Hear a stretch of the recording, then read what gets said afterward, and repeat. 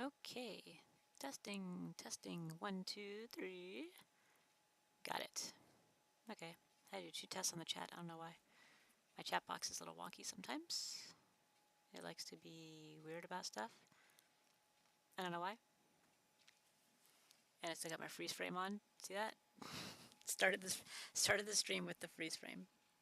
I can put on the regular camera once I'm done doing the thing I'm gonna do before I sleep. So, but I'll do that. If you guys want to like watch me sleep or whatever, it seems like some people like to do that.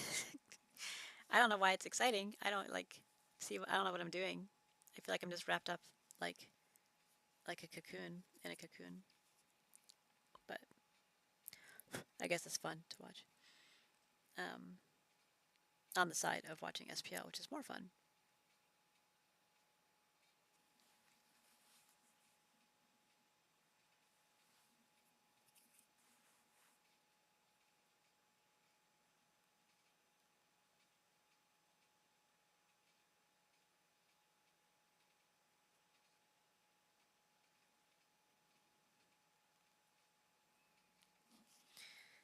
Okay, sorry. I'm getting all these fun messages.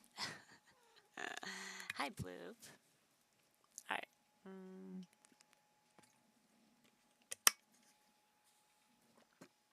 I went with Cowgirl Willow. I really like that bra. It's like one of my favorite bras. I've worn it a lot. I look really skinny there.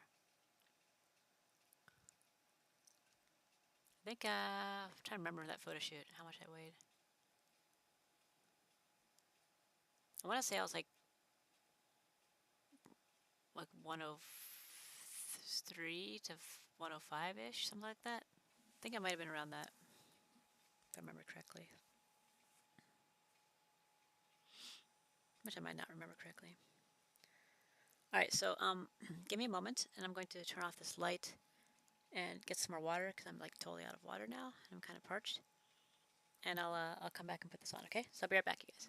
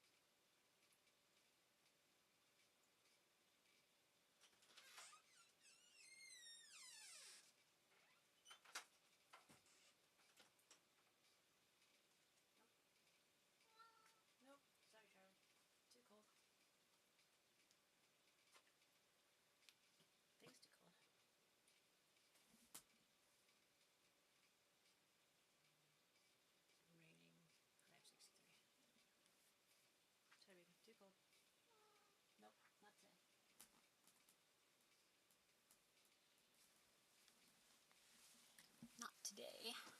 Not like this.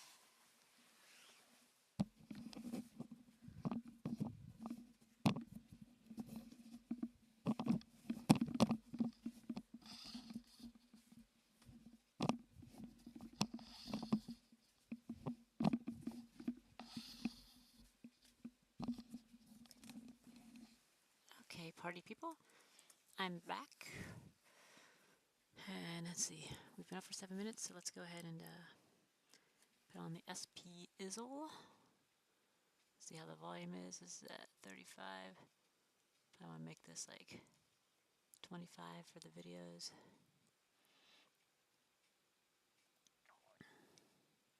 Oh, I remember those earrings. I haven't worn those in a long time. Those are really nice. They were a gift from a guy that I was kind of seeing, sort of. And it just came out of nowhere. He just got me these earrings. He's like, hey, I got your present. I was like, oh, these are so nice. It was like very thoughtful. Or he's just trying to get in my pants. I don't know. It worked, so. I guess it worked. Okay, so here's the next quarterfinals match. It just kind of randomly starts here. It's kind of weird, but it's okay. Hi, Jasmine. Hi, Jasmine. Hi, Jasmina. Jasmine says hello. So I'll go ahead and put this on, and then I might mute my microphone, and I'll leave my, oh, I gotta turn off those things. Leave my camera on the thing that it's on. Turn off this, that, and that. Boop, boop, boop, boop. No more goals. I have no goals in life. Whee! Jasmine! Alright. God, this cat's annoying. So I'll be here, and I will do a little check-in before I like, you know, pass out, ideally, so. Okay, I think Bloop might be the only one listening to me, but here we are. Let me know how the volume is, if it's too loud or too soft. Matchup. I mean, we've seen this Aphrodite that has been coming out for SSG treat them very well. The Hera has to be in that back pocket conversation, but on the other side, the Paulsephone, the Hebos, Mifflin. I mean, this just feels like it's going to be a giant clash in the mid lane. I really do think it's going to come down to the 3v3, and I'm glad Aggro isn't on this desk, because if we're going to highlight anyone on PK, I'm not going to talk about Neil Ma, all right? I'm going to talk about Scary D, okay? There were points in the set yesterday where he was zoning 5 people all on his own. So I think you're right to highlight the mid lane just because of the talent they have stacked there in this matchup.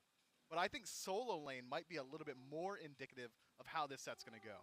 And I wrote this just because we got to see it. Like you said, Bobby, close games with United, but they still found that 3-0, which is maybe more important, right? Going up against a Pro League game versus the close games that SSG had versus an SOC team, an open circuit team that fought here through a bunch of qualifiers and things like that.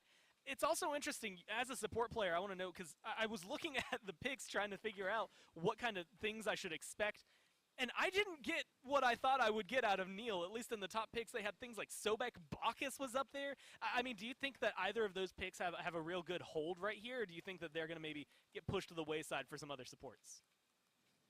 I think those are just more Neil's style. Like the Sobek, he just wants to be as tanky as he can be with taking as little farm as possible. And Sobek's passive, Bacchus is passive. They allow for that. They allow just being tanky just from being in the game, kind of. So I think Neil does like those characters. I think they're very good characters for Neil to pick. Now, when you're looking at it, and I'm going to jump right back to you on this one because we've been seeing a lot of Xing Chen. I think it was played twice by SSG the other day. Do you have a Guardian or even a Warrior maybe in mind that has a good matchup against that Xing Chen, like someone who can help shut him down if Rafa goes that route? I think the Sobek is a really good pick also because it just kind of beats him in the laning phase a little bit, and you can kind of wait out both Xing Chen jumps and then pluck him back, and then you ult for the slow. Xing doesn't really get shut down though. He's mostly just, you kind of just don't allow him to do anything. If he falls behind, he just kind of lives. He doesn't really do a ton. So I think that's all they got to really do is just kind of just ignore him to the most point where he doesn't or isn't allowed to do anything. Well, it sounds like the cards might be in Neil's favor. He plays a lot of Sobek. Sobek's good against the Xingqian that we saw a lot from SSG. Maybe things are lining up for him here. Real fast bans. Erlang Shin, the Morrigan, Guan Yu taken away by the Pittsburgh Knights over there by SSG. Set, Yamoja, Persephone banned away. This Aphrodite has been the talk of the town, but not for the Knights. This is going to be Paul who's picking it up, not Dardes.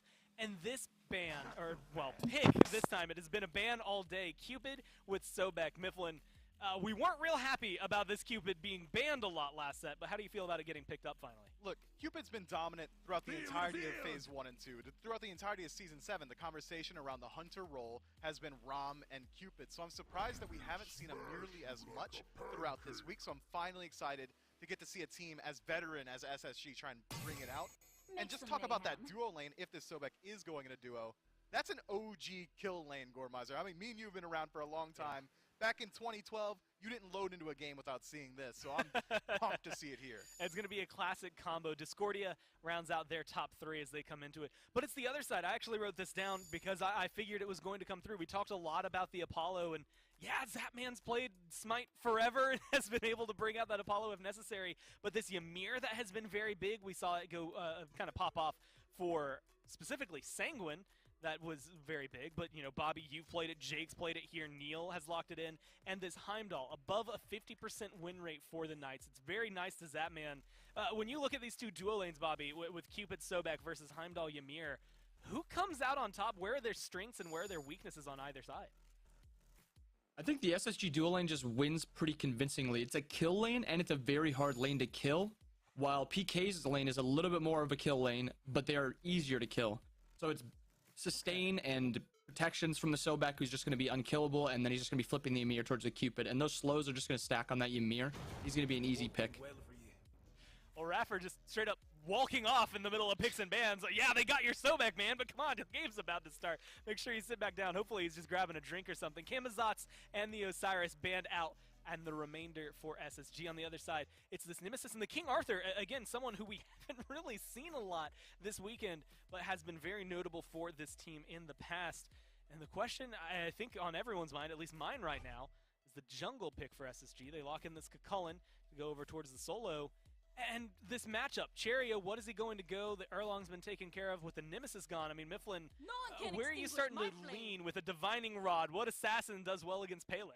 I'm glad you gave me the Divining Rod out because I feel like I'm reaching into the bag here, but I really would like to see something with some global pressure come through for SSG. I want to see something along the lines of a Ratatasker. I mean, we saw what Renegades were able to do that, or with that pick in the last set, or maybe something along the lines of a Thor, so you can get involved very early on. Take a peek at PK's draft. Aphrodite, Ymir, Heimdall, all gods you want to be able to jump onto in the early game and lock down instantly. One of the newer gods of the Battlegrounds, this Cthulhu, locked in, had one game earlier this week, didn't go his way, not the way he would have liked, but it explains the Nemesis ban, right? Something that is very good against this Cthulhu. And inbound, I mean, looking at it, you know, Cthulhu absolutely decimates and distracts in the middle of a team fight. With Kakullen, Discordia, Sobek, Cupid, is there somebody on that team that can really help take him down, or is this Cthulhu going to run free? It kind of depends if he gets his ult off before, like, the Sobek pluck allows him to land. But the Cthulhu-Ymir combo is actually really sick, where Cthulhu is just allowed to just guard more of this area, and then Ymir can just split it off. If they set up these fights well, Cupid will be outside of the wall, Cthulhu will just be allowed to free cast, and then it should just be, like, pretty fair, pretty easy fights for PK.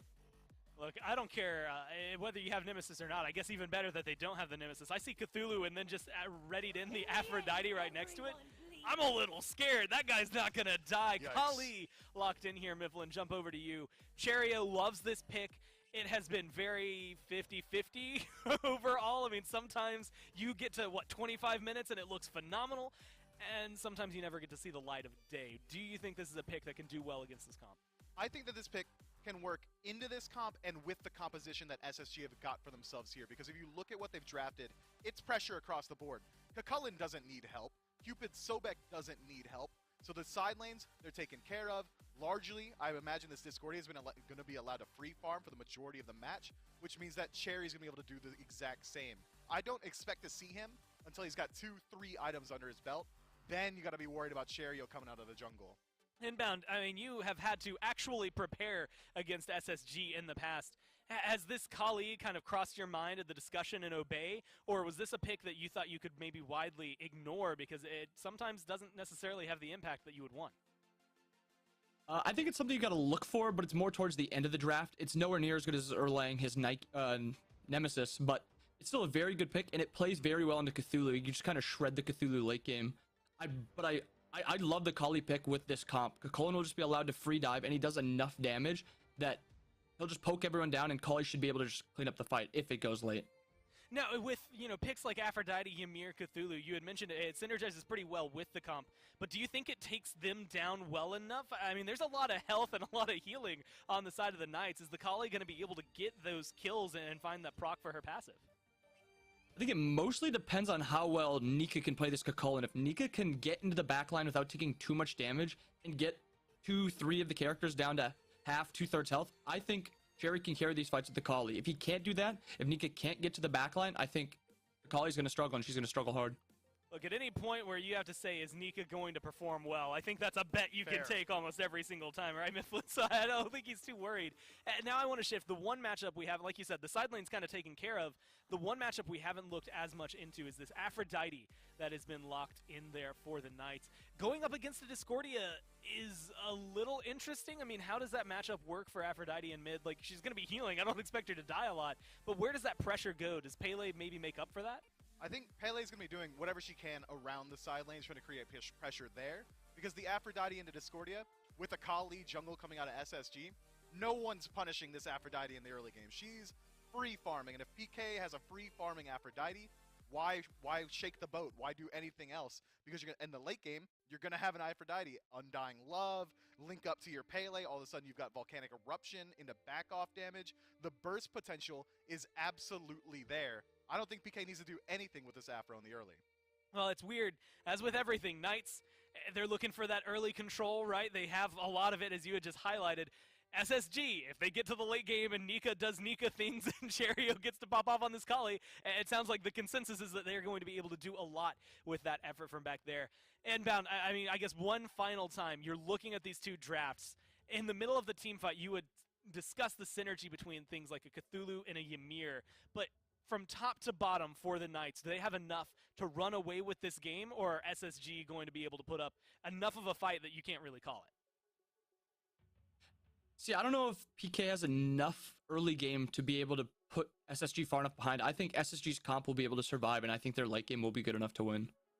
So, okay, the goal at this point isn't necessarily to shut them down early, but instead to survive as long as you can, sustain in the beginning, and then, well, we see the Aphrodite. You got the sustain for the end. Sir. Mifflin, real fast, if you're looking at these drafts, do you have one that you're leaning towards? Look, I'm a Ymir fanboy, Gore. I'm a simple man. I see the God of Walls get loaded into a match. I favor that team. I'm going with the defending world champions. Well, we got two people up here on the desk saying that it is entirely possible for the Knights to walk away with this. Let's go down to Finch and Aggro to figure out if they actually can. Thank you, and Miffle on the desk. It is indeed Finch and Aggro here as we move into our second quarterfinal of the day.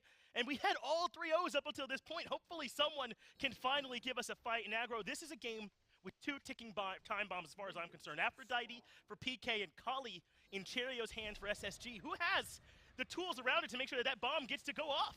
That's the thing, Finch, is that I think both teams have those tools because both teams have done a really good job of making sure that they have players to lean on. And what's interesting is that I think that they kind of are opposite of one another. Space Station Gaming have really drafted to play around Nika on this right-hand side, get him pressure on the solo side of the map, and that's usually where Space Station likes to take their pressure in the early game, is play through Nika and allow Cherry and Nika to develop into the late game on the right side of the map.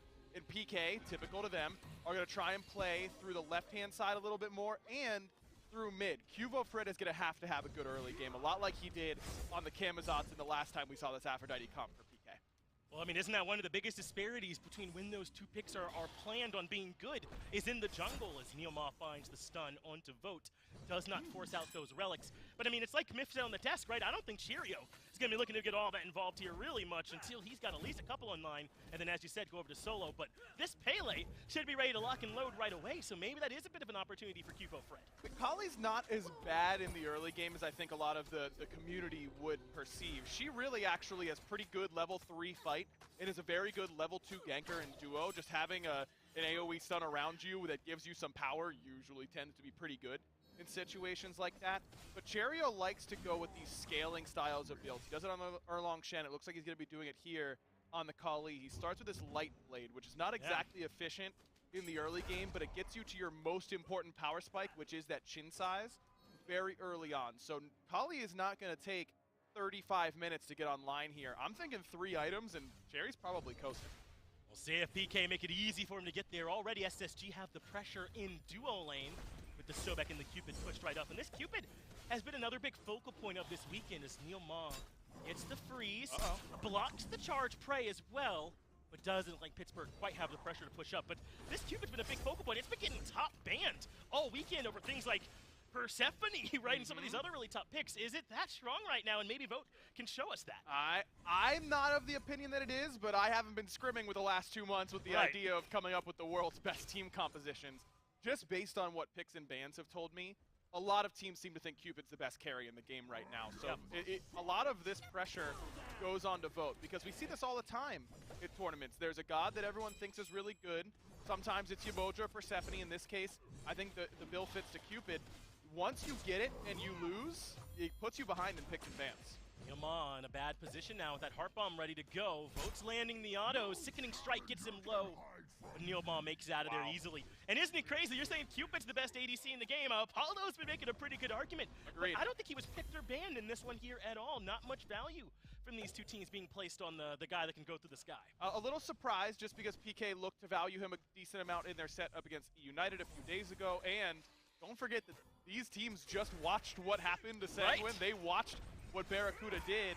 I was wondering if it was going to cause someone to overreact in picks and bans. And even though I think Apollo has shown to me that he's the best hunter right now, at least because we haven't seen enough Cupid, I suppose, to make a definitive call in that area, I'm glad that these teams are sticking to their prep. Now, I hope that if Apollo does start coming out and does start winning games, that these teams are going to be a little bit more quick on the trigger finger on that ban button. But until then, I've got no problem with these teams prioritizing what they came in here intending to prioritize. Just because Barra went absolutely off on the pick doesn't mean you got to change it all. He absolutely did. Makes that Apollo look so strong. All the talk was that we might see him over there in the jungle, but Aggro, you stood against the tidal wave that was Apollo jungle, said he was better in ADC. And that's basically all we've seen all week is him popping off in the ADC role. The rotations are untenable. I mean, I don't want to spend too much time talking about how good Apollo is if he's not even in this game, but clearly Cupid must be strong if that's where they're looking to go over all the value we know Apollo can bring. Agreed, but the thing is, Zap is really comfortable with this Heimdall pick, and I think that if it wasn't a Cupid on the other side, Zap may have gone to that Apollo, but this is a much better matchup into Cupid for Heimdall than it is for Apollo, because Apollo doesn't have the CC immune ult that dashes you out of Fields of Love. A lot of Cupid's role in lane is to force ultimates, and then Heimdall is one of those gods that even without his ultimate can still stay safe. Kind of like that. Yeah. There's that force in the ultimate, exactly as you were talking about. I mean, that's why this ROM matchup was so popular for a while. You can go up to the sky and kind of respond to this Fields of Love, but Apollo, so slow getting off the ground with his ultimate. It just wouldn't be enough. So this Heimdall, something Zap's gone to a lot, is a great pickup. But now, I also think it's important to talk about PK maybe showing some respect to Dardes with this Aphrodite pick. Listen, Aphrodite's good. Everyone should be picking her all the time. She's that strong.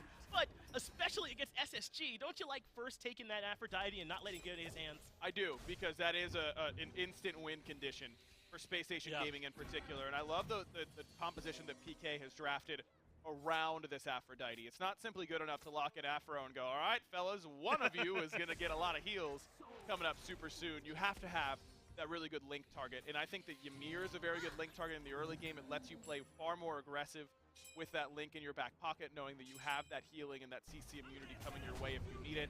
And then you've also got this Pele that has that one burst potential coming in off those blinks, though Fred doesn't have blink quite yet. He's gone with those purification beads, really respecting some of the CC coming up from SSG, which is surprising because this doesn't look like a game that I feel like you need beads as a jungler. I mean, Kali stun is annoying.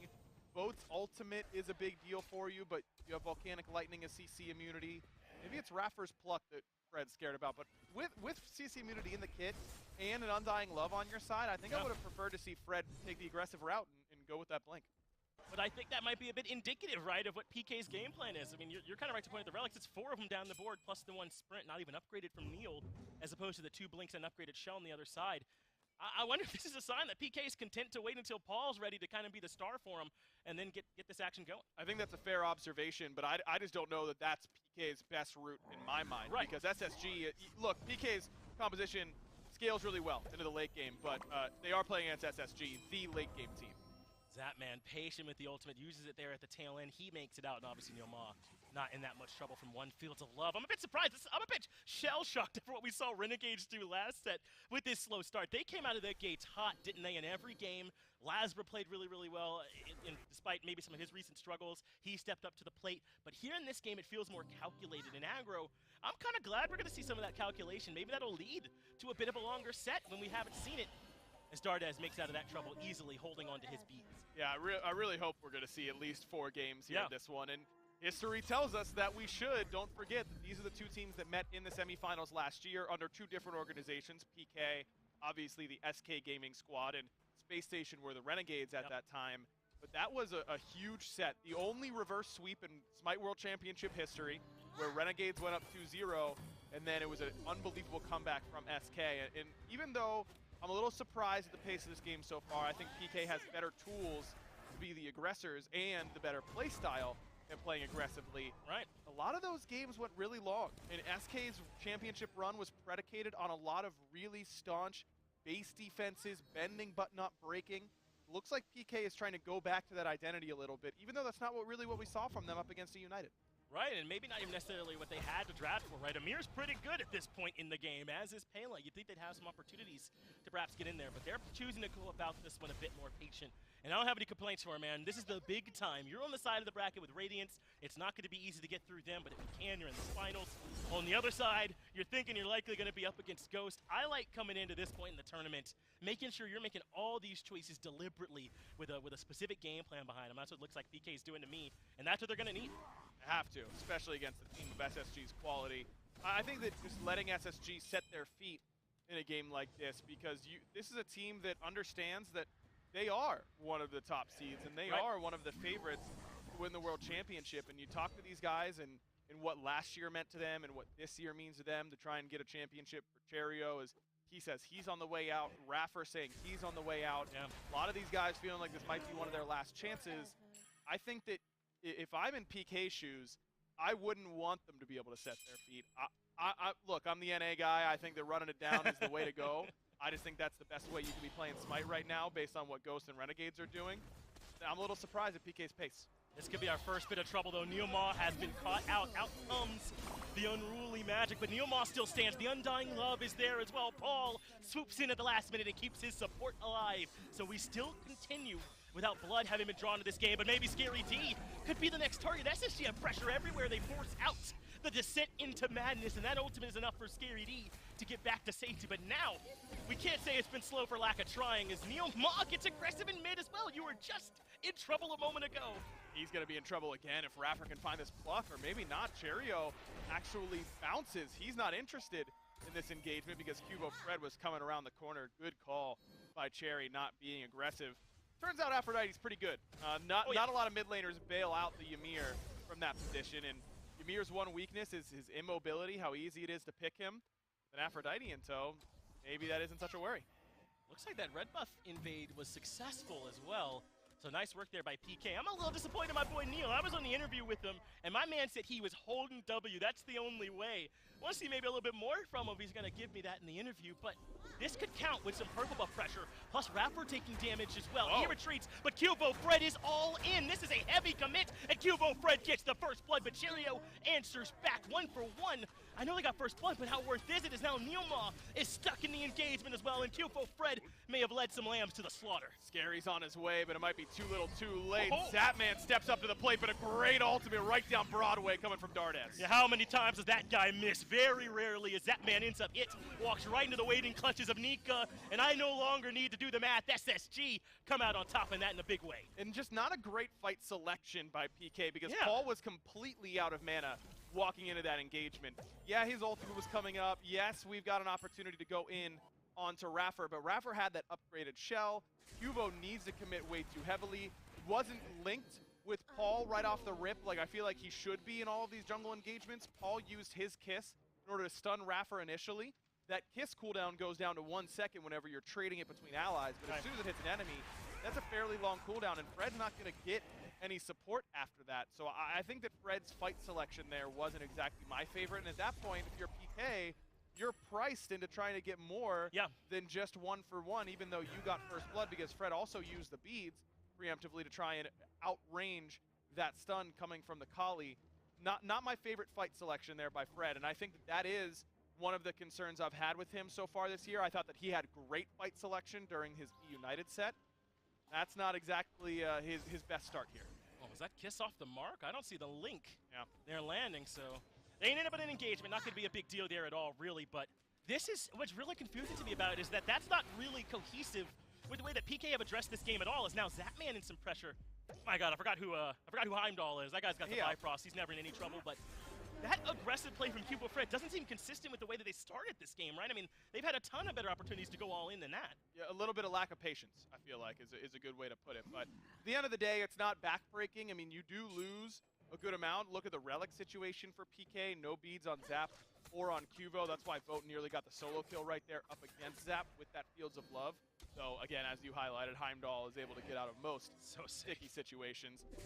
It really just neuters the potential aggression from PK for a little bit because of how poorly that fight went. A lot of presence from SSG, on this left side of the map. 4 of them here. Though good work by PK. They secure the red buff, so the invade had an option, but Cubo Fred is melting. Has to use the ultimate just to disengage. A big point of value there for Cheerio, forcing that cooldown out.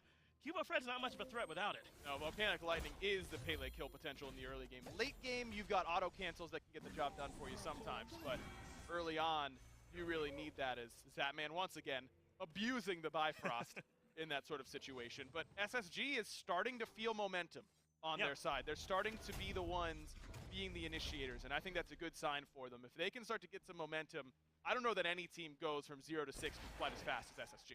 It used to be that they would turn on a dime around the 18-minute mark and just start going. We might see something similar here, but we're nearing that checkpoint you mentioned for Cheerio, that third item, right? He's got the king-size Ninja Tabi finished and is moving into one more here, and he's also starting to get aggressive. This is right around when you expected that we'd start to see a little bit more from Cheerio. That's exactly when he did it. And he's only going to get scarier from here. They're going to make sure they're maximizing everything to deal with him. Interesting pickup by Fred to try and deal with this Kali. It's not a Shell, it's not an Aegis, it's a Thorns coming from this Pele. Wow. And it's sort of similar to what we saw out of Baskin the other day with that Tsukiyomi solo, where you just use that ultimate, you do a bunch of damage, you're popped into the back line, which is normally a negative, and then you pop Thorns, and what are they going to do? Kill themselves on me? I mean, they don't really have a choice. Fred's going to do the same thing here. You just get to go into the back line with that Volcanic Lightning, pop Thorns, and go pick your poison. You want me to kill you, or you want to kill you? You got a choice. You know, ADCs everywhere hate that, as Raffer has been stunned. Red buff invade considered, but SSG show up here in great numbers. Dardes, Cheerio, and Raffer all here. Vote on the way.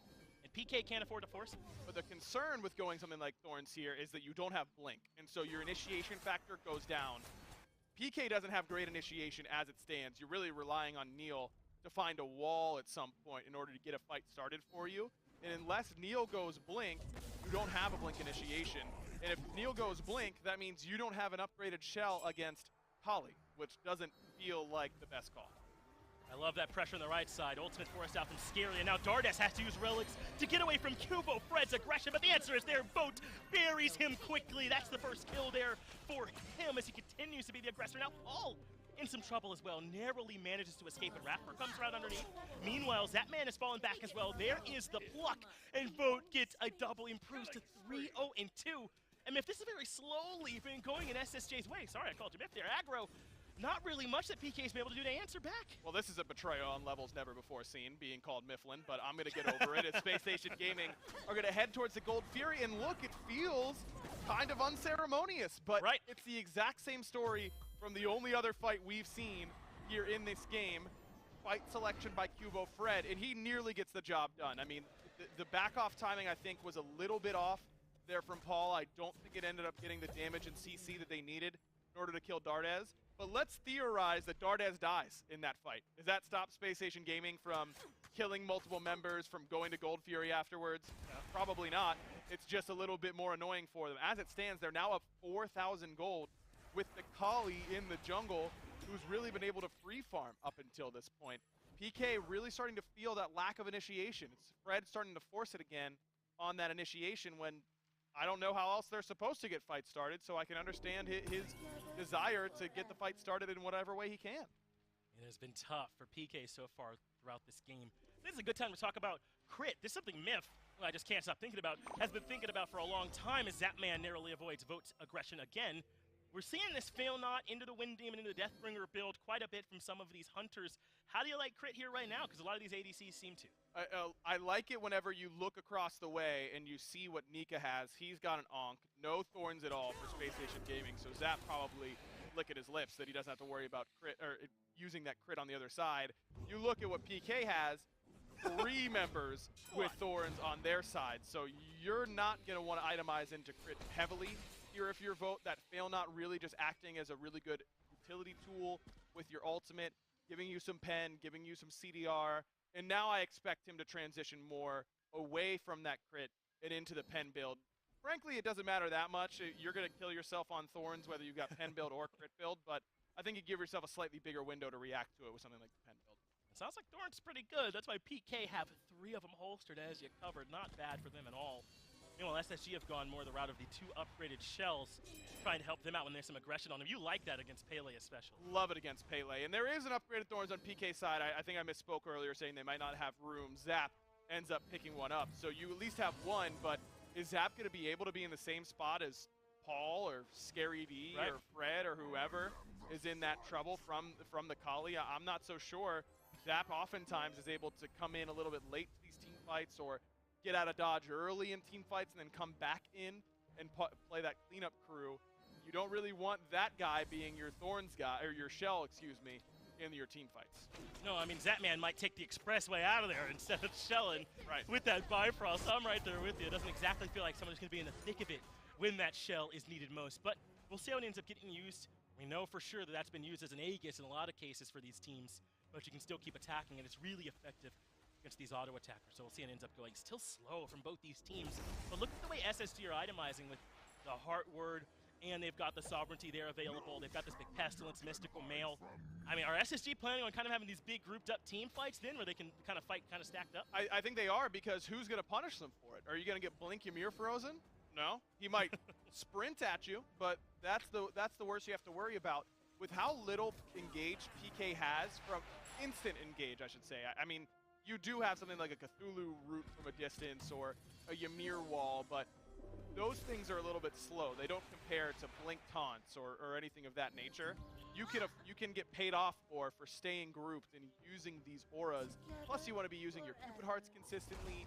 You want to be able to Death Ball on top of the Aphrodite. And oftentimes, you find yourself running away as a group from something like Cthulhu. Freeze lands on Cherio, who keeps the beads in his back pocket. He was right to do so. No pressure. Scary D dashing to get back with the squad. So despite the big grouping, no real big action will result. But it kind of feels like the clock is on PK. They're down 5,000 gold. They have been for a while now. The experience gap in ADC role in particular is going to be really damning for them. They need a way back into this one before this Kali is just a chainsaw, and there's nothing they can do to stop it. It's not quite to the point where this is Space Station's game to throw, but we're getting there, because just the way that they team fight is so impressive to me. PK had a lot of really good team fights up against E United, but that game was frantic. I mean, it was all over the place, and a lot of that was because of the way that E United was picking their gods. I mean, Tsukiyomi, Bastet with Blink, Giannis, those are gods that split up your team fight and make it chaotic and hectic, and that played into E United's strength and away from some of PK's strengths. I wonder if PK can match that group up prowess that Space Station usually has. They've got the tools in the team composition to do it, in Cthulhu and the Aphrodite and the Ymir, but just as a play style thing, are they going to be able to match that of Space Station, which has really been their calling card all year long? I don't know. It feels scary for him here already at this point. You know, every time you bring up E United, I'm just going to say Giannis. I'm just going to say Giannis is Herwin. Herwin's the best Giannis out there. I wonder how long I can keep that going. This Pyromancer is free for Pittsburgh Knights, but can it be free if on the other side the Fury goes down for SSG and they have started up? So no, there is indeed a cost. I mean, PK, I realize they can't fight this Oni Fury, so they go straight to Pyromancer, thinking that Space Station was going to go to Oni Fury right away, and then Space Station didn't realize that there had been a backroom deal where they were trading objectives until Nika showed up and went, hey, I think they're conceding the Oni Fury, which is the objective you would rather have anyways. It's a smart call from PK to not step up and contest. The stakes just aren't high enough on that Oni Fury unless you really all in for it. I think that in a game state like this, where Oni waves are going to come down, but you're still in laning phase with the pace of this game. Yeah. You can stay spread out. Space Station doesn't look likely to try and group and punish you, though, with both Cherry and Vote resetting, buying, and coming back out of base at the same time. It makes me wonder if SSG is going to try and group and power play around these Oni waves. Kind of feels like it, doesn't it? At least a couple of them are making some kind of grouping over towards left, though Cheerio is just taking the opportunity to farm. This has indeed been one played relatively calculated. So that means the stakes get raised a bit when the fights actually happen. It's only going to take one big team fight loss for the game to start to get out of reach, as opposed to what might have happened if these were taken a bit more early on in the game. So still not much of a left side presence. Cheerio is now coming over. Vote and Rapper are both here. Looks like they're trying to steal away Zapman's purple buff, and Zapman could have some resources forced out. Already used the ultimate, and boy does Vote chunk at this point in the game. Zapman had no options to escape there. Really great use of that upgraded sprint by Raffer. Just gets Vote around that corner and makes sure that Zap has no options. It does cost you 2 ultimates, but a good amount of CDR there for Vote coming from that fail knot means that he's not too stressed about it. And now, Space Station have an easy, low opportunity cost group. They can start grouping on this left-hand side, start getting more golden experience from these towers, and open up this map a little bit more without taking that dice roll around Fire Giant that feels much more risky.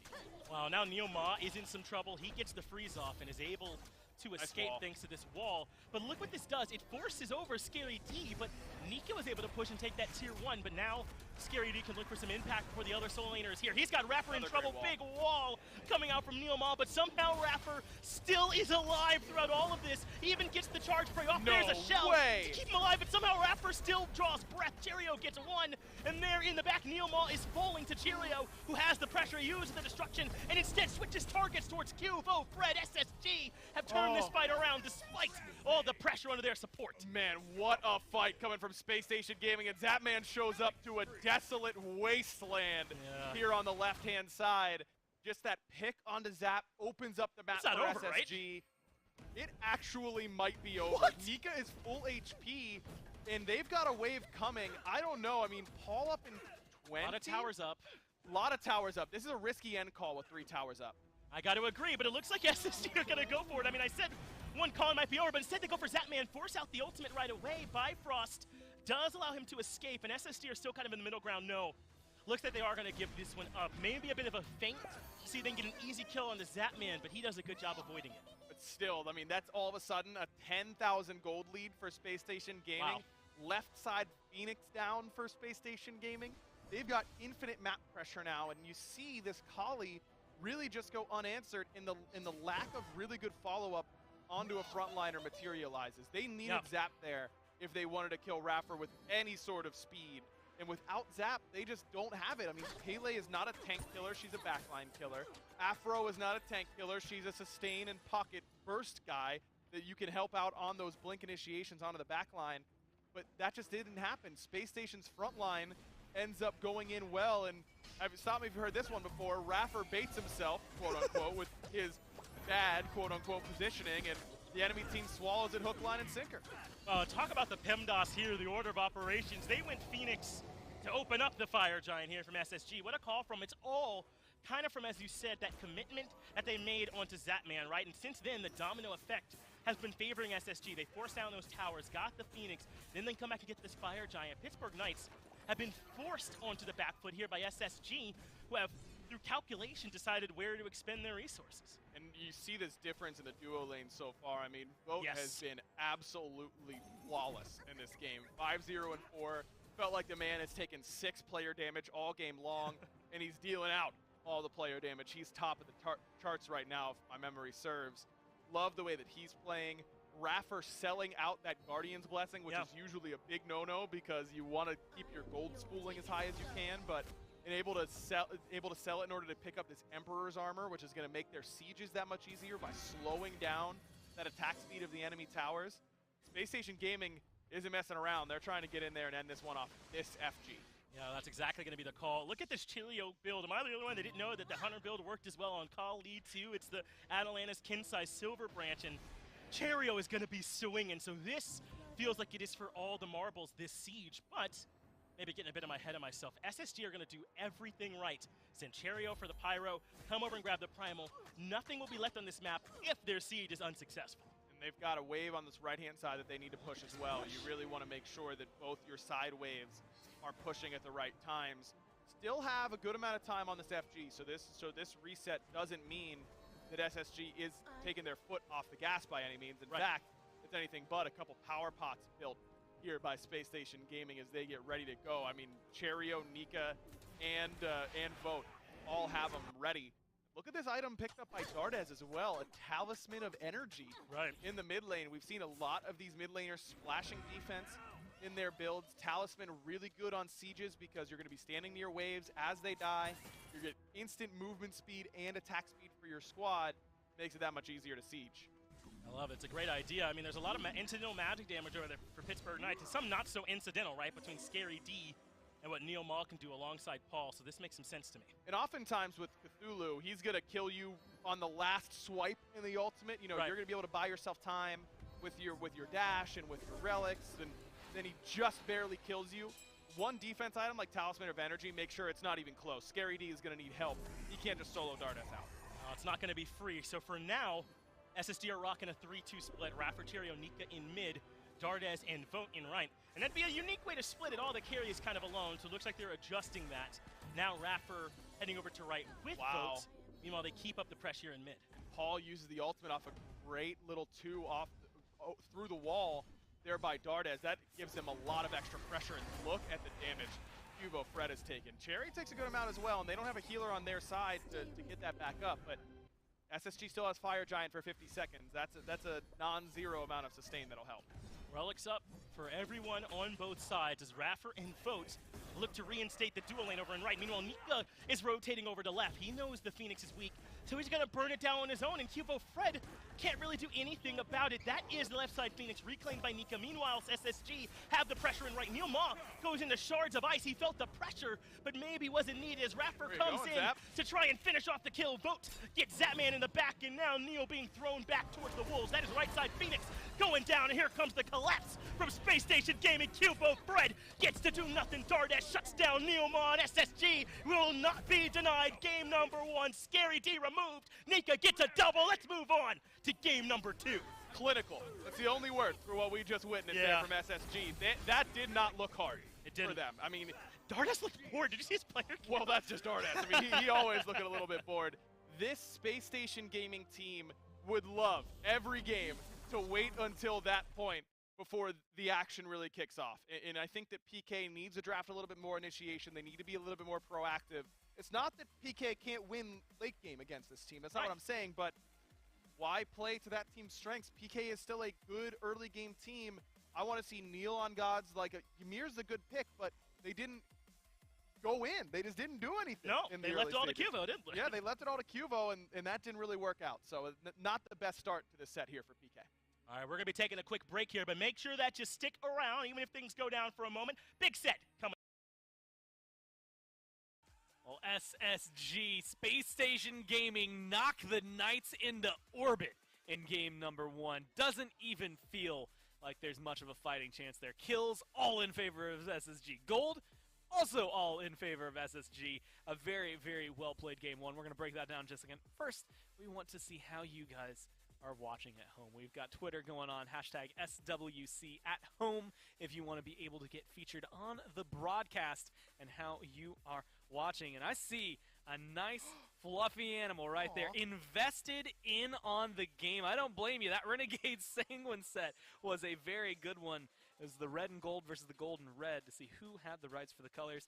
No one taking into account how handsome the Knights are going into this set. Now that is something we kind of glanced over. I mean, maybe we should start comparing that, right? The body image of all of the players. Now, we're not going to get into that. That seems like some deep territory. And there we have more people, again, rooting for the Knights. Hashtag SWC at home if you want to show us how you are watching as you can go forward. Let's go, boys, is what they have. It's also the best way to show the support you will have for your favorite teams as long as they're still in the tournament. Right now, we're talking elimination matches as they come through. Obey, United, Mind the Gap, Belt Slap, all taken down before today. Today, we lost Sanguine, and soon enough, we're going to be losing one of these two teams as well. I've got Inbound up here as well as Mifflin with me to go through the way this one has been.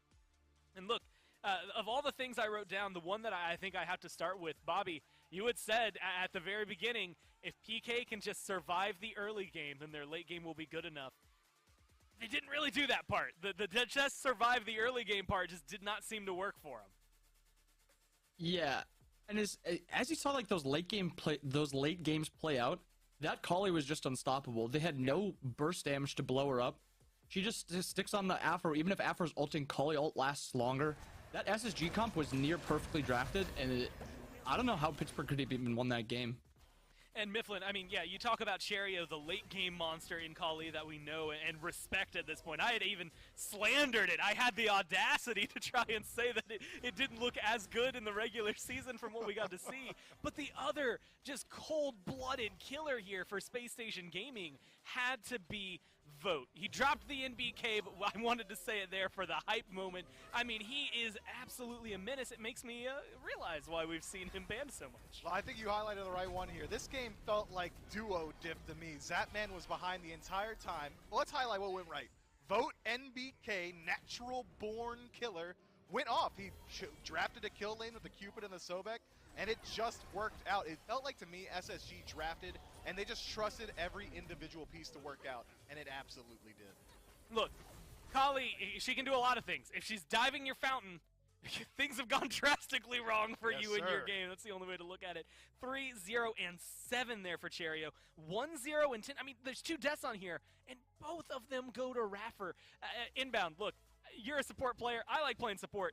That is, for all intents and purposes, 0, 2, and 9, a perfect support slash line if nobody else dies, right? Yeah, 100%. And did you see the fight on, it was PK's purple buff where Raffer lived for, he's actually getting beat down on for like 10, 15 seconds. And then he gets out and he lives for another 5 seconds and SSG just rolls the fight right after. Raffer played perfectly that game, and that was a lovely Sobek pick.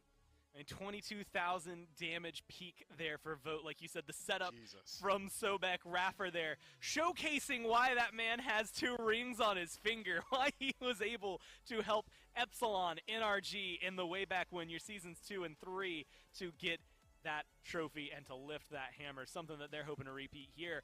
But as much, you know, Mifflin, you were in there with me. Hinduman was saying, this is how it started last year. Like, you're looking at it, you're watching this team, and this is how it started last year. Let's see if SSG can continue this tear through as we get into picks and bans for game number 2.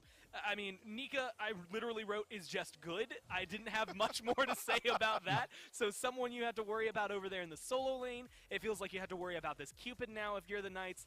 Mifflin, where are you going with your bans if you're PK? Do you Erlong Shin's already through. Do you go back to the same ones? Look, I think PK have pretty accurately identified where the issues lie with that first ban. It's the jungler, right? You don't want Cherio doing to you what he did in game 1. So I think potentially go ahead and throw a ban towards the Kali, or at least draft something that can shut it down in the early game. Get some early aggression and allocate it into the jungle, because if Cherio is allowed to free farm for as long as he was, we already seen the result. I won't be surprised if this last one that comes through is a set ban overall. Yeah, SSG, Persephone and Set, they've banned every single game they played. The Emoja jumping in there as well.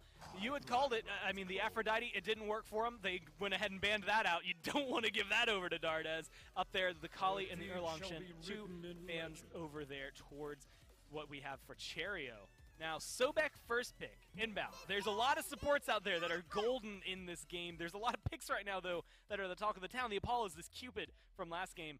Is Sobek someone that you could see being first pick and deserves to be in that spot? With how well Raffer piloted it last game, I understand why they first picked it, but I feel like Sobek isn't as strong as a first pick should be. what Vote did last game with Cupid is why Cupid was banned for all these games and why he did so well last game. So I guess they just wanted Neo on that pick that can engage and can live like how Raffer played it last game, and that's why they prioritized it. Because as you could see, and as Aggro was highlighting a ton, their engage was lacking a ton last game. Maybe the Sobek is what's going to help them out a lot. Well, they get a Cucullin alongside that, right? Like, if you're looking for engage, you got it now, right? So what they were lacking is something now that they're going to be able to showcase. And we're in for a treat. You should look right down there. What is that? That bans against PK. Oh, I happen to see 100% under the hell? Not anymore. Paul on this pick, Mifflin, has been devastating in the regular season. And I'm going to throw this out there while I have it. We talk about Knights as a middle-of-the-pack team, sometimes absolutely winning, sometimes absolutely losing. Regular season all year prior to Worlds, 46 wins, 43 losses, about as close as you could get throughout all of that. But this hell has been a difference maker and has a lot of respect to it. I think Paul's hell in particular is very interesting because he doesn't play it like any other player. He's not just waiting to late game so I can rinky-dink, heal up my team, okay, a light stance. Paul likes to play hell aggressively. He'll play on your tower line. He'll be using that early game damage potential of the Dark Stance to its fullest potential. This guy loves using this hell for early game invades, rotating for ganks, things along those lines. I think that maybe just a big mistake comes through here from SSG. Don't let him do this again. Well, they're going to have to deal with that. They get the Morrigan over there for mid, and when I see Morrigan, at least on this comp, I'm thinking I got two Guan Yus now all of a sudden in the middle of a team fight. That might be deadly. Kamazat's Daji banned out by Space Station Gaming. Ganesh and Ravin banned out over here by the Knights. A shot there at Raffer, as well as a shot there, another one getting taken at Cherio. Inbound, again, this guy, you've had to play against him, you've had to deal with him. Are 3 bans enough to stifle Cherio, or is there another pick that you're used to facing that he can go to here? The thing is, I think Cherry can play almost any jungler he wants, and he will still make it look like one of the top junglers, and that's why he's so incredibly hard to play against. I think it's just Erlang's kit is so strong, and Nem's kit is so strong that you have to ban them, but banning out Cherry isn't really a thing you can do, so... Trying to peek real close. I see those smite screens in the background of the Knights. I was trying to see if I could get any, well, slight spoilers, that small delay from whenever they lock it in on screen to where we lock it in. I don't think there's going to be much. Just wanted to see who they're hovering. But we see Kepri on the other side. This has been a big Raffer pick all year. That Ganesh up there as well. And even Gebs. I mean, inbound, again, going back to you, we see a lot of people this year playing completely aggressive. That's always the way. I think Sobek fits that. Jake fits that. You fit that as well. I mean, these Kepris, the Ganesh, the Gebs that Raffer pulls out, does this fit really well with his strategy? Yeah, it's more the SSG style. They just don't need the Guardian to be diving. They just need to keep keep Vote alive. And with how this SSG comp is going to play out, it's basically going to be Raffer just protecting Vote, and it's just going to be 3-man dive between the Guan, the Morgan, and whatever the jungler is. There is no way this man just locked in the Zartimus, right? There's no shot Zapman in the year 2021 locked in Artemis on the world stage up against SSG. It's an interesting pick, and with recent buffs, the slow immunity on Vengeful Assault, it has a decent matchup into the Cupid ultimate. It could deal with the Morgan if you're able to use the ultimate preemptively off the stun, but it's a pick that we don't have a lot of data on, Gore. It's either going to pop off or it's going to get blown up. As far as I'm concerned, there's no in between. Well, I mean, look, we were talking about Sobek Cupid last game. I guess Sobek Artemis go together pretty well. I mean, they've also been around a long time. I'll mention the Hunbats just because honorable mentions. It's been very, very kind to the Knights for specifically Cuvo Fred this year. Cabrakan locked in on the other side. This looks like a Cherio Cabrakan jungle that we're going to be getting over there from SSG. And it's such a world. I don't know what to ask you about inbound. There's a Cabrakan jungle. There's an Artemis in the duo lane. What are your thoughts on these? I don't know how Zap is even going to live in these late game team fights. Cabrakan's just going to be walling him down, Guan's going to be chasing him down, and then if he does get away from that, Morgan's just going to somehow find him and kill him. This SSG comp is another just beautifully crafted comp that there is just not a ton of skill needed to use it, but it's just like a perfect comp, and they all use these gods well. I mean, yeah, like you said, it kind of fits them like a glove, right? They don't have to think about it. This will be second nature to their draft. We do not see Artemis a lot. It's hard to talk about anything else on the team. Mifflin, there's a Hell, there's a Cucullin, there's Sobek, there's Peel for this Artemis. Can she live through these engagements after, like, well, first off, can she survive the early game, but can she live through late game engagements with the help of the team? Well, it's such a hard question you've tossed me here, Cole. Can she survive? Sure she can, but if she does, Neilma deserves a raise, right? Because it's going to be him having to drag Zapman kicking and screaming throughout every single one of these engagements. Because look at the dive potential that SSG is bringing. Guan Yu, the Morgan turning into a Guan Yu, or even a Hunbots for an additional Fear No Evil for this squad. Kabrakan going to be running you down. I want to see Phantoms from PK. I want to see Plux for just peel potential. I want to see all sorts of stuff. I'm worried about this Artemis, but if anyone can make it work, if it's going to be anyone in the league, it's Zapman. That's exactly what I was going to say. Zap has been around long enough that Artemis has been meta, gone out of meta, been meta, gone out of meta. I can't remember if it was Season 3, Season 4. In the first couple of months, there were 3 hunters that everyone was playing. It was Xbalanque, it was Cupid, it was Artemis. We're getting the matchup between the Cupid and the Artemis. This is not one that I think we're, again, like you said, used to seeing. I wish I had my spreadsheet. I don't think Artemis has been played more than twice this year, and that might be including this game coming up, honestly. But, you know, Inbound, again, jumping back to you, with Morgan on the table on the other side, like you had said, it looks very easy overall for SSG to play this composition because it's picks that they're all incredibly good at. Is she going to be turning into, like, the Guan Yu? Are you looking at double Kabrakan? Or is this just a team that, realistically, you can pick whatever you want, the Kakul on the other side, maybe even the Hell? Like, who do you think is the optimal transformation? I don't think there is an optimal transformation. There is 5 gods that she will turn into and she will be able to do a lot with. The Kabrakan, Guan, Hunbots, Kakul, and Sobek. There is a use for basically every one of these gods, and he can make use of any of them, and it'll probably work in any team fight. That's a scary thought. I was ignoring Hunbats a little bit, and I was thinking, you know, maybe you become a warrior. That's typically what we see, right?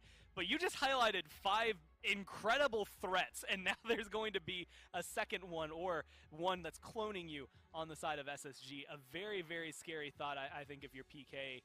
And Hell, even Paul's Hell, Mifflin, is not the thing I think of when I think the best ways to shut down a Morrigan. Do you think Dardes is going to be able to run away with this lane? I think that Hell has a decent matchup, right? If it's not Hell getting gone on by the Morgan, Cleanse is going to be a very useful tool to get you out of any sort of sticky situation. It's very easy to chase down a Morgan through the stealth as Hell as well if Paul does get off to the right start. In any one of these engagements, Disperse, pretty easy to find someone in that huge AoE. But Hell in the 1v1 up against Morgan, I gotta favor Morgan, right? Only one of them's gonna be invisible. Only one of them's gonna have the one-shot potential. Only one of them's gonna have Soul Reaver Polynomicon, and it's not gonna be on the side of PK. Well, there's a lot of question marks for me coming into this one. I mean, Kabrakan, you know, going from Kali to Kabrakan, a very big switch up there for Cherio. Artemis, I'm just going to let that one sit. We'll let the casters handle that when it comes through, because I think the only way to pass true judgment on what Zapman's bringing into this one is to see what he is able to do with it. A quick, just one-word answer, SSG, PK, Inbound, who do you have? SSG. Mifflin, same for you. It's gotta be SSG, right? Yeah, that's the way everyone's going to be leaning. We'll have to see if they're going to be able to do it here. Artemis is being played on the world stage. Let's see how she works here. Finch, Aggro, let's take this one away. Yeah, Aggro, I'd love to be able to talk to you about Cherio on one of his signature Kabrakans, or maybe Cubo Fred getting some better initiation on Unbots, but obviously I cannot, right? We have to talk about Zapman on this Artemis pick. They covered some of the ways that Artemis actually does have a decent matchup here into this Cupid, but I mean, is that going to be enough, or is Zapman kind of a sitting duck? I just agree with what Bobby was saying. I mean, her laning phase should be pretty good. I mean, you have the slow immunity on the 2 now. You've got another form of CC immunity in the ult. You can trade poke fairly well with the Cupid, though he's got the healing and you don't. But how does Zap live through these team fights? I mean, Cherio is going to gun it down into Zapman, and who cares if Neil plucks Cherio off after the ults come down? The ult is down, and how is Zapman going to get through it? I think this is going to be a tough game for Zap. And you know what? I've got respect for PK for listening to their leader in Zapman after he had a tough game 1. I mean, really did not get a chance to be an impact player at all.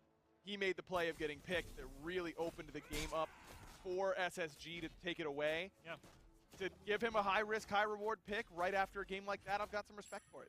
Hey, I mean, what's the saying, right? You don't want to go 0 for 9. You want to go 0 for 30 because you didn't stop shooting. And Zapman, not going to stop shooting here in this one, confidently taking on a strong pick, a tough pick, right, to execute on even after a difficult game for him. So we'll see if he can make this pick work for him. And you already covered how Cheerio might be able to make this work. And if you're brand new to the SPL, you might not know that one of Cheerio's calling cards is these aggressive Guardians in the jungle role, but Cabrakan and Cheerio are almost synonymous, man. This is a pick he's done a lot of work with. He's been absolutely dominant on this pick at times in his career, and so locking it in here with exactly the type of draft that I think it can excel with is a perfect look for him. I'm really excited to see what Cheerio is going to do.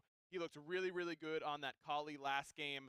Giving him another tool like this Cabrakan, I think, makes a ton of sense. Let him be your initiator. Let him be the guy to get those fights started for you. Well, I think he'll be able to do that absolutely well. Obviously, we got to pause. Coming out of the game here, we'll be working on getting you back into it as soon as possible, but this feels like a do-or-die game for me for PK, because not just will they be into that 2-0 position, but you kind of put it all on the line with this draft that you went for, right? By giving Cubo Fred a better tool, by putting Zap on a questionable pick, perhaps we'll see how it ends up working. I think you've kind of put yourself out there, and you need to execute in order to make it work. I agree that they can't afford to lose this game, really, but they kind of lost this exact style of game last year against this same roster for the most part, 4 out of 5, still the same. So I don't think, and PK remembers that. Don't get me wrong. PK remembers exactly how they got to, and SSG definitely remembers how that set went. So I don't think either team is going to really feel like this set is over, even if SSG goes up 2-0. But I think that we're seeing the different ideologies of these two teams really clash. Clearly, PK highly values these healers. They top-picked Aphrodite in the last game.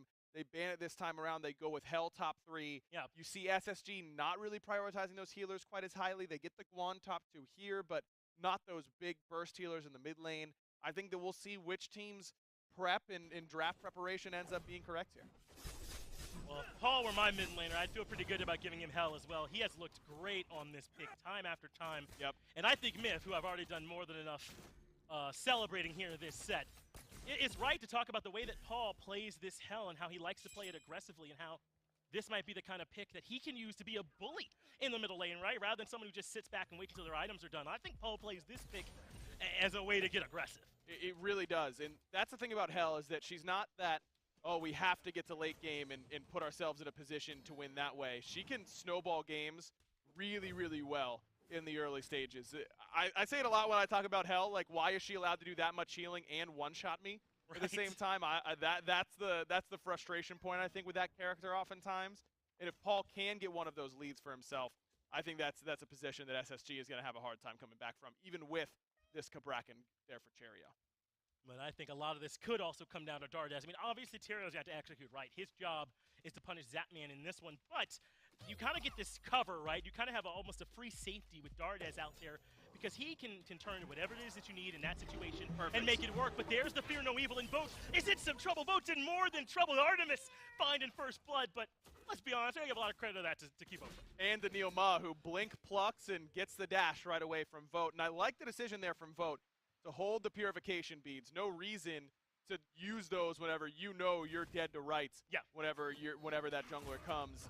Raffer not quite level 5. Scarab's Blessing would have been the difference maker in that position, but a great play by Neil and by Fred. And getting Zap the lead is kind of best case scenario, isn't it? The only thing that could have gone better is if Vote would have used those beads. Exactly right. You don't want to be turning gold in the air or anything like that, or using them in a situation where you ain't going to make it out of there. So we love seeing that. And now Pittsburgh Knights are off to such a good start here for him. Zapman now gets a chance to not just be the Artemis that he's confident in, but be that Artemis with a bit of a lead, already level 5 as opposed to Vote, who's going to be getting there much later. He's already got the Devourer's Gauntlet finished and is getting that stacked as well. This is a perfect position for Zapman. And now that one of your leaders has turned to you and said, give me this pick, you've enabled him to show you why. And I don't even know how, but PK has a massive gold lead this early on. I mean, First Blood does not account for 1,800 gold 4 minutes in, but they are miles ahead of SSG for this stage of the game. Really good wave freeze here by Neil Ma. Make sure that wave doesn't go over tower. Make sure that Zapman can prioritize picking up this purple buff. And if Vote comes back into lane, which it looks like he is, this freeze really should be able to continue if they trim this wave well enough. Vote's got to go back. Yeah, he can't even come up for this whole wave.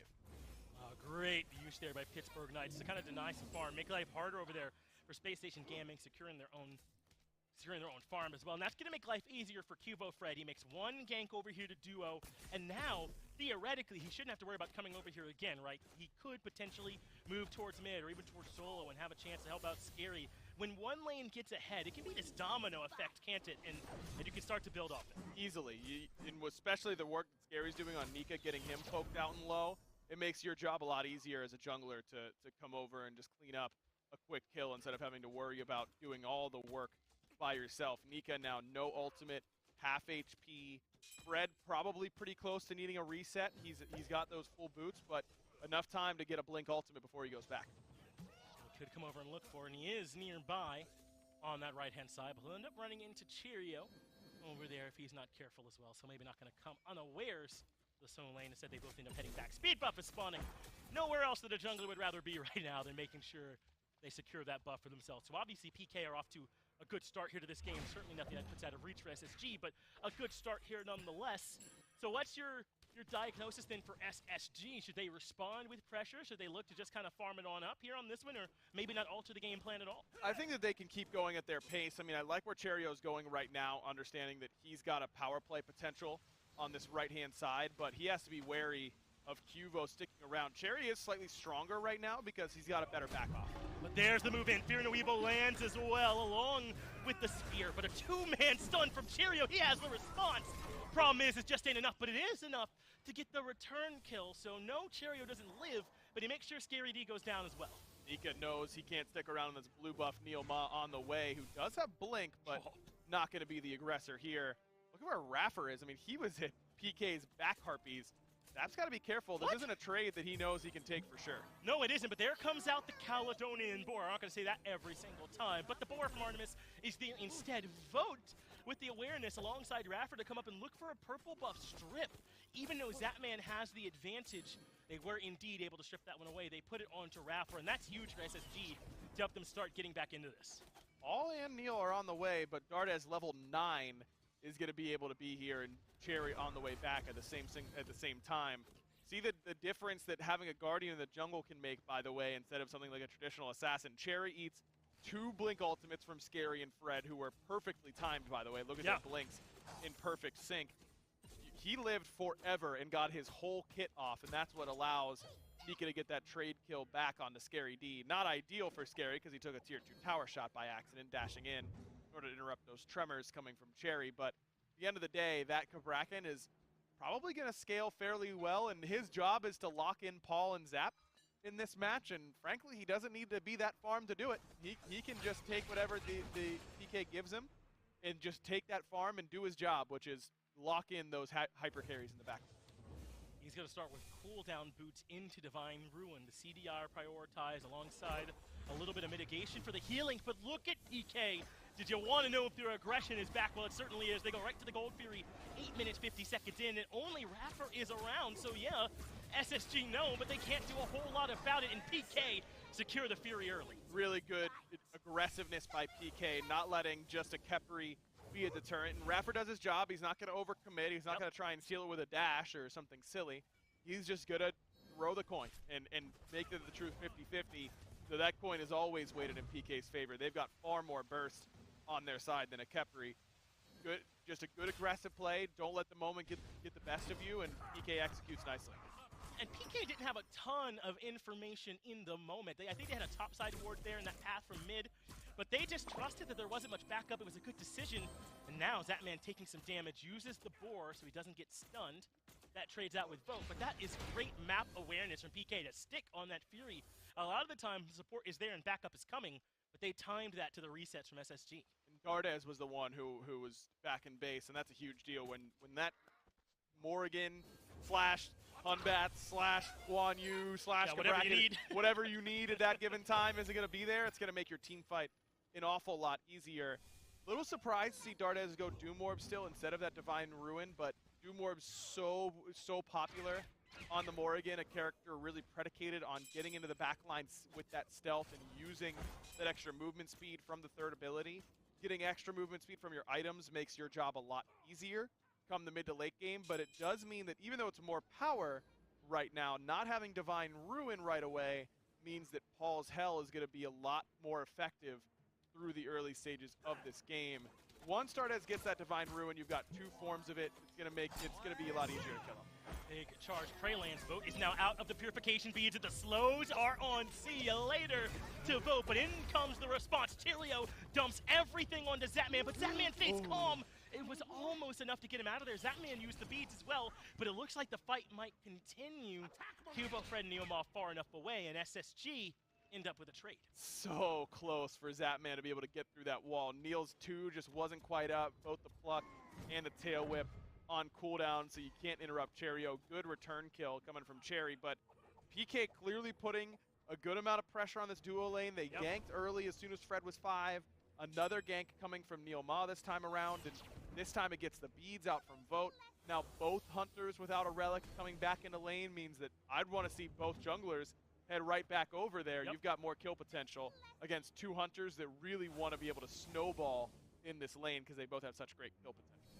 This is another good opportunity to talk about some hunter builds. Berserker Shield has been huge coming into this weekend, hasn't it? Everybody, it feels like, is picking this item up. It looks like that's where Vote's working into, though Zapman doing the fail not build that we talked about there a bit earlier. This Berserker Shield's become popular. Why do they like it?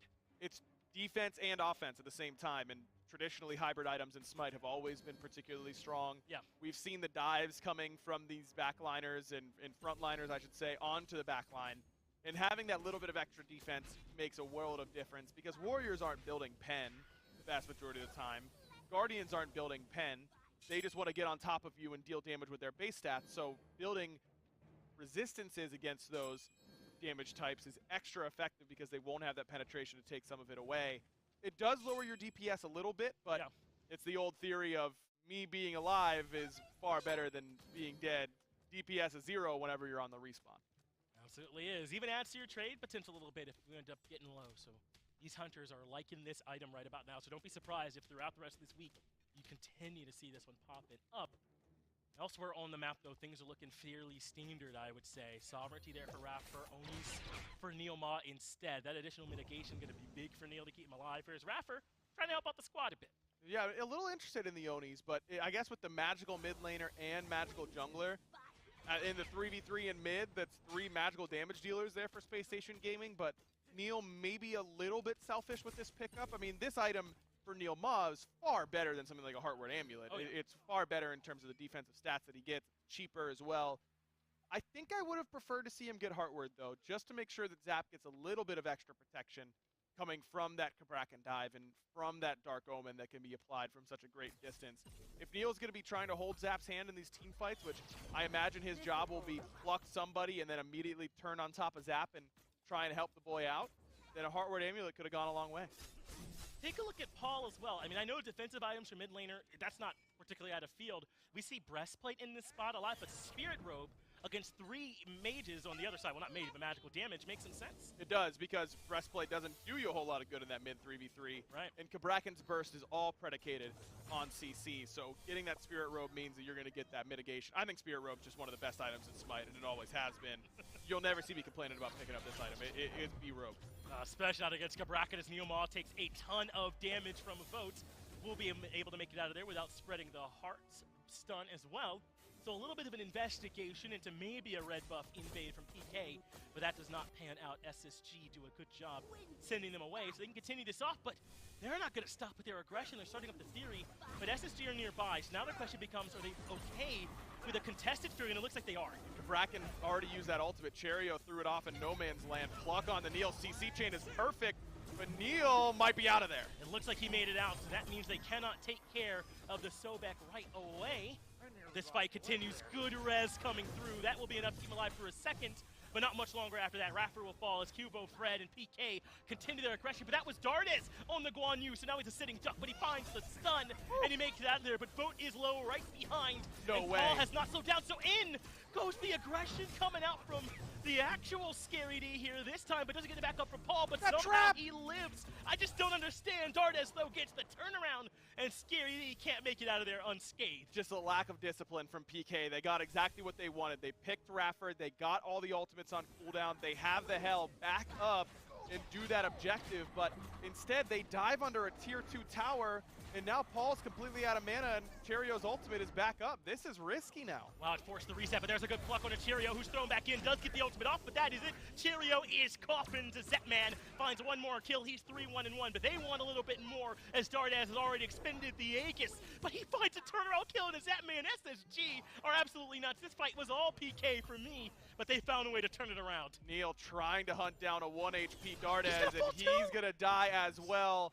Wow. A lack of discipline from PK off a one team fight ends up throwing that team fight entirely. Why not just go back and abuse these heals that you have on your side?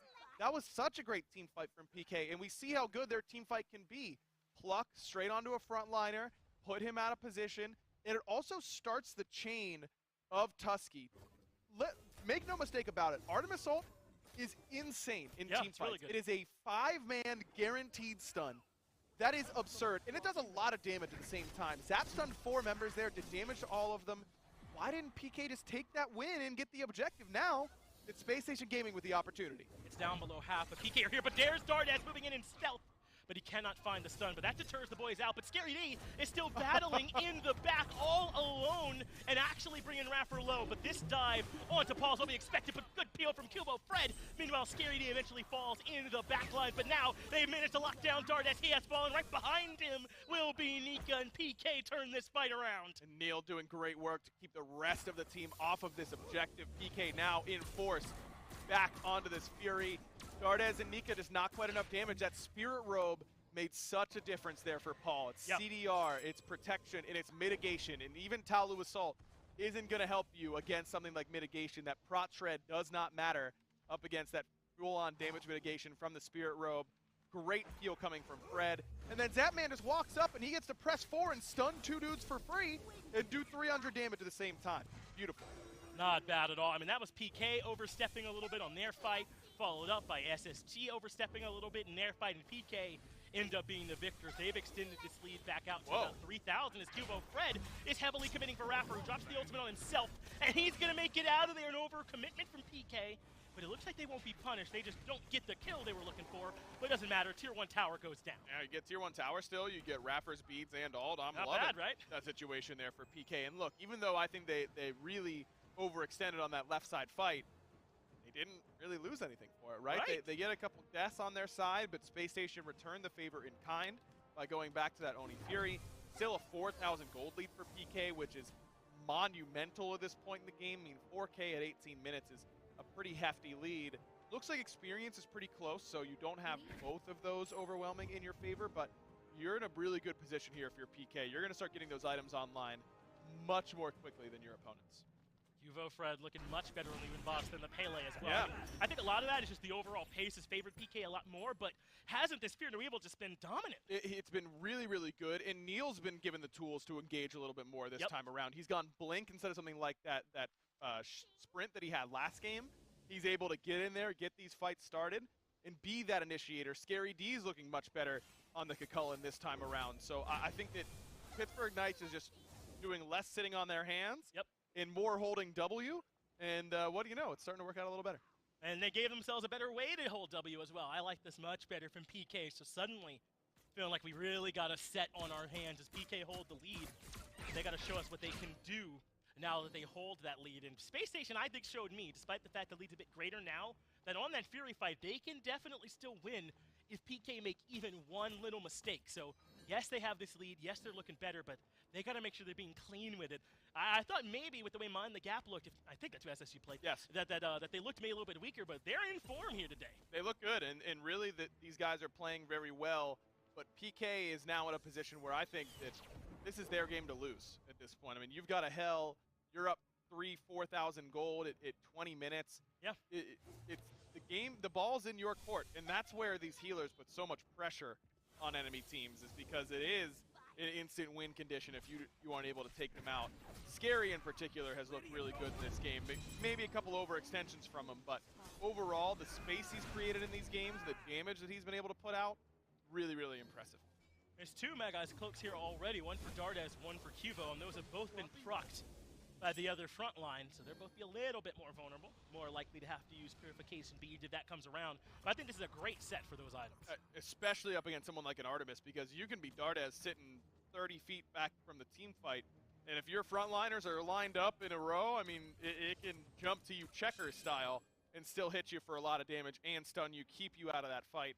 Plus, of course, Blink Pluck from Neil Mob, Blink Fear No Evil coming from Cuvo Fred, Blink Knockup coming from Scary D. You've got a lot of CC that can come at you pretty instantly here if you're a backliner. I wouldn't mind seeing Cherio pick one of these match eyes up. Yeah. It's not exactly the easiest thing to proc here for the Pittsburgh Knights. You're really looking at Neil Ma with a tail whip is the lowest value CC that could pop it from a distance.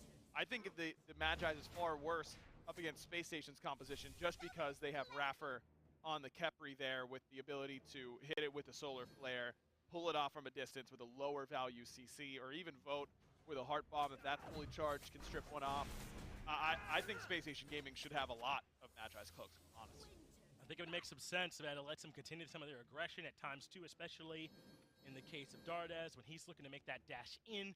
One incidental CC won't stop him getting in there and doing his damage, so they're in a great spot to potentially make that work. Still about 4K though for Pittsburgh Knights. This pace has slowed down just a bit for PK, but I think that makes sense if, just like you said, they're at the point where they want to be already. They've got this healer, and if this Fury is where they really want to expand their next lead, they're waiting on that to come up, and that's when they can really force the issue. And I love the way that PK has forced Space Station Gaming to make a choice on who they're going to go on, because Zap is an easy target. What we were saying on the desk is still relevant. I don't know how he lives through team fights if that's the primary target for Space Station Gaming, but he isn't because Paul's on Hell, and Paul is very used to getting dove.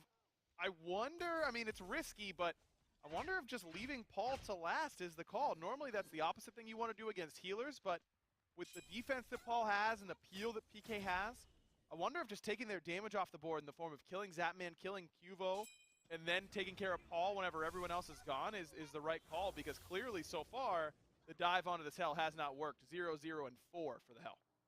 Well, this fight has a lot of potential to change the game. If SSG can find some kills in the Fury, then they're right back towards tied. But if PK are able to get some kills in that Primal, then they're in an even more commanding position, can head towards Fire confidently and dare SSG to step up. This is a big one around this Fury and how it ends up going. It looks like SSG, to a small extent, want to be the ones to force it. Raffer steps up and hits it right away.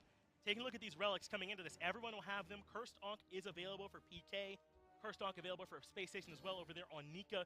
So both teams looking to try and punish on the back of the Guan Yu and the Hell. Not upgraded Ankh though for Nika, whereas that Ankh is upgraded for Neil Ma. It's going to make it a lot easier to take down this Guan Yu as he dives into the back line with that upgraded Ankh. Space Station might be missing that extra little bit of utility that the upgraded Ankh brings, dealing extra damage to those who have been healed in the time where it's active. If you're Dardes in this fight, though, Aggro, who are you hovering for the transformation? Is it Cuvo? Is it Nika? Does it depend on the situation? Who is he looking to turn into? I think it might be too late to turn into Nika. I think that you're already past the point where you're allowed to ride around on cavalry charge without getting punished, because Zap is very deep in his build. He's got 5 full items, and usually that's the mark, is when the hunter is deep enough that they can just kill you on top of the horse. I think if I'm Dardes, I'm transforming straight into Cuvo Fred. He's at a good spot. You can transform with a Mag-Eyes now available to you, so that feels really good to have that innate CC immunity as you transform. I think I'd be looking to transform into Cuvo and use that damage that he has, because I just don't think Nika is tanky enough to withstand what PK's backline has. And that's through no fault of his own. It's just one ult doesn't scale that well late into the game. Eventually, you just get knocked off the horse. There's a point when you're not doing enough to deter these hunters from just swinging. So maybe the call will be to turn to Cuvo Fred. I'll keep an eye on where these Fear No Evils have. But it's been a minute or two around this Fury, and neither team looking to pull the trigger. There is a sentry on it, and behind the pit and underneath, all of which controlled by PK, the top side warded by SSG. So that means PK have the advantage, at least in terms of the information, as Cherio heads back. Looks like he went back to go to pick up the speed, but then he turned back around. Doesn't end up hurting him that much. PK haven't started, but it looks like they're not so sure, SSG, how they want to go about it. Now they're all here. Getting oracles for free is good. I think PK is playing a little bit too slow in this moment. I'm surprised. They've got more power spikes available to them. They're deeper in their item builds. I think this is the right call. Force Space Station to fight you. They've made a good timing for it as well, as Neil gets stunned on the front line. He is down to half. Even though the Fury was tackled by PK, SSG did a good job deterring them off it for now. Neil's going to get healed up. That's not a real concern for him. His Spirit Rope proc is going to come back. That's not a real concern for him. And PK can keep doing that dance all night long. They've got no stresses. Look at where they are in their builds. I mean, you've got that Obsidian Shard 2 there for Paul. That's deeper in the build than Dardes is. I think this is the right call. Just keep forcing Space Station to come to you. Dardes in that invisibility moves in and looks for some damage on the Scary D. Neomar low as well as the Cursed Ankh is flown from PK. Scary D alone in the backline has to disengage. Meanwhile, all of SSG are largely grouped up. Nika moves in, looks for the stun of Scary D, but a good ultimate gets him out of there. So now Rapper dashing forward, locks in Neomar for the moment, and that's enough for Boat to get the kill. P-Station start off well, and Dardes does turn into Cupo Fred. That puts that man down. SSG, just like that, have found two, and Nika might want one more. He's getting aggressive on the Scary D. Vote is right behind him. The Heart Bomb is land. The slow is there as well. What an explosion from this SSG offense. This man, do not miss. What a Heart Bomb there from Vote coming around the corner. And just like that, Space Station's blown the game wide open. And that's exactly what I wanted to see them do. Why overextend into the back line, try and throw everyone at Paul, when you can just pick off the King's pieces around him? I'll take that Knight. I'll take that Rook. And they don't even need the Fury. They don't need it. Who cares? Let's head towards Fire. This is the better call, isn't it? And they're sending out a scouting party in Dardes and Rapper in case there is trouble on the way. But there is not. Fire Giant secured for free by SSG. And Pittsburgh Knights suddenly right back at even. And what happened to that aggressive PK team at the start? They suddenly slowed down. They certainly took their foot off the gas, and I think they gave Space Station too much time to discuss how they wanted to break down that fight around Gold Fury. That planning time is so valuable for these high-end teams. And by the time that fight started, PK didn't have a real plan. Scary went in and got plucked right away. He took half his HP right off the bat. Paul's not going to be able to step up and heal him. He's too deep in that team fight. Neil a little bit late on the pluck. He's going to pluck Rapper off of Scary. It's got to be earlier than he did. I just think you got to let Scary eat that CC for the duration and hope that he's going to get enough value on the back end in order to make it worth it. But all of a sudden, PK with all these initiation tools didn't initiate. They waited for Space Station to do it for him, and if Space Station's going to get a fight on their terms, they're probably going to win it. Dardes had the best fear no evil of that fight. I don't know how you're meant to deal with it when it's abducted into the fields of love, followed up by the fear no evil. Perfect control from SSG in that fight, and now, as an afterthought, they'll come back and grab this Primal Fury and look to keep moving on. What a turn from this SSG team. This Fury should finally give them the actual lead in terms of the gold, but that's not a concern. They're going to start getting some tier 2 towers with this Fire Giant buff on them. But here's the question, Aggro. If you're PK, do you defend on tier 2s here? I think you have to. You don't want to give up a lot of global gold right now. I mean, there is, what, 5,500 gold between all these towers standing on the map. Do you want to take this fight even on a tier 2, or do you want to take the next fight down 6-7K on your Phoenix? I like this call. Defend here. They've moved ducks. Neomon, Scary D there. There's the abduct, and look at the engage from Cherio and Nika right onto the backline. Fear no evil there, and that man never stood a chance. Paul gets melted as well. Dardes with the double. SSG have flipped the switch, and PK are lights out. SSG running all over them. Jets engage. My goodness. The switch has been flipped. Whatever awesome Jake sort of analogy you want to make, it's happened. SSG, you just can't give these guys time to draw up the play.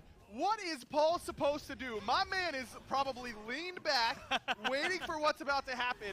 If he sneezed, he was dead before he was able to get the sneeze off. Never even used the purification beads.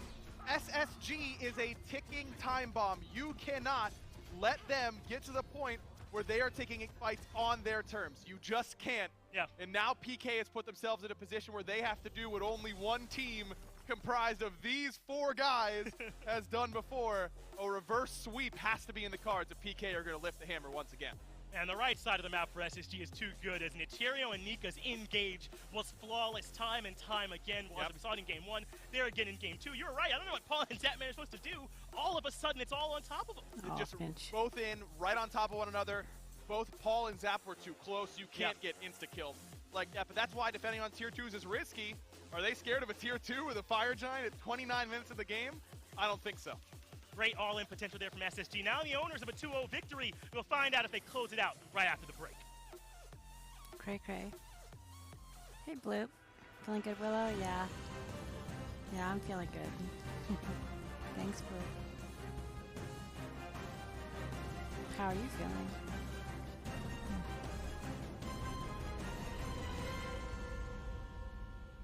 I even went and got a chocolate donut. Not a good thing to eat right before sleeping, but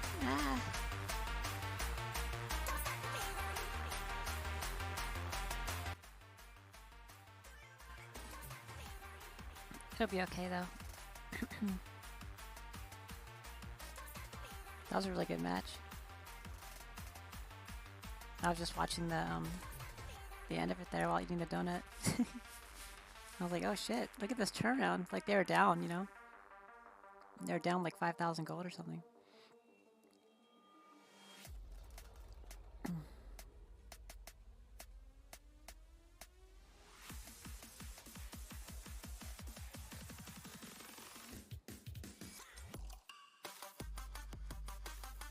It's actually pretty cold out. Like, I even had the heater on tonight because it got into the pretty low 50s, I think, or mid to low 50s.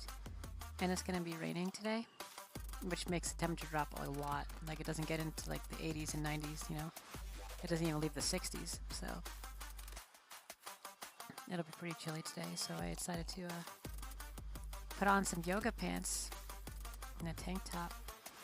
It's still a tank top, but you know, at least I have yoga pants on. Try to stay warm. Hello, Lissy. Meow, indeed.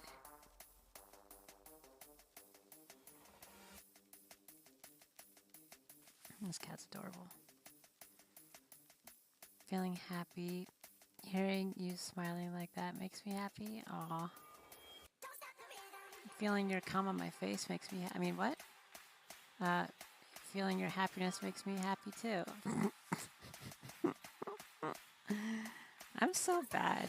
Oh my god.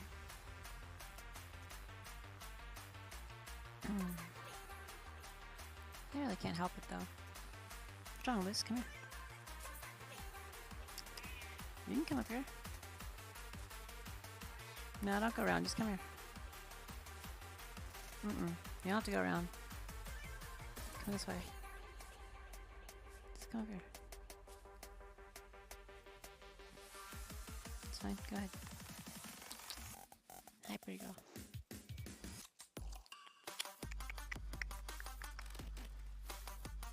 Come on.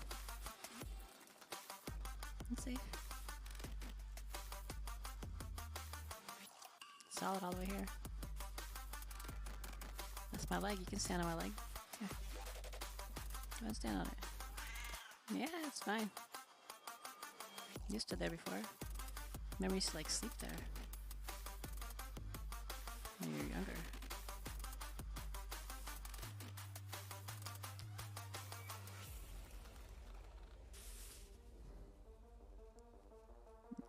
You good, Luce? She's like, I don't want to fully commit to this attention. Party pants? Yeah. Yoga pants, I guess, yeah.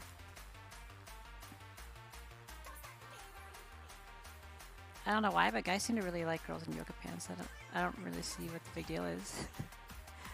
But like, it seems to be like a thing. A lot of guys have told me about that. Because I used to wear yoga pants like when I was trying to not attract a guy, you know? When I was trying to just like fade into the crowd-ish, kind of. And like, it would attract guys more. And I'm like, what the fuck? Like, I'm covering my legs up. I'm not wearing a tiny little micro skirt. I'm not wearing like some sort of sheer thing or some sort of flimsy thing with heels on. I'm wearing yoga pants, you know? And guys are all into it. I'm like, what? I mean, they're cute, but what the fuck? So naughty but so nice at the same time. That's me. Naughty and nice. And probably too much of both of them. Too naughty and too nice.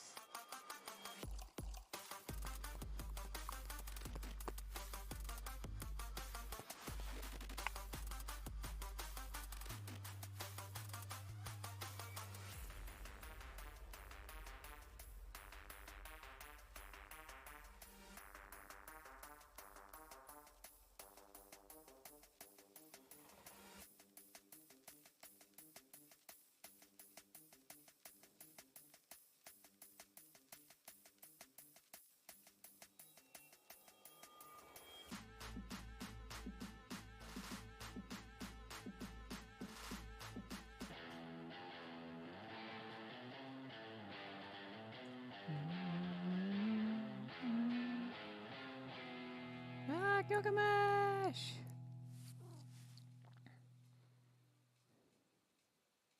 Well, Artemis has now been played in 2 games all year, and she still has a 0% win rate. Unfortunate for her and for Zapman. That one does not go into a win. But I tell love us Artemis. how you are enjoying this Look at that one tie. and be able to join in That's a serious with some other tie. Smite fans while you're watching and join the official Discord to make sure that you are able to get into the meet and greets with both pros, devs, and as well as just enjoying some Smite World Championship here. I mean, this game's, especially that Smite one, went Diesel. from even to done in 5 minutes. It feels like you blink and you miss it. So hopefully you're enjoying that, but go ahead and get some friends to enjoy it with. Friends? I sit here with some friends on the desk. I've got Inbound and Mifflin again joining me here. And both of you predicted SSG. Both of you were right. I mean, there's no other way to really come through with that one. I do want to say, though, that this is where things were, well, a little over a year ago. These two teams facing each other. I was watching that guy in the SSG, middle stream a At the little time, bit the earlier Renegades today. find themselves up 2-0, and this Knights roster was able to fight back with their backs against the wall. Maybe we'll get to see that, but before we can even get into that, we have to look at the second game and what went wrong for them. Yoga Pants Artemis can starts drive off with guys the first blood. I wild mean, just Inbound, because and it's looking really good the for form Zapman fitting over there in factor the is a duo lane. tease that When did works things our start to get off the imaginations rails up. for him? Interesting. I think it was just that one gold period. They just had that win, and then they ended up just diving. Scary went too deep. He died to tower, or he didn't die to tower. He took a lot of tower shots, and then he ended up dying right after. PK then had to wait like another 60 seconds or something like that before they could even do something else. And just every single minute you give to SSG to farm is just another minute that they're allowed to like win this game. Because how are you going to fight a Guan Yu solo, a Cabrakan jungle with his build, Morgan, Caprice, Cupid? How are you going to fight that comp late game? Your backline's going to die. Your front line can't kill anyone either. PK's just got to end these games earlier.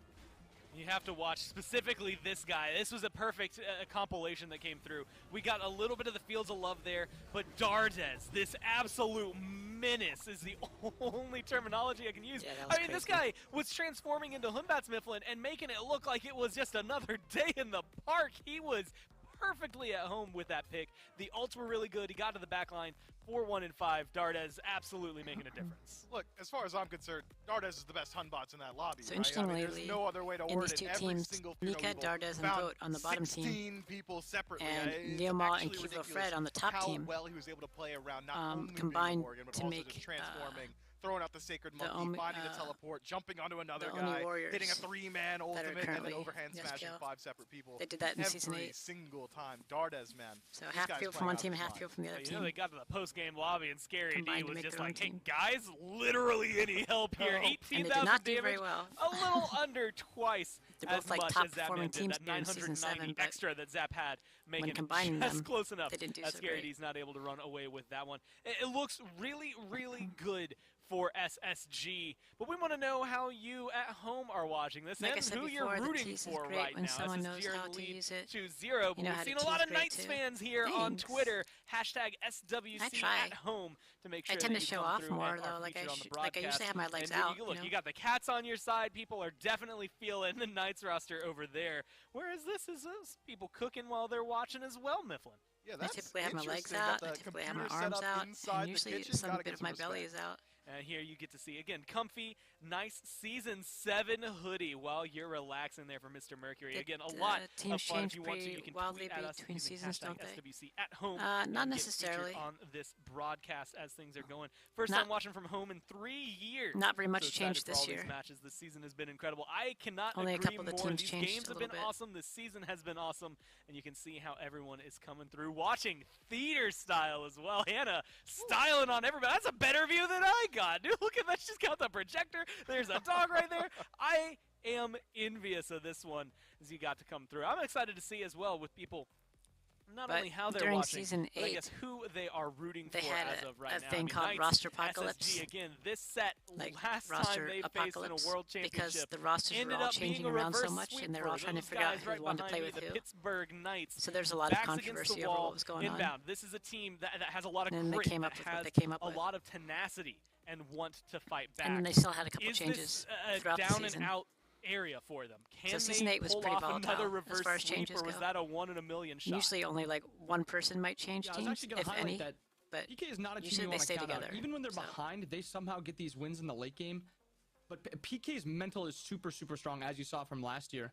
And they did they were a handle that strong game for the team, first they 10, tend to stay 15 minutes. together. They have to just push these leads. And I think they have a really good chance of doing it. Neil Sobek was unreal pre-15. They couldn't walk up to him. And I just want them to be able to push that lead a little bit more, not dive as deep, maybe use their healing a little bit more. And that comp by them was perfect if they just played a little bit better. And I'm going to say this. I really do not want you personally to take this personally, but that's an Obey thing, right? I mean, that's something that we got to see from your team a lot this year, where you got ahead your 15 minutes. It was pushing that lead.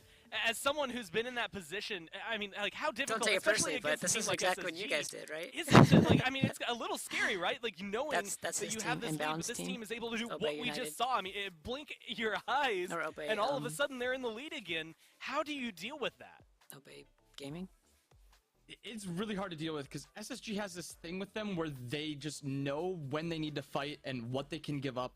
And it makes them very hard to win games against and how to like close out games against. You basically just have to give yourself like a 66% chance at whatever you're doing. And if as long as it's a good chance, you're just going to have to take it because SSG knows what they need to give up. Yeah, that's the scary part, right? When you have a team that can do that math, I guess, really quick. Can we afford to lose, this next Fury? Yeah, we don't need to take that fight. We're not going to lose it. Pretty good SSG, dig there. I mean, you see that first Gold Fury fight. You Yeah, go he over wasn't there. trying to, but Scary it's zones absolutely out. true. 3 people on his own, Mifflin. Obey would you find see ways SSG to lose drop this Fury games to, all the to time. leave and go for kills. They It's had a like one huge of the fight. worst records. I remember when we were watching it, I said this might be the game or the And fight like even of when the they'd have the game. lead, they would And, end up and you losing. lose that to PK. They always and lost, yet, so. at the end of the day, that gets washed over still by a good Dardes team. and his transformations. That's into why that Humbats guy a is little here on bit the later. cast. Going into this, there were already some must bans. It felt like after They'd game always one. lose. Does Morgan get tossed onto that Probably list? why now? you brought it up. I mean, I guess so. If Dardes is going It's to like, play is like this that exactly what every you guys single do? time, but Yep. this SSG roster, when we got to hear the interview with Raffer at the top of the set, he said we are coming in as the underdog this time around. He was big chilling in his chair. Said, yeah, Zatman's talking whatever. I'm coming as the underdog. I'm hungry. I want the win. That's SSG saying they think they're the underdog. They're coming in with swinging, right? That means they have something to prove on the last year of the SPL for Raffer as well. This is a team that you got to watch out for. I mean, I'm scared of him. Anytime that Raffer is that relaxed in an interview, I guess Zatman was also pretty relaxed in that interview, but compared to what we got, the energy that I felt coming out of like Wrong You and Lasber earlier, those two were just relaxed. They were chilling as they came into this next one. We're getting everything still set up as the players join in and get their lobby going, guys. And that is the thing I think now that we have to look at this next game, the picks and bans. I mean, Inbound, let's say Artemis didn't necessarily do it, but that Morgan pick on the other side, definitely deadly. You had even said, I mean, it felt like that SSG team could kind of play itself, and we got to see that. I mean, the Cupid looks good 2 games in a row. Do you have to switch up your bans here if you're the Knights in order to win this one? See, I don't know if they have to. I actually really liked their comp, and the Cupid pick, what they picked into the Cupid was actually brilliant. That Sobek Artemis lane destroys Cupid and Kepri. There's no aggression that Cupid and Kepri can have, and Artemis and Sobek have all the aggression in the lane. So I really think that they can ban the same way, they can pick the same way. It's mostly just how they're going to play that mid game, how they're going to push their leads, and then just moving along in the game and not letting SSG just sit at that mid game and just stall that mid game as long as possible. PK has got to push it, and they've got to push it to late. You have the most recent experience. I mean, Mifflin, you've also played competitively, but Inbound, I want to go to you first. How difficult is it, especially, your game 2, going into game 3, knowing that what you have to do is make a play style change or that mentality change? Is it difficult to make that adjustment between games? Yeah, it's a lot harder than it is picks and bans, because usually you can feel, like, in the game that something just wasn't right. Either you didn't have enough damage, not enough setup or something, but playstyle is just a lot harder to deal with than it is, like, picks. Well, now we're going to be going into these picks and bans. This is where I think a lot of the questions are going to be able to come through and hopefully be answered. Knights, backs against the wall, opt for that first pick one more time. And so can they do it here? We've seen Persephone, Set, Yamoja, all through, or 2 games so far from SSG, potentially all 3 as they continue on that path. Erlong Shin, Kali, and now the Aphrodite band away here by the Knights, leaving things like this Cupid open. Mifflin, the set gets taken away. There's the same bands that we're used to seeing so far. Is that enough? I mean, Inbound says it's just a style change or a mentality change, realistically. In-game they have to make. They take away this Guan Yu. Are the Knights on a good track? I like what the Knights have in going for the Guan Yu immediately because it's a decent flex pick. You could take it in a solo, you could take it in the jungle. I think it's much more likely going to be going out of that solo lane. But I agree with Bobby. The picks and bans have been all right. It felt like the Knights were able to win some of those matches. They had a pretty convincing lead in the last match as well. It's just the over-aggression. Inbound highlighted it really well. The fights were going PK's way until that 10, 12-minute mark, fight after the Gold Fury. They step into the Tier 2 tower, and Scary D falls, and then all of a sudden SSG's got all the momentum back in their court. But this pick right here, Gord, this is what we were worried about. Dart has looked nigh unstoppable, and he's going to get to do it again. Yeah, I don't know if I want to quite use the phrase quaking in my boots yet, but definitely worried. Now, this is something I had written down, I had looked at, because the Knights have picked this Camazotz a lot, but not something I really expected to see. I'm going to be honest. I skipped over his numbers because I was so positive. There's no way.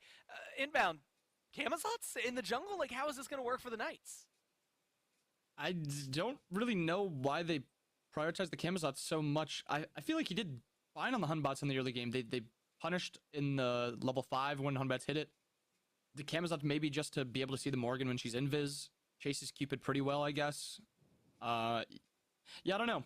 And first picking the Guan also, especially when Cupid's been so good. Votes played this Cupid flawlessly. He got punished a couple times early last game, but he played that mid game perfectly. And I would rather see a Cupid first pick, but maybe Zap just doesn't like it that much right now.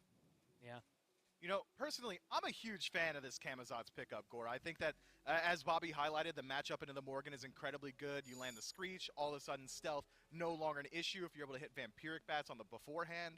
It means that she'll never be able to stealth for anyone. That dot damage is going to be able to deal with it incredibly well. But I feel like PK was really struggling finishing up some of those kills, finishing up dealing with SSG. Everyone was getting out at low health. Camazotz can deal with that very easily. The chase down potential with the leap as well as the bat out of hell being that secondary life essentially and chase down potential. And it's a pick that Cuvo is incredibly comfortable on. And when Cuvo's comfy, PK is looking pretty good. And you're going to be able to pick it. I think right now the biggest question marks around it are going to be, and Inbound, I might be taking words from you, but it realistically sounds kind of like this Camazotz being as prioritized as it was, is where some of the confusion comes through. Still an interesting matchup. Ganesh locked in there for SSG. They ban out a lot of Paul's gods. The Hell, the Hebo taken away. Kabrak and Raven on the other side. Cerberus locked in, and Zap's going right back to the Artemis Inbound. How do you feel about this? See, I don't have a problem with the Artemis, really. I think he played it really well. And their dive this game is a lot more avoidable. Artemis can kind of stun the Serb, get away from the Serb, ult the Serb's ult. There's not that Kabrakan wall, wand chase. And Morgan's transforms this games aren't that great. The Kama instead of the Hunbats, Morgan doesn't really want to turn into Kama. There's no hard CC there as compared to the Hunbat, so it's like a Guan late game. Serb, maybe. Yeah, Serb coming through. Susano on the other side. I'm skipping over the one that's got a perplexed look on Mifflin's face, which is Scylla. Now, I'm going to go ahead and be honest. I think of maybe 10 different mages when I think of Paul. There's a lot to think about with this guy. Mifflin, Scylla's not in that 10. Like, I mean, she's not one that comes to mind. What does she bring to this lineup? I mean, confirmable damage, objective confirm, slight survivability with the Sentinel, but this Scylla pick, man, this PK draft in general, it feels a little bit weak to me. How are they going to be able to play around these team fights? Who's going to be dealing with the Morgan? It feels like a lot is going to be put on Cubo's plate here to be the sole proprietor of dealing with this Morgan. And just this draft in general, Artemis, Scylla, even Sobek, are all going to struggle so much dealing with the Dharmic pillars from this Ganesh. And top it off with a Susano. Scylla's going to be getting chased down the entire match. I feel like SSG run away with a much better draft. I mean, they get the Cerberus, the Ganesh, as you just highlighted, and Inbound, at least as frontliners. I mean, we got to talk about in a Grandmasters class, I think, with Raffer, where he straight up said that Ganesh is not someone you pick for his early game. He is someone you pick for those team fight plays and fighting in the jungle when those rotations come online. Between him and Cerberus, is the team fight from SSG too strong for the Knights, or are there some weak points for them to break apart? Yeah, I don't know if SSG's comp even has a weak point. Maybe just the early game, Scary. if PK can maybe look for some punishment, but PK's early game isn't even that good, so I don't know what their plan really is with this comp, what they plan to do. That's a scary thought. When you can look at our lineup and just straight up say, I don't know where the weak points are. That's not where you want to be if you are already down 2 games in your 5-game set. Mifflin, you're looking at it, and late game is the conversation right now. Artemis does just kind of historically better the longer the game goes. Once she still synergizes well with that crit, even though it's not her passive anymore. Scylla straight up just does better as the game goes on. I mean, where can they find pressure? Is it similar to last game where, mid-game is the crucial few minutes for Knights? Look, they could find pressure out of the duo lane because that's still a very standard kill comp between Sobek and Artemis. Pluck into a trap is always going to work. It's never going to be a bad combo.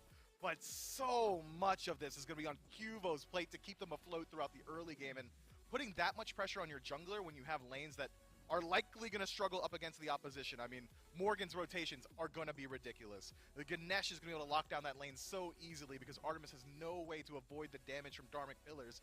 It's really 100% Camazot's job to make sure PK can make it into the late, and that's just so hard to do. I want to take a minute to look at the solo lane, though. The 2 laners that are, I think, going to make a big difference. Not necessarily their matchup in lane. I don't think Guan Yu and Cerberus are going to be popping off over there on the right side of the map. But specifically, and Inbound, this is for you, Nika coming into the late game, the Cerberus and his ability to get to the backline and initiation versus the Guan Yu. Do you think Nika, as a Guardian, is going to have maybe a more, I guess, likelihood of safely getting back there? Is this Guan Yu going to be big enough from Scary D to get back there and cause a lot of trouble for SSG? I think Serb should just be able to get a pretty easy lead in the early game. He just heals too much. He's going to do a little bit too much damage for the Guan to be able to handle.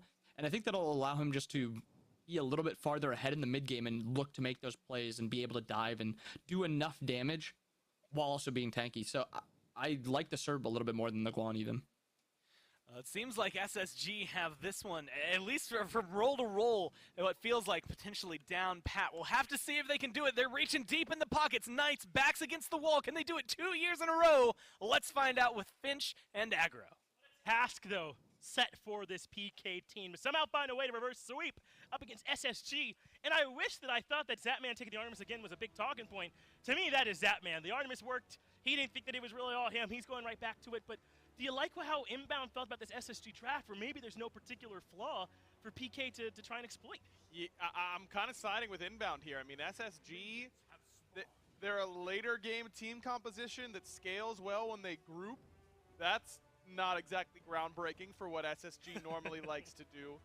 PK doesn't have a lane that I think they can really lean on and abuse and exploit in the early stages. I agree with what everyone was saying on the desk. It's going to be up to Fred. Fred's going to have to really make an impact on this Camazotz. And he did that against United 2 days ago. Got to do it again here and really putting all the pressure on their new jungler for PK. A lot they're asking of this guy, and I think it's going to be difficult. No matter, if this is the end for him, we don't know. Obviously, we've got to play this out, but I feel like a lot of the pressure is going to end up on him no matter what, right? He's the change between a world championship roster and potentially going out in quarters, right? So I think that puts a lot on him. I don't think that's fair. I'm just saying I think that's how it might end up looking for him. Neomon does find the pluck right back into the trap, but at this stage, probably not a whole lot of trouble for either of these Guardians. Not enough damage coming from Zapman at this point. Still had the shell Raffer, so no problem. But here's a problem on the right-hand side. Cherio gets Space Station started here in game number 3. And Finch, I can promise you this. Since last year, this Space Station team has been thinking about going up 2-0 against this PK team and absolutely demolishing them in game number 3. That has been their singular goal all year long. I don't think there will ever be a team more locked in up 2-0 than SSG should be in this one. Man, is there another jungler that can do it like Cherio, though? I mean, listen, Sam's pretty good, but Cherio just locked in Cabrakan last game and brought the heat, and he locked in Susano the next game and brought the heat. No one else, I'm sure they can, but no one else is doing it the way that Cherio is, back-to-back with 2 completely different play styles and looking like he hasn't missed a step. Oh yeah, and Kali game 1, right, by the way. Oh my God. Completely 3 different. functionally different styles? Right, 3 completely different game styles, wow. and he really has controlled the pace in all 3 of the games. Well, 2 minutes into game 3, but the man's already up 1-0 and had the very first blood Oh, is he coming to of the duo? game. I mean, no blink. Level 3 Susano is not exactly the scariest gank in the world, but it It's is Artemis. an Artemis. That, yeah, I think he's dead. Oh yeah, my man is big dead. I don't see how he makes it out of this one. He even got the good trap. Listen, Zapman, everything he could do except for not be there was done. Just no way you make it out of that. And I think that got pinged by someone. I saw pings on where Cherio was on the map. I don't know if that was PK's pings, but I think they were. They looked blue to me. And if that's the case, then that's a catastrophic mistake by Zapman. This is not a lane that you can afford to fall down in. Even Artemis's most positive matchups are negative when she falls behind. It's just a character with no mobility is always going to be in that sort of boat. So this is not a great start for the Pittsburgh Knights. No, it isn't. And we just talked about who was all the pressure on for PK. Well, Cuvo. And here's the thing, it's 3 minutes in, and Cuvo hasn't had a say in how this early game has gone so far. Through no fault of his own. Right. And this is where your job gets very difficult as a jungler, because what are you supposed to do? Is Neil Ma, no trap there waiting for Raffer, and because of that, he might fall, but Zap there with the body blocks. A good 3 over the minions, but Shell still there for Raffer. Wow, cannot believe Neil Ma makes it out of that one alive. He does, though, narrowly avoid the trouble. And as you said, now all of a sudden Cuvo Fred's in a deep hole that my man's never touched a shovel, right? I mean, he's just suddenly been thrown down there because of the way this game has started. And this is not typical for Cheerio. He certainly can do this, but it's not his MO all the time to be this aggressive in the early game. But that is exactly how he's piloting this Susano. What a way to start. And that's what the great players do, right? I mean, you think of the great pitchers in baseball I often think of when it comes to junglers. Change of pace is so important. He's been throwing change-ups all game, and now he comes in with 2 high and tight fastballs back-to-back. Heat. And PK's got no answer for it quite yet. Now, he's a little bit behind in XP because of those early ganks, but still, he's made such an impact on the rest of the map that you've got to feel good about what he's done so far in this one. A minor victory for Zapman. If that heart bomb lands, he might be dead there, too. He is. With Raffer coming up, I'm right there with you, so he manages to get that to hit a minion instead, a little off the mark from Vote. And I don't know if Vote's missed anything else today. He's been pretty accurate with this Cupid heart bomb so far. So if I'm Zapman, I'm not counting on another one of those because my man's just been hitting everything so far. But I like this. Coming over near where Cheerio is feels like a good idea because he's been the hot hand. He finds the pull onto Paul, but Sentinel allows him to escape without using the beads. Still half his HP right on your head top. Cheerio gonna head on left. Just make sure that he's got something to do because look at his jungle. There's nothing up right now, whereas Purple Buff is spawning for the Pittsburgh Knights. How convenient here for Cheerio to just waltz in right at the right time.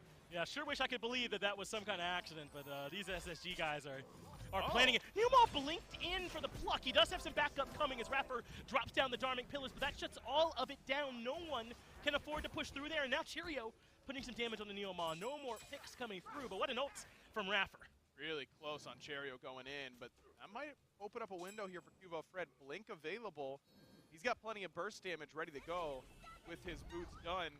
I got to bring it back to what Gore was saying on the desk too here, Finch. I mean, Paul on the Scylla is not something that we have seen a whole lot during Is he Paul's, bad or something?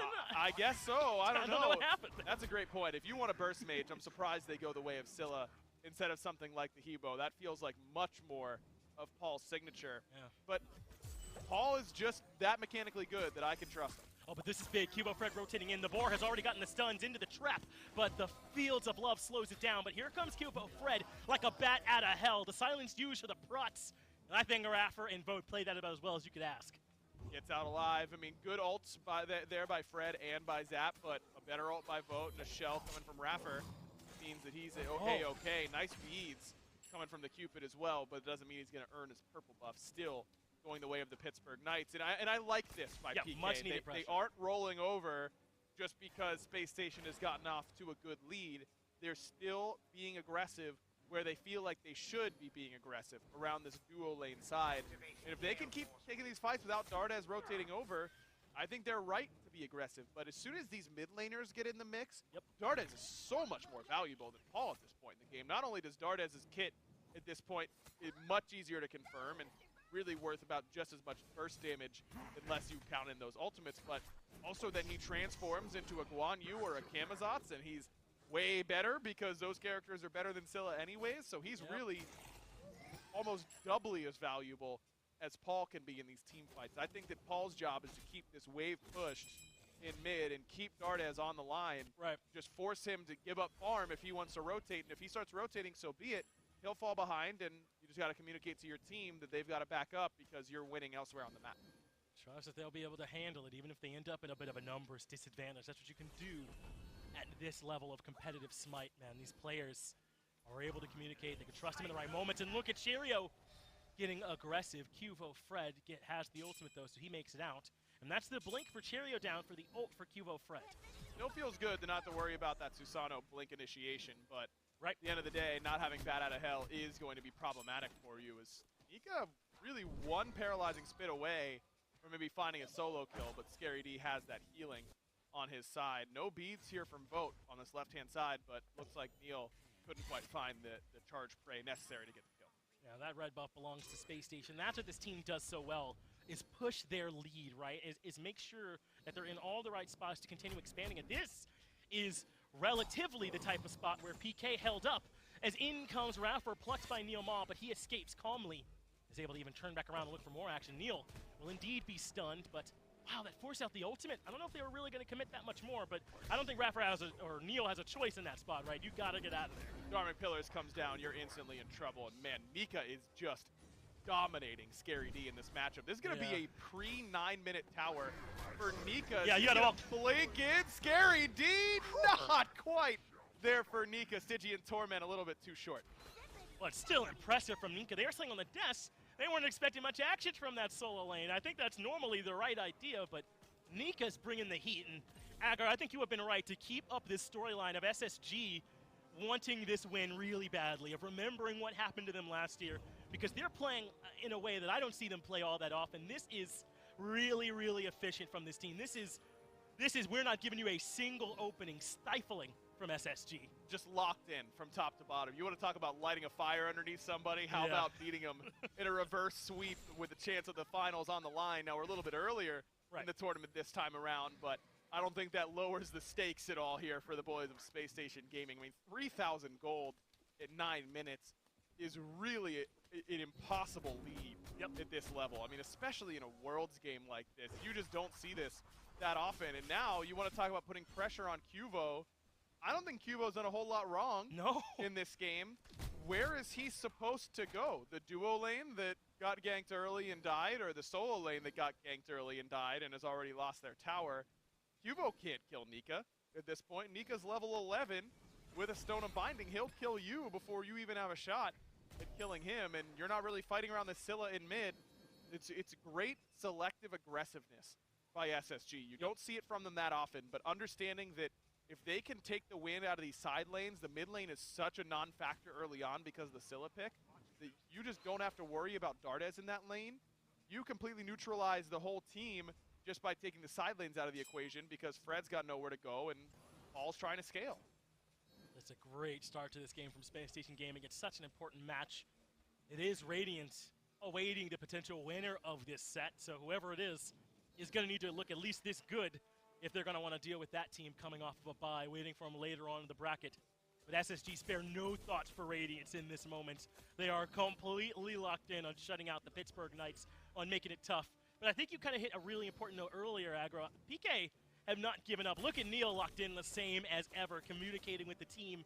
This is a really easy moment to go kind of quiet, I think, with the way this game has started, and that's not what PK's doing.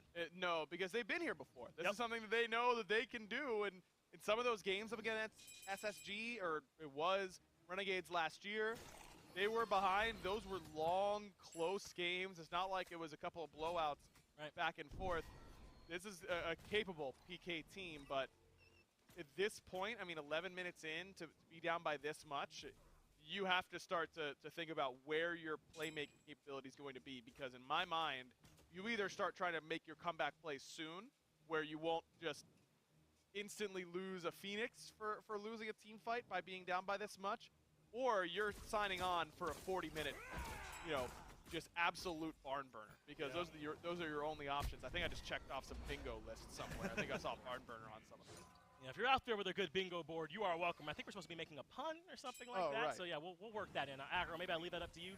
You're our pun expert. I couldn't find a pun there. I let it go. Yeah, that's all right. I'll come up with something at some point. Yeah, I can't say you're a pun guy. That's nothing. That's not even a pun. That's so. But would you call me punny? You're welcome, everybody. I would call you punny. One more for the board. It's a good thing you didn't say funny. I couldn't say that, right? Right, So yes. Had to be funny in this one. Raffer and Neil both coming over to duo. Cheerio lying in wait. But this jungle is well warded by both teams, but especially by PK.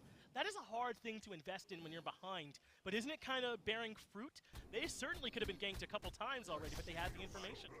They've been able to kind of withstand this potential storm that could have come their way.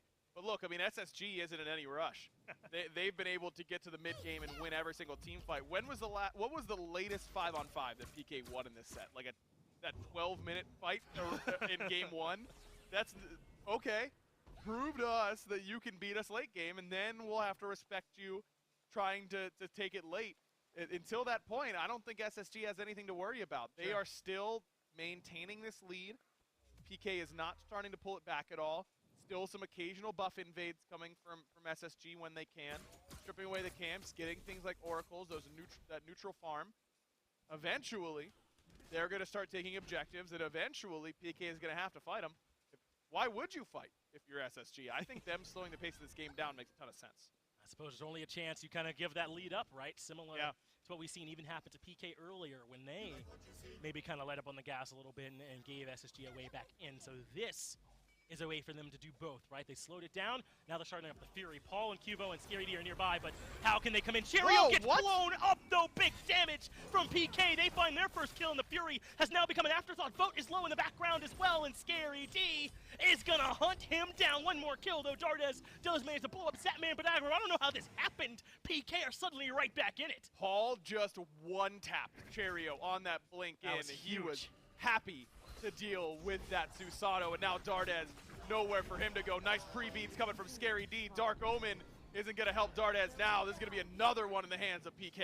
Wow, what a rotation from Scary D. Impactful in that fight would be an understatement. That was SSG sending Cheerio to zone on a Gold Fury. I don't think he expected to get absolutely popped by Paul on the back end of it. And now it's possibly PK going for the Fury. And I think they were trying to wombo combo off of Raffer using the Dharmic Pillars and the Silence, but Raff wasn't close enough to make that work. Paul was just a little bit further back than SSG was ready for. Now the Fury down to half, but SSG are here to defend. They still hold about a 2K gold lead, and that gold has been spent, so it's effective here in this fight. But Raffer's moving up. They want to look for Scary T in the back. Fury has been picked back up, but SSG are now back here in bigger numbers. 4 members are here to deal with the 5 of PK, but the Fury is low, and it belongs to PK. What a way to brute force themselves back into this game as Cheerio makes it in, but can't find anything more. Really beautiful zone work there by Neil Ma, and that's using your objective secure. All of a sudden, PK is right back into this game, and Cheerio just a little bit too over-aggressive on this pick. Zap has got to be careful. Maybe it's Nika that's got to be careful. What a response from Zapman, and now Nika's in some trouble, but he's getting some help from the ult in the back line, but they will not be enough. Paul gets another, and suddenly PK with the kill lead. They got the last Gold Fury. This is a nice response from the SSG to get something, but I guess you're right, man. This PK team is resilient. They've done it before. They are not going away, no doubt about it. And Cherry has got to pick his spots a little bit better, just not respecting the damage that Asilla at this point can do. Paul, not the strongest he'll be, don't get me wrong, but this build that he's gone for of double flat pen, a thing of the past. We don't see this very often anymore because that flat pen number has been nerfed on all of these items, but it's still real good for killing one squishy right in front of you. Perfect for that scenario. And Paul does it perfectly in that exact sort of position. Ends up working flawlessly for PK. Like I said, I think that Cherio's idea was to blink pull into the Dharmic Pillars and then let Raffer silence Paul so that he couldn't get that damage off. But it was just a really good reaction by that Sikkim from Paul, and Raffer not quite close enough, whether that was zone work from PK or miscommunication from SSG. All that matters is that lead for SSG pretty much gone. I think a lot of what we said about these two team comps in the late is still true, right? I mean, SSG still have a really difficult composition for PK to try to break once we get towards that neutral point. But, I mean, this is just so much better for PK than already being down 2,000 or 3,000 gold at this point. It's a huge swing to take that gold through onto their own side, deny for SSG and claim it on their own.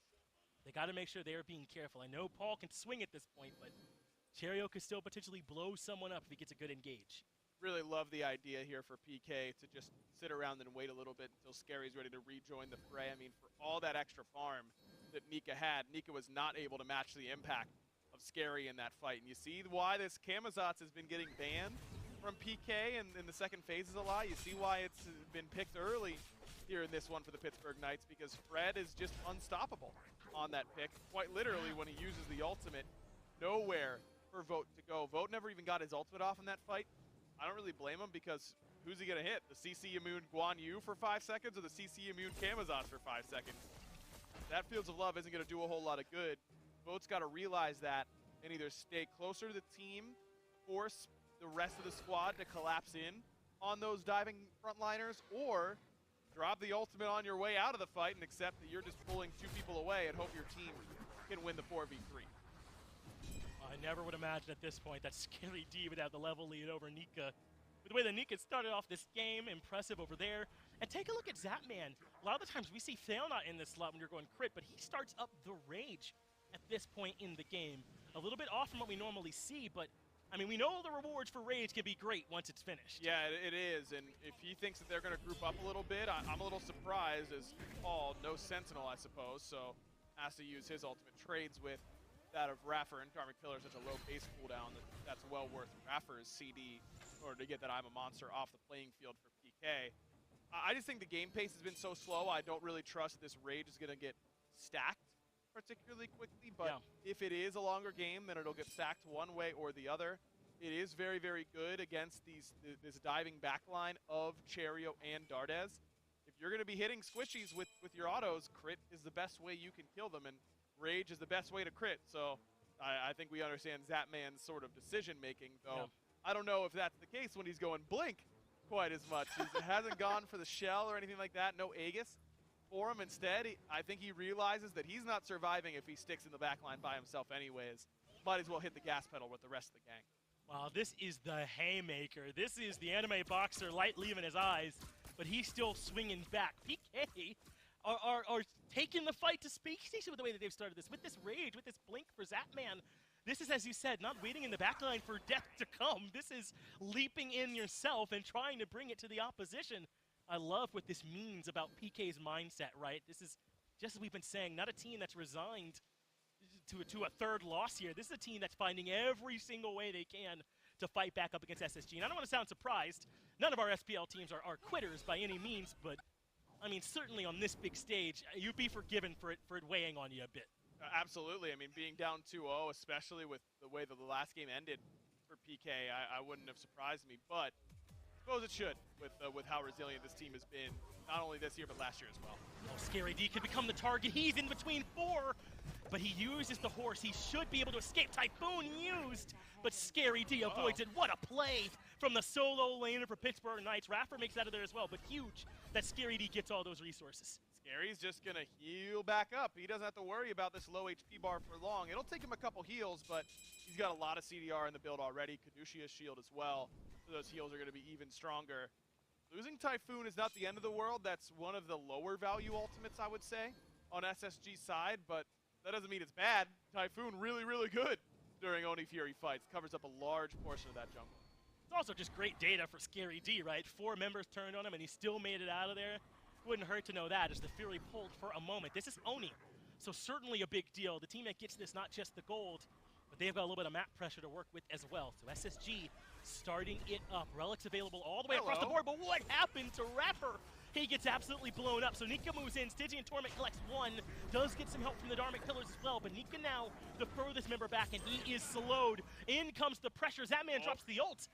But that doesn't get much value. That's huge from SSG to avoid that. Yeah, it is. That's the old Tusky sort of moment, but Oni Fury still down below half HP. Big zone. Paul, use the I'm a Monster, but he doesn't need it for the Oni Fury. They got it. PK able to defend it, so what will SSG do? It looks like they want to move in. There's the ultimate from Vote, and that locks down 2. Neil Ma will prove to be the first casualty. Scary D is in the back, and help needed for Vote, who has all the aggression on him. He's low, but Dardez gets the double, takes care of Zapman as well. So far it's 2 for 1 plus the Gold Fury, but I don't think SSG are done. They continue the onslaught as Scary D becomes the next target. Barely he dashes out of there, but what a return fight from SSG. Ika still looking for a Cherio as well, but a great Taolu Assault to give himself that knock-up immunity. Maybe Make sure Crush, Wind too. Siphon isn't going to bring him back into the teeth of the Space Station team. At the end of the day, you end up trading 2 for 1 for Oni Fury on the side of PK, but a lot of relics used. You'd love to see the damage that Paul's doing right now. I mean, Raffer was not respecting that amount of damage coming out of this Scylla. Just a sick him onto the Fury and a crush really reset that fight in PK's favor, but just a little bit of an overextension on the back end. Zap would have really loved to have that Caledonian boar whenever he got dove right there, because that blink ult missing makes that fight simultaneously easier because it created space around that Fury because it will sit there and stun anyone who comes in, but also made the subsequent dive after the fact much easier for SSG. I don't know where I can find some kind of official documents, but I got to write up an apology to Paul, man. I thought this Scylla might have been a bit of a mistake, maybe go with something more classic him, but hasn't he made the 2 hero plays so far? Blew up Cheerio on his engagement, and just now absolutely pops Raffer to stop them on that Fury. This Scylla has kind of been everything for him up until now, and Paul, the player more than the pick, I think we knew was certainly capable. Absolutely, and you need your playmakers to step up and make plays in moments like this where, where you're down 2-0. Everyone on this team did it last year. I mean, everyone remembers Sam's performance in that set, but you can't forget about what everyone else was doing too. Paul had an absolute monster set up against the Renegades during that reverse sweep, and looks poised to turn it around here. I'm sure PK fans would have preferred to see it a little bit earlier, but maybe a little bit of drama will be good. Certainly feels like this is where the Knights thrive, doesn't it? They're certainly happy to pull you down into these kinds of games where the big playmakers are more the victors than the ones who have these team fights charted out, as SSG often do. That's what PK's done a great job of so far here. They're now a very slight owner of a gold lead as Neil Maw blinks in for the pluck. It gets Cheerios beads. Not a bad play from Neil. Everybody stepping up and making some big plays for PK. Hey, Neil very happy with that use of his blink. Right. That's exactly what it's there for. It's either blink pluck a frontliner or blink pluck in between fights to get some beads, and Neil's blink will be up a little bit earlier than that of the beads of Cheerio. Not by much after a blink nerf a while ago, but you're still going to be able to get a good amount of value out of that. Now Scary D is going to be able to make it work. Really, the big thing is Cherry's dive gets much worse without purification beads because he has to worry about the floor, he has to worry about traps underneath his feet, he has to worry about Sikkim coming at him. If any of those hit him, he's probably just dead. Almost certainly here at this point in the game. So that's great work by Neil to make life so much harder on Cheerio. And for what it's worth, aside from the way that he started this game, life has been that much harder from him. He was 1-0-1, now sitting at, 1+2 as the additional onto what he already had. It's just been rough for him since that beginning of the game where he was looking so great. And I think you highlighted all the great reasons. Neil, all these traps and boars, he has to try and fight his way through. An errant Sikkim could hit him, and suddenly all his plans have gone awry. This is a bit of a tough game to be a diving Susano. I mean, does a Mag-Eyes do him some good here, or is it too much to worry about? No, I think that Mag-Eyes does a lot of good in this position, because it's not like it just hit it. The first CC doesn't hit you and then it's over. You have that period of CC immunity, so you can eat a Caledonian boar and walk out of the trap that Zap was going to place underneath you. Yeah. I would really like a Magi-Eyes here for Cherry if he can find the space for it, but maybe he's just looking to play extra patient and come in after all of those abilities are down. That seems like a lot to ask, but that's kind of what Susano wants to do anyways, so might not be bad.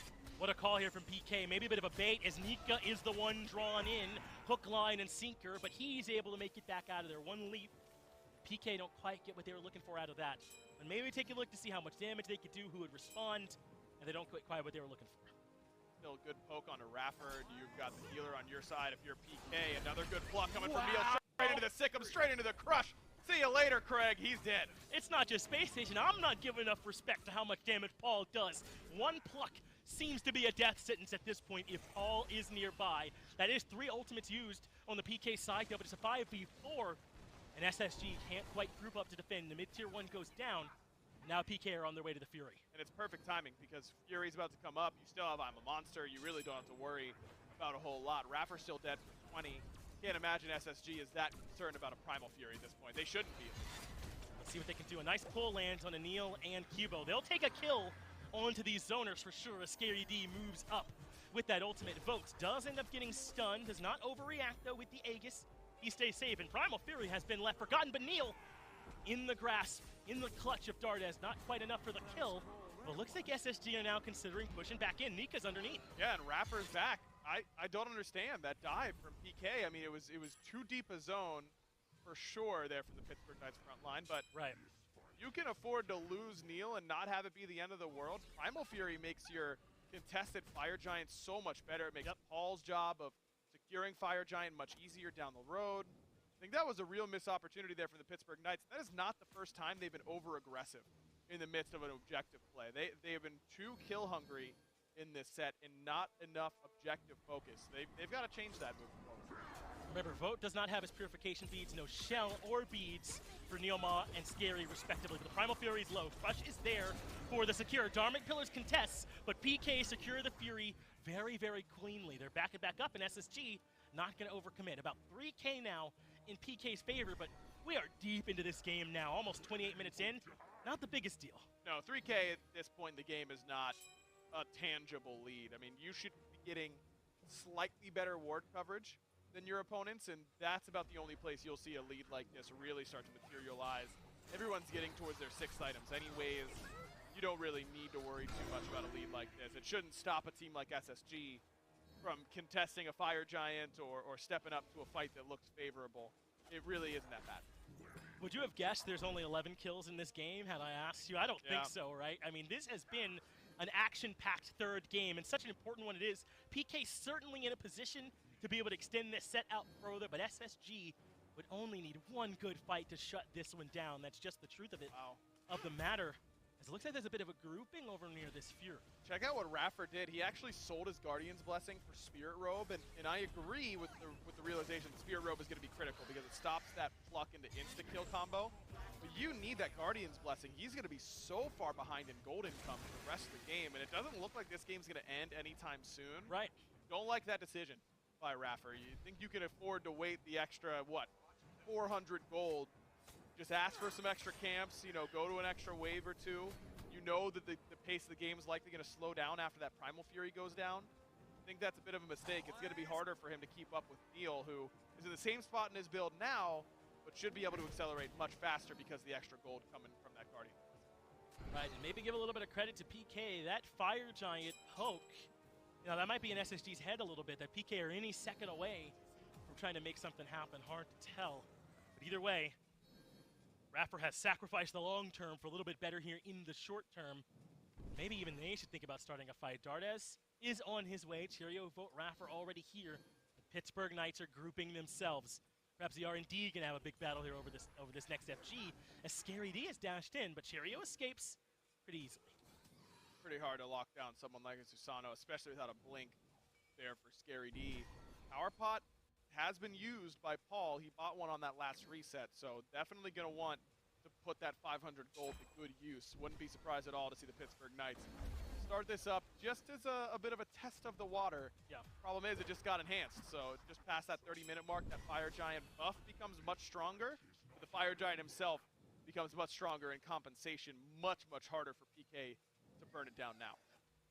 Take a look at the difference between Paul and Dardes' builds. Dardes has that, and Magi's there in the middle, while Paul is all in on this glass cannon style. Someone's got to get back there to him. He has been the problem all game long for SSG to try and deal with, as Dardes can't find the stun.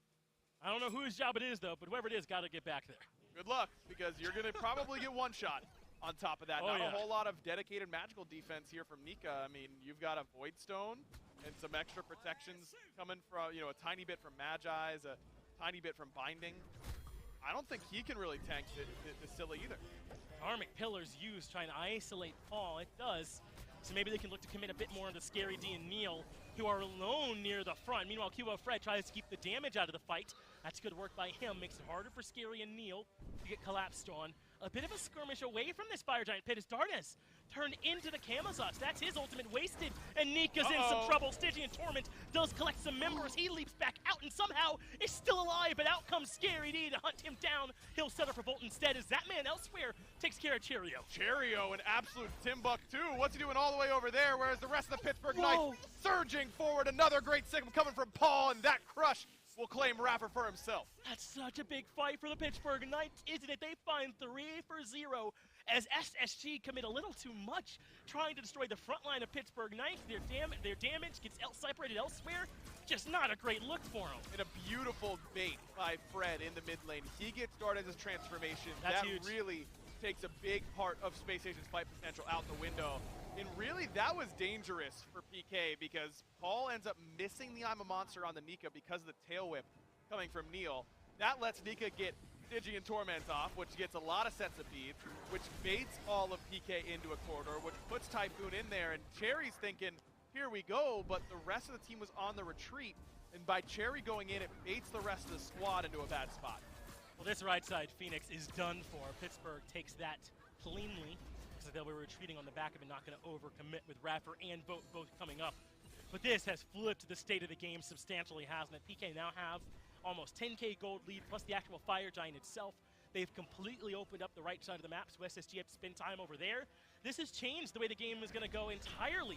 And now Dardes may be looking for a chance to look for a punish. This feels like a little bit too much from me aggro as that man gets out of there.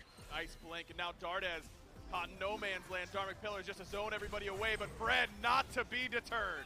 No, he goes right on in with the ult, and Dardes falls for it, but Zatman falls as well. So 1 for 1, not bad, especially Zatman. At this point in the game, and Cheerio is looking for aggression on to Cubo. Fred Nika picks it up. That's a double kill for SSG, but Paul has the response. Point blank, I'm a monster. Puts him in the ground a second on the Cheerio. Paul showing up for him in the elimination game. Exactly what PK needed just when things looked like they were turning back to Space Station's favor. Paul comes waltzing on in with 1,600 damage on anybody on demand with that I'm a Monster. Now it's going to be a couple towers. They can't get to him. They can't. It's just too hard. 4-0-4 for him. No Polynomicon for Paul, but with Enhanced Fire Giant alone, that's enough extra damage for Scary D and Neil that I think this left side Phoenix is toast.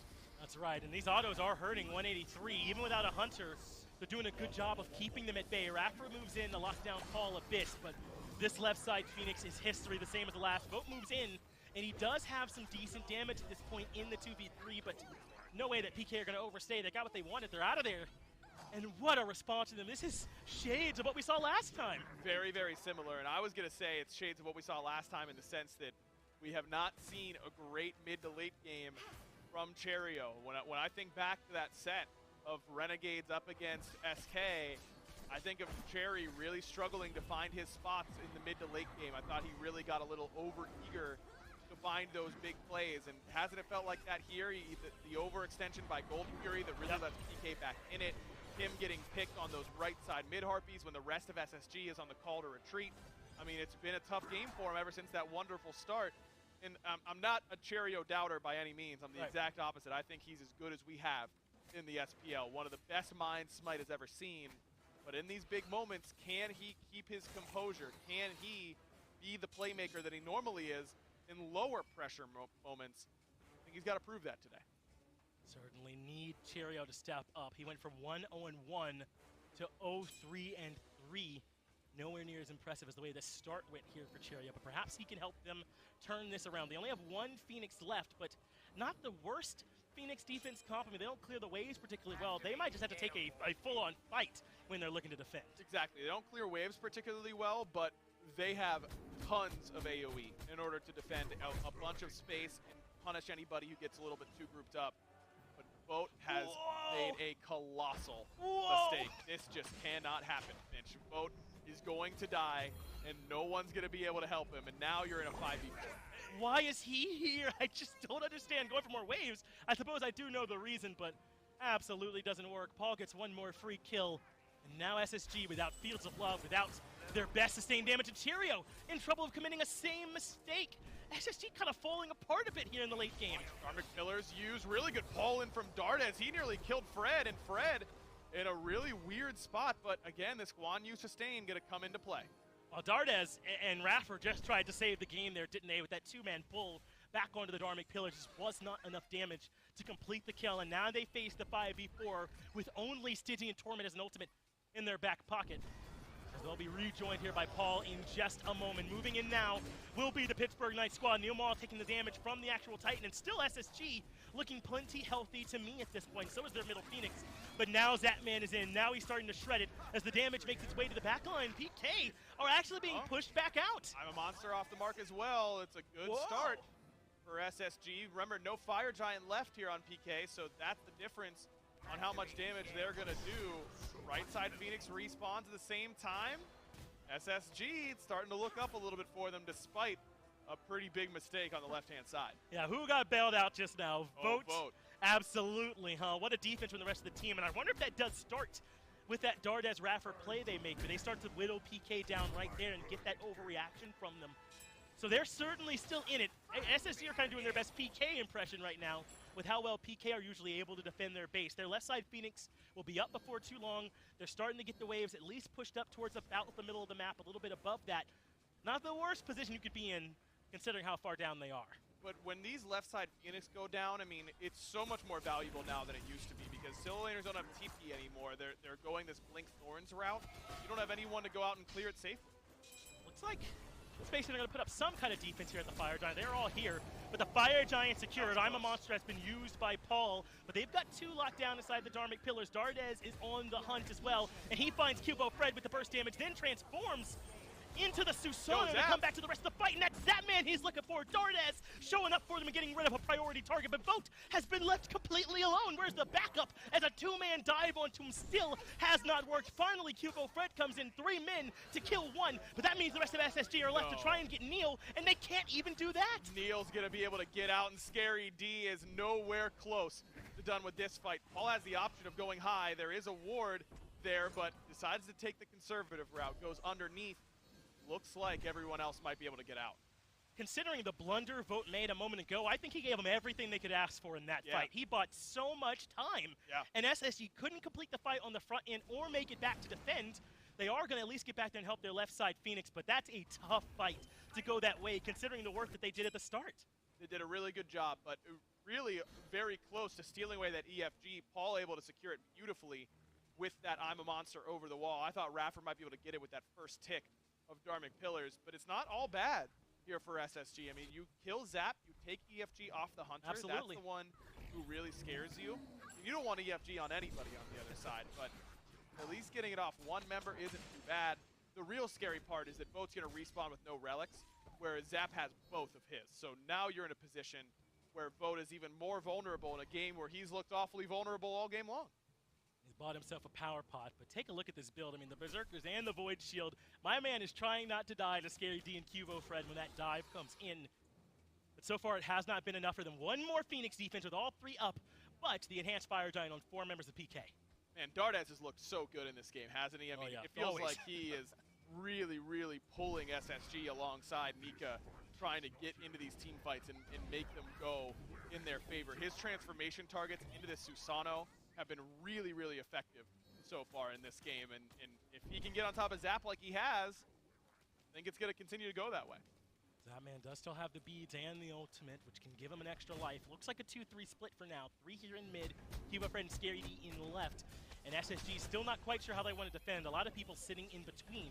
Good damage on the Neil Maul, though. That's pushed him out for now. For the most part, just a Shell and Blink missing from PK on Neil and Cubo, but all the relics missing from Vote as in they go in left. They have the Phoenix down to half, but another good defense. Still have plenty of time here if you're PK. You've got 1 minute, 20 seconds on this Enhanced Fire Giant. You know it only takes you 1 wave unsupervised in order to get a Phoenix. I like this playstyle. You have the sustain from the Guan Yu on top of it. Paul is really playing this conservatively. He's pre-popping these 3s. There's the Typhoon. That gets them off the actual Phoenix. They even use the Dharmic Pillar as well. So a lot of ultimates committed, but they keep the left side Phoenix standing yet again. Another minute on this Enhanced Fire Giant for PK, and Neil Maw forced to retreat. But in come the Knights. They are putting the damage into left side Phoenix. That man has got it, as SSG cannot step up to defend. Still got some good relic usage out on you, but that's about it. That still costs you 2 ultimates. It's going to be a little bit before those come up. 40 seconds and ticking on this Enhanced Fire Giant. This is going to be one of the only waves that PK has in order to make this siege complete. What a way for this game to be 41 minutes in, the final one, and Neil Maw moves in first. Raffer has the control, and they've actually brought him down pretty low. Dardez is into the backline. He has transformed, but he gets popped instantly way too deep. But Tyrio takes care of Paul in the back, and that is the big member to get rid of. Maybe this is the fight for SSG after all, without Paul to worry about. Scary D lives thanks to the Thorns, and SSG make it a 1-for-1. Finally, someone gets on top of Paul. His first death in 41 minutes. My man is doing the ranked Scylla strat. I hate to do it, but shout-outs to Dragon Story. This is the DS1 sort of playstyle. You pre-place your 3 really far away in the jungle. You mosey on into lane. You see if you hit a combo, and if you don't, you're out of there. But at some point, you've got to be able to punish that. And finally, Space Station do. That Sentinel has been on a cooldown an awful lot in this game without Paul getting punished. Cherry finally able to close that gap, and we see how fast Paul dies. He slammed beads, never even got the Aegis off because he died so fast. Just telling you, the knife's edge this game is balanced on. And truthfully, even with all these tier 2 towers up, depending on how cleanly SSG win the fight, where the fight happens, it could be on a knife's edge for Pittsburgh Knights as well. But really, it's SSG that need to string together an engagement or two, buy time for this other Phoenix to come back up, get these waves pushed up, and fight more on neutral ground. Because when they happen on their base, even if they win it, it's really hard for them to get a lot on the back end. I mean, these respawn timers are long enough that I think SSG is in the territory where they can just straight up win. They've got that little bit of sustain from the Cupid Hearts, and that makes a huge difference when you're doing something like marching down to try and end a game after a team fight on your own Phoenixes. Space Station's just got to continue to do what they did there. Play nice and slow, wait it out, and wait until Paul is in the wrong spot. And now you know he has no beads for a minute. Yes. So if you can really try and play aggressive, now is the time. Problem is, you still have fire waves coming in on that left-hand side. It looks like Dardez is the one trying to get him. 2 3K pots, by the way. One for Cubo Fred, one still in the inventory for Zapman as the Magi's cloak gets popped off of Raffer. That's Neomar doing that work. Looks like Dardez has given up on that left side wave, so a bit of a timer now for SSG. If they're going to contest, it's got to be quick. 35 seconds on Paul's beads. That's got to be the communication here for SSG. Can we get on top of Paul? What's his beads timer? It's important to be down to the second, and look at this good ward coverage from SSG. They know if Dardez gets on top of Paul in stealth, they've lost the fight.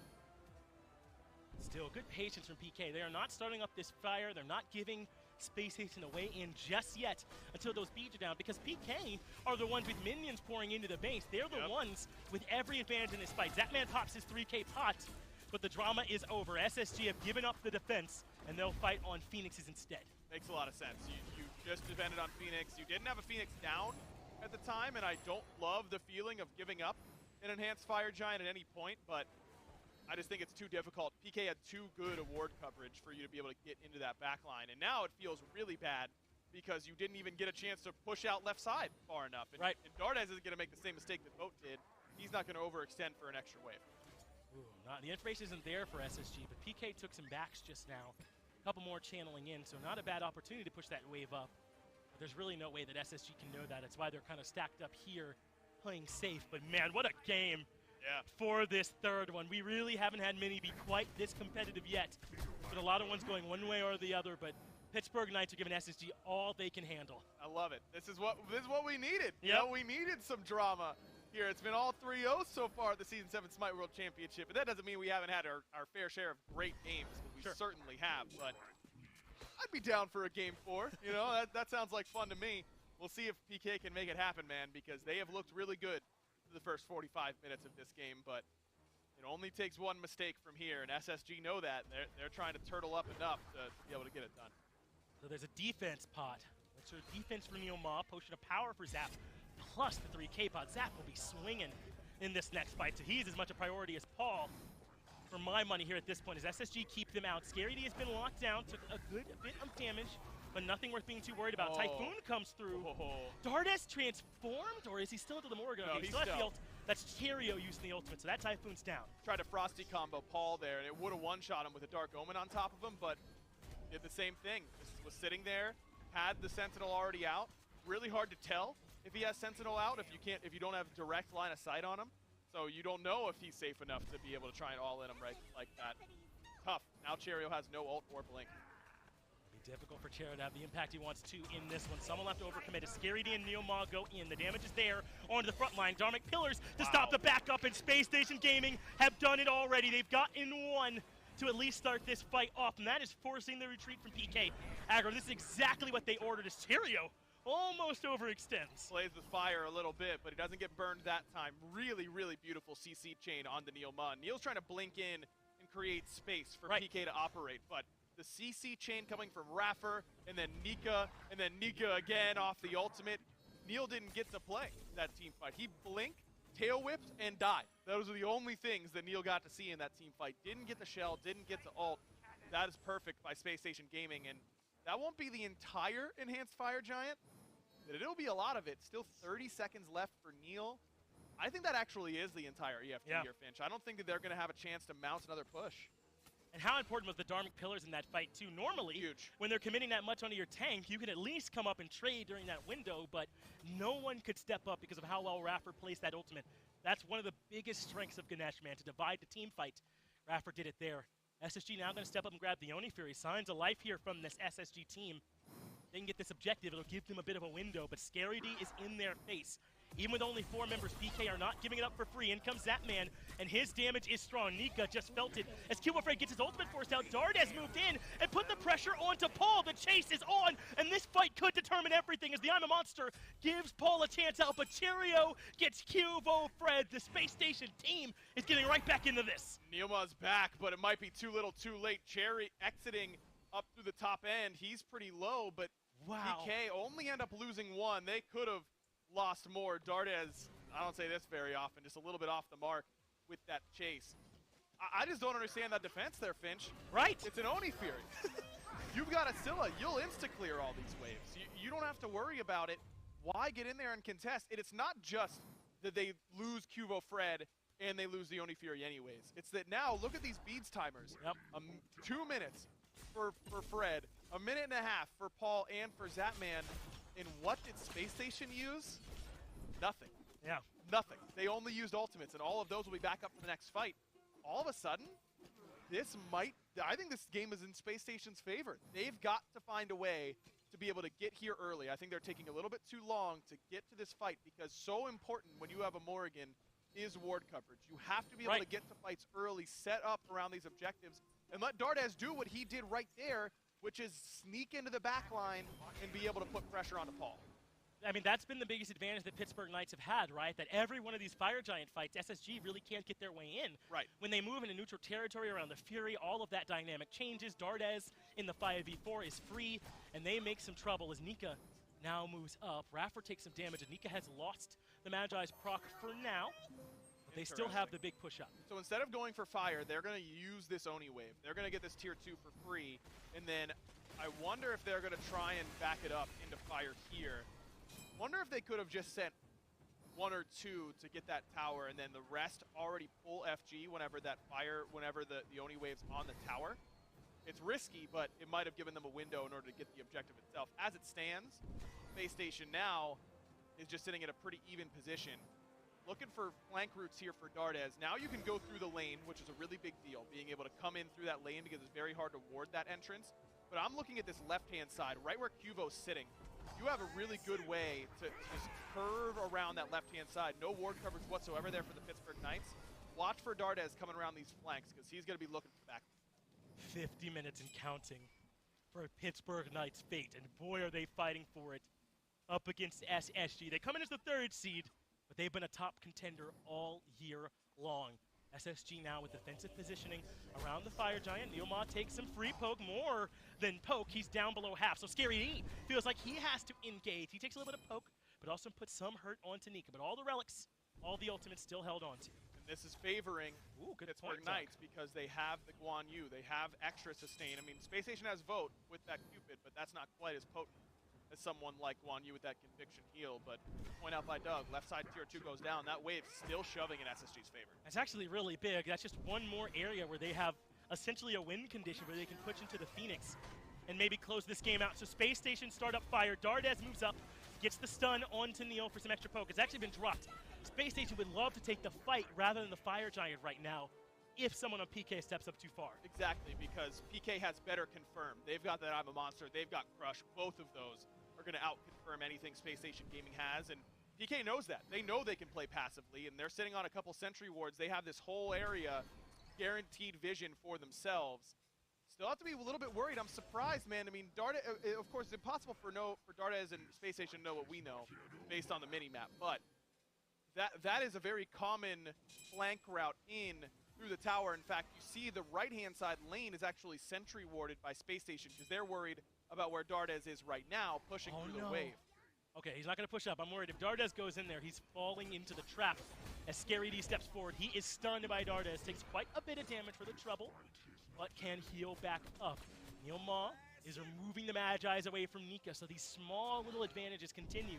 And there's 4 Magi's for him as Dardes wraps around, but PK sees it. Left side Phoenix is down to half HP here, Finch, and that wave is still pushing for SSG. Eventually, it's going to start to bounce back towards SSG side of the map, but I think that wave is going to put even more pressure on that Phoenix. Oh, this is a great opportunity for Space Station. How did it come to this? For the last half hour, it's felt like we were waiting for PK to seize their opportunity and put Space Station to bed, at least for one game, and move a little bit deeper into this set. But a few errors. SSG finds some picks. Dardes heroics, as it seems like it always is, and SSG suddenly in the driver's seat. They send Vote back, Cheerio as well, try and buy back up, and looks like PK don't realize how much control has been given up. Yeah, this left-hand side is now clear as well. Two-wave spawn in time for the Pittsburgh Knights. So their left side Phoenix is fine. You don't need to send anybody over there. Paul could throw a crush over the wall, just to be sure, and you won't show on the minion wave when you do that, as long as you don't show up in the lane, which you don't really have to. Even influencing a couple minions, melee minions getting lower or with a crush over the wall would ensure that that's going to shove heavily in your favor, but don't really need to right now for Paul. I think both these teams really understand the gravity of the situation that they're in. I mean, Space Station is clammed up a little bit, knowing that they don't want to get in that same position that they were last year, and Pittsburgh Knights knowing that they're one bad fight away from their Season 7 ending. Nika's taking a lot of damage holding this Fire Giant. That is Neilmaw's charge prey down. He used it to retreat, and SSG still did not like what they saw. If only they had the information, it was the 5-on-3. They just don't, they can't know. Yeah. And so they have to fall back just a little bit more. This is so patient. It's going to take one error, one small mistake. It's another 3K pot. He's locked down for Zatman, and this game's going to swing one way or the other. Not a lot of wards here for Pittsburgh Knights. They've all expired. They've got one in inventory right now and just a few on the map. It's a little bit spooky, and these are good moments when you're the team ahead. Maybe that's why they're pushing up. Silence lands, and that means a two-man stun from Dardes. Dharmic Pillar separates the fight, and Scary D is low. Into the backline, though, goes Cubo Fred, and he has to retreat as well. And everyone on SSG is still healthy. So there's the blink in from Cheerio. Pulls in Scary D, but he survives. But just for the moment, because there is more aggression as Dardes finds the stun. That puts Scary D down. Zatman now trying to battle, but in comes Cheerio, trying to pick his spot. Can't find it. Good. Sikkim comes out from Paul, and Space Station have to take a breather. They almost had their moment, but still 4 up for PK. You just can't give Dardes this many times with the ball, man. I mean, he finds a double stun on the front line, which just... look, Dardes makes a great play, but how do you group up as frontliners? Right. Enough for the tiny triangle of a Morrigan stun. Neil Ma going to be on the receiving end once again, but Space Station really just trying to zone it out. They're playing really slow, really conservative with these health bars. And I understand that you want to play this slowly, but at the same time, Paul's ultimate is going to be back up by the time they're actually on this Fire Giant. I don't know that they're going to pull it at all when Scary's dead. I mean, you've got a massive wave building on this left-hand side. That's been 5 minutes in the making now for the Pittsburgh Knights. You got a pick and you did nothing with it for PK, and that never feels very good. Did not break the stalemate just yet. In fact, they might even be coming back into the stalemate with PK having an opportunity. Depends. They're not going to push up yet, so SSG should be first back and able to get some information at the very least. Look at this relic situation. Nothing for Raffer, no Aegis for Vote, no beads for Dardes, no Blink for Cheerio or Thorns for Nika. All these beats, every last set of beats is down on Pittsburgh Knights as well, plus their upgraded shell. So SSG still kind of have a window, but can they push in safely with so many of their own relics down? I don't really know, and now PK has been able to reload on all the wards. Look at all the good ward coverage they have on their side of the map. Now SSG still vision dominant on the objective itself, but now at least you feel more comfortable with where Dardes can be. Neilmaw backs up, and Dardes has to wait for another opportunity for a big stun in his own territory right around the Fire Giant where they have it avoided, because as you covered, no chance he'll be able to push into the enemy side of the map. What stakes there are here for this one, and both teams seem to know, but Neilmaw has been grabbed. Neilmaw takes the damage. He had something to get him out of there. I don't know how he escapes on the tail end with the silence on him. Maybe a mantle proc does it, but Cubo Fred low as well as the Dharmic Pillars catches them out, but a crush ends up landing. Nika has collected 2. Back into the fields of love. Neilmaw will get popped, so Scary D goes back in looking for a stun. No, Dardes. But Dardes, it's going to end up low. Scary D gets a critical kill. Oh, Batman Zap! gets Cheerio as well. How did SSG bungle this as Pittsburgh Knights have found a win? The fadeaway 5-12 crit right on Cheerio's head. Now both Dardes and Cheerio dead. Wow. Nika just barely able to escape. And Blink is still up here for Zapman. They might be able to make a play. They're certainly going to push up for it. Space Station Gaming, despite their patience, seem to have finally given something back to PK. Bo's doing a good job binding damage from range, but that's not going to save Nika's Paul. Gets aggressive, he finds the damage, and Nika goes down as well. The duo lane for SSG is all that stands. 82 seconds for Nika before he respawns again. Little surprised that we don't see a Phoenix Siege at this point. I mean, maybe getting a Phoenix, then going back to Fire would have bought you enough time to give Neil, EFG. These are where the moments, I mean, if PK don't end up winning this game, it's moments like this. What you do in a very close scenario, like we have a bunch of time, do we go EFG, then Phoenix? Do we go Phoenix, Phoenix, then EFG? Do we go Phoenix, EFG, Phoenix? I mean, all of those are viable options for them. It looks like with this route, they're more likely to get more Phoenixes off the map, but less likely to outright end the game. Maybe they can just push for it after all. Raffer has his ultimate, so does Vote. So he drops the Dharmic Killers and is trying to keep them at bay. Vote does the exact same thing with his own ultimate, but he is too low and forced to retreat. The Titan has fallen down, and the Pittsburgh Knights have done it again. They've risen from the grave and extended this on into game number 4. Well, well, well, here we are again. Another comeback Pittsburgh Knights victory with their backs against the wall. And SSG, you know, after how well that early game started and how they weren't able to convert, something in the back of their mind starting to talk. Starting to Feels sweat a little bit like last year. Now, still got a game in hand. It's not, you know, it's not panic time yet, but a little nervousness I think might be creeping in. I think it's justified here at this point, man. Do they win that game if it's not a bit of an overcommitment there from Dardes where he takes all that damage at the very tail end? It's so hard to say. It's hard to say. I don't know. I mean, you only got one member down. It was only Neil Ma. Right. But I think that you're right. I mean, you're in that moment. You feel victory is right at your fingertips. You feel like you can do it, and then you run into the chainsaw that is the Crit Artemis. We got to give a little bit of gas over to the Artemis and the Scylla. Game number 4 coming up right after the break.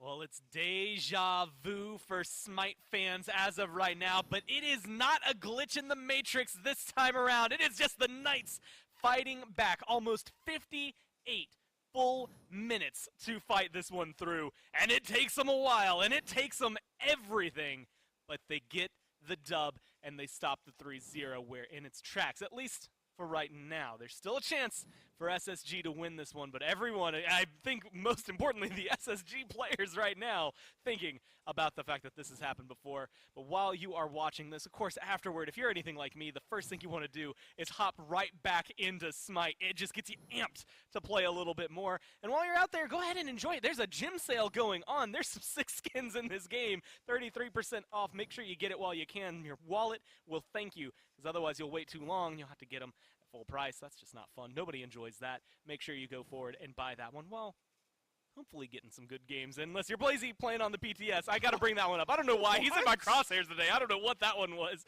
Back on the desk, my name's Goremizer. Joining me is going to be Inbound from Obey, as well as Mifflin sitting over there on the far side of the desk. Inbound, I mean, hey, it's been 58 minutes. How you been, man? That was a girthy game.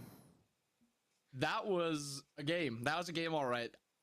I don't even know what to say. It was so like back and forth, like PK. You felt good for PK for a long time, and then SSG just like pulled a PK and just like didn't lose. I don't know. That was insane though. That was a really good game.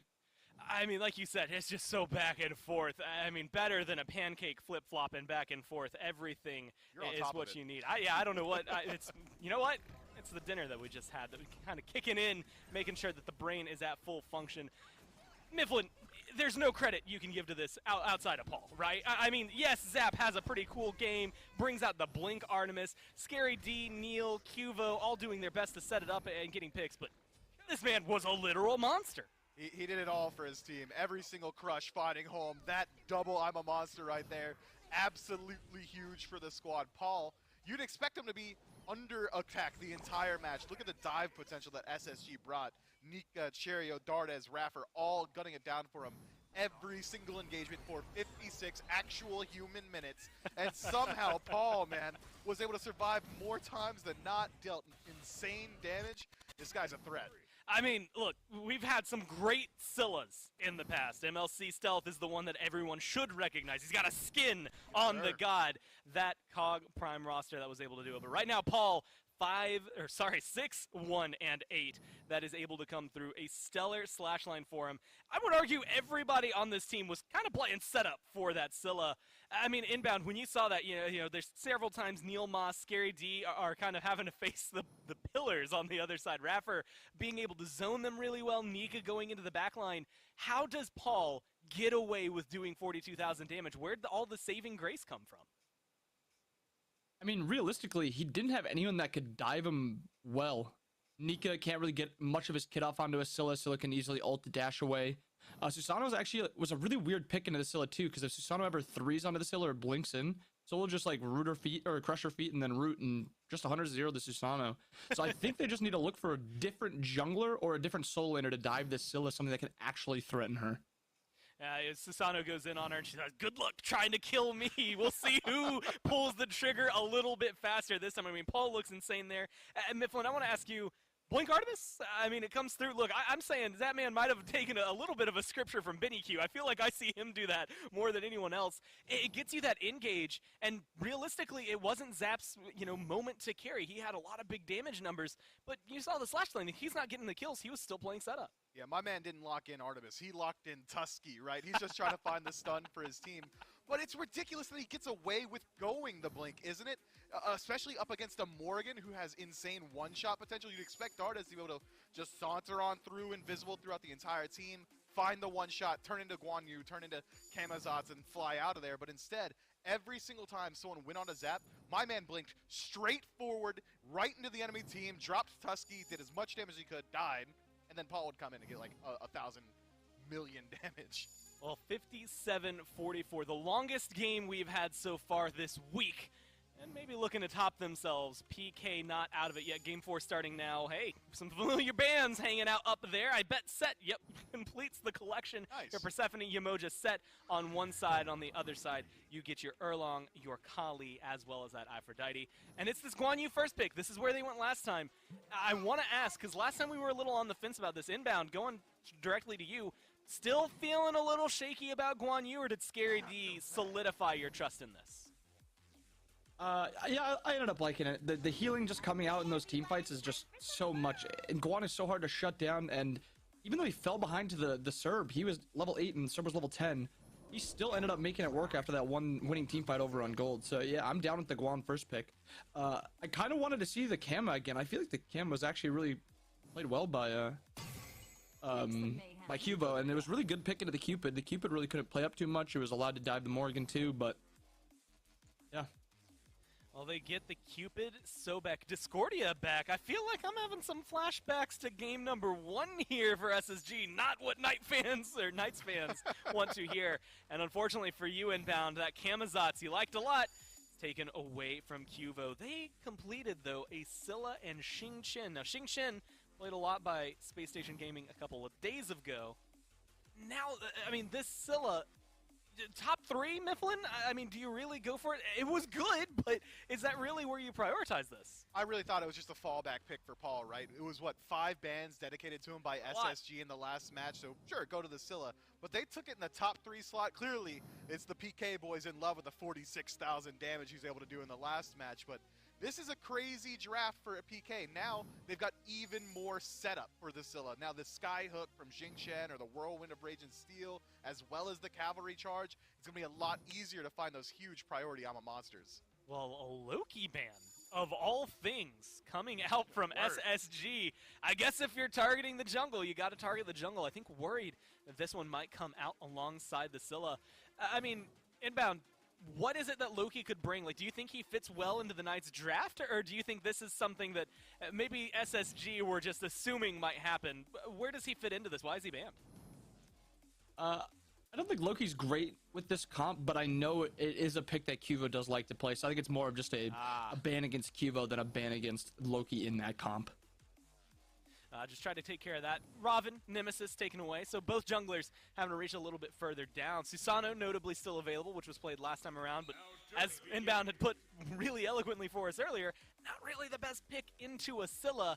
And it looks like SSG are going to pocket that one for a little bit later. Sun Wukong locked in. And we finally get it. Zapman's Apollo. I was starting to sweat. I was worried we weren't going to see it here after it looked so good a few days ago. Mifflin, how do you feel about this alongside the Xing Chen? Look, I think Apollo is a straight-up good character, and if he's going to lock in the Zardamus 2 times in a row, as far as I'm concerned, this is a straight-up upgrade for the PK boys. He's going to be able to get involved very early on. He's going to have some pretty easy targets to lock down. Discordia likely going to be receiving the majority of these dunks. And talk about the Sky Police, man. What matches better with Apollo than Ratatasker? I mean, I'm getting notes of Renegades here, something that maybe they saw working pretty well up against Sanguine. Decided maybe we can take a little bit of that. The Ratatosker coming through. Inbound, now you've got these 2 huge presences, great rotational presence coming from both the jungler and the carry. But do you think of Cuvo? Do you think of Zap? Well, actually, everyone thinks of Zap when Apollo. I'm going to go ahead and correct this question. Do you think of Cuvo at least when you see this Ratatosker? I think Cuvo, like his playstyle fits Rat really well, and I really like the pick. I'm just curious how and if PK is going to be able to abuse that global pressure, how Renegades did, and if they're able to break apart SSG, because you know SSG wants to team fight. PK's comp isn't necessarily wanting to team fight. They can, but they're definitely more able and more apt to be able to split push and take like a 4v5 and then have the Apollo over or something like that. Now, Hunbats locked in there at the very end for SSG. An interesting pickup to come through, because I would say the best Hunbats we got to see today was Dardes, of all people, Mifflin. I mean, he was on that Morgan earlier. Not banned, by the way, this time around, so they just opted instead to avoid that. But this Hunbats coming through can be very impactful. Cherio, it goes hand in hand with him. Is it going to be enough, though? There's a lot of CC immunity that I can see on the side of the Knights. Are they going to be able to react in time? I think this Hunbats pick makes a lot of sense because what are we worried about from PK? It's Ratatasker finding a dunk and then immediately getting followed up by an I'm a Monster from Scylla or Apollo doing the exact same thing. So this Hunbats has a unique position where he can play around the edge of the team fight, look up in the air, oh, that boy Ratatasker's up on Eagersill. Let me just blink past everybody and immediately ult the Scylla so we make sure there's no follow-up. So I like this pick a lot, but it's going to be pretty slow going for the early game for SSG almost as a whole. I'm worried about how well they're going to be able to make it into the late up against this very early slated PK draft. Yeah, Inbound, if you have this amount of pressure coming up against you and you're SSG here, where are you looking? Like, how do you alleviate that? Are you just, like you said, like in game 1, equivalent to what the Knights need to do, are you just looking to survive early on and hope they don't get that pressure? Or is there a way you can fight back? I think their dual lane is actually pretty good. Sobek Cupid is kill potential. It's a pluck into a slow, and Xing Chen gets his dash caught by a pluck. Cupid's going to be able to slow him. They can stack slows with ult. And then Apollo 2 is not very good into Cupid, and I think that's one of the big reasons you haven't seen the Apollo so far, is just that Apollo is just going to either have to ult out of Cupid ult, and he'll just die before then, or he's just going to get his beads forced all the time, and that's why I think the Zardamus was picked. But I do think duo is where they need to look to play. And Vote has been very happy with that Cupid so far, right? So it's not too surprising to maybe see him continue going back to it alongside that Sobek. Again, notes of what we saw earlier. It's the Xing Chen Mifflin that maybe changes the pace a little bit. It's coming through not something that I typically think of realistically at the top when I'm going through a tier list of what we've seen just in general. Xing Chen has always shown up and done well. He's just not necessarily picked up all the time. What is it, at least in this comp, especially against SSG, that he could maybe set up for the team outside of just a direct Scylla dunk? I mean, he's a straight-up just good beads burner. He's got a really easy way to dive into the back line. It's going to be really hard for the SSC draft to disengage against this Xing Chen. He's going to double jump in, find a sky hook, throw someone around. If they don't beads it, well, you're getting Ama Monsters. If they do beads it, Ratatasker is going to dunk you at a later date. I think it's a really strong pickup for him, especially if PK is planning to drag this game out a lot later. That HP 5 is going to be huge for the late game team fight. You know, Inbound, I actually think it was while we were preparing for this one, we were talking about Xing Chen and Sobek because they have been big picks for these teams. I believe it was you. It might have been Herwind. I might be misremembering. But saying that Xing Chen into Sobek actually isn't necessarily the best matchup. It's not the worst matchup in the world, but Sobek is able to just wait out those leaps and kind of pluck you afterward. Is that going to, along with that Cupid pressure, really put the hurt on PK's duo lane? I mean, it's not like the biggest counter. It's just Sobek is just a little bit better of a Xing Chen than Xing Chen is. Like, he just does what Xing Chen wants to do, but better. But I think the reason that they picked the Xing Chen is they just need something that can live. Neil, when he's playing a god that lives through all this damage, like the Sobek, he just feels and he plays better, and that's why they play the Bacchus and the Sobek. So I like the Xing Chen pick here, even if there is a couple chances that he may die because of Sobek plucking him into the team.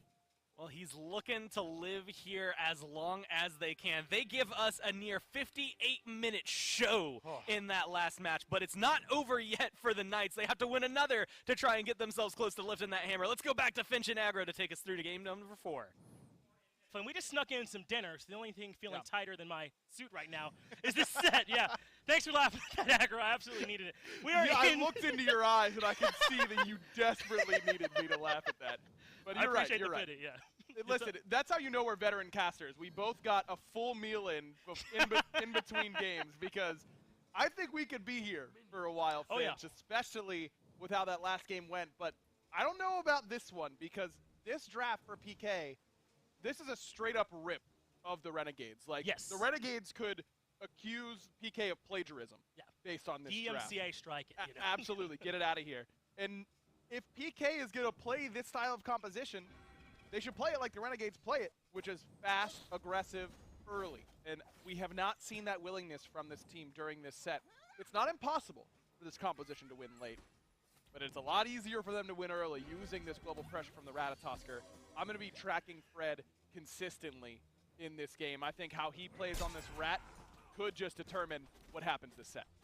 Has a lot of potential too. Cuvo Fred once again taking the shoulder or the pressure onto his own shoulders. Neil gets hit by the heart ball, but for me, I don't know, as long as Paul's on this Scylla, then maybe we could just rely on him. He had such a performance last game. He didn't die until 40 plus minutes. So maybe it's just Cuvo Fred's job to get Paul there. As Paul took a lot of damage, it seemed, in mid as well. He's quite low, but no real threat of anyone falling, as Zapman's been aggressive with this Apollo so far. That's exactly what you expect to hear whenever you're talking about Zapman. Zapman being aggressive on Apollo. That's exactly what he's doing. You see the respect. I think Bart said that at one point, Yeah, right? I think so. Yeah, Bart, Dry Bear, Gandhi, Adonis, basically everybody who's ever casted Smite has said that at one point or another.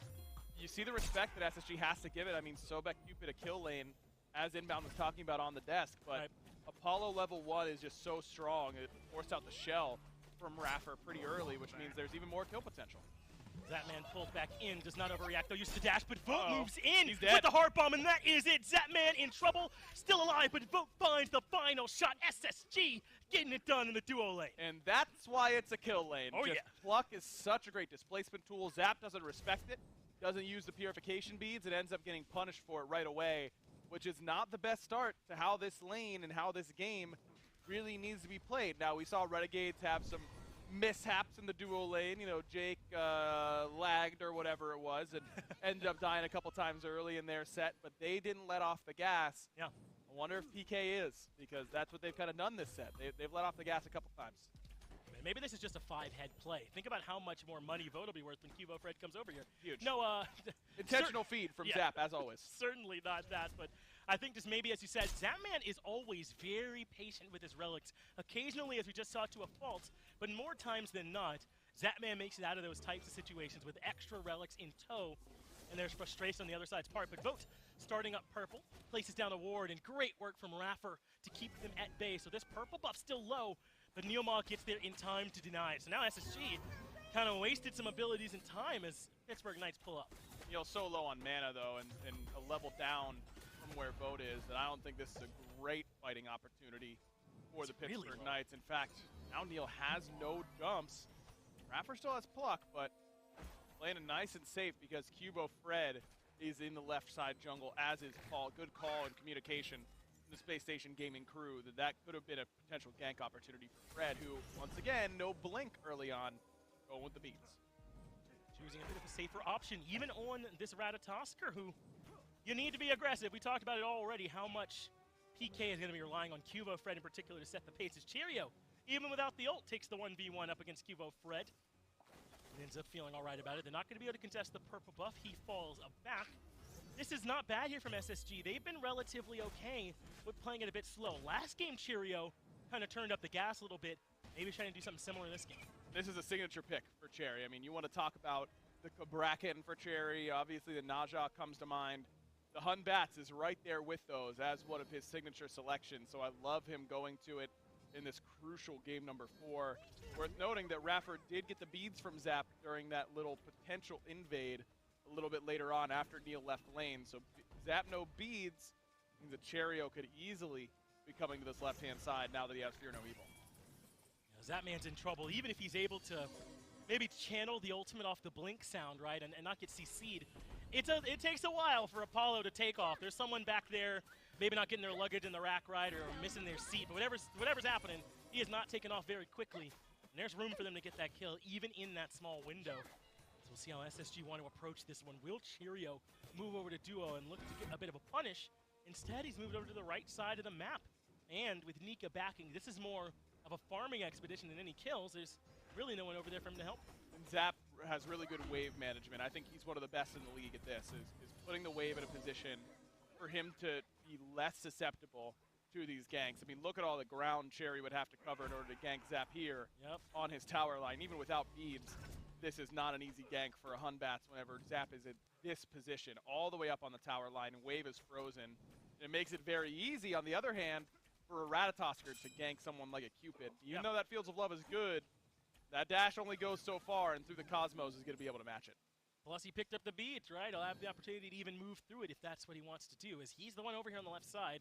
Oftentimes, you ult from this pit, and that's the call from Cubo Fred. Took one swipe, but this is the target. Dunks down, and right behind him is Zapman. No way for Vote to get out of this one, but maybe Cheerio can find the punish. That is Neil. They're putting most of their damage in the tankiest target, so he goes for Cubo Fred instead. The bounce gets him one kill, and there's a chance for another. Good peel, though, coming out from Paul, but in comes Rapper to get himself a double. And even Paul is sent home with a little bit of extra damage, courtesy of that golden apple. Perfect timing as well, because Purple Buff's coming up. And that's just really good map awareness by Space Station Gaming, understanding that PK's not pulling the wave to their tower because it feels fun. They're doing it because they're going to gank you, and they're going to set you up for this Ratatosker gank. And yeah, there is nothing Vote can do in that moment. Would have liked to see him get his ultimate off, at the very least, on that play. But either way, he ends up getting some retribution in the form of a couple kills.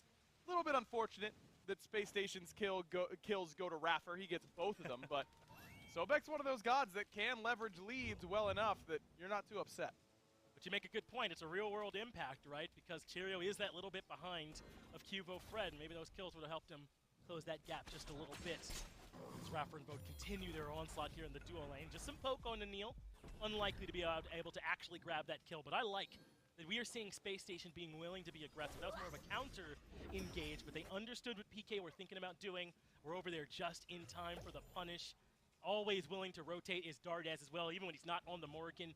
He's in the right place at the right time. And 2,500 gold lead at 7 minutes is wild. Like, that is not a common lead at this point. But this all feels very familiar, doesn't it, Finch? A lot like Game 3, where Pittsburgh Knights were able to stall it out and really use a misplay by Space Station to their great advantage.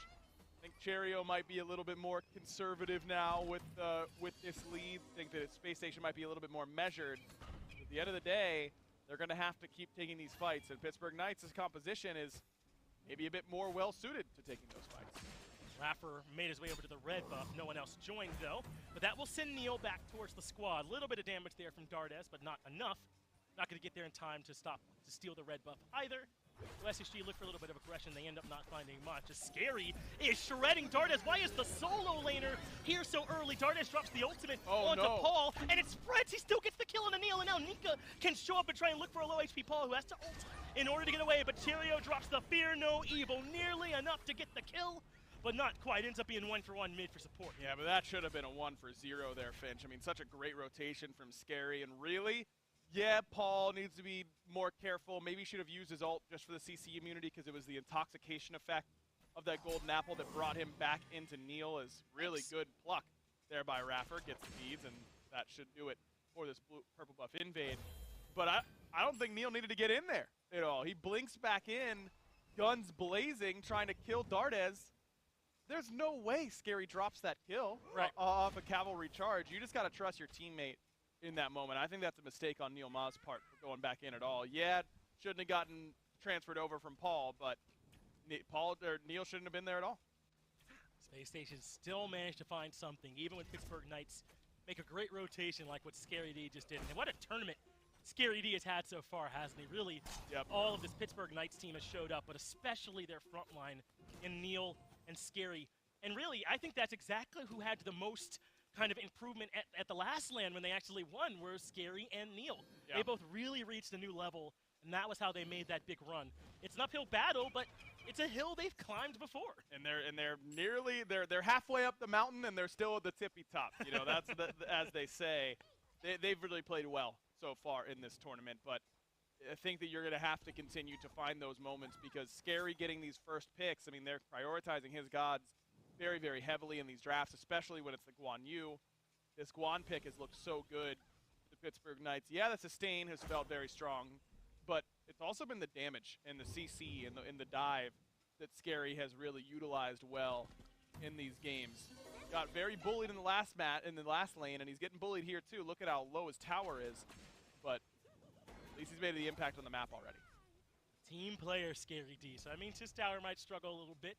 He's able to have some impact, and they really needed it. I think that's a big part of why he rotated over, is just because he could tell that his team is already starting to lose a bit of a grip on the game, as Cherio leaps in aggressively, misses the bounce, so not able to catch up. So now they start up this Fury. There's 4 members here, just Neil Ma to contest, and they're actually burning the Fury quite quickly. It's down below half. There's the Fear No Evil to try and make sure they get it. They drop the Fury to go for the kill instead, because in comes Zapman. Neil Ma finally falls, but Zapman gets the enemy jungler, finds a 3-man Maz, and then Scary D comes in for the big stun. But Nika, being the difference maker, beats Zapman to a pulp. But now Paul has made his way in, gotten a kill in a vote. They continue to trade, but Dardez needs the assistant. Nika finds the slow, but Scary D beats his for it to make sure he gets the kill. And he'll get it indeed. Paul still a little bit of mana, crushes plenty of damage on top of Nika, but I don't think he's got enough to keep this chase going.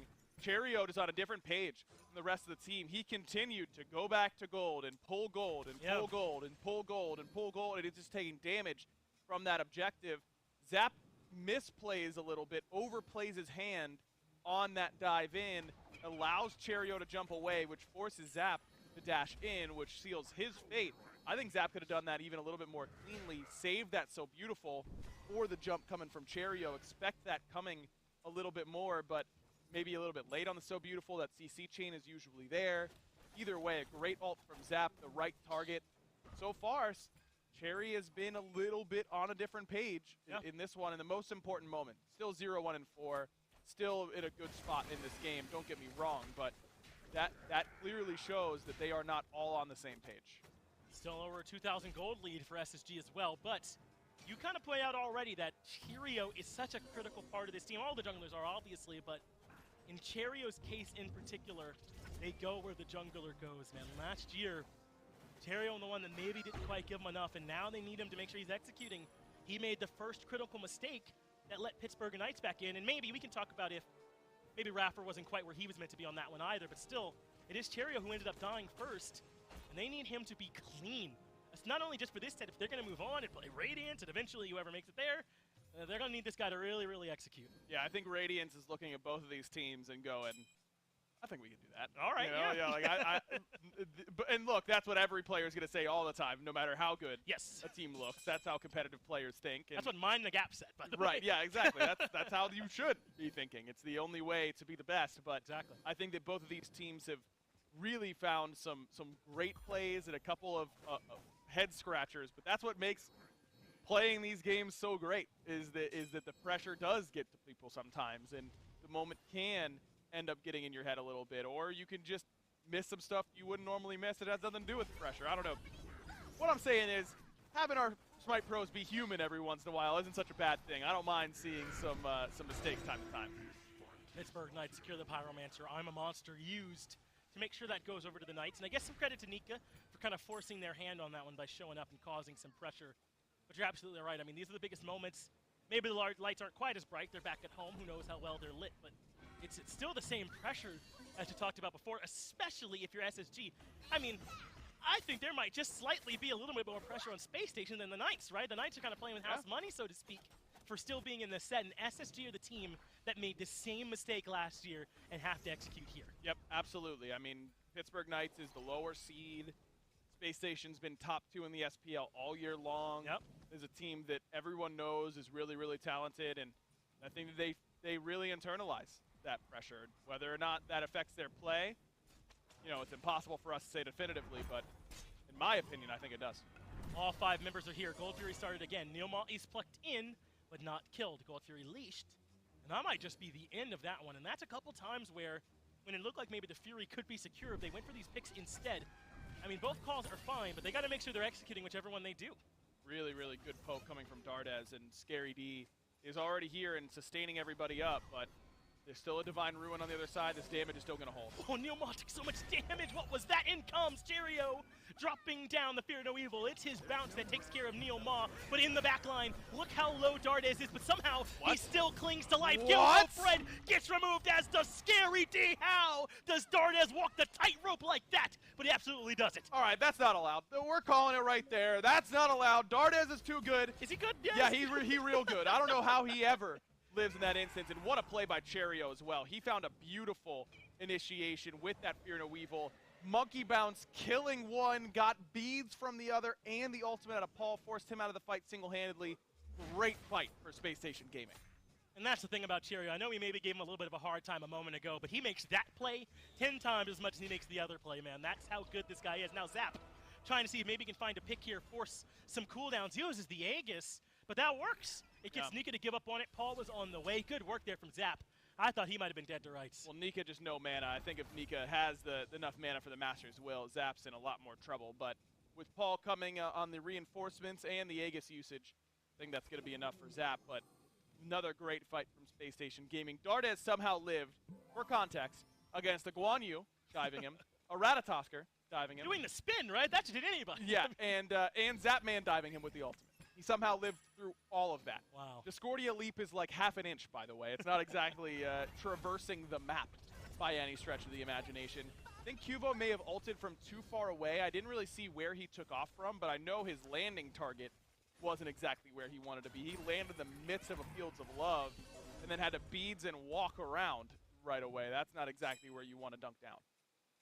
No, that can't have been how they drew it up. But now SSG in an even better spot. Just about 4,000 gold in the lead. And I mean, we're talking about how good Dardez is, but I mean, we were talking about this backstage a little bit, right? That there was a long while before we really knew exactly how good Dardez was, back when he was still playing support, when those were all of the rumblings from this entire scene, that this guy was a mechanical goat, that no one could step to him.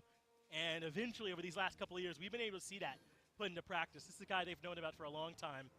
Yeah, hopefully he can get it done for him. Yeah, European scene has been touting the herald of Dardez for a long time, and it's well-deserved. This guy has really performed in support.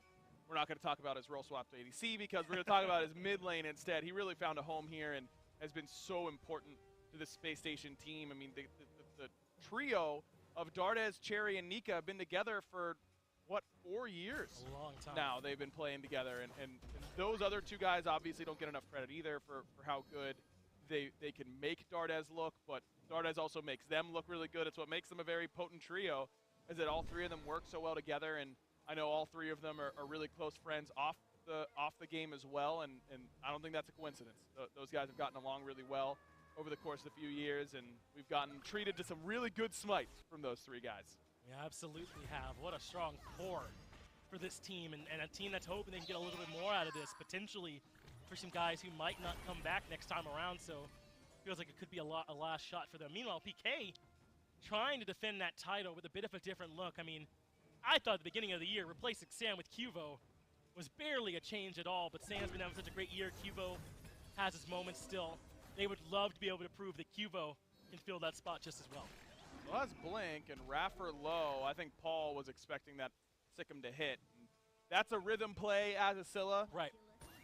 I've got no problem. Because you can't hit that if you don't do it right away. Right, exactly. Anyway, yeah, right? you need to use it right away, especially, I mean, if that Sikkim lands, Fred's blinking in and stunning. Even if Raffer uses the ultimate, he's almost certainly dead. No problem with Paul pulling the trigger on that. You want to let your heat check guys take their heat checks. Sure, I'm a monster's down for a little bit. Now, the real concern is that Paul had just used the beats on the red buff invade, and now he doesn't have the I'm a monster. So that's a pretty big window where there's no CC immunity available. Wonder if Cherry's going to be able to find his way towards that mid lane and punish Paul accordingly. He certainly could, right? Fear No Evil is such a powerful tool. I think sometimes he gets overlooked because it's such a good team fight tool, and how devastating it is in any 1v1 if you end up being forced having to use that tool there. There's really not much you can do if you don't have the relics available, and Winbot skips off as if he just outplayed you or something like that. But the ultimate's just that good, and he's got a lot of options with it. Using the team fight to spread everyone out or guarantee one kill. I think both of those options, depending on the situation, are really good. Makes Hunbat's pretty good, huh? Kind Yeah. of fits into literally every team composition ever. The one time that I think Hunbat's is a little bit harder to execute with is when you don't have any other beads burners on your Right. team, and they always have their CC immunity available for your Fear No Evil, but not the case here. Nika's going to force beads from time to time. Dardez will force beads with that Strife. Raffer has the pluck, and Vote with that Fields of Love and the Heart Bomb. So that's not a concern here for Space Station. As Fury spawning in about 15 seconds. Beads still down for Paul. So even though he has I'm a Monster back up, Fury can catch him off guard. That's an option. All right, I know Raffer was waiting in to pluck somebody, but the level 18 Guan, I don't know if that was the plan, but they certainly did a good bit of damage, didn't they? About 40% removed from Scary D, so that's certainly not too bad. And they do have the positioning around the Fury if they'd like to take it. Cheerio is on his way. Still a couple of seconds where there are no beats for Paul, about 15 seconds or so, and that's a window Cheerio can use. Paul's a little bit poked out. I don't know what hit him to get him that low. Fields of Love. Gonna use Fields of Love, gets the Aegis out from Zapman, and he's still gonna hold some damage. And now there's an aggression right in the middle of the fight. Raffer has been thrown by the Whirlwind of Rage and Steel. Big Fear No Evil does hit 3, but in comes Zapman from the sky, and he manages to bring Vote low, use the Fields of Love way too early, but Raffer will punish him on the back end. 1 for 1, Hunter for Hunter, and Neilmoth falls to make it 2 for 1 in favor of Space Station Game, and there's the blink from Cheerio. Cannot catch up to Paul, but SSG, even when things go wrong, they make it go right. Beautiful play by Space Station. They just separated PK so well in the midst of that engagement. Vote understanding that he's going to be the bait in this game. And if Right. Scary and Fred are going to dedicate their lives to killing him, he's going to die as Raffer in a bad spot. That's just an overextension from him. Don't think that there's a great fight potential here for Space Station Gaming. Don't love that overstay by Raffer, because that takes a little bit of the momentum out of the sails of SSG. Yeah, it seemed like maybe SSG thought he was going to die sooner or get out sooner. It's a weird read on that one, and Raffer certainly does get caught out zoning a little too far. Still, though, hard to argue with near 6,000 gold lead, 4,200 experience. We're getting 21 minutes in, though. We are into this mid-game, the laning phase largely breaking down, though. Still level 16 for these ADCs. Maybe they'll come back, but this is the point in the game when you should be starting to expect some more team fights. Mario's ultimate is probably coming up pretty soon, and both these guys over here have to be careful. Teleport in coming from Cherry, trying to save this tier 1. The Fields of Love used as well, but Cheerio has made a miscalculation. He's too low. Scary D escapes the other way. Fields of Love used early. That does lock Cubo Fred down on the back end, but a bit of a too early of a dive there. He didn't have the ult. Vote does get Cubo on the back end, but, I mean, do you like the aggression from Cheerio?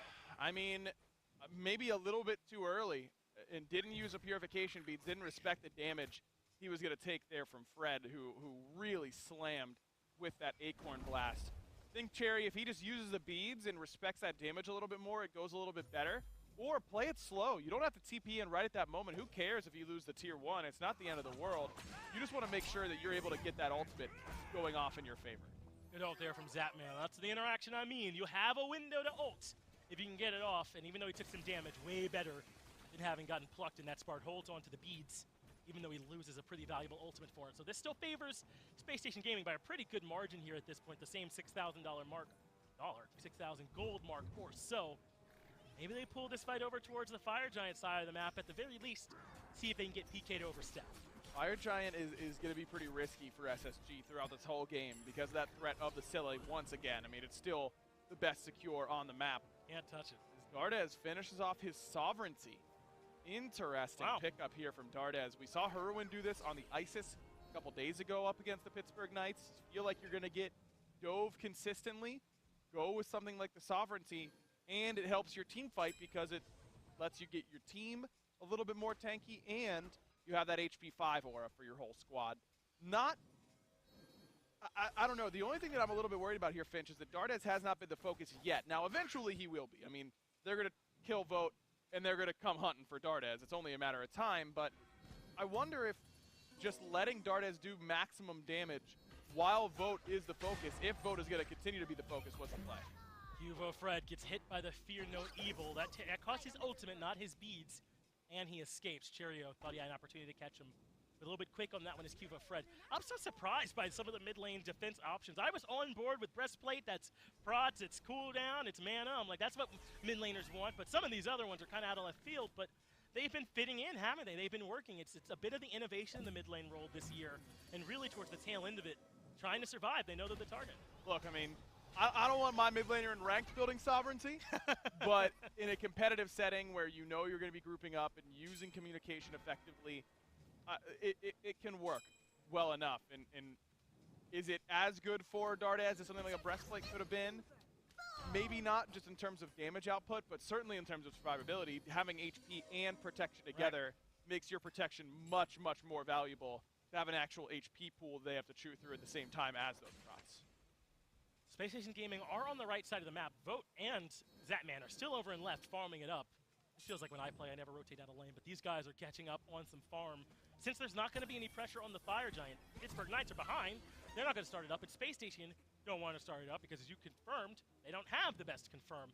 Maybe it's fine to come over here farming up a little bit to keep this map spread out even in the later stages of the game. Certainly for Zap, he's got that across the sky. He can get to any fight he needs to at any point in time. Having him split push makes a world of sense. I think Vote does need to rejoin with the group at some point, but just like I was talking about last game, without teleport being meta right now for solo laners, it makes these split push characters much more annoying to deal with. I mean, if you had a TP here for Nika, he can match the Apollo for a while at the very least, and still TP in whenever the fight is starting to get a little bit hairy. As it stands, you have to either let Zap split push, or you have to commit to going on to him and accepting that the enemy team might do an objective across the map, or he might just leave before you get a chance to kill him. Almost certainly will. Not Zapman, the Apollo in particular, so elusive at this point. Pyromancer started. Materio gets over there in time to slow that one down, so no Pyro goes any direction. The lead stays just about in the same spot, but here's the ultimate. Vote getting punished for being alone in the dual lane, drops the Fields of Love. Aegis buys some time as well as both relics And he's out. come out from the other side, and Vote makes it out of there. A heavy commitment from PK, the blink and the beads, and they aren't able to find the kill. Would have liked to see Zap and Neil do a better job of overlapping those, or not overlapping those ultimates, but What a look call. at this. Double prot shred between the Guan Yu and the Ratatosker means that they're going to do a lot more damage to this FG. But they're going to have to stick this because on the way is Cheerio. If he gets in there and has the steal potential, they're in so much trouble. There's the blink. There's the feel no evil, but over the wall because I'm a monster, and Paul secures it. What a call from PK. The bait And to they're the doing left. gold! For the call to the right. They're controlling the objective so well. SSG can't keep up. They're giving SSG whiplash right now. Yeah. To the left. No, we're going back to the right. It's like I'm dancing to that bad song that everyone plays at weddings all the time. It's not bad. Okay, that song's bad objectively in every single way. It's just a matter of if you had enough drinks to have fun dancing to it. PK all of a sudden comes roaring back here in game number 4. This team just will not go away. You Nope. want to talk about map macro play? Man, they are playing Space Station Gaming like a fiddle right now. It's working out for them. I mean, Space Station can't get any separation from them, can they? They had a 6,000 gold lead for a minute, but then there was that long stretch where they were doing nothing, or Vote was still over and left defending that lane, and they weren't sure where they should go. And PK knew what they should do. They forced a heavy commitment to left, went back to right, then back to left, and suddenly they were caught right back up. And these games are the most frustrating, I think, for competitive players to start falling behind, because you just feel the game that you had start to slip through your fingers, and you don't even feel like you really messed up that badly. You know, Sure. you didn't live in a 2v1 Right. against two ultimates. He lived against that and got a relic out from Zap. You didn't miss something. They didn't kill you. You just weren't there at the right time, and all of a sudden the game is in the other team's favor. Is that the joke? That they don't even fight me and they just go to objectives left or right? And all of a sudden, I'm left here with no buffs to speak of, and all of a sudden my map is gone? Is that the joke? That's the joke here for Pittsburgh Knights. SSG aren't particularly laughing, though they might think that Pittsburgh Knights should leave and have to make them do it the hard way, though, by getting this third dub somehow. Man, we don't have any teams that give up. I want to make sure that even though I'm going to gas PK, I'm not making it sound like everyone else isn't. But this is one of our most resilient teams ever. They're so willing to play slow, so willing to wait for their spots and their moments. And it's working for him right now as they find a way to climb back in. Zap. Vacherio commits onto Zapman, but now there's 3 members there. He leaps away, still A-okay, and Zapman holds onto the beads. He didn't have them. That's why Cherio Wow, went they in. There just were came up. 5 seconds left on those beads, and Zap had no cares in the world. I was surprised that he was willing to stand there in that moment, but Neil was nearby, had Shell, good trigger discipline by Neil in order to not hit that relic at the same time. You just got Cherry's beads and ult for nothing, and you still get the tier 2. We're tied, unless you count Fire Giant and all the map pressure that PK have opened up by taking the tier 2 tower over and left. So in all those ways, we're not so tied, but gold-wise we are. And now the mid-tier 1s open up a little bit more. There's the ultimate. As that man looks to maybe split push a bit more. I think he was looking for Cherio. He spotted Cherio on the right side wave, and Cherry, no beads, as you know, no ultimate, so he's very vulnerable to a dunk. You don't really lose that much, I suppose. You transition this power over to the right-hand side peacefully, I might add. How crazy is that? And now we're sieging the tier 2 and right. So when your time's up, you could just leave? You can just go? Wild, right? I'm learning all kinds of stuff here today, but certainly seems like that is an option here for him. PK now suddenly using this time with the Fire Giant, using this big play they made around the objectives to their favor. They're still down 4 in the kills, Look at but that not golden at hand. all in gold. Look at that golden hand. That is wild. Numerous people with 3,000. Zap just bought a Deathbringer. He went to the store. This is Jeff Bezos style. He goes to the store and goes, yeah, I'll take that one. And they go, you know there's 3,000 gold, right? And Zap goes, I don't care. Yeah. I got it. You don't have to worry about that. Swipe the card and let's go, bro. I got places to be. Kind of person that doesn't ask for a price when they walk in. Zap took a Deathbringer and left. Same amount for a lot of other people on his team, and still plenty for Cubo Fred once he decides to take the trip back. So what a huge power spike for the Pittsburgh Knights now at this point. They're way out, not way out in front, but caught back up a little tiny bit out in front, have plenty of wards. If they want to establish some vision control, the Fire Giant has fallen off. It'll be back up in 50, and it will be enhanced at this point. I mean, is that where our next fight's going to happen, or are PK going to continue to spread this out? I don't know. Space Station's asking the same thing. Where can we fight these guys? We haven't fought them in 11 minutes for Space Station. They just had the lead slip through their fingers in that amount of time. That's the thing, is that PK did a great job with map macro play. They didn't really get the lead. Now it's just straight up even at this point. This is the first time it's been even all game. It's really been Space Station out from the get-go, so it's certainly a good place to be in. I'm sure PK's happy with the result. But it doesn't mean that they've all of a sudden got this game locked in a box. They've still got to win it here. And how crazy is it that twice in a row now SSG have dominated the early game, and it has not mattered yet. PK have found their way back in both of them. And you don't think that's weighing on them a little Oh, it bit? sure is, huh? We've dominated early games. We were up 2-0. All of a sudden, it's starting to sound a lot like Season 6. And I love what Zap's doing. You have a Sentry Ward here. No reason to group up with the team. You're Apollo. You have your ultimate. It is not going to take him long to take down this Oni Fury. He's got crit. So even though there's people here, there's a pretty safe pull, at least for a little bit. Though Scary's heading right. I don't really know why Scary D's heading to the right-hand side. I would have preferred to see him grouped up. Can he do this alone? No, he's not alone. Cubo Fred is on the way more of this map stretching. Oh.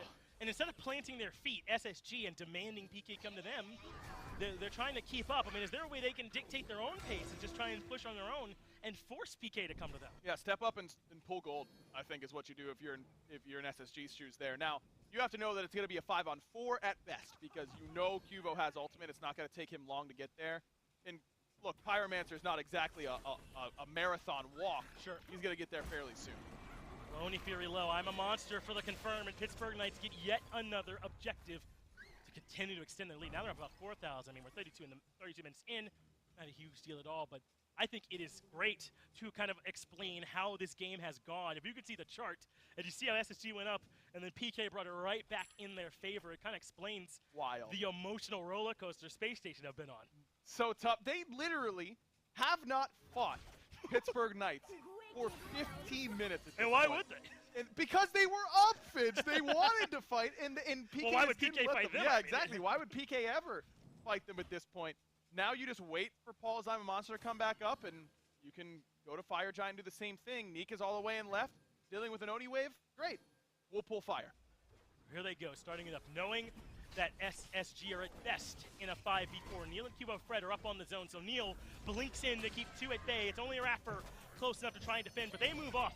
Pittsburgh Knights are looking for the fight instead. Stun on the Dardes, who responds with a strife of his own. There's the Fields of Love, but in the back goes that man looking for Vote, but he's already lost his jungler, and Paul has already claimed Dardes' life. But in goes Raffer, pulling Scary D back towards Cheerio and Vote to make it a 2-for-1, and this is why SSG are so frustrated. They know they can win these fights if they just get them, as they did here. That man nowhere to go. It's great serenade, but Nika's gonna have buttons eventually in order to chase him down. 3-for-1, and that's where that sovereignty and E-staff pickup comes in huge for Dardes. He had no business living that long. He lived for an eternity. And Pittsburgh Knights were on different targets. Zatman thought that Dardes was gonna die by the time he used that Across the Skies ultimate. So he goes on top of Vote, and just Vote still has his relics, Vote still has dash. He can't all-in commit onto him, so he has to give that chase up. Then he's kind of caught in no man's land. Great job by Dardes, delayed and got all his damage off. And that's your only job as a mid laner. It's not to kill everybody, it's not to live, it's to get your damage off every single fight, and Dardes did it there. Well, as soon as Kubo Fred's up, he'll have his ult. He'll need to get a lot closer before that gets him there, but it's a bit of a shortcut for him if he'd like to. But Stay Station still have not started this Fire Giant. They took a bit of a reset. Was this a window, though?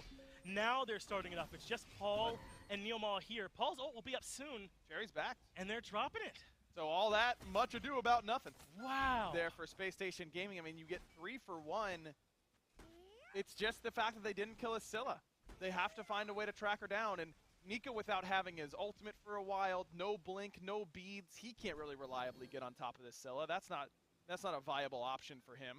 Paul didn't take enough damage in that fight to really scare him off. He still has both of his relics, and his ultimate was coming back up. I think Space Station, as bad as that feels, I think they make the right call there, Finch. I don't think they could have done fire. Instead, frustratingly, they play it slow again. They know in their minds they've won every team fight that's happened at this point, right? The only time they're falling behind is when PK are able to spread this map out on them. So I kind of like maybe planting the flag a bit here and at least forcing PK home. But, I mean, even when you do that, they cover so much ground, especially Zapman. It's kind of hard to force them to commit. That's the whole point. It is, but at this point, Zap doesn't have a whole lot of options to split push without those relics. So he's going to come and group up. He's already sold his boots, by the way. He's now picked up his true 6th item. That's going to be a Poison Star to round out the crit build. So he's going to really swing pretty close to 100% crit chance for the King here. And he's going to be able to dunk into that back line and really cause problems for Vote in particular. Zapman chasing out Nika, lands the mess.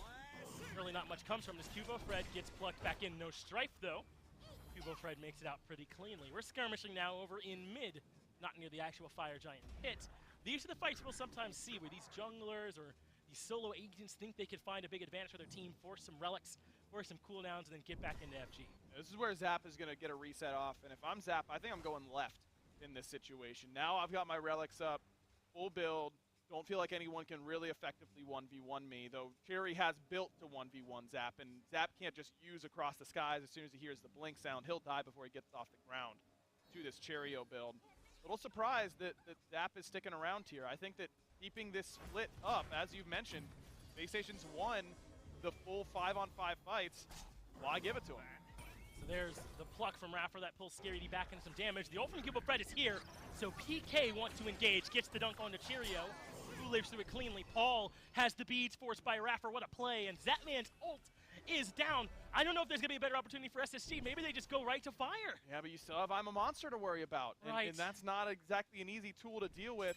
Looks like they're going to roll the dice. I think at the very least you have to bait it. Right. Because now Paul is really, really scared to step up. He's got no beads. You can't just wait around until the game hands you a Fire Giant. You've got to go out there and earn it. SSG's going to go for it. Raffer is on zone duty. Everyone else on the objective. Nika the only one still on it as Raffer takes a ton of poke. It's so difficult for them to do this objective in this spot because they're still being held in a stalemate. I think you got to stick it here, Finch. I mean, yeah.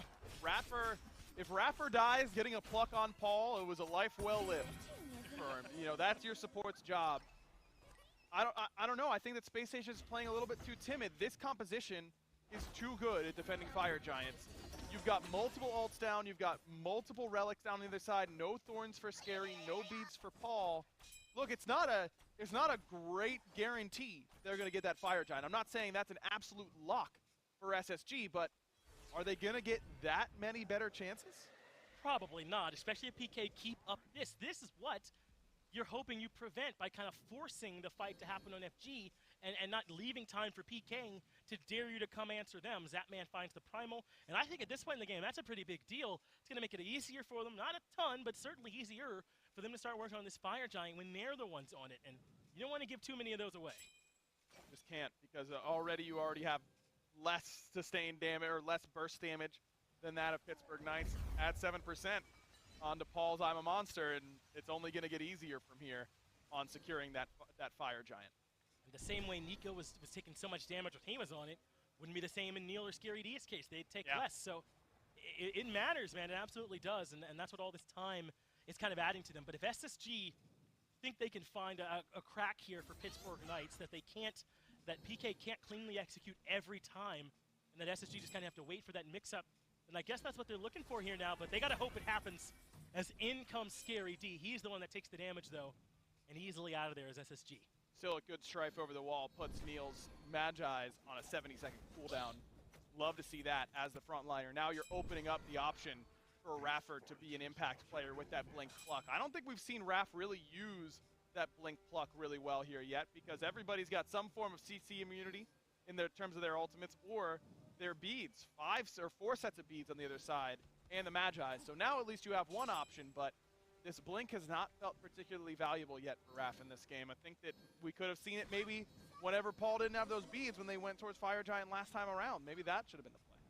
Oh, it really feels like we're on the precipice of another Game 5 here, doesn't it? We're 40 minutes in. SSG can't find their window, and PK are the ones pressing, are the ones looking for an advantage. They have now got the control over the Fire Giant pit and have pushed Space Station Gaming out, or rather, SSG have kind of given it up here at this point. It looks like maybe PK are starting to fall back. They hit the Fire Giant a bit, but they're not committing to it at this point. Neil takes some poke, and SSG are right back in. Really curious blink in by Neil, not even close to the rest of his teammates, and maybe he got called off as he blinked in.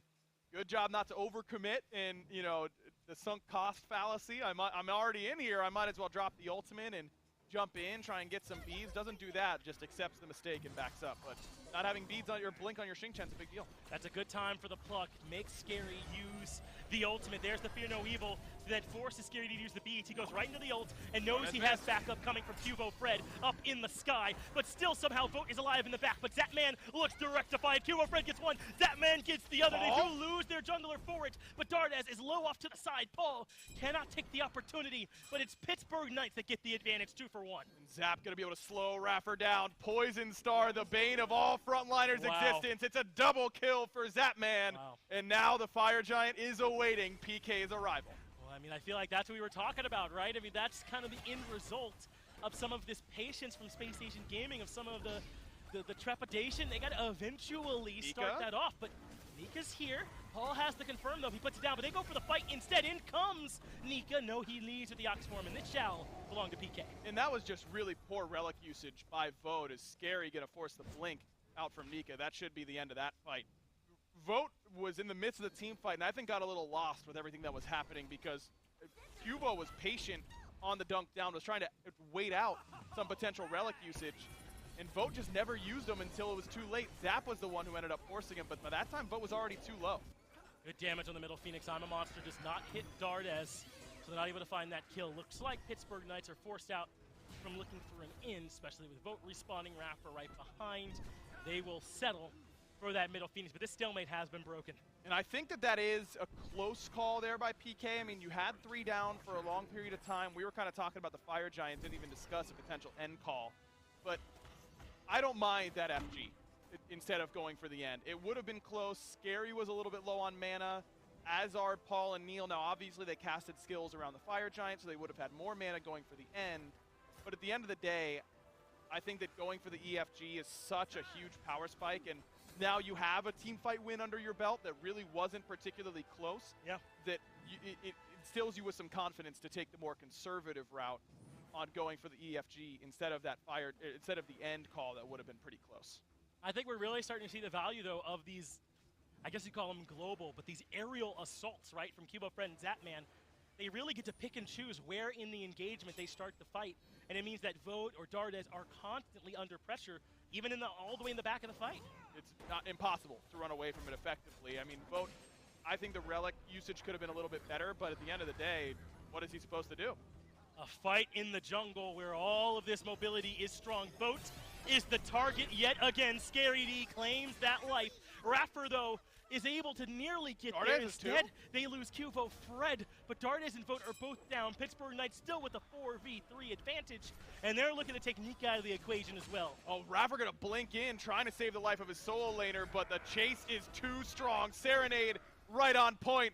And Finch, it's happening again. I Wow. think PK has taken us to 5. Aggro, this is really, really scary if you're an SSG fan. You saw this happen once before. You've seen the heartbreak and felt it, but here it is coming once more. PK are barreling into the Titan room. Scary D and Neil already there. The damage is right behind them with Zapman still alive and plenty healthy. Cheerio gets absolutely waxed. No chance to be in that battle, and that is it. A double for Paul seals it, and we're going to our first game 5. Pittsburgh Knights might be able to knock out SSG. Unbelievable, man. I mean, they knew the history, but they still seem like they might be doomed to repeat it. Yeah. It is at that point right now for SSG. And how do these players keep that out of their minds? I mean, that moment for them, that set has defined this whole year. Them trying to get back and get revenge for it. I don't know if chat might be sick of us talking about it, but it is what is everyone is thinking about. I know PK is like, man, we got him right where we want him. The maximum mental damage is about to be achieved if they're able to find this Game 5 victory. I don't know, man. I might give them anything they want that isn't Ratatoskr and Apollo right now. It is Yeah. dominant. Game number 5, the decider, on the way right after this.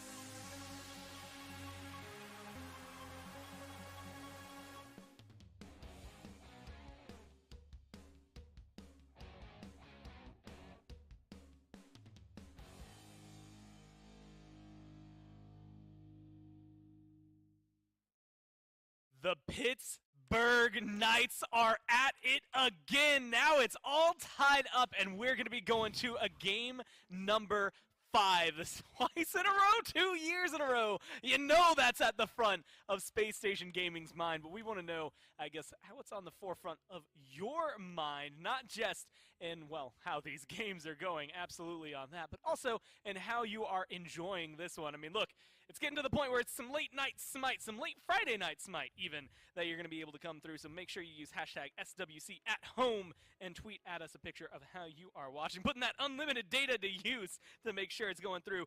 Oh, a big thanks to the first responders out there as well. Huge ups to you, not just for tuning in, but for everything that you do. And then, of course, yeah, you got to hang out with the boys while you're watching SWC at home. Everything that's going on right now, Mifflin. I mean, look, I bet a lot of these pictures might have been taken a while ago. Look at that. That's 1-0 that they are watching there. I bet you didn't know what you were in for at the time.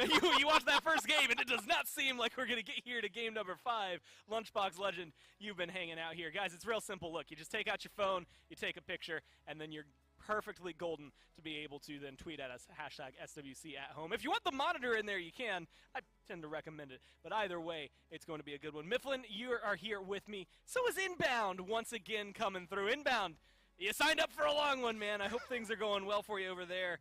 There's so many things to talk about for that one, but you had called it that you loved the way the Camazotz had looked before. I think Cuvo goes into this game. Even though it's not on the Camazotz, he looks just as good here.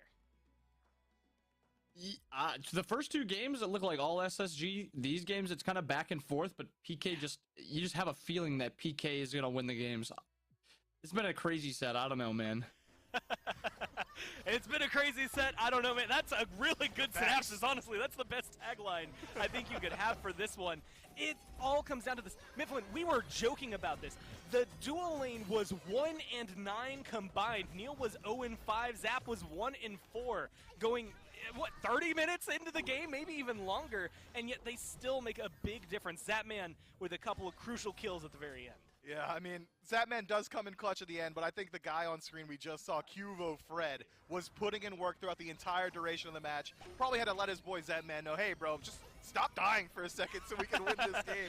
But PK, dude, what if it happens twice in a row, man? There's actually no way. Look, at this point, this is where the mindset comes in. Bobby, this is where you are a perfect person to have on the desk. A player that knows this. I'm not going to roast you again, I swear. No, it is just, you're in a best of 5 setting. You're up 2 games, you lose 2 in a row. How do you stay in this? And I think doubly so because SSG now are in this position where they lost this next game, a game 5 last year at Worlds to this roster. Minus Cuvo plus Sam for soccer. Maybe that's a big difference maker. But how do you deal with this mentally? Like, do you think SSG are, just high-key tilted right now? Like, are they upset? I mean, they've got to be, like, thoughts have got to be creeping in. I think there's one positive, and it's that it's at home. Like, since they've lost those 2 games in a row, they can just get up, stand up, circle around, talk to each other. They don't have the crowd in the background.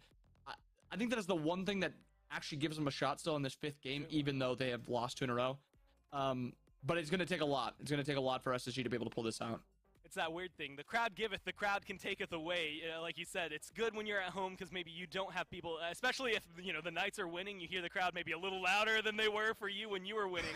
That stuff can be unnerving, but you have that reset period here. The Knights, I guarantee if we had them here, you can see them on Twitter. I saw a lot of Knights gear through all of those SWC at homes. Mifflin, people are rooting for this team here. It has been, what, Persephone, Yamoja, Set, the 3 bans for SSG. They're going back to Erlong. It's been Kali here, as well as, I believe, Aphrodite being the top 3. So far, those bans are unchanging. What do you do? SSG, this is the first time they're first pick. Look, it worked for SSG twice, so might as well run it back, but it's also worked for PK twice, so it's crazy to me that neither team is willing to make an adaptation here. Instead, it's the exact same bans we've seen 4 times in a row now, but as you've already pointed out, SSG in that first pick slot, we'll get to see what they want to prioritize. I'm thinking it's likely going to be a support, because both these games have been duo diff, but instead, go on you. Yeah, trying to strip away the scary diff, right? Make sure that Scary D is not on something he's been comfortable on. This has been, I swear this is just picks and bans for game 4. I saw this already. I've not been here, dude. Guan Yu was the one who was locked in, but it was the Knights there. You have to swap the bans to make it completely work there and try and fool me. But Cupid, Sobek locked in was the first time we're going to see Zapman on this Cupid. And inbound, this has been the matchup in the Hunter role for pretty much all of Phase 2, at least the latter half of Phase 2. The Rom versus the Cupid here for Vote. Do you think the Sobek Cupid lane is going to be able to keep up with what Rom's pressure brings? They kind of have a weird matchup. It's like only really kill pressure. There's not really lane clear, so they are going to be getting pushed under. The only way they can really do anything is if they can hit a pluck. But the good thing about Rama and the Sobek is his dash is so fast that he can usually react to the Sobek pluck in time. Unless the Sobek obviously is going to be blinking. So the Rom pick here is going to be really good. And then Guan into Cupid is also a really good matchup for the Guan. So so far I'm really liking SSG's draft. Well, they're looking to deal with this Cupid and the Sobek pretty well. That's not good news for the Knights. Then again, I feel like we've gone into the last couple of games without that much good news for the Knights, and they've been able to manage it just well because of what was just locked in, the Paul Scylla Mifflin. It's just been different. It just plays different. Again, it wasn't a god I thought of when I thought of Paul, but it is now. This is something that has, to borrow some words from my predecessors, it has been ripping through SSG here. Look, there was a point in the last match where I was looking at Rapper, he was tanking up 3 people, and I literally looked you in your eyes, Gormizer, and I said, are you allowed to be that tanky? And then Paul showed up, pressed 1, pressed 2, and Rapper legitimately vanished from the screen. That's what PK wants from their mid laner. They've drafted around it very well here. Sobek should be able to peel and also set up for the I'm a Monster. Sikkim is going to make it so much harder for the Morgan to operate because it's got a little tricky matchup there. If she goes into the stealth, it creates the decoy on her feet. Immediately slam it with your Sikkim, you're going to hit both of them with it. I think this Scylla pick's very smart. Well, you can rub your eyes, scratch them, check that smudge on your monitor. I affirm to you, that is a Cabrakan ban that has come through up there for the Knights alongside a Nemesis trying to take care of Cherio on the other side. The Camazotz alongside that Kakulin that has been taken. It's the Raven. I mean, this has been banned most often from Cherio. We haven't really gotten to see him at all this tournament. Inbound, I mean, this is something we talk about Raven, at least on the desk a lot, as this level 3 onward kind of god. If you're in the dual lane, that's the worst time for your jungler, I think, to feel comfortable. Do you expect this Raven to try and help out this Sobek and Cupid?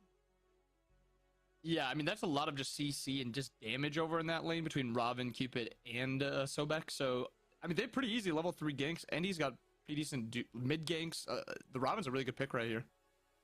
I hope you're ready to sumo slam as well. Not just Robin coming in for the fists, but Kuzenbo as well. A classic at this point, I would say, because we got to see this a lot earlier this year, Mifflin, and specifically SSG ran it with a lot of success. We saw a lot of the top teams adapt to this and adopt this pick, but I think Raffer was one of the few that when you saw it locked in, you got a little more scared throughout your game because you knew it was going to be good setup. Yeah, I think the Kuzenbo can certainly work out, and especially considering it's an endurance match. But I'm not going to talk about it at all, Gore, because I don't care anymore. Loki just got locked in by SSG in a Game 5 situation against PK. Are you kidding me, dude? Are you actually kidding? This is the most toxic team composition we've had all set. I'm talking Morgan. I'm talking Kuzenbo. I'm talking Loki. 2 Lokis coming at you? Look, I don't get, and a healer, thank you. This is insane. SSG, they don't want to go home here. I want to see this match. I'm happy because we're hearing a lot of energy from Finch and Aggro, too. That's exactly what I need going into this one, is those two, making sure things are going well for him. King Arthur locked in on the other side. Look, inbound. I'm having trouble. Like, you hear what Mifflin's saying about this being toxic, but Robin, the King Arthur, the Scylla, the Sobek, the Cupid, it feels like to a certain extent, just because of the way Paul's been playing Scylla, the Knights just kind of ran a tier list. Like, this looks like it could be a Sanguine draft. Yeah, PK just picked Paul Scylla, and then they just got a bunch of the top picks in every role. So I think PK is very happy with their draft, and this is probably their best draft that they've had over these last 3 games. So I'd be very worried if I was SSG. Spooky. Now, last time around, we saw a Loki ban. I believe SSG were the ones that last banned it there up against the Knights. They've locked this in. You had said that you didn't necessarily see Loki as a huge, necessarily game changer. Like, he could do a lot for it, but at the same time, there are other assassins that these two, I mean, immense, impressive junglers are able to handle. Is this Loki going to be detrimental for SSG? Do you think they can really make it work, or is he going to flounder here? I don't know exactly how the Loki matchup is going to work, but I think he can just try to one-shot the Scylla with like an upgraded Sunder or something, and then just his 3. So I think that is their entire plan, is just to get on the Scylla and try to shut down Paul. Honestly, I think killing Paul is not a bad game plan. Mifflin, look, we're coming into this. I mean, Paul has been... I've written his name down twice. That's usually a good sign for it, right? Paul Scylla and then Paul, parentheses, again, is on my notes because that is what he has been running. I mean, you have this Morgan that comes through, someone who's very big. This Loki to try and get back there and deal with her. Kuzenbo and Guan, who are great at getting to the back line. It feels like this is a kill Paul comp. Is that enough to give SSG the edge, or is it going to be a repeat of the last 2 games? Look, I think they've got a lot of tools that can kill Paul, right? You can get the snipes from a range from a ROM to immediately initiate the fight. I think it's around 1,200 damage on average if you're hitting all 3 shots. Morgan, you got 3 more shots to line up, right? It's going to be pretty easy to kill Paul as long as you can get in a general radius of him, semi-global radius, matched up with the Guan Yu cavalry charge as well as the Kuzenbo. Paul's hitting every single ultimate, right? That's what we're worried about if you're on the side of SSG. Hit an ultimate into a Kuzenbo, you're just going to die, bro. Like, thorns, the spiked shell. Look, I like this SSG draft. I like toxicity. I like it all. I want to see it go. I mean, the question that I think is on everyone's mind is the Knights trying to repeat it and make things happen again. Inbound, if you're looking at these drafts, who are you leaning more towards? Is this ability to get to Paul going to be enough to take down the Knights? Or is the tier list that Paul has around him going to help take down SSG? I feel like SSG's draft is just so good. They have so much dive potential under the Scylla and Cupid. I don't know how Scylla and Cupid are just going to live past all of that damage, all that burst, all that chase potential. But PK's just got a bunch of good, like, top-tier picks. I think I would lean SSG just a little bit. It's like, yeah, like a 51-49. Like, they've got an advantage, but it's not much to deal with there from inbound. Mifflin, how about you? How are you feeling about this? I'm looking at the King Arthur. I'm already kind of dissuaded from rooting for the Knights, sorry, rooting for SSG because of that. But like you said, there's so much good on the other side. Listen to me here, Gore. Listen closely. History is a circle. Time is a construct created by man, and it is tending to repeat itself. Look, this happened last year. It's going to happen again. I don't care how good SSG's composition is. I don't care how they could dive onto a Scylla. PK's got the hot hands right now, and they're going to win. It's Game 5's going to PK. We might as well not show it. I think I might have just had a minor existential crisis with that one. I mean, that went deep overall. So far, we've got a couple leaning, honestly, either way. It sounds like you are looking for the Knights run back. That's the biggest thing. Can they recreate history, or will SSG shut them down? It's put up or shut up. Let's go down to the casters. Mifflin Sullivan a long time ago, right? I don't know what Maybe shell years is at left. this Yeah, point. it's been a minute since, but I think I'm right on the brink as well. We are going into the critical Game 5, PK and SSG. Deja vu all over again. Can they really send this squad home once more? Man, it is wild. I'm just so excited I get to Crazy. cast this set this time around because last year I remember watching the set and just being in awe and how much fun it was to be a part of it. This Space Station comp, in a lot of ways, really reminds me of Pittsburgh Knights' last composition because this is very similar. It's built around this Guan Yu. They've got a dive support, and now they've got this long-range artillery damage coming from ROM. The dive is good from there, but it's just, instead of going through the air like it was with the Apollo and the Ratatosker, it's through stealth with the Morgan and the Loki. But it's all predicated on getting into that backline and creating instant space and burst damage onto the Pittsburgh Knights backline. On the other side, I think that the big adjustment that PK makes here is that we have to try and reformulate our game plan around poking out Raffer. That was such a big part of these last 2 games using the Scylla, was putting Raffer at a health deficit going into every single fight.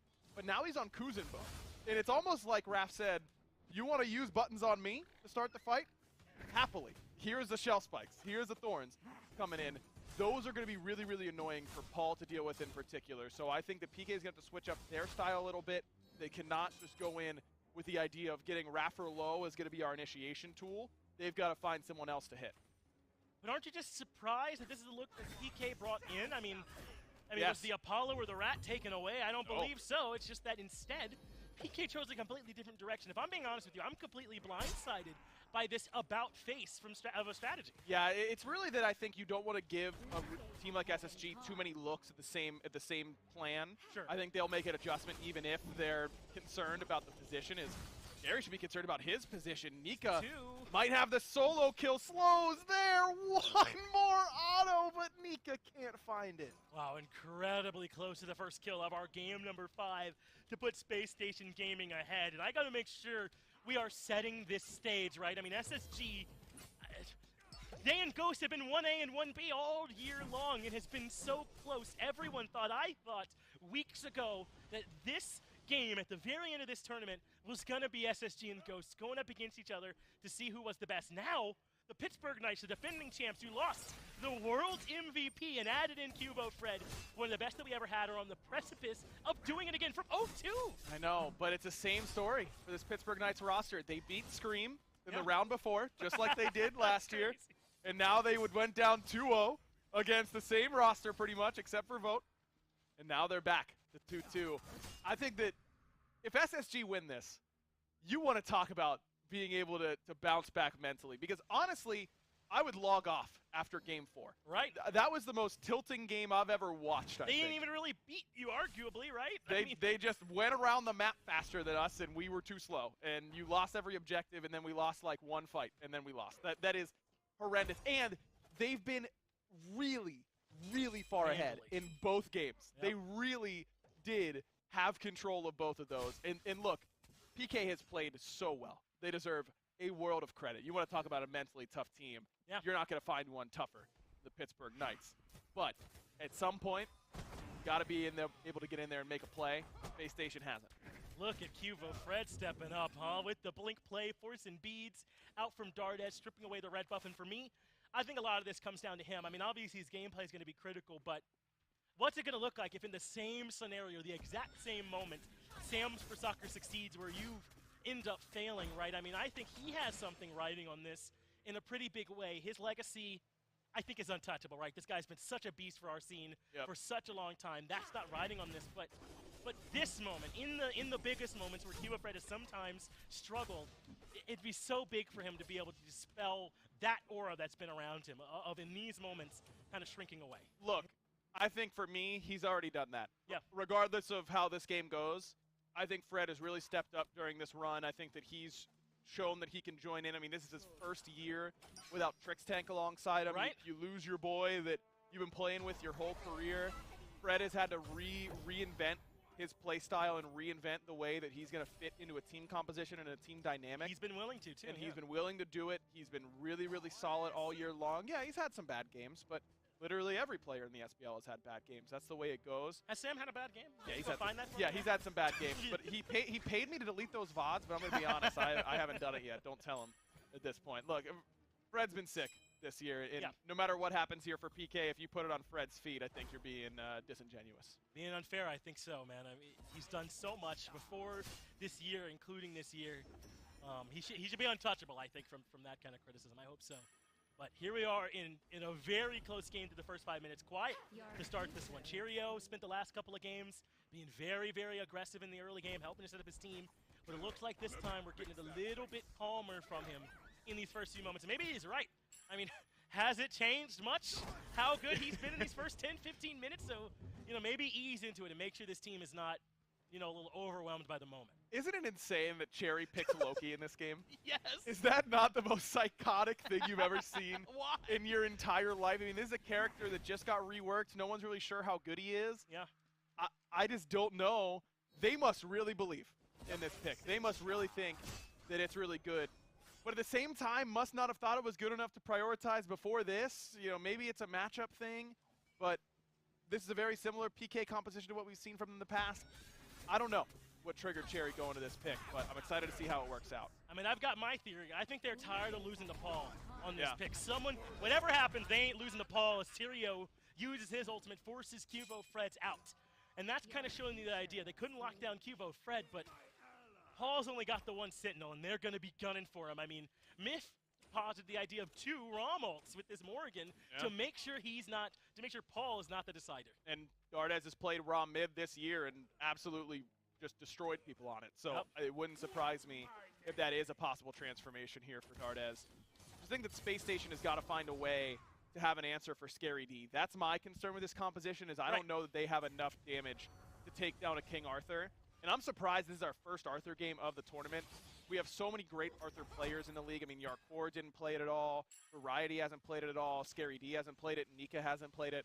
I think Arthur is still a premier solo laner in the SPL. He just guarantees you so much space in team fights. And if you can get on top of the Morrigan as King Arthur, she can't get you off of her. Nothing she does, because you cover enough of an area that her stealth doesn't really phase you. Evo Fred forced to blink. He's now in trouble as Dardas turns into the Loki. The stun is there, and First Blood does not go to the original Loki, but the Shadow, the clone that Dardas piloted.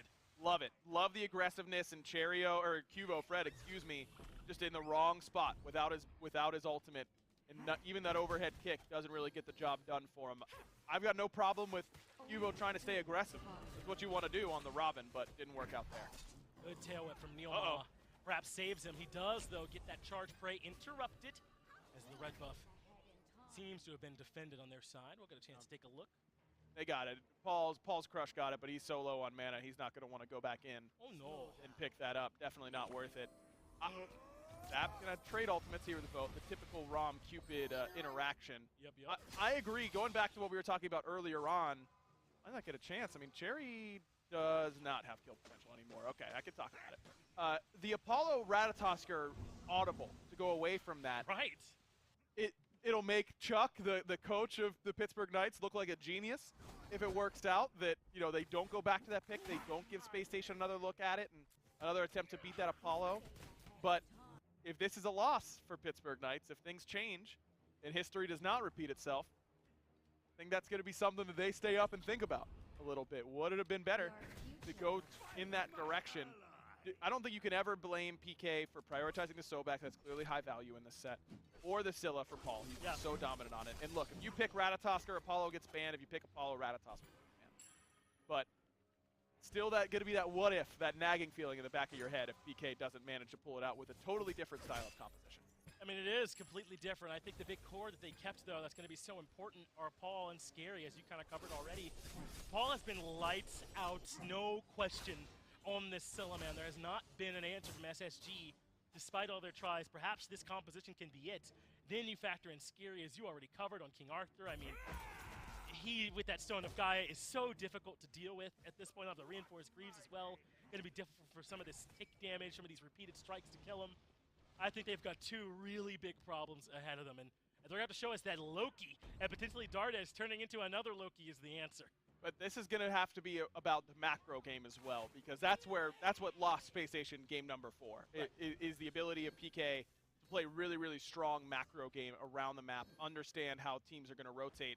And speaking of rotations, look where Scary D is. He's here just in case this red buff gets invaded, and Raffer now caught in a very bad spot. Scary D does this so often, and Raffer using the ultimate to get away does end up getting caught on the tail end. No, and Neil Maw will find the first kill for Space Station Gaming on the Raffer, who gets punished. And Scary D just willing to rotate.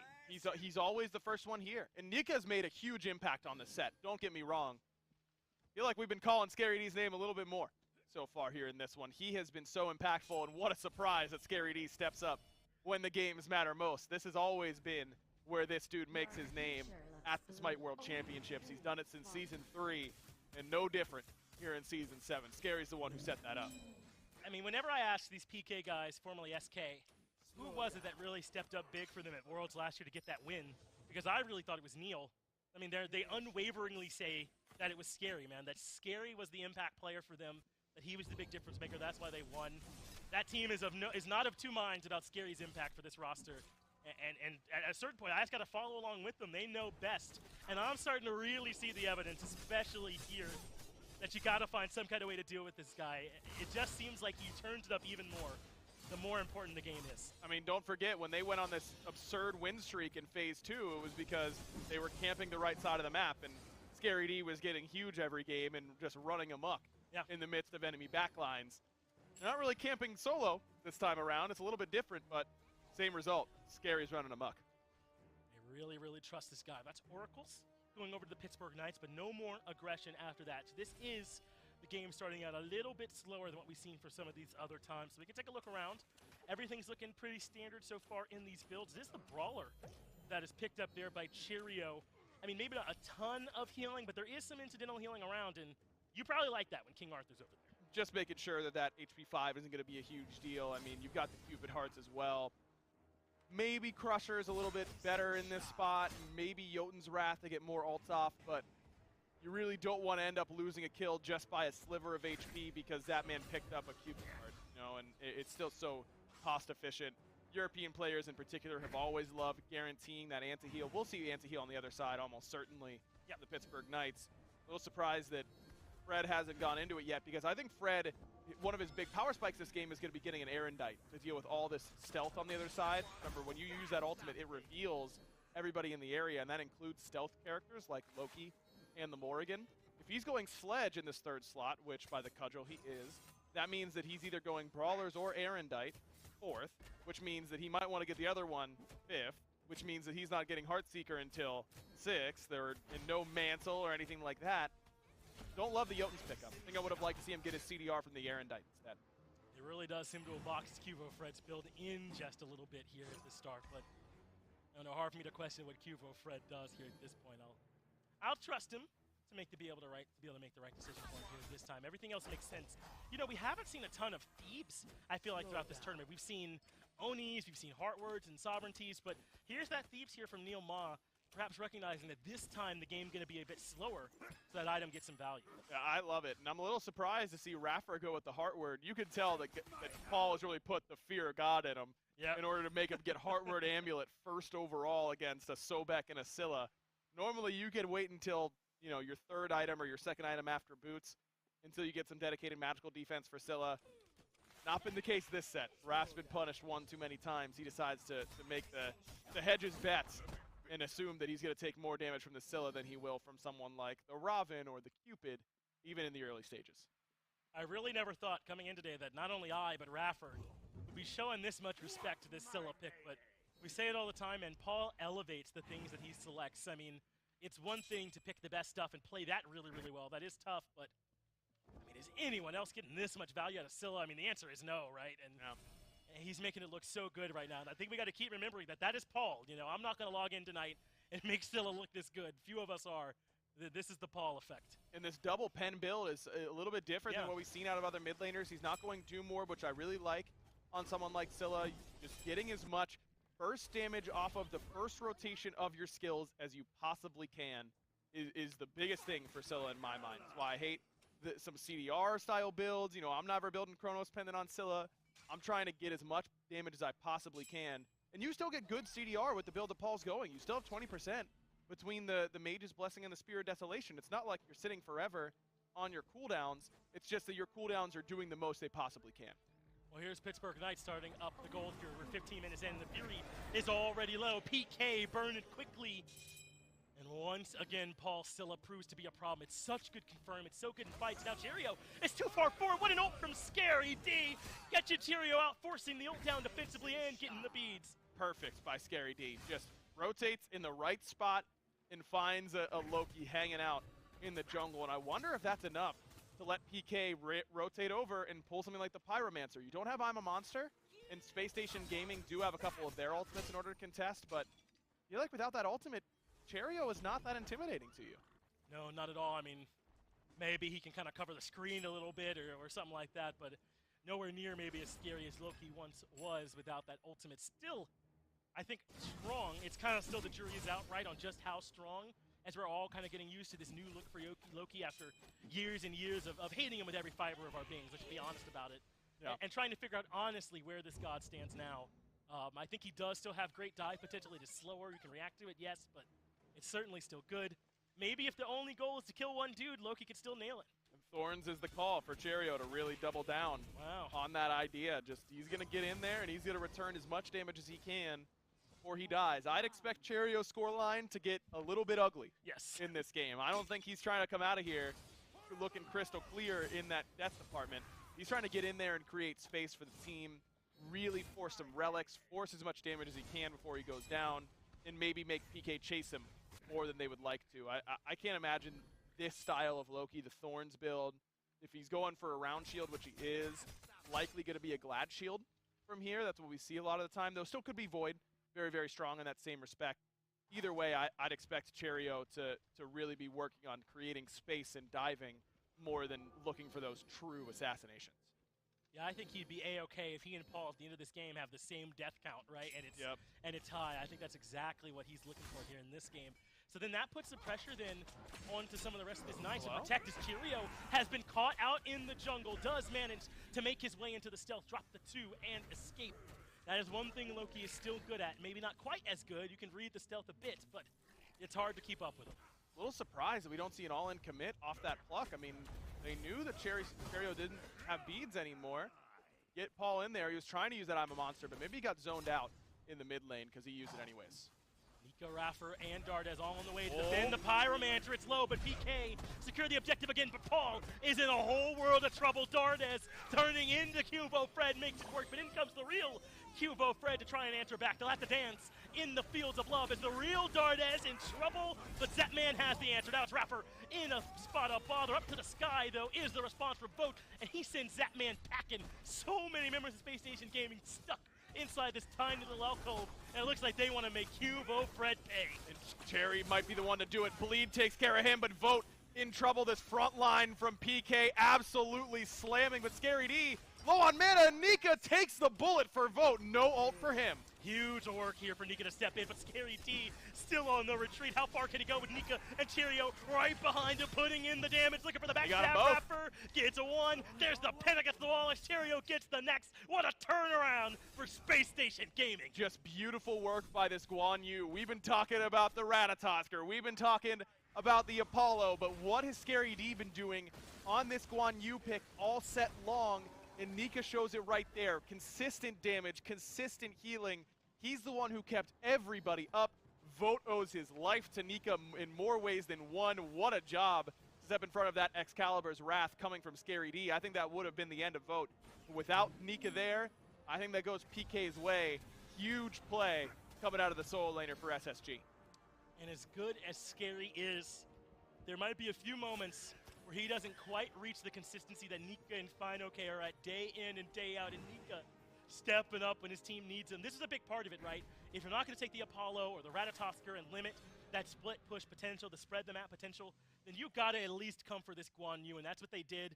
I believe it was the first pick overall for him as well, and Nika's putting it to really good work here now. Beautiful, and Dardes found such a great flank. I mean, no ward coverage at all from PK on the back end. I mean, Paul waltzes in. Is PK still ahead? PK still ahead somehow after all of that, and not a lot of objectives, but a whole lot of fireworks there in the jungle. Not a huge move on the graph. A lot of XP back in the Space Station Gaming favor, but gold didn't move all that much, about 1,500 back in their favor. I think that PK just forgot about the Morgan for a little bit, and you got to give Dardes a little bit more respect than that.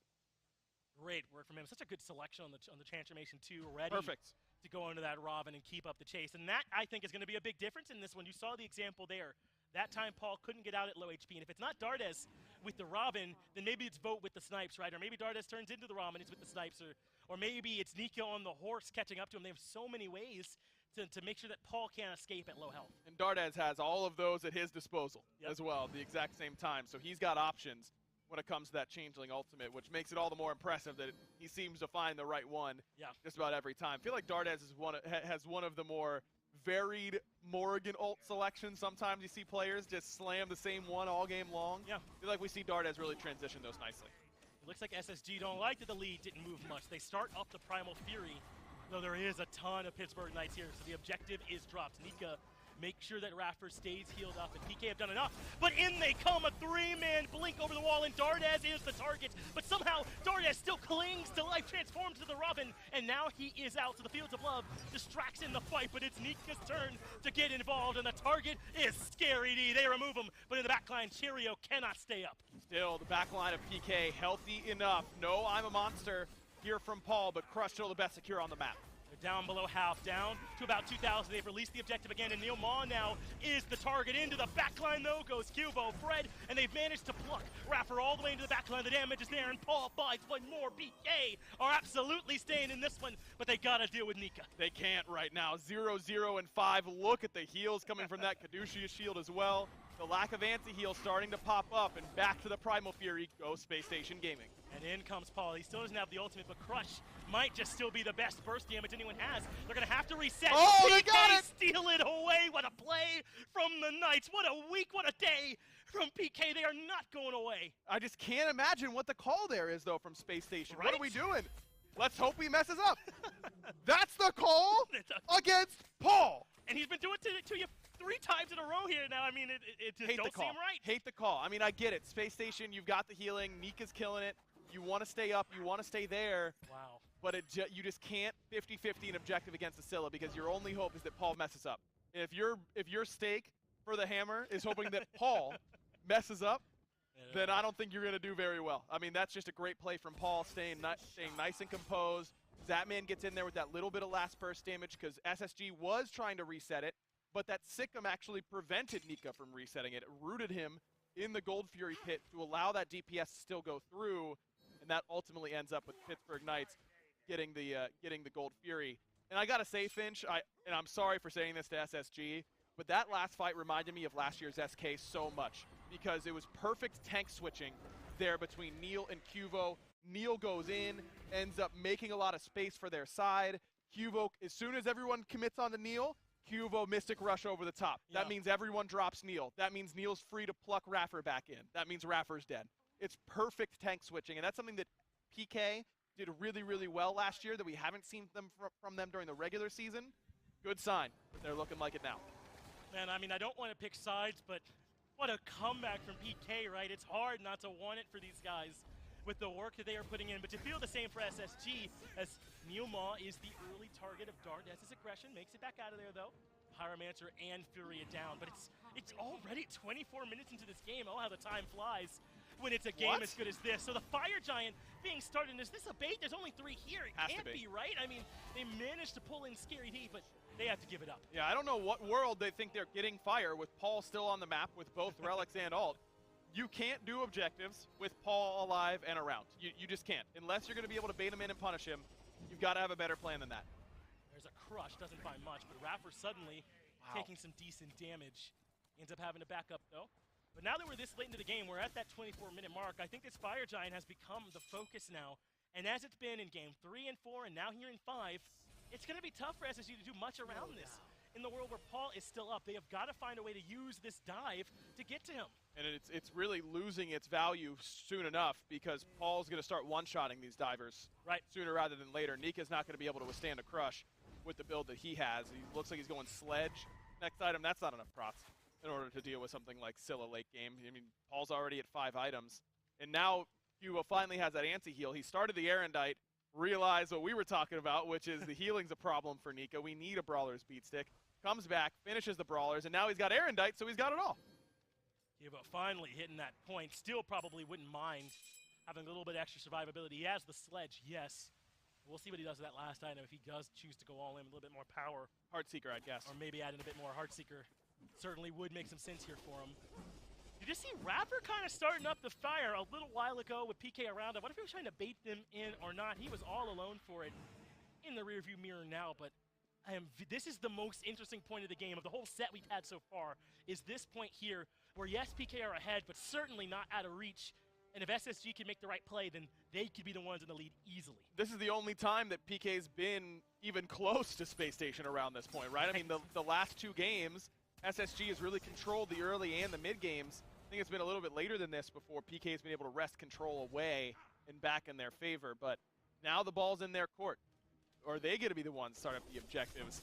They've been a little bit more passive as well, waiting to hit those late game power spikes. If I'm in PK's comms, I'm guessing they're saying that we scale better. We don't have to try and force anything. Let's just take it to late game. We haven't lost a game in the late yet. Our last 2 wins were 58 and 44 minutes. You know, why try and force it now? I like that they're playing patient here. Take a look at these Hunter builds. I've been following them all day, but this time we're seeing an attack speed pen build from both of them. The Odibo already finished here for votes. It looks like he might be going the real traditional way. But we have that Berserker Shield there for Zatman, followed up by the Atalanta's Bow. As you mentioned, though, maybe it's because there's thorns on both sides. You don't want to run crit into that. Thorns on both sides and a Kuzin Bow here for Space Station. But worth noting, the Kuzin Bow is not one of the Thorns abusers here for SSG. And it is abusing, by the way. That's it is abusing. Yeah, that's not that was a deliberate choice of words.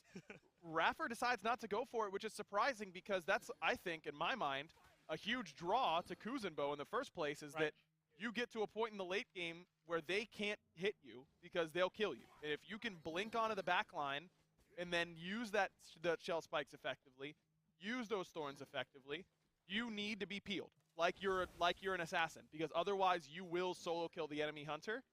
Raffer really doesn't have that option now. He doesn't go Stone of Binding. He doesn't go Thorns. I don't think Kuzenbo really does anything better than the other traditional Guardians with this style of build. This looks to me like a Ganesh build. Right. And if you wanted a Ganesh build, then I think you probably should have done it on Ganesh. I'm surprised that we don't see Raffer go for the traditional bindings and thorns and finishing off your build with something like a Spear of the Magus. I mean, yeah, you're going to die a little bit faster, but you actually have kill threat at that point.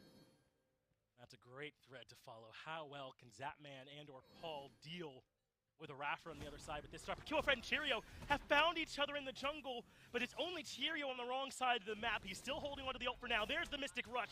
Doesn't quite connect, but Fred had the blink. It's a good thing he missed because he's still in close. There's the root, and Cheerio will fall. Fred winning the 1v1. Shades of Season 6 of Cherry getting caught by Sam. Wow. Very, very similar. I just don't know what space Cherry's trying to create with that. He's trying to come on a long flank in case PK pull the Primal Fury, but as it stands, now PK get a chance at fire. This makes so much sense. They've got the Ima Monster, they've got the 5v4, they have all the relics on their carries, but now they're dropping him. I'm a little surprised they weren't willing to more hard commit here. Do you think they got to play it slow?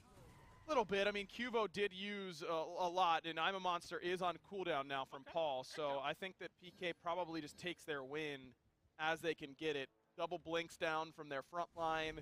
No I'm a Monster, no Mystic Rush.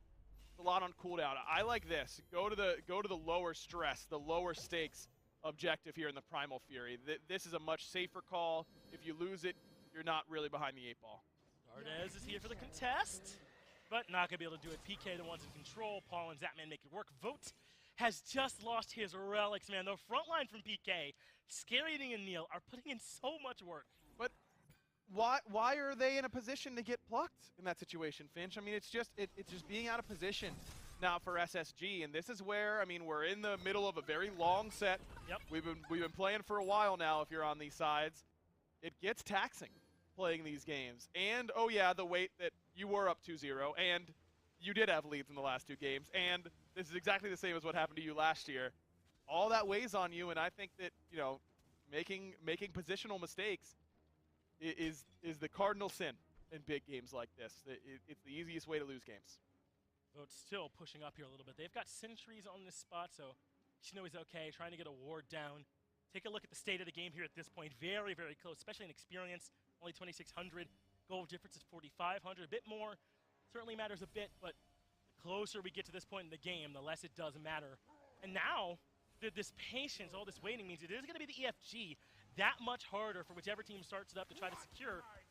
As it looks like both teams are ready to all-in commit this time. Only person not here is Cherry. I would absolutely be looking to fight here from Pittsburgh Knights. 19 seconds on Cuvo Fred's beads. You know that timer is basically synced And to that of Cherio, but you know you've got time on vote speed. So if I'm PK, I think I'm down to wait around a little bit, wait until Cuvo's beads are back up, even though we know that Cherry's beads are back up at that time. And then we just go in and look for a blink pluck on to vote if he's going to put himself in a position to make that happen. Last item for Paul, Mantle of Discord. We've been talking about the mage prots in their build kind of all day. He goes for Mantle, Dardez goes for the Magi's. Makes sense for Dardez. He's diving in as Raffer. Takes out a poke and even shares a little bit there with Nika saying hello. Not going to be a big deal when they have the Guan Yu on their side, but want to try and keep that to a minimum. Tick, tick, tick, tick, tick. 40 seconds now on that Rom beads. I don't know what else PK's waiting for at this point. I mean, waiting for SSG to make another mistake, I suppose, because their last 2 plays have been on the back of SSG mistakes. It's a reasonable expectation to expect them to make another. That's what they'll wait for. I like this, though, realizing they've got a window to take care of this mid-tier 1. So opening up this map a little bit, that's actually a fair point. That makes, what, the 4th tier 1 that's gone down so far this game. There really has not been much progress made by way of opening up this lane. That's a bit of an aberration for this set, right? There's been a ton of pressure, but I suppose not having the Apollo and the Rat kind of mitigates that. It definitely does, and it makes it a lot harder to end the game off of just a small, you know, a not massive win. You know, a clean deicide, either team could end from this position most likely, but without it, I don't know that either could now because those towers are still up. Looks like SSG is going to step up, and for the record, I think that waiting for SSG to make another mistake is a little bit ambitious because this team does not make many mistakes at all. Raffer, though, has been a bit caught. Still okay, though, not that far forward as Paul is sitting all over the wall, but Zapman in trouble. I'm a monster, though, several. Whoa! And Cuvo Fred pops Dardes. What a play from the new guy here on PK. Now Nika underneath the towers. Cuvo Fred gets a double. He's showing up in the absolute biggest moment for PK. Now Nika in some trouble as well. I don't know, Aggro. Maybe waiting was the right call. How did this happen? Zap just moseyed in between the entire team and baited them into a blind I'm a monster from Paul over the wall. And Cuvo goes, yeah, waiter, I'll take two right here. Mystic Rush up and over, no hesitation. And that's the difference this set, is that I feel like there's been that hesitation, that fear from Space Station Gaming. None for the Pittsburgh Knights. Absolutely willing to all-in commit at the slightest sign of a great play. 3-4-0. And an enhanced Fire Giant. PK on the precipice of another reverse sweep. And this is anguish for Space Station and their Fanes. Pain. Find one of those memes from the Dudes Down Bad page and put that out there somewhere, because that's what it looks like right now. It's now up about 8,000 gold or PK, but that's pennies next to what this Fire Giant affords them to opening up this map even further and daring Space Station to take another battle. This Scylla has been instrumental for them. Zapman has been instrumental for them turning back the clock, and these frontliners, alongside Cuvo Fred, have been almost perfect, man. SSG, it seemed they had the answers in games 1 and 2, but since then they have not been able to slow them down. Unbelievable. I can't believe Zap might have just won the game with that positioning.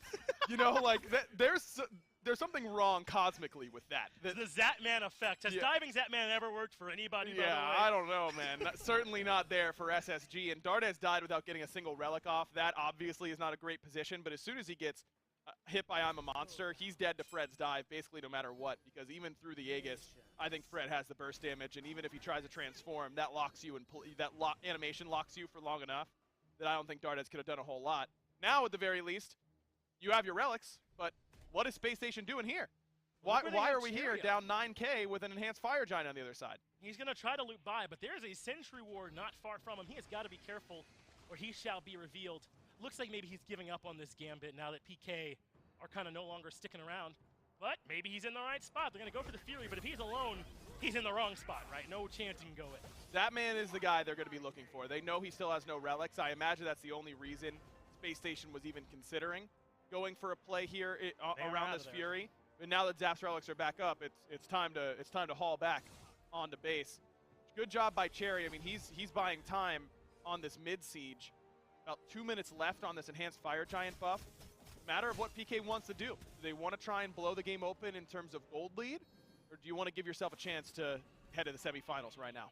Look how Zapman's finished out his build, the Shoguns. Obviously, the attack speed's huge, but it's defense too, as Neo Moss been pulled under the tower. Maybe SSG can find something, but Neo makes it out largely for free, though. He is low, needs the FG sustain, as in mid, PK have pushed up to threaten the middle Phoenix. Nika comes over to defend, but this split's absolutely working, but in comes Raffer. He's dropping the Watery Grave. That's some ultimates expended, some cooldowns used, but PK still seem comfortable. Beads from Zapman on cooldown because of a great ultimate there from Raffer. Made sure that he was going to either get the beads or get the dash and interrupt that dash and kill Zapman with it.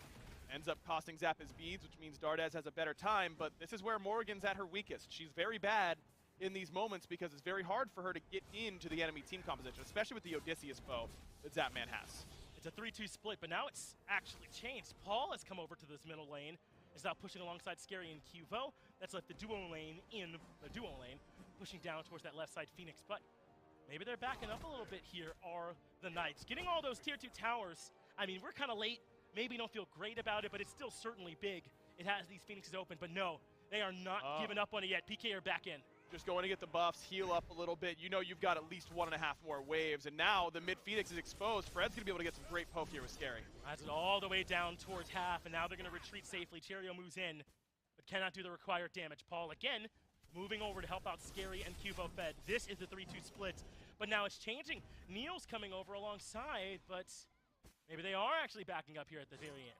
Losing an EFG in the midst of a fight is a really good way to feel like you're winning and then end up losing really quickly, because all of a sudden you're down a bunch of power, you're down a bunch of sustain, and you go, well, how did that go badly? Well, our massive buff wore off. So I don't mind the call here from the Pittsburgh Knights. You strip the tier 2s. Your next fight now around EFG, you're up by enough of a margin that you can feel it, because you should be having 6 items, whereas the enemy team will not. So there is at least some sort of power discrepancy, but we're at the point where gold doesn't matter that much. Space Station Gaming is still a fight away from winning this game. They aren't out of it yet. Not at all, but you gotta feel for these guys just a bit. 3 games in a row where they have struggled to handle Paul, where they have struggled to handle Scary D, and how about Cubo Fred stepping up for them in that last fight off of the damage from Paul and setting them up. They don't need a whole lot to try and close this one out on either side, as you said. But it just feels like the momentum is with PK here at this point. And for what it's worth, only 14 kills in 37 minutes. It hasn't felt slow by any means at all. Maybe the stakes are kind of adding to it. I think they might be. I think they might be understanding that the poor mentals on the Space Station Gaming side are at stake in a game like this, and it's not going to get any easier. 3K elixirs for both Cubo Fred and Zapman now. That's scary. That is a massive difference in power level between these sides. And Boat hasn't even sold his boots yet, whereas Zap hasn't had boots in a while and now has an elixir of power. I don't know. Space Station's got to make a call. Do they go to fire and try and defend? I think I want to say you do, because I think their defense is not very good with double stealth. Double stealth on your own Phoenix, you have 3 places you can possibly come from to flank the enemy. So it doesn't feel good there, but you'd expect better ward coverage for the Pittsburgh Knights. I think PK haven't done a great job of insulating themselves from these stealth characters with their ward coverage. This is honestly, and Space Station can't know this, but they've got an avenue here. They can actually come in and defend, I think. They are pushed up for what it's worth, despite being down all those potions you described, which are going to make for a big difference here. I think Scary had an elixir of defense rocking for him, so he's going to be even harder to take down here at this point. He's walking in with reckless abandon, as though that is the case. Neil does take a good deal of poke, maybe 30% or so of that health bar removed. And Space Station are kind of moved into this Fire Giant pit, aren't they now, and not giving anything up. But that's a good point there, Doug. There is a wave starting to encroach a bit. Don't think that wave is going to be enough to take the Phoenix, though. You don't really have to respect that if you're Space Station Gaming. It's not a fire wave. It's not an Oni wave.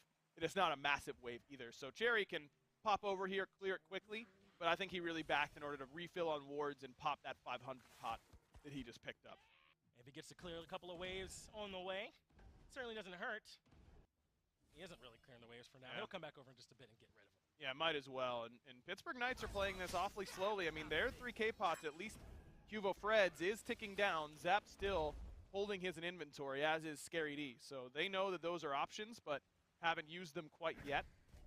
What is Scary doing all the way up here? Trying to... It seems to be working. Bait Nika, but I think he's going to take more damage than he really needs to. I mean, he did kind of, push him out of the pit. Maybe they backed up without Cheerio there either, but this has opened it up a bit more. Still, PK hasn't moved in and reclaimed vision completely. Zapman has the sentry on the actual fire. But take a look. Zapman may be moving over and grabbing one more primal to make this fight a lot easier for him. Not going to be anyone here to contest as Fred finds Cherry in the mid lane. Cherry eats a lot of damage, but Scary's done the same here on the right-hand side. Neither side full-on committing. And anytime you see these two trading poke, it's a win for Space Station. They've got the Guan. The Space Station recognizes the 5v4 either way. They have started up the Fire Giant. Now they know for sure that someone is missing, so they can step on the gas. Neomall able to escape. Scary D still the target as Crush does smack 2, and Cheerio much, much worse for the wear. Wow, I mean, yet again, PK, they don't even have the Apollo this time, and they've stretched out the map. Just the Paul damage, man. It's too much of a threat for Space Station to be ready to deal with. They're going to send a couple back to base. Again, refill on wards. Get ready to go. Upgrade the Thorns here for Cheerio as we wait yet again. Neil has been really, really patient on this pluck. He really has not used it as that clean initiation tool to start fights. He's been using it to disrupt in the midst of the fight. Wonder if eventually he's just going to say, hey, they might not be ready for it at this point. I've spent 40 minutes not really plucking aggressively in 5-on-5s. One pluck onto Raffer into a Sikkim is likely going to force that watery grave. I haven't been here forever, Aggro, but I have seen plenty of games. This is the most obvious it's ever been to me how much a single game of Smite means to two teams, isn't it? I mean, Oh yeah. they are walking the tightrope. This is do or die for both of these teams. Fire has been started. Nika took a little bit of poke, but nothing crazy. But Raffer has been popped. Raffer takes a ton of damage, but still alive for now. But Scary D is on the hunt. Got That's him! the ultimate, and Raffer has been grabbed, brought right back down. But still, the damage isn't enough. And Kilvo Fred in a bad battle in the back. He has to leave at the ultimate, but the follow is there from Dardes. The snipes are there too, and SSG might have an opening, but so did Paul. He got a kill, but Tyrio makes it 2 for SSG. Scary's lost in no man's land. Cherry on the retreat, using that Loki stealth effectively. Paul here, backstep, not good enough. Cherry might be resigned to his fate now. It's going to be a 2 for 2 for PK and SSG, and Cuvo just got caught in the middle of nowhere with no help whatsoever. Fighting a shadow of himself, some messed up Naruto stuff right there, where he has to fight a stronger version of himself with help coming from Vote. I think if Cuvo ults over that wall and comes a little bit more towards his team, I mean, he's going to be in trouble coming from those ROM snipes either way, but at least you can maybe bait Dardes into an equally bad spot. But with Fred kind of hanging out in the midst of nowhere with no help available, it makes it too easy for Space Station to split up that fight and make sure they get that kill. Another big fight, though, that ends up without having a really big result. Still, though, with both Raffer and Dardes alive, if they thought they had a window, it wouldn't be impossible, but Paul poses so much of a threat, they can't start it up, and Aggro are really back to square one. The big difference is, though, that Zapman has nothing by way of relics. Beads and Aegis both gone. Yep. No blinks for Scary and Cuba Fred to start up the fights. That's 2 thorns down for Nika and Cheerio and upgraded shell for Raffer, but for the most part, I think a little bit more was expended by PK. Absolutely agree. The backline for Space Station Gaming did such a good job in their 2v1 up against Dardes and Vote. Dardes and Vote up against Cuvo, I should say. But they didn't really take any damage at all. Cuvo was the one on the run the entire time. Not getting either of those backliners relics, whereas your Hunter lost both of his. Big difference in how that fight went. Yet it's still PK that seem to be the first ones here to the fire. With some Primal Furies in their pocket. In fact, all the Furies have gone to PK. That can't be right, but it sure is. They've had objective control all game. The only fire has gone to them as well. And that's starting to hurt SSG a little bit here. I mean, even this late in the game, the goal disparity is big. The ability to burn the Fire Giant favors PK. It's all on their side right now, except for the relic situation. But Zapman's beads are up. We're only 10 seconds from Neil's shell. Spacey, they kind of have to step on the gas, but they have to force this. Here comes Dardes. Stun on a Scary D. Blink in from Raffer, but they only get Neil. And Neil Ma is still plenty healthy. In fact, he is starting to fight, but where's the rest of the team? Dardes' speeds are forced out, but up to the sky goes Whoa! Vote, and he can drop some damage on the other side. He does manage to get Paul very low, Zapman as well, and maybe SSG actually have a chance, and Cubo Fred is alone in the back, losing his battle, and Vote gets the win. That means SSG have the advantage. Neil has to dash away, and I don't know if there's going to be enough chase in order to get it done. Cuvo once again just finds himself in a bad spot. He has to understand that Dardes is not the man to try and dive in this game. It's just too easy for Dardes to delay by transforming into the Robin himself. Now the Fire Giant is the call. 4 members of the Knights are here with very few relics between them. Scary is already low. SSG maybe sensing some weakness, are burning down the objective and daring the Knights to come in and contest. Now Zapman is full HP, does not have the ult. Going to be so difficult for him to help from this point. It's already below half. And I think it is forfeit. PK get the EFG. Finally, SSG is able to not put their PK. foot back on the gas. For the first time in what feels like 45 minutes, SSG probably breathing I might a say little 4 bit hours. more easily. Yeah, at this point, kind of feels that way, doesn't it? And still 15 seconds on Cuvo Fred.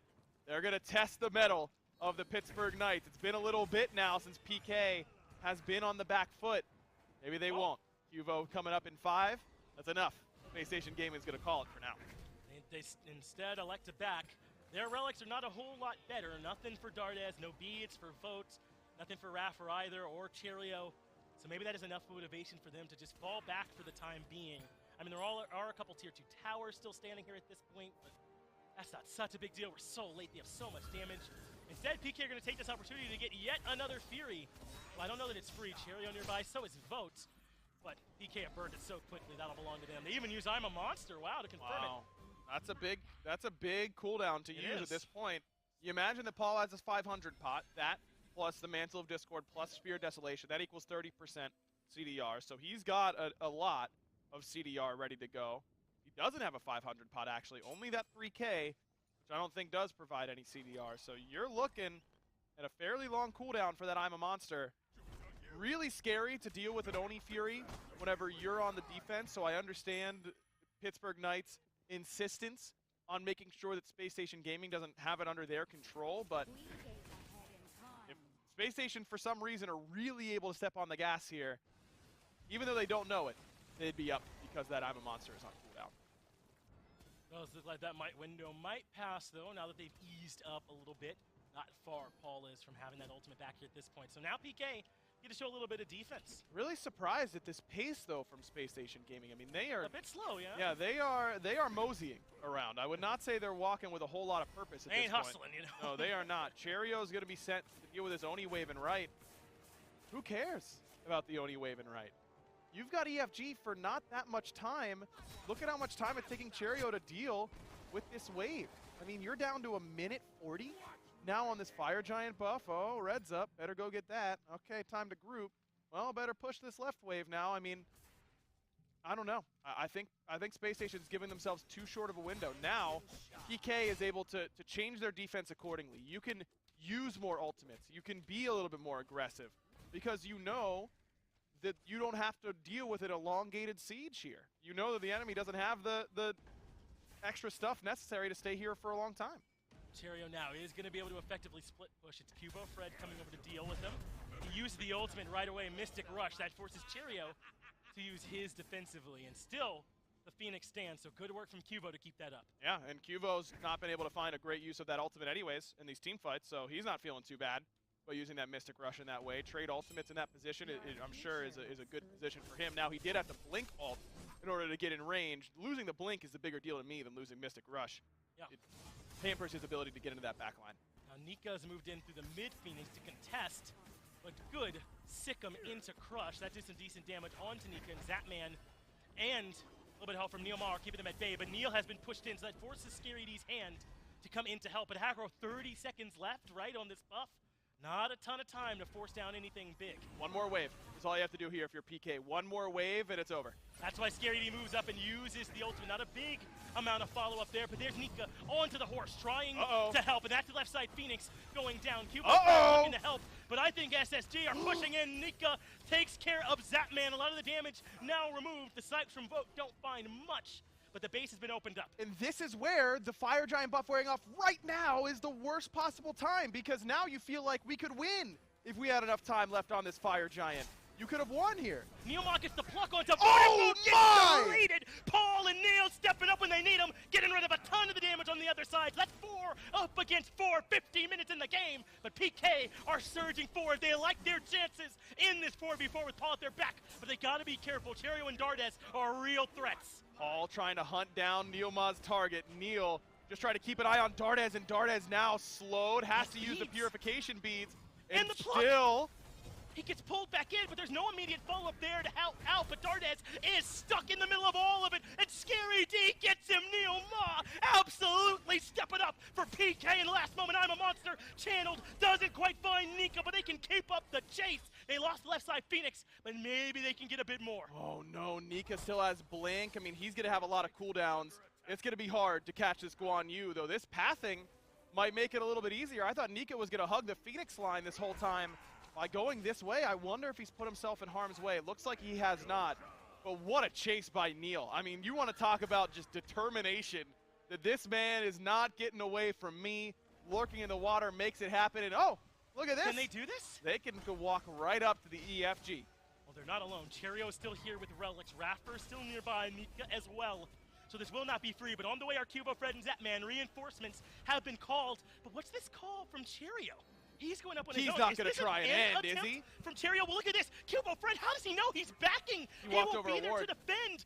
Perfect information from the Knight, so Cubo Fred can stop him. Cherio gets nothing, so now maybe PK can win the fight. But Raffer's in a bad spot. Watery Grave, solid, but Fields of Love, even better. I'm a Monster. Both backliners make sure that Raffer's going nowhere. No chance for Raffer to impact this fight, so now PK can regroup around the EFG, and the respawns of SSG are staggered at this point. Dardes is on his way back in, but it would still be a 4v5, even when he catches up.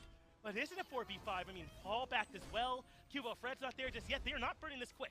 No, they aren't. No, I'm a monster now because Paul used it to secure that kill onto Rafford. Dardez up, and it won't take him long to get into effective range. Oh, this is such a crazy way for this game to potentially come to its end, to come to a peak. Here at this point, the Fire Giant well below half at this point, but Dardez is sneaking around here at this point. Neilmaw is getting lower and lower. He manages to get the shell off, so he is still alive. PK Pittsburgh got it! Knights got the Fire Giant, but Cubo Fred is low. There's the ult, but it's still not enough. How is No Cubo alive? way! And Scary D saves him at the last possible moment. Cheerio cannot complete the task. It may cost Scary his life, but PK's still alive. Scary Goat may have just saved the game for the Pittsburgh Knights. What And he play! blinks out of there!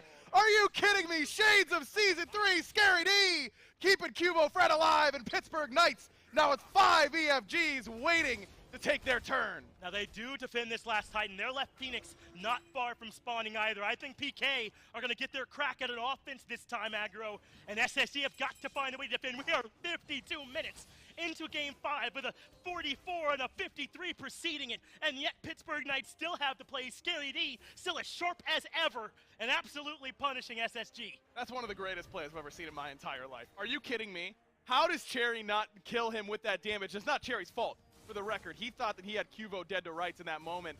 I honestly wonder if that was EFG ticking over a little bit of HP 5, Wow. just giving Cubo Fred just a sliver of HP. And then Scary lives, bro. What is that? What is that, Finch? I mean, King Arthur's good. Other people should be playing him by now. There's only one term. It is big time for him here. That's Scary D Unreal. getting in at the perfect moment and keeping the team alive. But now, aggro, even though we're looking back a bit, we might have a bit of a skirmish near the Fury. Never mind, they're backing up a little bit, so we're still okay. But this is a push from Space Station into a Fire Giant team. SSG has all the relics Yes. right now. SSG has all the relics, and so look at the respect PK is giving them. Very smart to just wait out Zap's relics at this point. 50 are, seconds. look, I criticize SSG for playing their Enhanced Fire Giant too slow, but in this position, as the Pittsburgh Knights, you are the more vulnerable team. Zapman is very vulnerable to these double stealth characters. You wanted to keep that left side Phoenix up, you want to shove out these waves, and you will only get a couple cracks at the Phoenix here, but at the very least you should be at full strength for those cracks. I'd much rather have 2 chances at full strength than 5 chances with no relics on my Hunter. How do they stay calm? How do they stay composed in this moment here at the end of the game? But this is what it means to move on in the World Championship, to potentially play against Radiance. You must be excellent for 5 hours in a row if you want to win. And that's what PK are showing us. Now they're rotating over to right. There's no minion wave here, so no aggression. Cubo, Fred, and Scary are sticking together. They're not pushing yet, but they don't have a ton of time. 1 minute 20 to make this work. And they didn't do a good job of shoving these left side waves. did not. They didn't do a good job of shoving these right side waves. So now you're stuck waiting in the mid lane for your right hand side to really shove together. By the time they get there, I think they only have 2 waves here, Finch. I mean, the wave that they're walking with and the wave that's coming behind it. I don't know that the wave after is going to make it here in time. They've got all their relics, though, on both sides. Potions being bought. Chalice is coming in any little bit to keep him alive. And Neil is being brought back to the Wolves. He drops down the water. And Where the did the Phoenix Phoenix go? is donezo. No chance it can compete. On the right side, Nicolo as well. But PK are not pushing in just yet. They're regrouping, calculating where they should go. They still have right side wave coming in. They've got 1 more coming, as we talked about. And now they've got an extra flank coming in. Look at where Fred and Scary, they switch sides. Now they put the Wow. Phoenix killers on the right, and they've got the flank and killers on the mid side. Love it. This could easily be the game. It really depends on how the fight goes. Neilmaw pulled in again, but that hasn't worked for you yet. Neil makes it out, and the Titan now starting to be under attack. So instead, they push into the right. The right side Phoenix, though, stands. They have to fall back. I don't think the Knights can make this push work. EFG falling off in 9 seconds. The fact that the right side Phoenix stays up is a big deal because we're at the point now where it's easy for someone like Fred to maybe come in and just backdoor a Titan like Cherio was trying to do in the midst of that Enhanced Fire Giant fight. Only having 1 Phoenix down is not a big deal. You're able to step up and clear these mid waves fairly easily in the event of another Enhanced Fire Giant fight. We're in for another FG dance here, Finch. And it could just be the game. 56 minutes on the clock. At the furthest point into the game that these teams can go, the furthest point in a set we can go to find our best team in this one game and then there's more battles tomorrow. How do they find it within them to keep on going? But this is what the champions are made of, and we're still in quarterfinals technically, right? I mean, there's so much more ahead of them, and they have to use so much here. Another elixir coming from Cubo Fred. He's got plenty in the tank, and look at the aggressive positioning here from the Pittsburgh Knights. These tanks have no fear, huh? Neil knows at this point that just getting pushed by this Kuzenbo isn't a death sentence for him, so he's allowed to play much more aggressively. Now, no shell for him for a little bit still, but I like the way Neil's playing this. He's baiting all these buttons from Space Station Gaming because they haven't shown the ability to kill him in this game quite yet. Only one death in 57 minutes for a support. Same for Paul as well. They've been strong, and there's the pluck. Rapper pulled in, but it's a different story for him as he is in trouble. Heart bomb there well, but Rapper still alive, and Scary D getting melted. I'm a monster for Paul. He's winning where to use it. There's the ultimate, and Zatman gets the kill on the Rapper. Cherry is deleted, and the next big kill coming through. Zatman somehow still standing as Nika finds one more for Space Station Gaming, but the Pittsburgh Knights are unrelenting as they hunt for vote. Scary D puts him down. There's they did it again. Standing for Space Station Gaming as PK have shut them down. They did it again. Demons have not been exercised here today, Finch. How do they do it? Down 2-0. How do they do it? Back-to-back years. Look and at the Pittsburgh Knights Knights have done it again. The reverse sweep, the second time in as many years for the Pittsburgh Knights. And they are feeling it here. Do you think the Pittsburgh Knights are going to be hard to beat next time they come up? Because this team is feeling themselves. What a set. Falling down 0-2, never for a second did this team doubt they could win it. Unbelievable. Gormeiser's losing his mind. Can you blame the man? Not at all. Unbelievable performance. PK, you just can't count this team out at any point. How do you not feel for the SSG boys, though? I mean, it's tough. Call them tonight, you know? Make sure they're doing okay. Another great season, absolutely ended by the Pittsburgh Knights.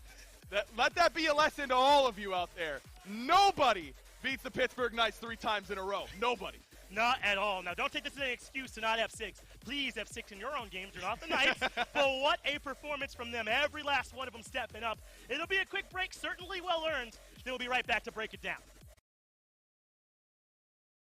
It is, you know, that nervousness. Like, you're going into this, again, if you're Ghost Gaming, you're confident.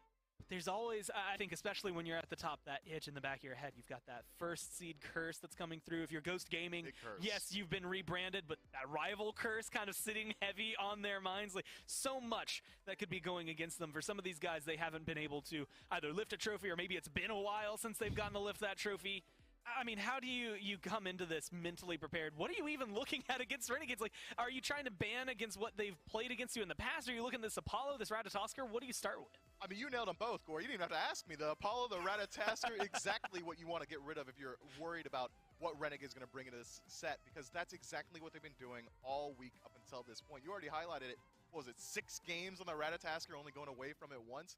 That's ridiculous. Don't let Lasbra do that. Well, now, the other interesting aspect, and we haven't touched on this, but, you know, like the Hercules, the Ymir, the things PBM is just ridiculous at over on the other side. We've seen a lot of support bans yesterday by saying when they were taking care, banning things like the Ares, the Sobek up against Jake, and so far it doesn't look like anybody cares about frontlines. Raw hell bans from Renegades. Yamoja, you know, kind of the natural-born ban that comes through right there.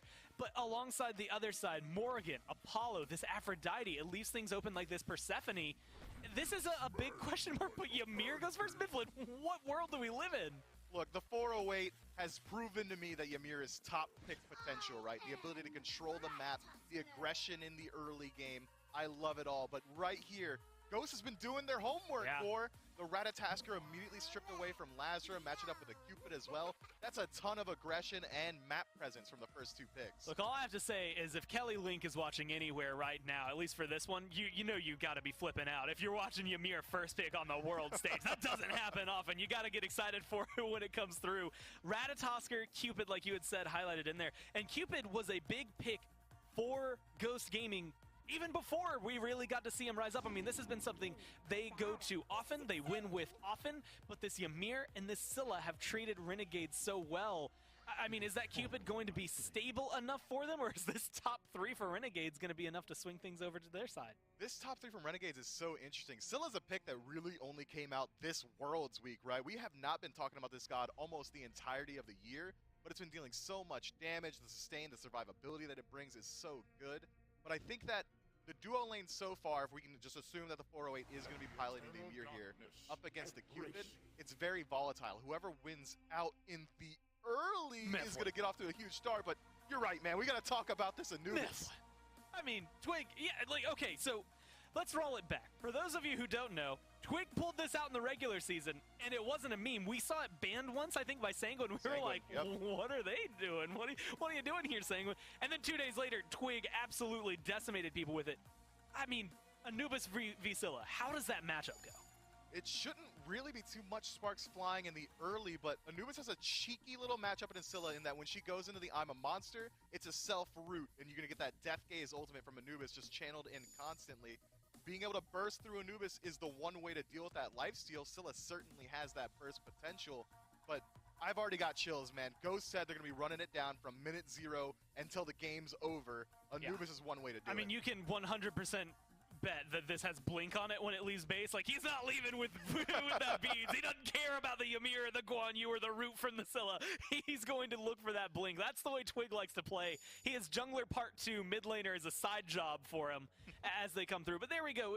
Nemesis alongside that set getting picked up here. Fenrir and Khepri gonna get banned away. And as weird as that Fenrir ban might seem to you, that is a PVM ban. That is a Fenrir support specific ban. He was bringing it out during those last playoffs. Hunbat's locked in. That means Mifflin, is this a Ratatosker support? I think it might be Ratatosker solo more than likely. That's where we usually see that god flexed into, but you're right that he does have the potential to go into that support role. Ghost, man, we haven't seen him all week, and it seems like they've been stocking up some secret strategies here. That's such an interesting draft. I think it brings a lot of pressure into the team fight. What if the lowdown is that this is actually an Anubis going over to the support role? What if that happened? Would that be dirty? Is that too dirty? I don't know if that's dirty enough with the way they want to run this one down. Could be an interesting pick-up, but is it going to be enough? Lasbra having specifically his Ratatosker stripped away from him. We didn't get to see as many sparks fly when he wasn't playing Ratatosker yesterday. That fell onto the Scylla lock-in that Venenu was playing. Serket and Artemis. Barracuda watching the Knights game yesterday says, hey, wait, Zapman, look, I can do that too. Yeah, am I allowed to call it the Bartemis now? Like, I'm not even sure how to deal with this. Artemis is a pick that is so interesting because it is so aggressive inside the team fight. We saw Zapman foregoing the defensive relic Aegis and instead picks up the blink every single time he got dove on, blink forward, use Tusky, try and take the fight there. And already we're seeing a huge dive comp from Ghost. This Artemis is going to need a lot of help to survive. Ratatasker, Anubis with the blink, even Hunbot's going to be gunning it down for Barra. Mifflin, I'm going to be completely honest with you and everyone watching. I did not prepare any notes about Artemis coming into this. I don't have numbers for Renegade's Artemis. Of course, that's because before Zapman yesterday, she had only played one game. I think it was Zap that had played her earlier in the year. She had played one game, lost one game. It wasn't until yesterday that she finally got a win. Is this going to be enough? Look, with Cerberus locked in, you had mentioned that CC. Yes, you've got CC immunity on your ult, but is she going to be safe, or are we hoping that the Zapman performance rubbed off on Barra a little bit? Look, you're not picking Artemis to be safe. You're picking Artemis to get straight into the team fight and dump as much damage as possible. Artemis is not a safe pick. But they've got the tools to peel it out. The Ymir for the space control, the wall, should be able to separate a lot of what Ghosts are going to be able to do, because really it's only Hunbots and Cerberus that are going to be able to easily move around it. Outside of that, though, the early game is going to be so important in this match in particular. If Ghosts get off to a first blood start, 2,000 gold up in 10 minutes, I think they could just run away with it. Look at the damage and objective potential from the Anubis as well. Ghost Gaming got a scary draft. I think that's the interesting part, right? Hunbat's that ult, and maybe Ratatosker ult pretty decent at maybe trying to steal things away or confirm them for your side. But that Anubis you had highlighted, maybe it's not going to compete with I'm a Monster in terms of grab the last little bit of damage, but a Gold Fury Fire Giant's going to disappear if Twig happens to look over towards that. I mean, there's so much potential. Does this Cerberus go over to Mike here, do you think? I mean, he's been the one kind of playing it, the only person I think I would say that has played it as a Guardian as much as him. So is that going to have a good matchup against the Ymir? I think it can. It really can.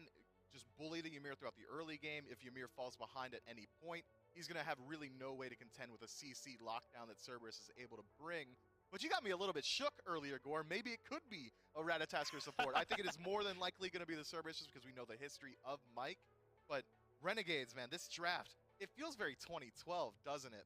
I think that, if anything, Ghost Gaming should be looking to find aggression in the early game, whereas Renegades are going to be trying to wait it out a little bit longer. This Artemis and this Scylla are going to scale very, very hard as time goes on. I mean, we've been talking about the hot hand the Renegades have here. You trade that Circuit out for a different assassin. This does genuinely feel like a composition that you could have at least run the last time Barracuda got to lift up that trophy, right? It's been so many years since the first World Championship since he has been able to do so. And, you know, things like Ymir, the Guan Yu, the Scylla, maybe not as big, but he did it with a Scylla on his team, MLC Stealth at the time. Maybe this is helping bring him home. Again, you're looking at this mindset. This is a team in Ghost Gaming that has won both playoffs this year, and they're coming into this maybe a little cold because they haven't got any of these completely long, competitive games in just yet. Maybe just the scrims. Can they do it with this composition? Is this one going to be able to throw them just enough of a loop? This composition screams Ghost to me, Gore. It really It's does. scary. It's a pressure everywhere. They're not looking to lose any lane. They're looking to find pressure every single spot on the map. I mean, Twig's going to be running it down mid. We're going to see everything. I mean, like, literally everything's just, it's damage, damage, damage, maybe a little bit of sustain from the Cupid.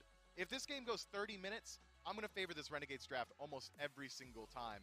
But how often do people make it to 30 minutes against Ghost? Yeah, I think that's the biggest if. It's capital, underlined, bold, italicized when you come into that like that. There's so much glaring on that if, because Ghost Gaming likes to do it in 20. Maybe they go to 23 if they have to, right? They can't quite close it out as fast as they need to. Mifflin, I mean, this team that's coming through, like you said, CC, maybe a little bit of sustain, a smidge of tankiness in there. It's going to look insane from Ghost Gaming.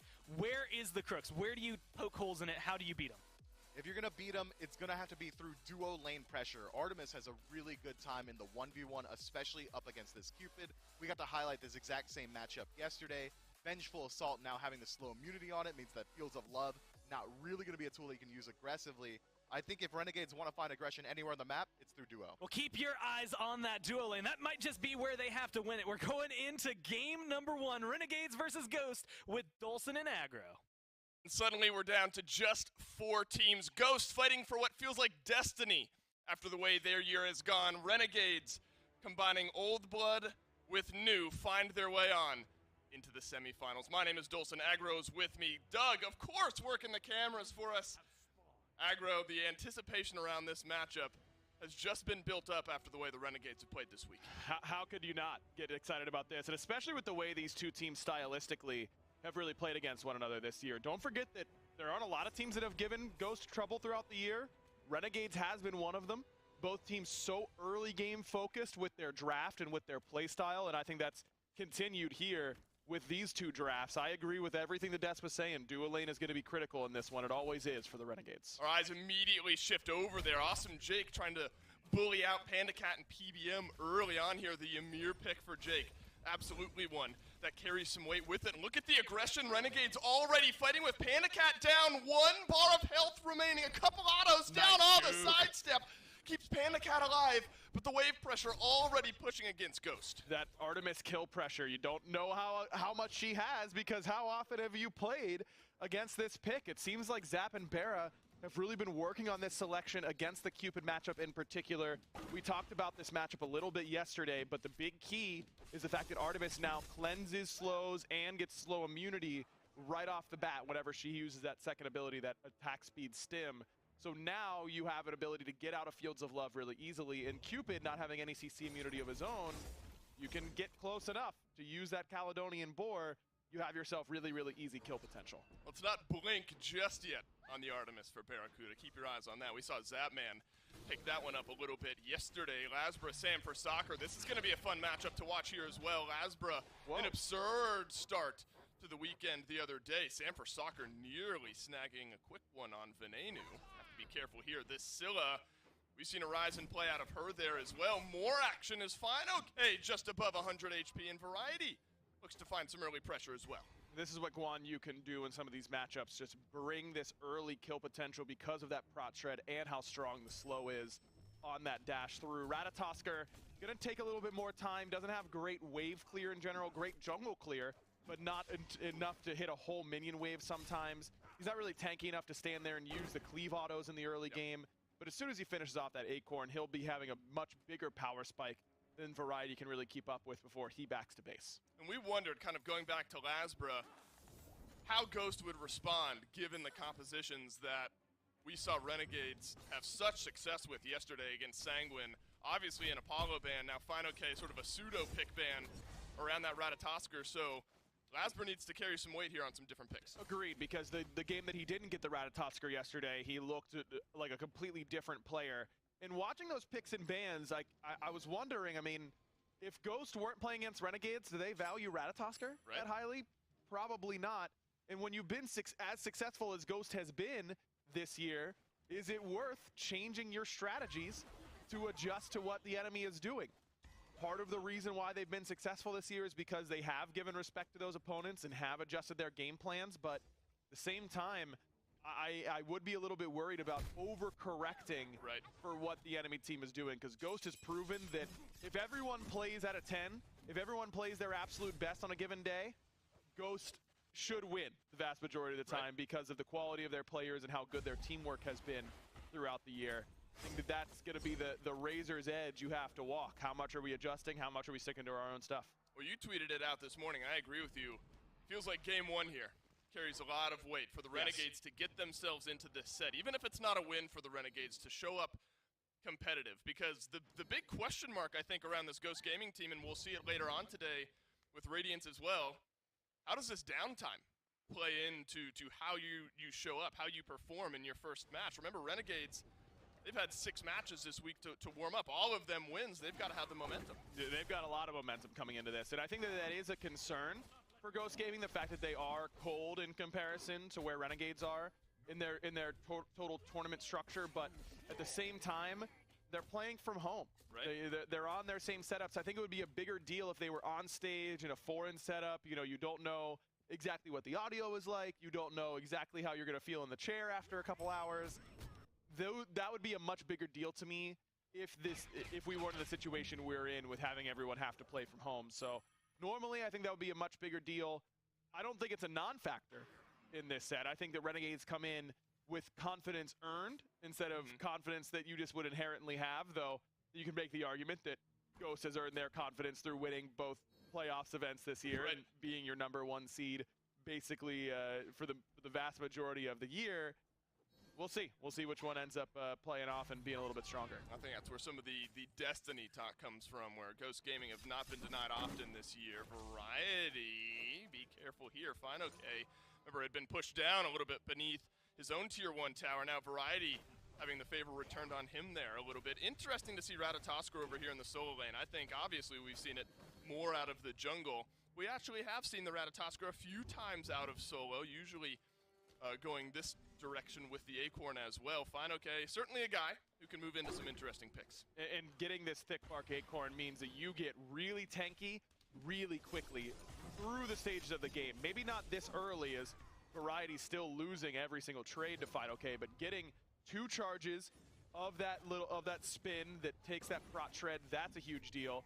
And the fact that you get 10% protections from that thick bark Acorn means that as you build prots throughout the game, it's going to scale really well. It also means that things like Pridwin and things like Glad Shield get that much more value as you're going for these sort of hybrid builds where you are threatening enough to put pressure on the enemy backline, but also good enough to be a legitimate frontliner. Well, as time goes on here, you can sort of feel the tension build in this matchup. 2 teams that when we've seen them play, like finding this early aggression, usually through Awesome Jake and Barracuda, from what we've seen this week at least. Obviously, PBM and PandaCat, we're going to do a good job at standing up to a lot of that early pressure. Watch out, though. Twig making the first rotation over Jake into the ultimate. Twig, though, snipes him down. PandaCat, first blood, double kill for Ghost Gaming. Exactly where you'd expect. And that's exactly what can't happen here to the Renegades, because Ven pinged that, or someone pinged that Twig was top left, likely coming duo lane. And Renegades, I was watching Jake's posturing in comparison to Barra's. Barra was a little bit further back, looked like he was interested in maybe backing up. Jake was not. And look, if that's a straight-on 2-on-2, I really like Renegades. chances in order to get the kills and get the first blood in their favor. But with Twig coming over, you've got no shot at winning that. Your best hope is that you kill Mike before anyone else dies and you get 2 for 1, but you got the first blood. As it stands, it's the exact opposite. And that's got to be a little bit more disciplined coming from the Renegades duo lane. This Anubis pick for Ghost Gaming is really centered around getting Jake behind and killing Jake. And the fact that he hasn't gone for something like the Purification Beads is a little bit surprising to me. I'd expect Twig to be looking to wrap Jake and kill him over and over again. Oh, Jake is going to get stunned down here. Sam for Soccer maybe making this one a bit of a formality. Wall goes up, well timed there by Jake. PBM has not the ultimate to go, but Sam for Soccer does up and over the wall. Easy kill for Ghost Gaming. The rotation in from the Renegades, though. Venenu, crush up and over. I'm a monster. Oh, None of it connects. Mike jumps out, and he'll survive. And watch out, here comes Twig on the flank. Lasbra, see you later, buddy. Death Gaze, we'll see you in the grave. Uh-oh, Ghost Gaming off to the races here. 4 kills in the last couple of minutes. You think maybe there's one there if Venenu's able to chain together a few of those abilities. Mike, the lowest on Ghost Gaming at any rate, though. Everyone survives. Sam for Soccer now, a chance to turn around the damage. Venenu's got no cooldowns. You chose this fight, my friend. And Sam for Soccer ends it. And Jake can't afford to get greedy here. He's got that ultimate, but I don't think it's going to be enough to kill Sam. And Sam's jump should be coming up sooner rather than later. Just a couple of bad decisions to fight here so far by the Renegades, and now another. And Mike didn't have his ult, but he sure does now. This is spiraling out of control. Ghost Gaming have notched 6 kills in the last couple of minutes. It's all been one continuous fight. Maybe Variety helps pull one back here. Lasbra is going to pull Twig right on back in, but the damage is too much. Twig survives. Variety, he'll fall as well. Triple kill for Twig. Turn off the lights. Yeah, call it right here. Game 1, not looking. 5K lead for Ghost Gaming. If you haven't been watching all year long and you've been hearing us on the desk saying, yeah, this Ghost team, no matter how good anybody looks, I don't know, they just kind of get in these positions where you feel like you can't beat them. They can't be that good, right? They can't win every single engagement. They've won every single engagement. And look, Renegades have made a lot of mistakes already in 9 minutes. And to me, it looks like they're letting the moment get on top of them a little bit. This is the biggest game a lot of these guys' career. It was the same yesterday, and they were able to perform in that situation, so they deserve credit, and it's not like they're going to be toast all set long, but Variety not holding his stun until Twig's beads run out. That extra lifesteal that he got from that moment made a big difference. Ven deciding to take a fight up against Sam in the jungle, and then Jake following up on that fight for no reason. The missed abilities so far. I mean, it has not been a great start for the Renegades. And as you said that I said, this game 1 I think is critical for the Renegades. I think you have to get the ball rolling early on because you can't let a team like Ghost start to feel it. You have to try and make them second guess their prep. Oh man, we just fought for the last 4 or 5 minutes. We're gonna keep doing that, it seems. Captain Twig rampaging 10 minutes into the game, 5:02 on the Anubis. It's funny, right before all that action started, I was thinking that the left side of the map seems like a no-fly zone for the Renegades. PandaCat was off to a 2-0 start. Aggro, at this point, I don't think anywhere on the map is a fly zone. It isn't. This composition is the kill Ymir composition. It's just, if you get hit by any of our CCs, you're dead, and you have to respect that a little bit more. I mean, you know that Renegades is going to top pick the Ymir because they kind of have to, because Mike has made it look nearly unbeatable for Ghost Gaming. So Ghosts get 2 really good response picks that also kill Ymir really well, and Ratatosker and Cupid.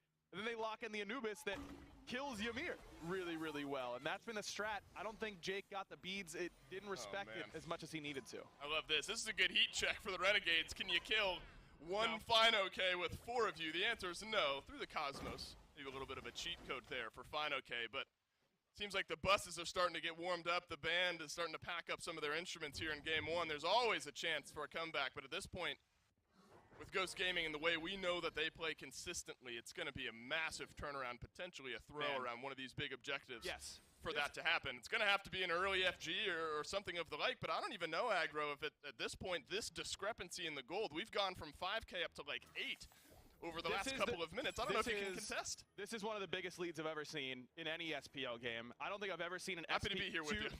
Yeah, happy to do it with you, Dave. I don't know if I've ever seen 2 SPL teams have a bigger gap in the early game in a world set. And from this point, this is 99% for Ghost. I mean, don't mistake it. Now, not for the whole set. I'm talking game 1, but Ghost has this game is theirs. They have to. The key is in the ignition. They just have to turn it. That's where we are right now in the context of this game. 8,000 gold at 12 minutes is legitimately unheard of. This just does not happen. Renegades right now need to put themselves in positions to succeed, but then hope that Ghost makes mistakes on the back end, 'cause that's the only way they're winning this one, game 1. Yeah, and what's devastating is there's so much gold left on the map. Only the Fury's gotten taken down. Literally every tower except for the tier 1 that just got taken. Unreal. Down on the left side. So this is going to get worse before it gets any sort of better, and better might be picks and bans for game 2 for the Renegades. Pyromancer being looked at now by Ghost Gaming. Variety lurking close by. We already saw what one FineOK did against 4 members of the Renegades. I'm not sure one Variety will have as much success against any number of anyone from Ghost Gaming. This Pyromancer's going to go over for free. Renegades, rightfully so, continue to play a little nervous. I'm to the point where I wonder what the fastest 10K lead we've seen between 2 SPL teams has ever been. Theorycraft for a little bit, Yeah, right? we got, I wonder if that's a Zion stat that could be pulled up in the database, because this is unreal. And this is the worst case scenario, I think, for the Renegades. Not only was I saying that game 1 super important for them to gain momentum and make Ghost lose momentum, because we've seen this team lose momentum before and lose confidence, and all of a sudden they look very, very mortal. But it's also just because they're really punishing Jake more than anybody else. And Jake is a guy who Barris talked about a lot, is really wanting to get that ball rolling for him, let him gain that confidence. To have a game like this when you had your god top picked, how is this going to affect your picks and bans going forward? Are you now moving away from the Ymir entirely? Right. Because that's not the right thing to do either. You just have to come in with a better understanding of what Ghost Gaming's composition is designed to do and play around that better. Yeah, I'm nervous now. I mean, if there's anything to not hang your hat on, I suppose it's that FineOK also has a 2-level lead on this Ratatosker. He'll be able to rotate freely through a lot of these fights. That's exactly what Renegade had done over to Sanguine. The double rotation, so quick and easy. Now FineOK has the ability to do so. Barracuda relegated to farming beneath his tier 2 tower. Over on the left-hand side of the map, through the Cosmos is going to get used here. Lasbra rotating over towards Solo, but 4 people couldn't get it done. No chance to do, but Renegades are going to bring 4. Again, look at the collapse over here to the right-hand side of the map. Everyone, for FineOK, you're forfeiting your tier 2 tower over in Solo. You better get this kill onto Fino. Everyone chasing him down. Lasbra with the ultimate back in. I'm a monster. Throw the house at him. Renegades on the board. Got to do it at some point. And look, that's the right play from the Renegades, is to give up your tier 2 and left. You couldn't have defended it either way. Get something going for you on the board, and Fine just gets greedy by using the ultimate to try and clear the wave. Doesn't really respect the all-in potential. And yeah, I know they had 4 people here. They used 3 ultimates, but realistically, your job in that position is just to live while the rest of your team strips the map.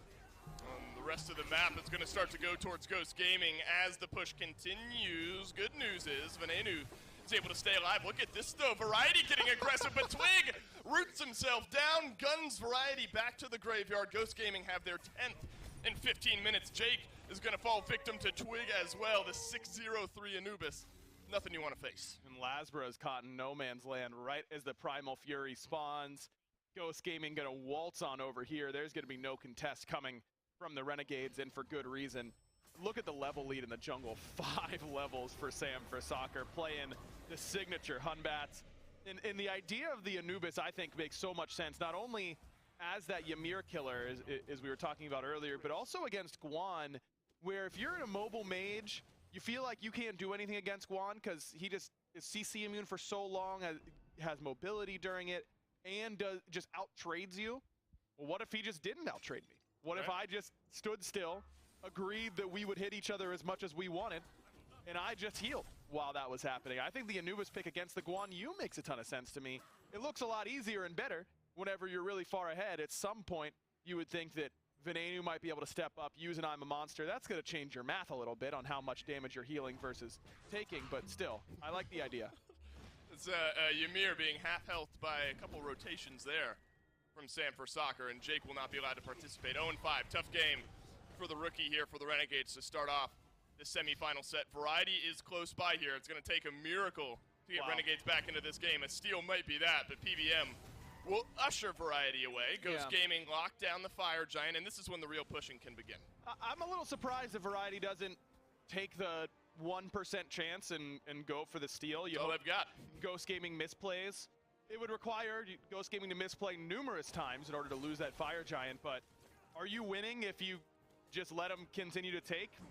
Probably not. Probably not. Well, definitely not. Definitely not.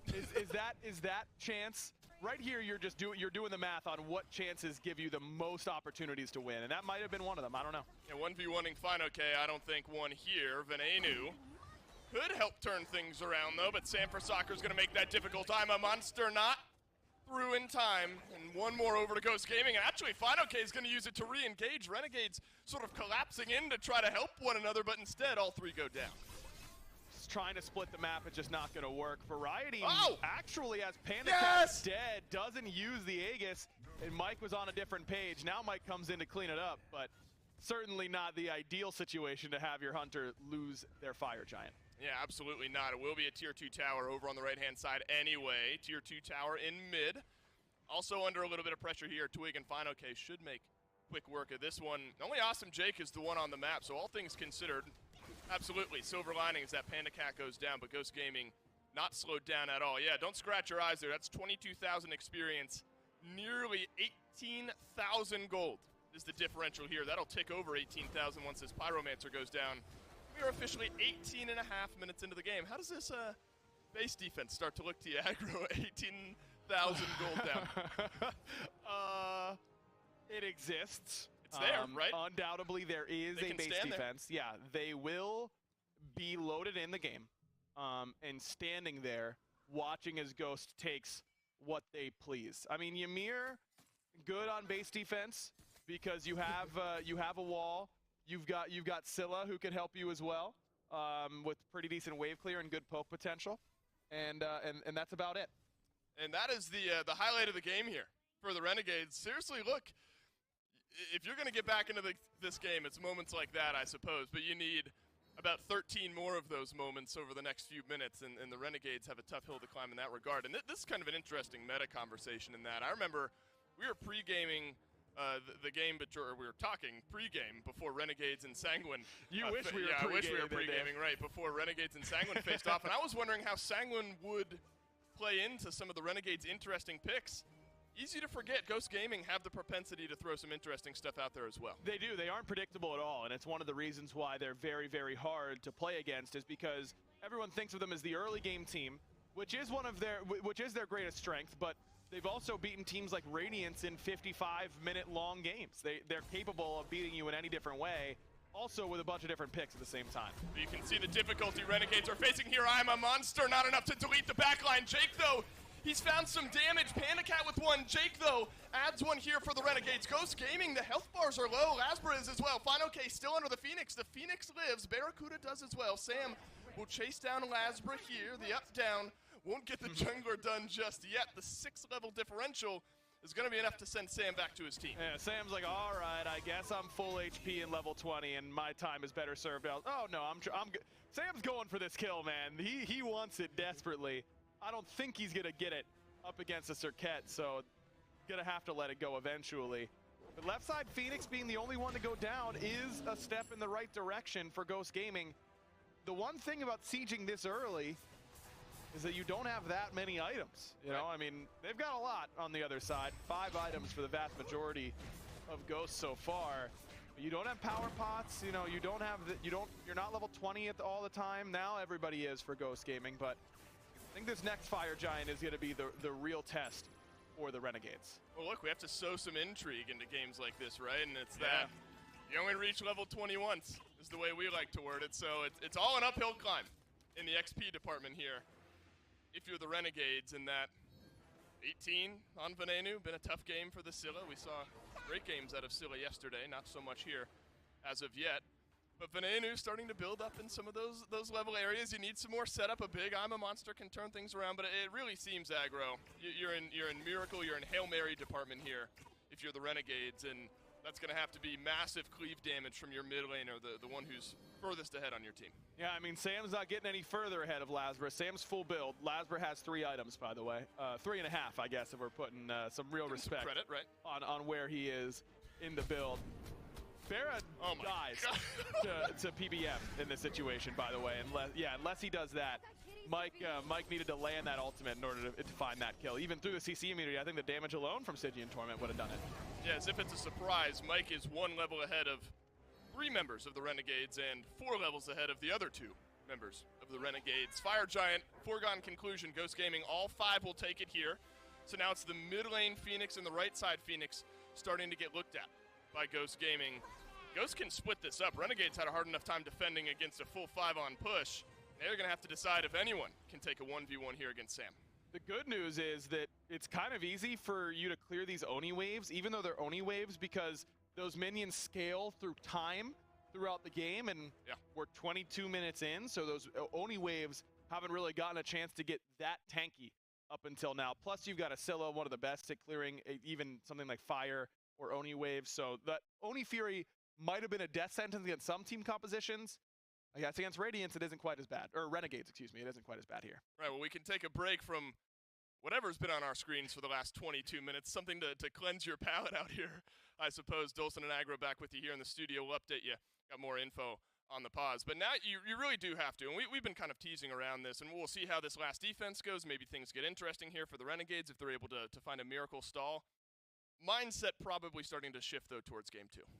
Yeah, we've been there. We've been Our on Game 2. mindset, Yeah, no, I think Renegades has been too. At least it should be, at least a little bit. You've got to find a way to discuss what went wrong in this game. I mean, that early rotation over from Twig is just a kills that really should not have happened based on the communication that was given.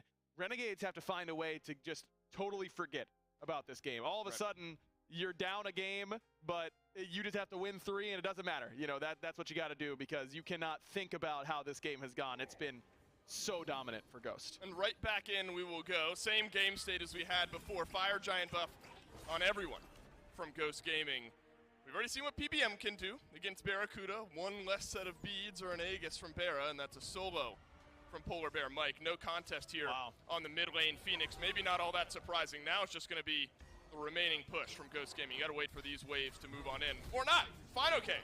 Going to get things started off here. I'm a monster channeled from Venenu, but the Fear No Evil will send them right back into the fountain. Captain Twig finds an easy one over Awesome Jake, but Variety pulls one back for the Renegades. The Titan is the ultimate trophy, and Ghost Gaming not able to finish it off just yet. Just need a little bit more damage. The Renegades nearly get the D aside. Ghost Gaming able to get it done. There's the intrigue. Hey, we asked for it. Yeah. Things getting close. I'm assuming this one's already done and spoken for, but Ghost Gaming do end up following the Titan just a little bit closer than they expected. A little bit of lack of patience there from Ghost. I think we could have pumped the brakes a tiny bit in that moment. Well, they wanted it. An end is an end. It doesn't matter how you do it, and they got the end there with the last remaining member. I believe that was Fine Okay, still standing. Renegades got to find an answer, man. That Ghost is not losing if they're going to look like that. You got to put some more pressure on them. And you wonder, is this pick ban? It's your favorite question as the chair 2 to answer. Is this pick ban, or is this don't fight for 6 minutes and lose every kill? Yes. That one. Quick break after Game 1 was very, very quick. We'll be back with Game 2.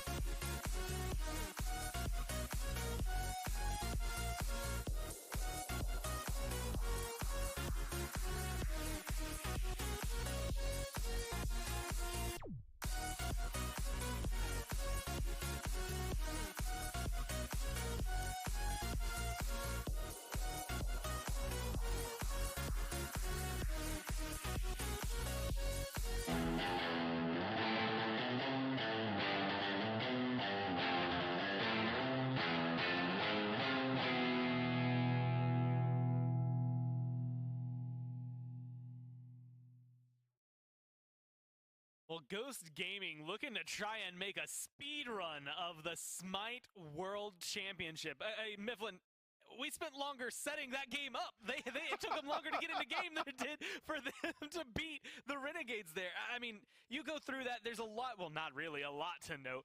The only thing I wrote down that I think is immediately that comes through is 9 minutes in, it's a slaughter. I wrote GG with a question mark. I wish I had changed that to an exclamation point because that's what it was. It really was just an absolute slaughter, right? I mean, look, go back to any death segment we've had after a Ghost set throughout the year, and it's going to sound like this. What do you got to change? Everything. I mean, got to not get blown out in the early game. It's tough, man, but Ghost, we were worried about them coming in with clammy, cold hands. They come in on fire. They got matches for fingers. Yeah, I am not worried about whether or not they're feeling warmed up enough. I think that was, what, 22 minutes, 23 minutes of warm-up. Now, this is the biggest thing. Early on, Renegades had the opportunity for a first blood. I think it's unfortunate for them that they don't get it. It's not necessarily their fault. But then Twig decides to come over, and I would argue most of Panda Cat kills were gifted by Twig. He just was running the show on this Anubis. And it was really interesting how Twig was able to find those rotations. Almost every time in the early game where Twig rotates over to the duo lane, they kept Sam for Soccer just hovering in mid, almost as a distraction. Like, oh, Sam's in mid, I guess Twig's just going to come back. But nope, he was playing the jungle role the entire match.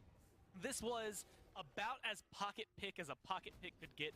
4 times all year. Granted, most of it at the end of phase 2, right? So a few weeks, maybe you give it 5, 6, 7 weeks where you have this Anubis coming through, but it's only played 4 times by Ghost, and it has a 50-50 win rate. Like, it's not the end-all be-all, at least looking at numbers.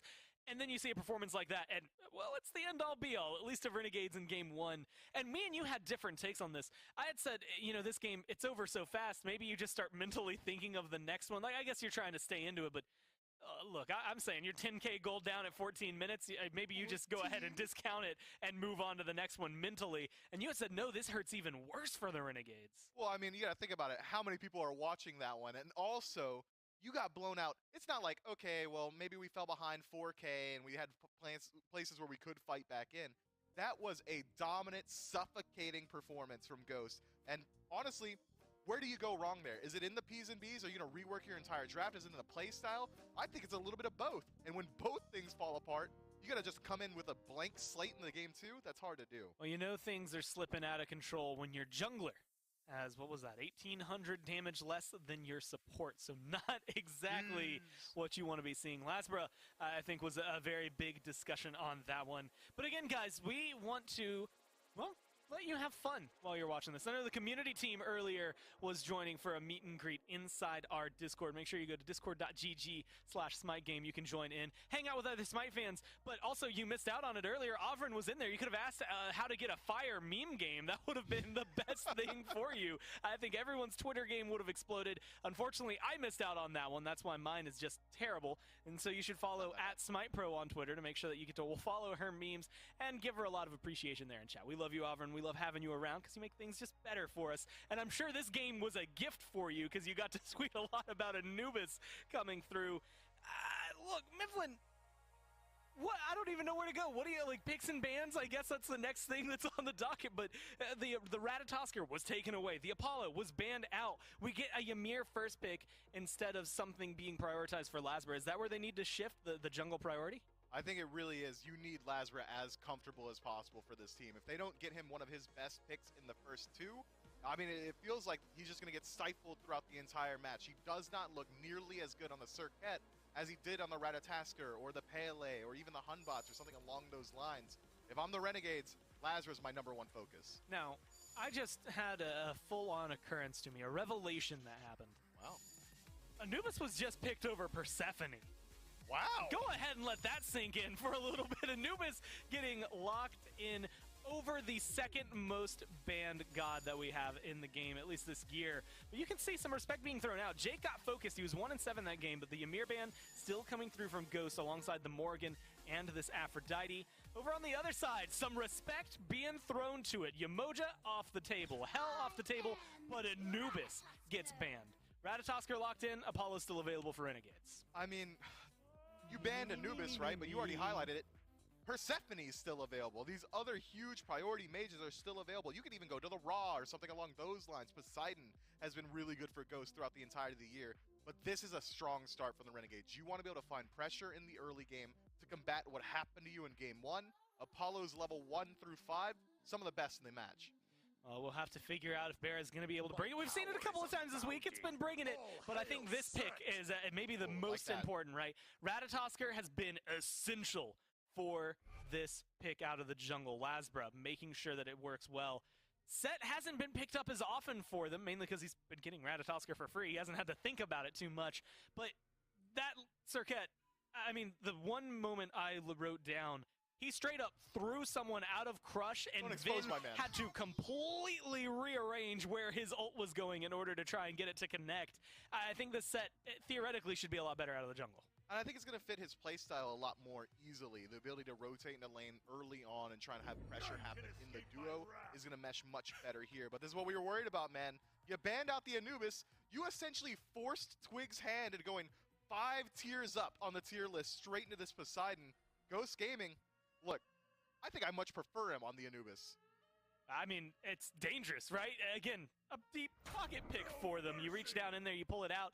I was, going to mention and ask about this matchup between Set and Poseidon, how you can get it, as well as that Cupid and Apollo one, but we can get into that. Ares locked in here for the Renegades as their support. So you get Bera on something comfortable, you get Jake on something comfortable, and you get Lasbra on something comfortable. That seems like a good top 3. It is, and it's going to bring a ton of pressure. It feels like to me the Renegades have really identified how they want to contend with this Ghost Gaming draft. Okay, we got blown out in the first 4 minutes of game 1. Let's bring as much pressure as possible, fight fire with fire, and see if we can do the exact same. If we can't do the exact same, potentially we might be able to mitigate some of those losses as well. So I think that I really like this pivot from the Renegades. Well, there you can see him. Maybe a little nervous now. For Lasbra needs to step up this game for his team. Not just him, though. It was easy to harp on the jungler because if they aren't having a stellar performance, you know it. When they are having a stellar performance like he's had the last few times we've watched them play, then yeah, you're going to get high praise too. So a little bit of both worlds. But this Apollo-Cupid matchup alongside an Ares yet to be seen what's going to be alongside this Cupid. Is this Ares going to be able to give enough pressure? I mean, you had said the 1 through 5 for Apollo is pretty solid. Is that going to be a pretty solid kill lane for the Renegades? Yeah, it's just like the 408 diff, right? This is exactly how he likes to play. He likes playing these high volatility gods like Ares, like Ymir, where if you're able to dominate the early game, you're off to a great start and it feels like you're nigh uncontestable. But if you fall behind in the early, Ares is like Ymir. He's an immobile guardian who's really easy to lock down. He doesn't really have too much comeback mechanics either. I think that, if anything, this lane can work out, but the direct matchup of Apollo into Cupid is going to favor Cupid almost every single time. You're going to either use your beads to dash out of the Fields of Love, or you're going to have to charge up that chariot, which takes a very long time in combat. You're going to take a ton of damage. Maybe I'm just bad at reading faces, but Panda Cat didn't seem to have a care in the world going into this. I mean, he's in picks and bans. He's like, yeah, I got Cupid. I'm good. Like, I'm going to take a drink. I'm going to just chill. You guys figure it out from here. You can see Mike helping dictate what's going forward. And there is the Anubis man himself, Twig, on screen, and how he's going to have to match up. This Poseidon now going up against a Discordia in the mid lane. And for all intents and purposes, we've seen this Discordia more often. I think she has, you know, the quote-unquote higher burst outside of Kraken. You know, you have to give that over to Poseidon. But is she going to be a difference maker here for Venena? I think it's going to be really helpful into this draft until Robin just got locked in. The Strife does nothing up against the overhead kick. He's going to be sticking to this guy like white on rice, man. This is absolutely ridiculous.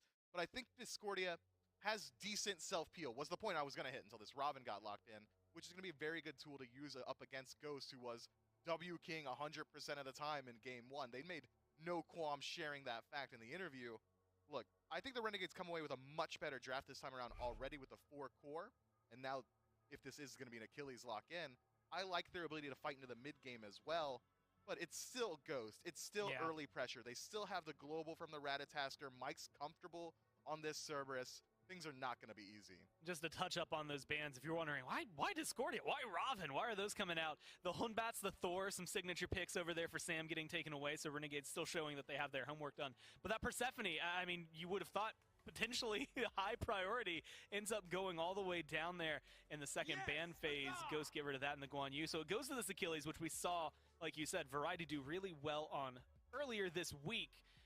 but I'm looking at some difficult tasks. I mean, again, it's very squishy early on, quote unquote, for Ghost. But this Ratatosker solo worked out pretty well for them. Fine, okay, did technically die once, but he had 4 people sitting on him Yeah, it under took his forever. tier 2, and they had to use, what, 3 ults to get it? So 3. I don't think he's too worried about it. Even though they're on the squishier side, is this Achilles going to be enough to make a difference in that solo lane? I think it can be, especially considering that they've got a much more comfortable pick in the set jungle as well. So now there are 2 lanes that Labs are going to decide to go to find pressure. They can either allocate the majority of that time into the solo lane and really try and play through variety, or he can rotate very early on over to the duo lane and fight there. But that should be the most exploitable lane, solo lane, for the Renegades. The Achilles matchup in a Ratatasker, at least until 3 or 4 items, I'm going to favor the Achilles. Now, when you have to look at 2 ults that are very similar, Cerberus, Ares have to kind of come to mind, right? Both big circles pull people together. Cerberus says you go here. Ares just kind of says you're on me now. But in the 2 of them, at least team fight wise, the synergy, right? Discordia follow-up versus Poseidon follow-up. Do you think those are going to exist, these Guardians, maybe just as beads burners? Or do you think those combos are actually going to get to come to fruition?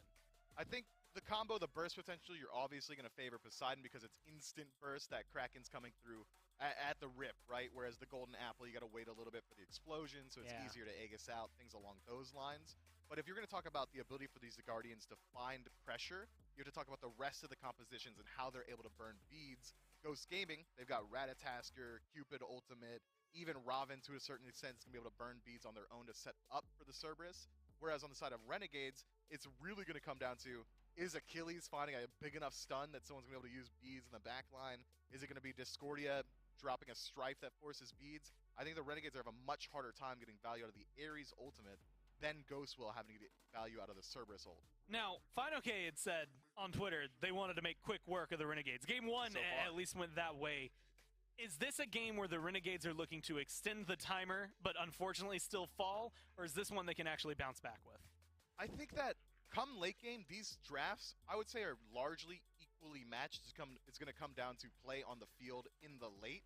But if we're going to talk about the mid game, I almost favor Renegades completely because of the damage output that Ares is bringing. But how often are the Renegades going to make it into the mid game with a lead or even from even up against Ghost? That's what I was going to ask. 10k gold, 14 minutes in? I mean, if Renegades are at a deficit like that, I don't think things are going to bounce back for them. Is this one, like, can you make a difference here? Is that going to be stifled from Ghost, or are they going to grind their way right back to it? Is it going to be another slaughter? Look, it's going to be the exact same attempt from Ghost. Renegades have better tools to fight into the early game, so it could even out ever so slightly. But it's Ghost Gaming, Core Miser. It's so hard to say. I think, if anything, if Renegades aren't demoralized at all from Game 1, which how could you not be, right? As you already highlighted, 10,000 gold at 14 minutes. Actually ridiculous. But if they aren't demoralized, I think they've got the tools this time around to fight in properly. Now, you're looking at global presence from Barracuda set. Again, I have to go back and harp on the jungle. What we saw to the Circuit wasn't terribly great overall from Lasbra, but keeping up with this Robin, keeping up with Sam, can this set go toe-to-toe? I think Set's going to have a little bit slower start than Robin. Robin's looking to get aggressive from minute 0. Level 3, Robin's going to be fighting in mid or fighting in duo wherever he can be, whereas I feel like Set, you really need that ultimate to come online. You really need a couple of items. Lasbra, it's going to take a little bit longer. Well, this might be the most important time for the Renegades. You have to bounce back here, otherwise you're looking down a barrel of 2-0 in Ghost's favor. Let's go over to the casters and see if the Renegades can hold on. We've seen a couple of reverse sweeps. I don't know if we see another one here between Renegades and Ghost Gaming if Renegades aren't able to pull this one out. Still Dolson, still Aggro, still Doug working with us here into Game 2 we go. Some pivots here, Aggro, I think most notably Barracuda back on the Apollo. And that's big, because this has been the real conversation around the long lane here this week has been some teams think Cupid is the best. Some didn't put any respect on the Apollo at all and consistently banned this Cupid away. This was one of the few games where a team has had the option to go Apollo or Cupid, and they've chosen the Apollo. Interested to see how they do. Look at this start. Oh no, disaster! Almost at the onset, Barracuda has to burn his beads. He stays alive. Now Panda Cat down to half HP as well. This one brought to you by PBM and Panda Cat. I don't think Renegades expected it. They didn't, and now you've got a Discordia passive on Jake, which helps, gives you a lot of power. But you can't do this, Jake. What do you think is going to happen here, buddy? First blood. Seems like it's about to happen here. Jake just buying a little bit of time. Panda Cat on the board first. Aggro, I nearly transitioned us into game thinking, here's how you slow this game down. Is you don't let what happened in game 1 happen here in game 2. It's even worse. It's not 2 kills for Panda Cat, but we're a minute in. You just have to be more aware than that. Again, it's very similar to the story last time. Now Lasbra is here. They know Panda Cat's dash is down, but Sam's here as well to ensure that this purple buff is going to go smoothly in Ghost Gaming's favor. Mike's still only level 1, so not super scary, but scary enough as a Cerberus. Spending a lot of time from both junglers. Awesome Jake also level 1 now. Both the Hunters starting to duel it out. Barracuda stunned in by Panda Cat. He doesn't have his beads anymore. Remember, look at the damage onto Sanford Soccer. Venenu has made his way over from the mid lane. Suddenly Renegades collapse in, and they've got 2 kills on the board. And that's what you have to do to Ghost. You have to punish them for their overextensions and for their overstays. And that was an overstay from Ghost Gaming. I mean, Twig has got to be able to communicate that is going to be a rotation coming from Venenu. I'm assuming that he did, and that Ghost just thought that, we'll kill him before he gets here. It won't be a big deal. Really good focus from Barracuda, understanding he can take that 1v1 for a while up against Panda Cat, and then just completely bypasses the Cupid and goes for Sam for Soccer where he was out of position. Right, the decision tree becomes, you want to extend this game, don't let what happened in game 1 happen, and so we're down on the opposite side of that. And the next decision is bounce back in a different way from how you did in game 1. And the Renegades have done that here. Now a kill on Venenu, a kill on Lasbra. Everyone from the Renegades kind of melted into the shadows, I think, there in game 1. Hard to say any one person or the other. Obviously, Jake had a bit of a tough one there. The Ymir was the focus of Ghost. Lasbra, though, now with not necessarily a level lead, but 1 kill, 1 assist over Sanford Soccer. The set now can make some waves. It has to. I mean, that level disparity that he was down in game 1, you will win 0 games where you fall that far behind. You have to be able to make a better impact on the map, and I think that Lasbra should be able to do that in mid and in this dual lane. It's going to be pretty hard for him to gank on the solo side up against a Ratatosker, just because getting up into the sky, really good way to get away from something like a set gank, which is usually a little bit more prolonged, but this is exactly what Renegade should be doing. Freeze the wave on your side of the map, force Panda Cat and PBM to walk up, and then call Lasbra over, let him chase them down the length of the lane. Well, Venenu was able to rotate over, killing an assist for him as well, but that left Captain Twig kind of stuck halfway in between a rotation. So Twig now has this 1 level lead over Venenu, about a half level as you see Ven tick over to 5. And Twig just kind of waltzed into that red buff just now and took it away. And that's because he had that level 5 pressure, the threat of the Kraken enough to make Venenu give it up. And getting a solo invade like that is really, really valuable, because normally when you see someone get invaded, it's a 2, 3, 4-man split sometimes, and with enemy buffs being worth reduced golden experience in comparison to your own buffs, it means that you're not going to get that much of an experience lead for yourself. It's more about denying that potential experience to the enemy laner. When you get it by yourself, it feels like an actual camp. It's not just something that you're there just to deny. It feels like a much bigger swing in moments like that. And how important are these next few moments? Not even so much for Twig and Ven out of the mid lane, but it's that level 5 mark where we saw Barracuda. It's not as massive of a lead as we saw him have a couple of times over Sanguine. But myself and Mifflin got into a little bit of talking about how this Apollo can sometimes feel like one of the easiest to start to snowball a bit of that lead. Fine, okay. Has to use his ultimate here. Variety won't be able to chase this one down. The next few minutes are going to be very important for Barracuda utilizing that ultimate, finding an impact and snowballing his lead a little bit further. And one way you can do that is by taking fights over here on the right side of the map where Barracuda can join, but Panda Cat can't. Right. Renegade did this really, really well up against Sanguine in their set. See if they can do it here, but now's not the best time because Barra hasn't backed yet. He doesn't have anything to really give you since the very beginning of the game. I think that he's going to have to start stacking those Devo Govs, and then you can start to ask him to rotate. Ask him to rotate at this point. He wouldn't be able to do a whole lot. Yeah, not yet. He'll go back, finish off the Devourer's Gauntlet, make his way back to lane. And Barracuda, not one who shied away from some 1v1 chances against Netrioid yesterday either, so that's something to be mindful of as well. If he smells a little blood in the water, he'll absolutely take that, I suppose, as a Barracuda would. Final K versus Variety. We've seen small poking and prodding back and forth, nobody capitalizing to the tune of a solo kill here just yet, but both have kind of set up for some pressure from the rest of the team. Haven't seen these big sweeping blue buff invades, except a little bit of a dance there in game number 1. The solo lane going to be impactful here as long as Fine OK doesn't get off to the same start. I mean, Fine really was able to make an impact by rotating. Right. So one way you can stuff that from happening is by bringing the fight to the global ultimate. It's a great way to deal with Apollo. It's a great way to deal with something like Athena in the solo lane, which we've seen in Smite's past. Bringing the fight to them makes their ultimate far less impactful because now you have even numbers and you've got all the information. You don't have to worry about all of a sudden this solo laner providing an extra body that you weren't ready for. That being said, Ratatosker is a little bit different in that he's also very hard to gank because of that mobility being so strong and because he can do a lot of damage at the same time in comparison to something like an Athena that we've seen over there in the past. I don't think that it's really worth the Renegade's time in order to gank the Rat. Right. In order to kill Ratatosker, you need burst damage before he can get off the ground. Set doesn't really do that. He really whittles you down with his movement speed. That's the problem, is that I think that Fine gets a pretty free lane over here as long as he doesn't make a mistake up against Variety. Because Achilles is one that has some good solo kill potential once he's hit the point where he's clearing the wave well enough. And we're there at this point at level 8. That's the Iron Man kind of Thanos plan, right? Take the fight to him, fight him on his own planet so you can't bring it to us, I suppose. How did that work out, though? Well, all right, we're going to get down a trend here, and this is Dangerous Water 7 minutes into a very important semifinal game, too, by the way. But Star-Lord ruins the whole thing, rips off the... All right, we're going to get down a track here. Sanford Soccer, look towards the blue buff invade. Variety, I think, an important conversation to continue to have around this solo lane.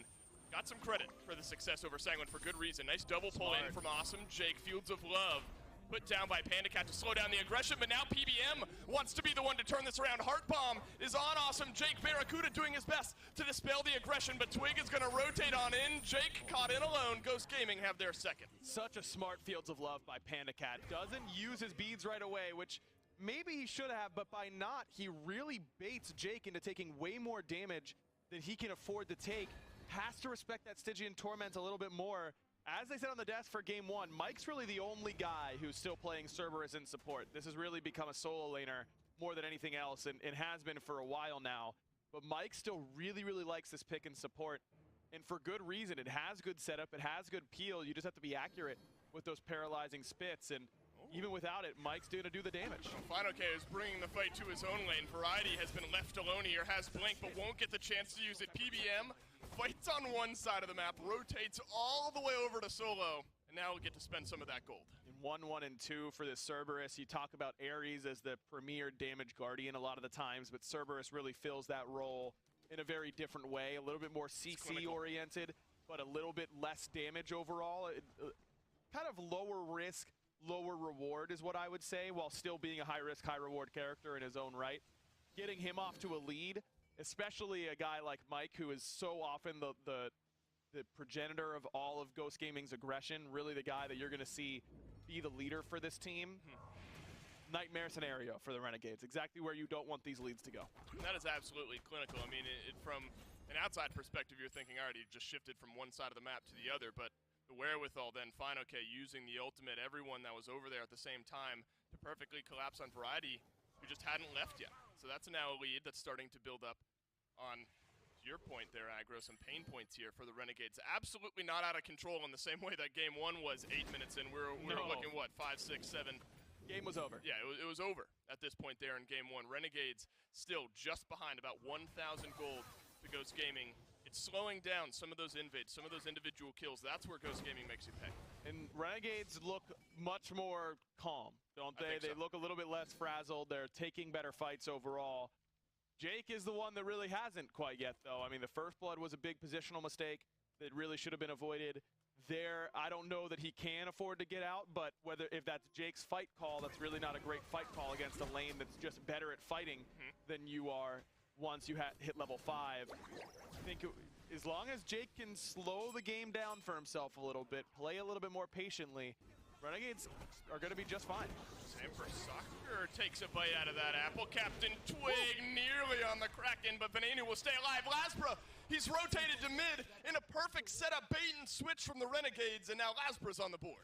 Bad beads from Twig, too. I mean, you're never getting away from that Kingslayer ultimate, even with the Poseidon movement speed. And now Mike has been caught on the rotation. Execute's going to land for Variety, and signs of life from the Renegades. And they're starting to pull this lead right back into their favor. Might get there with this tier 1 tower over in mid. That is what this Achilles brings from Variety. We've seen this wave pressure. He's ahead in damage by about 2,000 over Fino. Okay, how many defensive ultimates have we seen Fino have to take throughout this lane? Fino needed assist from a couple of the other members of Ghost Gaming.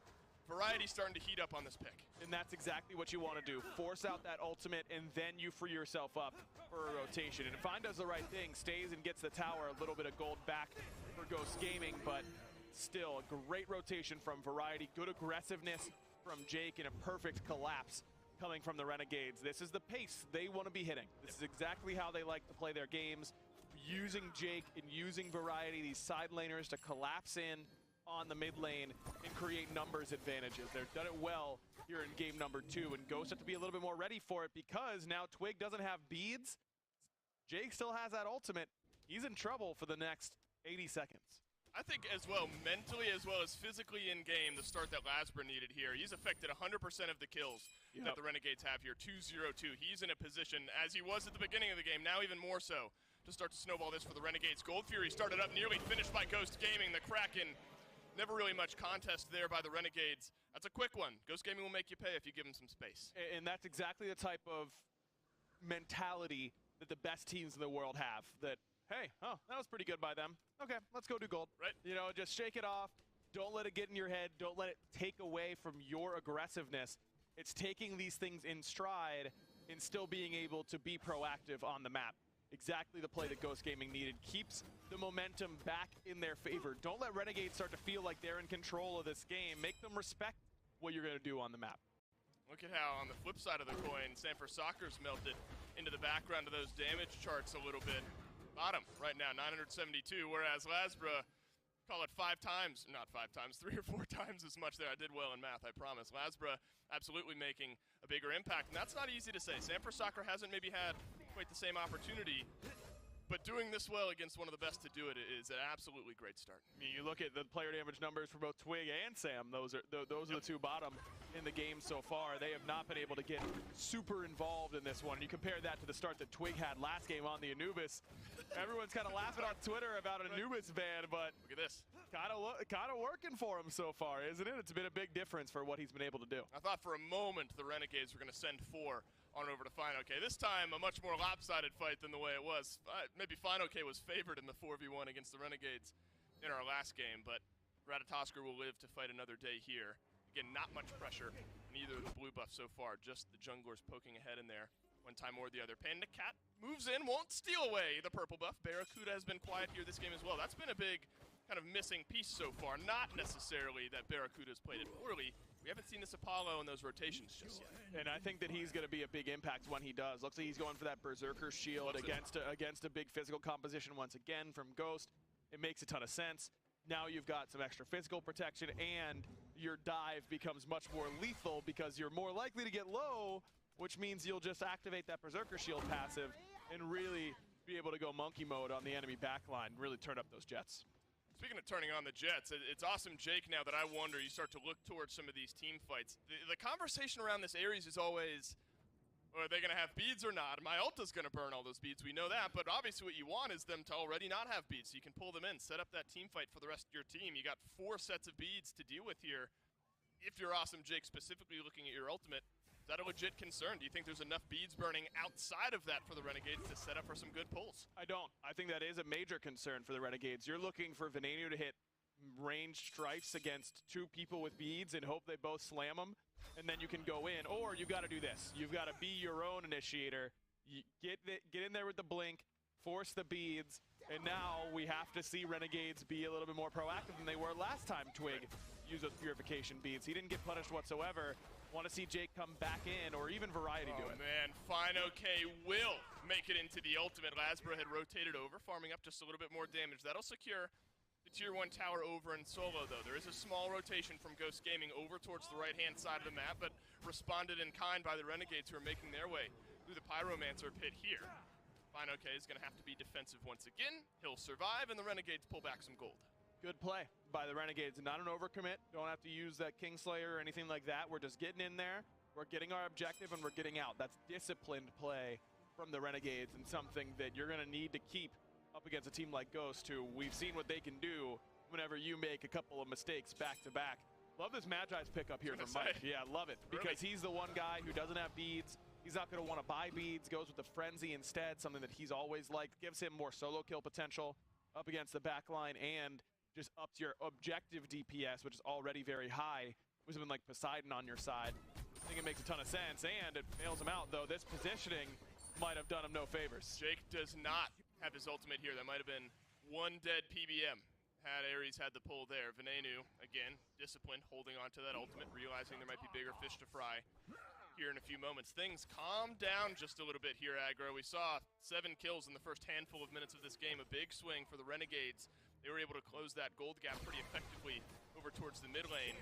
And this is where teams have a hard time beating Ghost Gaming, is pulling away these objectives. I spoke too soon. Sanford Soccer does not steal it away, but he does get a kill. This one not for free over to the Renegades, and now FineOK looking for an engage. Venenu a little bit too slick. Panic Cat in a 2v1 up against Bera alongside his longtime dual lane partner. There's no relic left for Bera. I don't know if he can survive that heart bomb. Oh, he won't. Panic Cat will get the kill, but Jake is here to play as well. Look at the mini-map. Rotation from Ghost Gaming coming on in. Oh, but Jake on the ultimate saves his life for a moment. Panic Cat benefits to the tune of a double. And FineOK now in a 1v1 up against Venenu. Has the Thorns, where you go, and Ven has to Aegis his own ultimate. FineOK, though, within execute threshold, so luckily for the Renegades, they get 1. But it's a 1 for 4. And Variety's the last one standing. Man, that is so difficult because I liked Renegades being the initiators, being the aggressors on that Pyromancer, but Sam just comes in, makes a great individual play.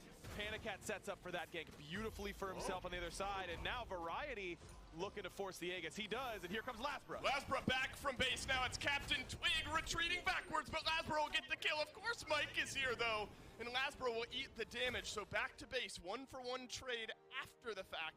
But again, you can feel the wind in the Renegade sails once Variety joins the fights. Yeah, but still, I mean, Ghost is able to win everything on the back end. Everything goes their way. Now it's going to be Oni Fury that they will confirm. Really all credit to Sam in my mind for sniffing out that Pyromancer pull, getting there, insta-killing Lasbra on that Mystic Rush, and then really setting up that whole fight on the right-hand side. At the same time, that Panic Cat is really taking a smart fight up against Bera, forces those beads, which means the Stygian Torment is basically lethal to that Hunter after the fact. One of the reasons why we haven't seen this Apollo into the Cupid matchup a whole lot. You have to beads Fields of Love, and that's where Cupid wants you, is where he can make you very vulnerable to any other CC coming your way, and there's plenty of CC coming your way once your beads are down on this Ghost Gaming squad. Yeah, poor Bear Mike and Panda Cat calculate that one out perfectly. There's a moment where maybe Barracuda turns things around there, but then the rotation from Ghost Gaming, just a little bit too much. Lots of kills, objectives, big swings happening over the last couple of minutes. That translates now to about a 2,500 gold lead for Ghost Gaming, where it was even throughout the most of the early part now of this game. No big objectives left on the map outside of the Fire Giant, so maybe you start to see some pressure shift that way, but instead Ghost Gaming has something else in mind. They want this tier 2 tower over in the long lane, and they'll get it for free. No chance for anybody to come here and help Barracuda on this tier 2. I mean, mostly an Oni wave here still, that they've done such good work on working down that tower earlier on until Variety showed up to stop them. That's going to boost that gold lead up to a tangible point. 4,019 minutes is not a death sentence by any means, but it's a real tangible lead for the first time in this game for either squad. And you want a sense of the confidence that PBM is playing with. The way his build has gone here, I think pretty indicative of that. Obviously, we talked about the Magai's Cloak, but now Spear of the Magus to add a little extra damage. Did this last game with the Divine Ruin, I thought it might be because the game was over by the time he'd build his third item, but this is something that I like quite a bit. You can't get tanky enough to live late game against how much damage there is in the game right now. Wow. Why not just add in more damage yourself? Frenzy popped around the Fire Giant. Variety first on in. Captain Twig, half HP, but Variety is the same as well. Ghost Gaming have deleted their primary target. Jake has pulled in no one. Now on the back line, Sanford Soccer rotates behind Venenu, and it's another kill over to Ghost Gaming. They will not be denied. Jake gobbled up by the Kraken ball, but Barracuda on the rotation and adds one. And Jake's gonna fall eventually to Panic Cat. Lasbra might have been able to escape, but Barracuda looking to match that. No blink coming from Fine OK. Barra has to use the beads, and Mike still wants to set up the dive. Mike is lurking close by. Now with the tower, things a little bit more even. 3 for 1 as far as things go. And that's the first time, Aggro, now 20 minutes into this game, we've seen that Apollo ultimate used on a big fight like that.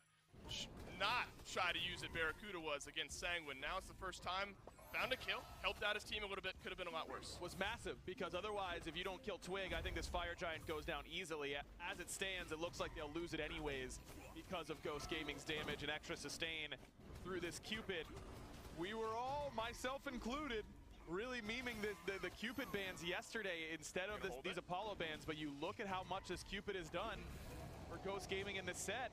Kind of makes sense at this point. This healing has been oppressive in these team fights. Yeah, not quite as long a hold there on that Fire Giant as we saw a few days ago. Lasbro was close by, but Captain Twig is going to respawn in time. Full 5-stack of Fire Giant for Ghost Gaming. And you know, game 1 was broken wide open by this point. The game 1 was ended by this point, 22 or so minutes in.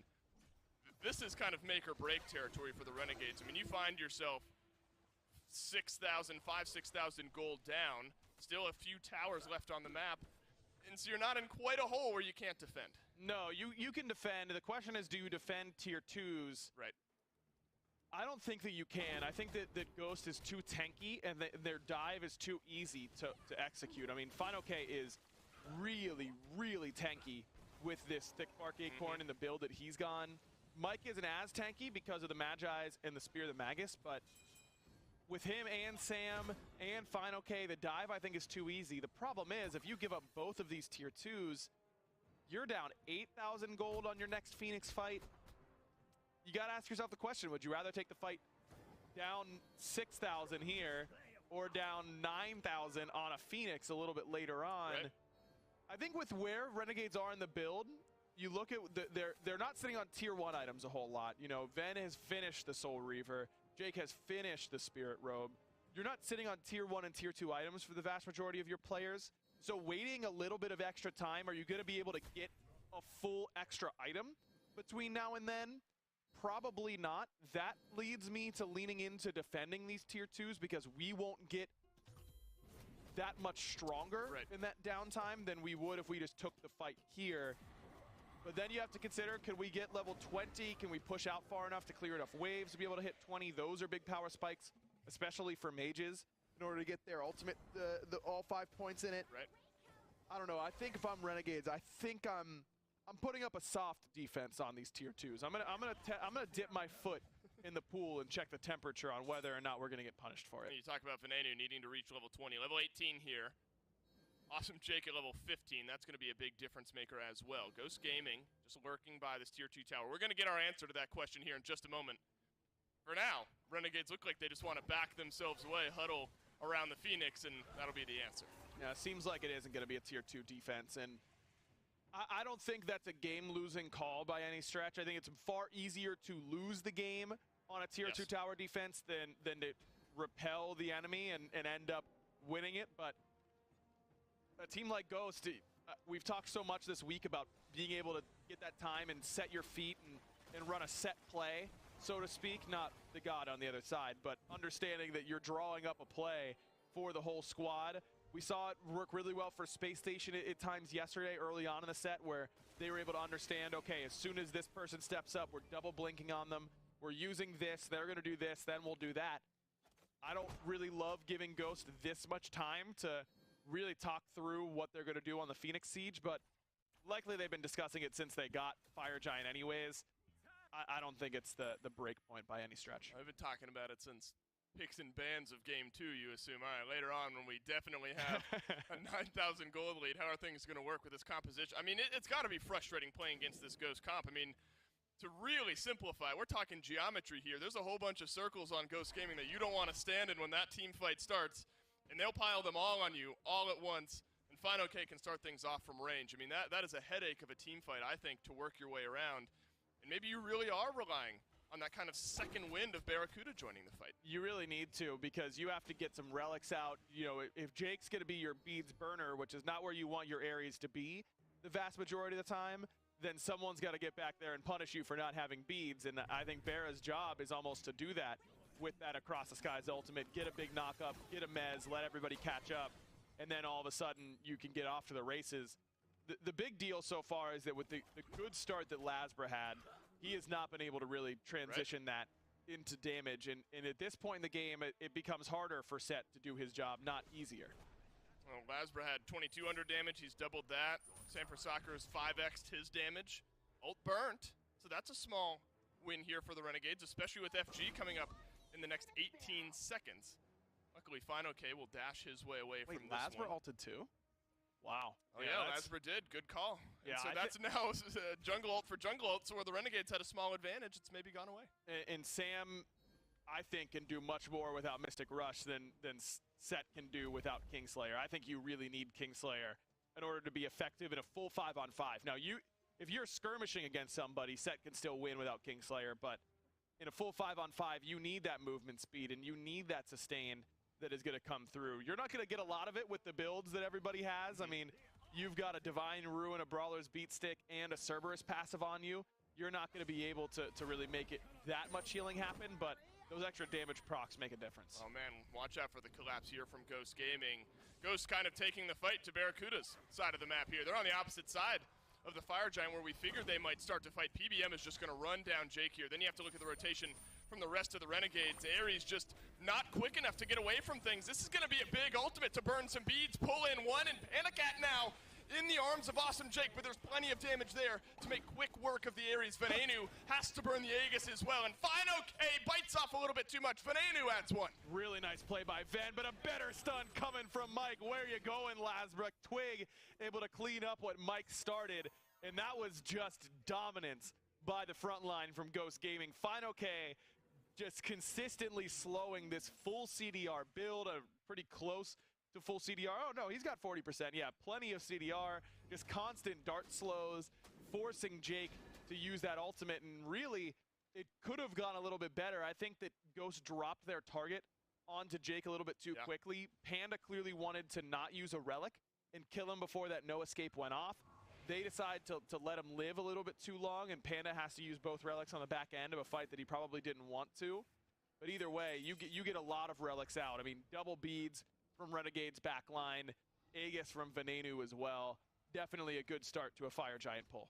The good news now is Jake died so early that it's an even fight, though FineOK will rejoin just a few moments earlier than Variety. Plus he has that ultimate as well. Fire Giant down quite low here. Ghost Gaming will use the Kraken, secure the FG. Now Variety has to use his ultimate to escape from things. Barracuda lurking in the waters way up above. This would be a difficult fight, to say the least, for Barra, and he'll escape. Yeah, it has not been that same level of disrespect almost that Barra was showing to Sanguine. And really it's because of the opposite, I think. I think it's extra respect by Ghost. They're doing a much better job of fighting with Apollo ult in mind in comparison to what we saw from Sanguine, who seemed to consistently get surprised by use of that ultimate. We also saw some pretty rough relic usage at times with the threat of that ultimate and the Rat ultimate on the other side. Ghosts have been able to keep their cards a little bit closer to their chest, give it a little bit more respect, and as a result, the Apollo has not been nearly as dominant as what we saw yesterday. And Ghost Gaming have just done so well in securing the objective so quickly that by the time Barracuda can get there, most of the damage has been done by Ghost Gaming. And now with literally all of the towers down, the question of, was it tier 2, was it Phoenix, what is it? It's now answered. You gotta defend underneath some of these Phoenixes, and that's the opposite of where you want this Apollo. You want him to be able to rotate into these fights and make a big difference. Obviously, still does Hunter things and swings out the damage. But now he's going to have to be there with the rest of his team under these Phoenixes, trying to keep Ghost Gaming from going up too. And he's not even going to do that much damage to these frontliners because double Spectral Armors picked up by FineOK and by Polar Bear Mike. The crit build here from Barra, very, very good and still worth going if you're planning on diving that back line, because crit still the best way in order to kill those squishies. But now once he target switches to some of the tanks, those crits aren't going to do nearly as much. Well, FineOK will walk his way under the mid lane Phoenix alone. Lasbra there to show some face as well. Just waiting on a couple of waves here. You'll start to see these Phoenixes whittle down just a little bit as Panicat starts to connect for a little bit of damage as well. Renegades obviously don't want to engage at this point outside of their base. You need to take as much of an advantage as you can find. So another wave starts to join in. This is where you want Final K as well. The ability to rotate into a big fight with that ultimate is important.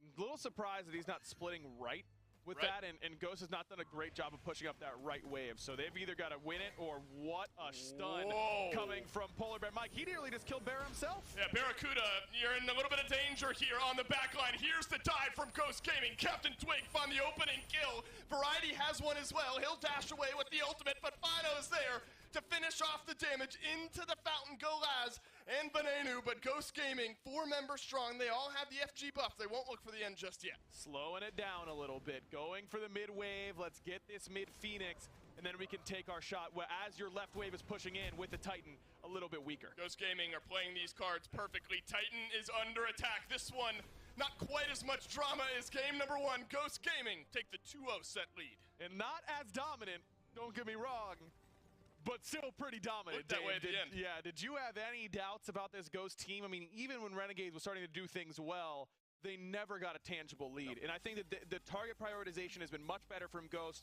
than every other Renegades team they've played against. I mean, Barracuda is clearly their focus. Where did Mike go on that fight? Straight on top of Barra. Just take him out of this fight, and we're going to be able to win it easily. Ven did good things in that game, but Discordia is not that team fight ruiner a lot of the time. Love the target selection from Ghost. I think they're looking really, really good right now. You smell that? Is that reverse sweep I smell in the air? No, this smells different than yesterday. Yeah, it smells different. I was right It's here. Yeah, it's yeah. the subs we have out in the lunchroom there. We'll see if the Renegades can get one started right after this.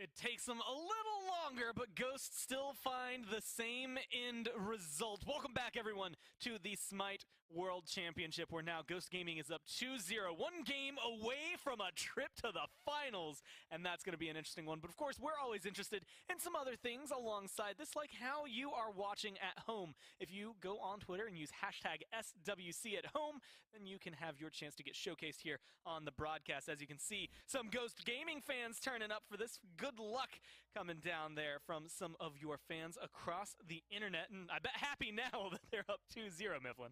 Yeah, don't wish Ghost Gaming good luck. They don't need good luck, all right? That feels like cheating at this point, doesn't it?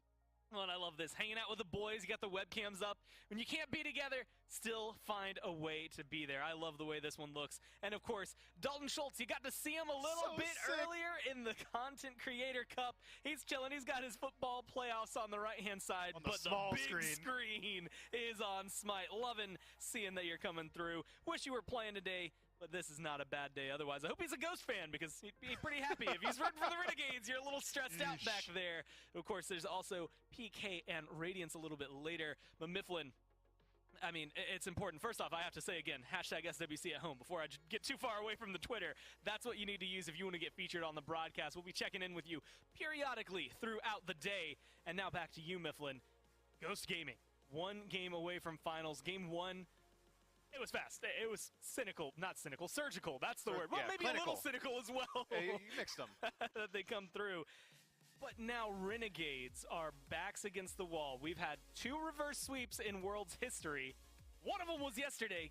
Do you think they have it in them? Look, if the script's anything to go by, there's only going to be one allowed every single year, right? And we've already had the one this year. We got to go ask Hindu. Yeah, maybe if Hindu, if we let him like get a little editing, we get some whiteout in there, maybe we change it ourselves. But so far, man, Ghosts are looking unstoppable, aren't they? They're looking nigh unstoppable. Even then, in Game 2, we see Renegades shift up the strategy ever so slightly to allocate a little bit more of their composition towards early game pressure. It bought them, what, 10 minutes? And that's it. Ghosts still win convincingly. And there were so many times. I mean, Variety had some big plays. I even wrote down there's an FG that Variety was trying to steal there towards the very end. If he gets that, we might still be in the game. In fact, it might even be a Renegades victory if they're able to turn that around. But it felt like the team fights late game, even though Renegades looked like a stronger draft later on, they just couldn't hold up to it. The team fights from Ghosts were going 4 for 1 in their favor almost every single time. I think it's got to be the rotations. Every single time we see Twig rotate to the duo lane, they had Final K rotate out a solo to make sure that the rotation couldn't be matched by Ven. Every time someone went to jungle or anywhere else, it felt like Ghost always had the numbers advantage, at least from the offset of the fight, which is surprising because Ghost isn't the team that brought the actual global into the match. They had an Apollo on the side of the Renegades, but it felt like PandaCat was also out-rotating Barracuda at times. Now, twice this Ratatosker has gone over to Final K solo. This time he's 2-2-6, does pretty well there. 6-0-6, though. You go down the screen a little bit. PandaCat has been chilling on this Cupid. He is happy with this pick continually falling into his hands. And both of them get about 17,000 damage, almost 18,000 there for PandaCat. But they chose to ban the Anubis away from Twig. He had a great performance, but Mifflin, I'm seeing 2 common factors that are causing a lot of trouble for the Renegades. Yeah, I think you've nailed it down pretty well there, but I guess the Anubis was like kind of 7-0 or something ridiculous, but even then, even when Twig doesn't look as good on this Poseidon, it's still a Poseidon, still able to out-rotate just about anyone else on the map, some of the fastest god in the game. I think that Renegades may have been a misplay banning that Anubis. Instead, I would have much preferred to see it be onto that Cupid or even the Ratatasker because as far as I'm concerned, Poseidon's just up on the tier list. Well, it's gone now, or at least it was gone in game number 2. We'll have to see if it stays gone there in game number 3. That's the time. And again, yesterday, this is where we were for the Knights, but the narrative was that they had already done it. This Renegades team was 3-0'd by this Ghost squad the last time they played. The last time we got to see Ghost competitively during those Phase 2 playoffs. They beat Renegades, they move forward, they beat Radiance. They're looking maybe to try and find the exact same run. We'll take a look in at the players, see how they're handling things right now.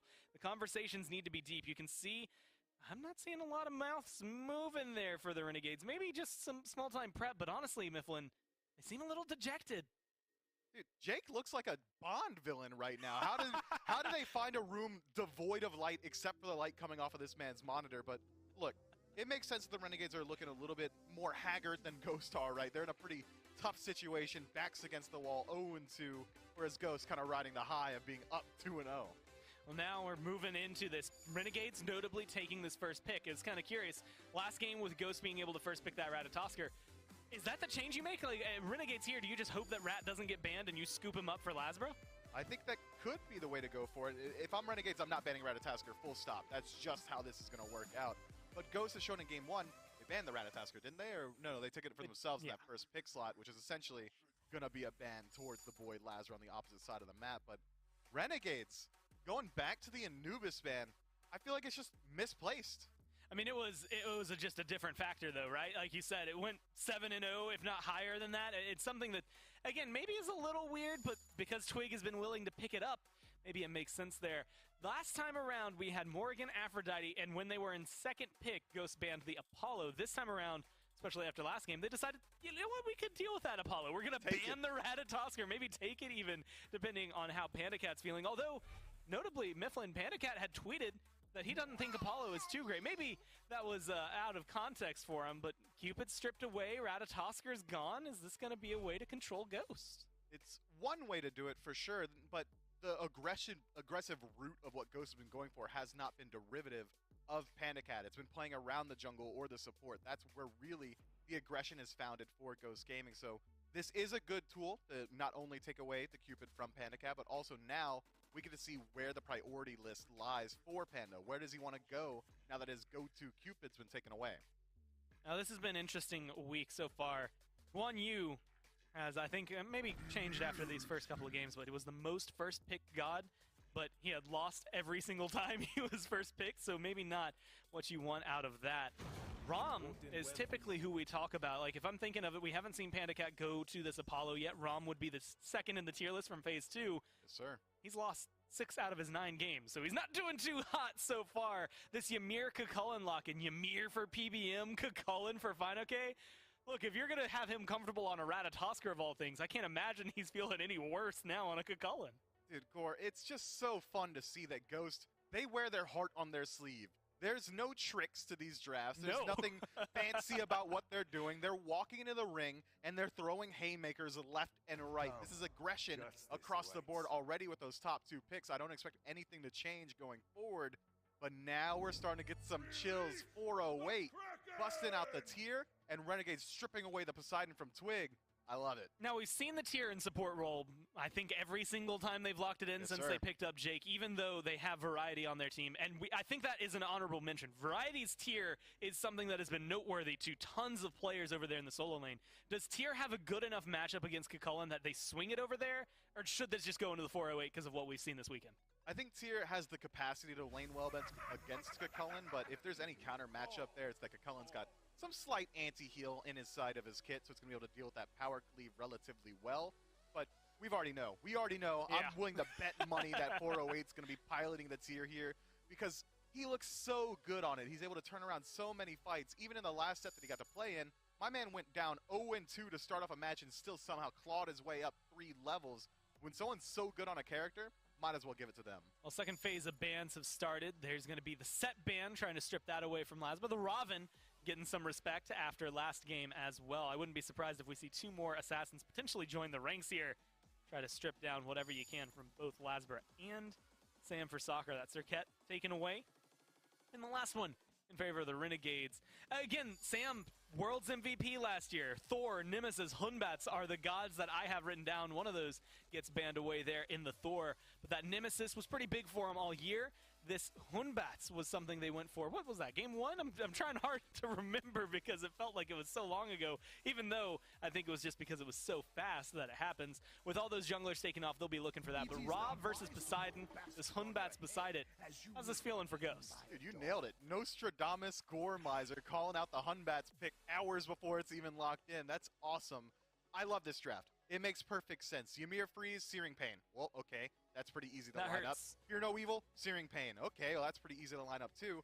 And now you've got consistent beads burning capacity for Ghost Gaming. It's going to be Ymir engaging the fight.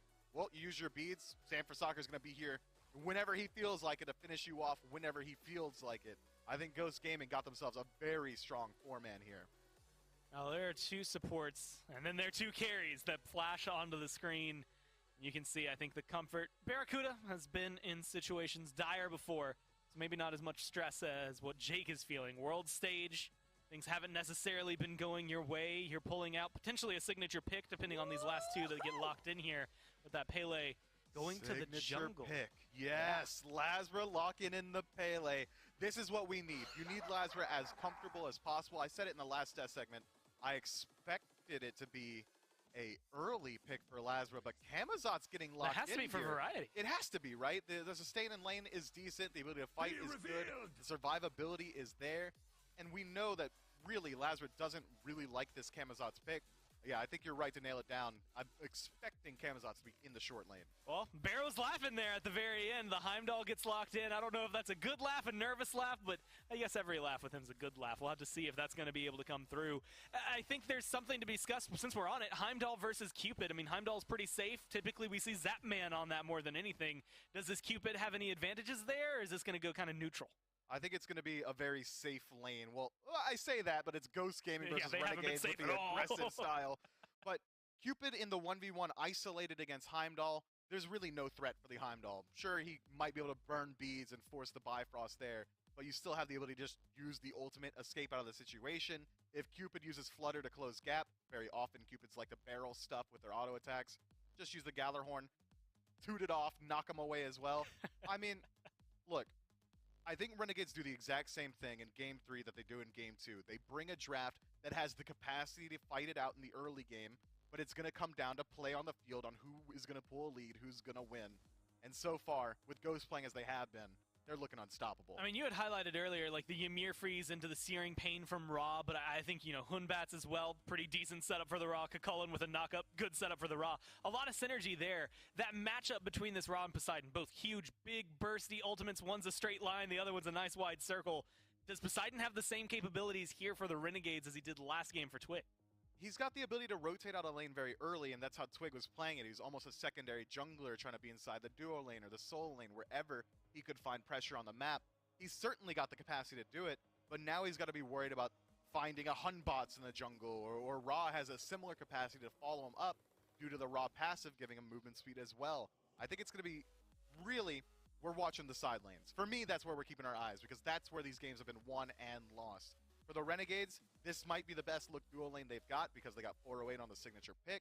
But for Ghost Gaming, I'm not going to bet against PBM on Ymir just about ever. Yeah, it's a hard one to take against. But realistically, I think we're in a fascinating position because, like you said, both hunters are pretty safe. Both supports want to play aggressive. Ghost has been playing aggressive anyway, whether or not they're supposed to be safe. This Hunbats that was mentioned earlier is a team fight god. I mean, yes. he comes through, he's good around objectives, he's good in mid, he's good in left, he's good in right. It doesn't matter where you go. He's going to be good as long as that ult is available. Pele's in a little more of a niche spot, but you mentioned it is something Lazra has picked up a lot, especially in Phase 2. We saw it, I think, more often. Is it going to be able to go toe for toe, or does he have to take a completely different style than Sam here? Look, for Lazra, I want to see the return of classic, cringe gank, dirty, toxic Lazra. I want him inside the duo lane the second he gets the ability to walk, all right? If he's not there at level 2, I think he's missed an opportunity on this Pele. Whereas on this Hunbots, you don't really need to be that solo agent. You can play around your team. You could be a facilitator on this pick, whereas Pele's more burst-centric. Look, Renegade's jungler needs to set the pace this time around if they want to win the match. Whereas Ghost, they've got so much pressure across the board with their draft, I don't think it really comes down to how well Sam plays. Yeah, it's 2-0 right now for Ghost Gaming. In case you needed that reminder, that number up there might not be enough for you. 1 game away for Ghost Gaming and trying to get themselves in the finals. This is a draft that seems like it can do it, Mifflin. Where are the holes? What can Renegades do, and can they win this one? The holes, it's likely going to be the Ymir. It's a double-edged sword. Ymir always going to have that aggressive early game style, that Frostbite passive, meaning he hits harder than just about anyone else in the early game. But being an immobile Guardian, and with Guardians have a traditionally slower build if they do elect to pick up Thieves or something along those lines, means that if he falls down early, he's going to fall down constantly. Well, it's do or die. 6 games in a row they won before today. 2 in a row lost. It's 1 more for Ghost, and they're in the finals. Let's go down to Dave and Aggro. The weak point of who you're playing against is Polar Bear Mike. I'm a little nervous for you here, Aggro. I mean, and it's a fair point, though. 100% for Mifflin in that you can bully out Ymir early. Mike has other things in mind. Jake will eat the first bit of damage here in this game. Mike on top of the damage charts for the first time here. Dolson, aggro, Doug, hopefully bringing you not the last game here in this set. The Renegades, though, got to dial things up. Have to. I mean, now your back's against the wall, and they've returned to a draft that feels very Renegades-like to me. The one question mark about this draft for me is that they feel a little bit CC light again. You've got good CC on the left and mid. I mean, you've got Cupid and Tyr, obviously very good CC between those two. Poseidon's not bad. You're going to force beads with that Kraken every once in a while, and the Whirlpool as well. But then Lasbra's on the Pele, that's a pretty CC-like character. Variety bringing no CC at all outside of a slow on this Camazotz. I wonder if there's going to be enough pressure put onto the purification beads of Ghost Gaming in order to make this tier worthwhile. You're going to really look for him to pick up Sam and Mike more than anybody else in the early stages, because otherwise I think those beads will likely be up for the Ghost Gaming backline.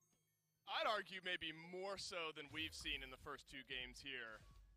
Renegades are putting some chips in Jake's corner, giving him this tier pick. I mean, this pick for Jake has carried a lot of weight this week. I mean, we have seen some absurd plays from this guy and his ability to turn games around and start games off on the right foot. And that's got to be some confidence to Jake, a little nerves to Jake. But this tier pick, I think, brings a little extra pressure with it into the game. Look, with your back against the wall and elimination facing you, you don't want to change your style. You want to double down. Yeah, well said. Got to be fearless, and that's exactly what Jake is going to be doing on this tier. Look, he's had a rough start to this set, no doubt about it. I think that Ghost really put a lot of respect on his God pool and the way that he was going to play, with the way that they picked and banned. I think they've played every single game with Jake's impact in mind. And that's probably a little bit new to Jake at a world stage like this. It is a little bit new. Got to find a way to turn it around. And now maybe a chance onto Mike and PandaCat. PandaCat take the Bifrost on away, chuck out some autos from range, and Mike will walk away largely undeterred. Some pings rotating out towards Sanford Soccer. One jungler on the left side of the map, the other jungler on the right-hand side of the map. Now it's Fino K who might have to make his way back beneath his tier 1 tower. All the damage going into Fino. The Salmon leap away, but Lasbra's got the damage. Renegades, they strike first. Great patience from Lasbra. Don't use that eruption until you need to. Force Fino K to use that jump and then use that extra movement speed to catch up. Great gank early on. Finds been pushed up all wave long. Also credit to Variety. He manipulates that wave well. One of Cullen's weaknesses is that he's going to be really aggressive in lane, but oftentimes it requires you to use your jump in order to build that rage and be the aggressor and a clear, and makes you pretty susceptible to those ganks. Well, look at Lasbra now, and the start that he had there in Game 2, again, in a similar position here in Game 3, where he's got a bit of an early lead and can start to impact the map elsewhere.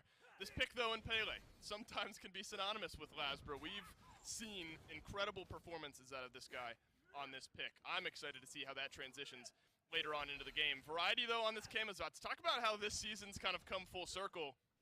Onset of Season 7 here in the SPL. Camazotz running rampant out of the solo lane. And now, backs against the wall. Renegades are going to go back to it. Still does a lot of the same things really well. Sustains, feels impossible to peel away. That Bat Out of Hell ultimate is a nightmare for backliners. But I think that of the backliners that can deal with it the best, Heimdall's got to be at the top, even better than someone like Jing Wei, because Camazotz does have pretty good mobility these days.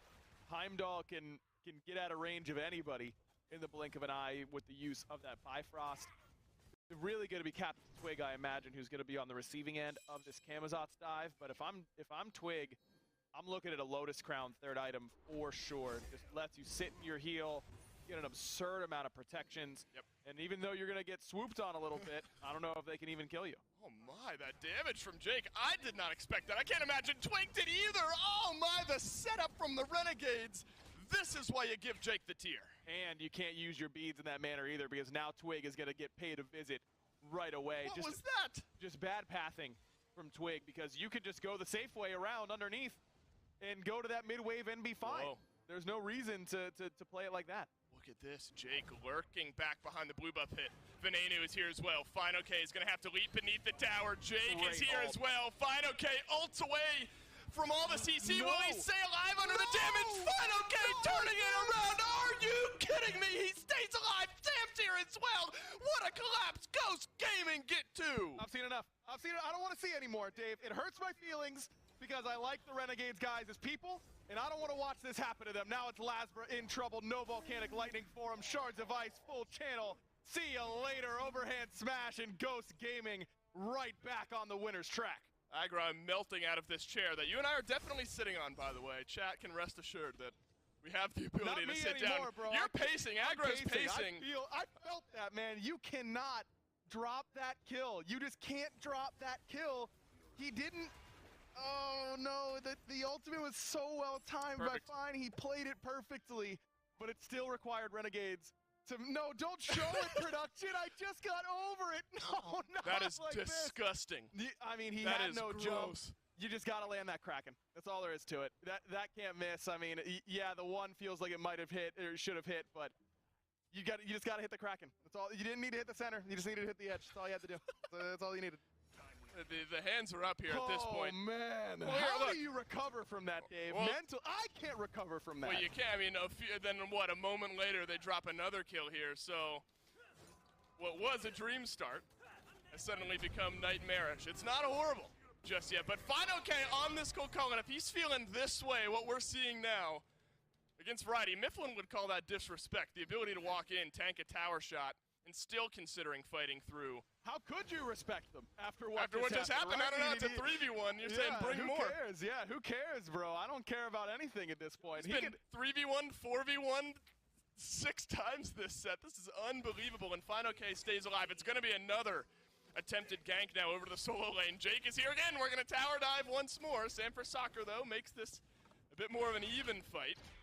And Renegades will choose to leave. Variety has to use Bat Out of Hell, and watch out, Raw's rotating as well. Yeah, didn't have to use anything there except for the blink from Final K, but this is perfect because it sets you up for a purple buff invade. Mike, no blink. That's still coming up after his kill onto Lasbra earlier as Jake's going to find Big Sam. damage. Jake, though, solo. Searing pain flies through. Sanford Soccer survives. Variety, though, is going to get the tick damage to get rid of that one. Maybe best case scenario here for the Renegades. Keep things even. Good follow-up off of that Fearless. Kraken's right there. A little bit unfortunate that Sam gets the Fear No Evil off it all. Is look at this. Mike has Final blink. K, he's looking for the dive. Variety, toast. Unbelievable. Now Final K with another. 2-1-2. You thought these teams would play fast in the early game. We have 8 kills in 7.5 minutes. Unfortunately for the Renegades, 5 out of those 8 are all for Ghost Gaming. That translates to a roughly 1,000 gold lead here. And then you have to look towards the XP. That's where things can really start moving and shaking early on. Yeah, 3,000 in the XP department. And as you'd expect, Aggro, a lot of that's on Final K. A lot of it because he's been able to survive these plays. I mean, Sam has been right there, right on time for basically all of these ganks. And Jake is just giving up farm all the time by spending so much time on this right-hand side. What is he still doing here? You can't gank him now. The man's level 9. He's going to come back with a Stone of Gaia, and now you have 0 kill potential on him because your kill potential before was a Fearless, and now it's going to legitimately heal Fine OK because of the Stone of Gaia passive. Jake cannot spend time on this right side of the map anymore. He's got to get himself some farm. Well, here's the question. I asked Mifflin this the other day. Jake died twice, remember. Support in lane, dies twice on this tier. Renegades turn that game around and look for a win. I'll return to the thought here, see how Sanford Soccer responds to this Gold Fury that the Renegades are looking towards. Down at half HP, Ghost Gaming just not in a position to contest, and there's a Kraken for Venenu. So Renegades, big objective now pulled over. Good respect given by Sam. If he had Blink Fear No Evil up, I think we would have seen him go in there 100% of the time, but without it, you just don't have any real chance at finding that steal because of that Kraken coming from Venenu. The very least, I think Sam may have been able to stick around and force Ben to use the Kraken, but Ben used it anyways. It's just that now Ghost doesn't know if that Kraken's up. Got to play like it's up at all times. And the point I was kind of looking towards, and we continue to see Jake on this is trouble for Variety. I'm not going to get this point across here. Variety is going to have to bat out of hell. He'll survive, but bad to worse over in the solo lane. This Camazotz, you pick him to survive, to sustain, and that's about the best Variety can hope for. And look, Camazotz from behind is low on the tier list of characters who can do things from behind because he doesn't bring any sort of utility or to your team composition. It's all damage, and he's not going to do a whole lot of that. At this rate, he's a lower level than Mike at this point in the game. It's been a death sentence for anyone, not just the Renegades playing against Ghost Gaming. When you see Mike's pressure translate into the type of lead that you see him have now, not only over Awesome Jake, but over Variety, even with Lasbra as well, tends to not bode very well for you here. But you can't necessarily stop if you're Jake, right? I mean, you pick this tier so you can get aggressive, get in your face, but it's going to result in you losing nearly your life, but most of your HP. It's just not a great position to be in. Man. And here comes Fine OK. Now I come to you instead of you coming to me.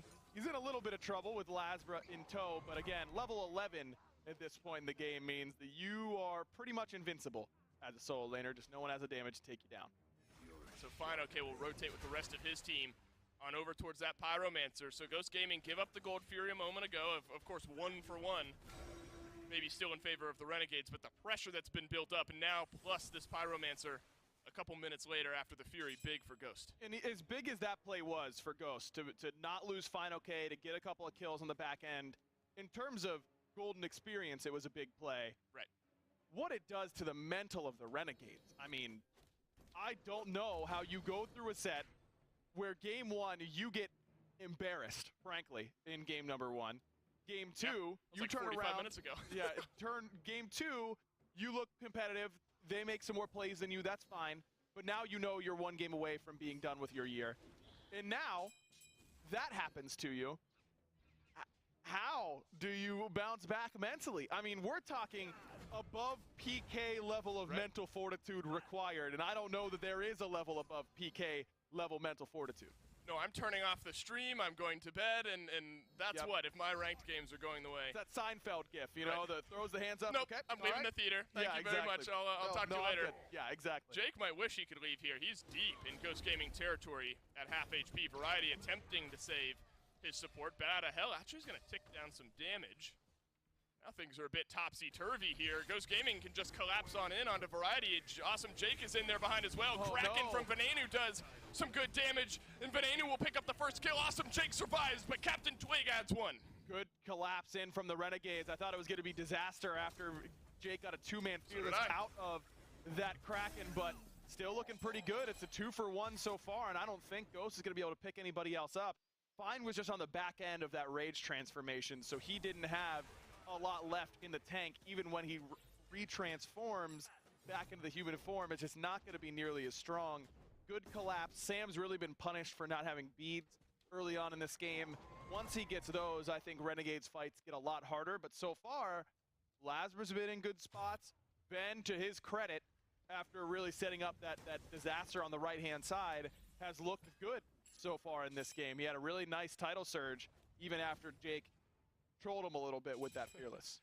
Look, I'll eat my words. I'm thinking Jake and Variety are nothing but caught out there. I'm assuming they're at half HP. They're on the Ghost Gaming side of the map. You're thinking those are a couple extra kills. They're going to trickle towards Ghost. Hasn't translated to much of a gold swing at all. Still right around that 2K mark.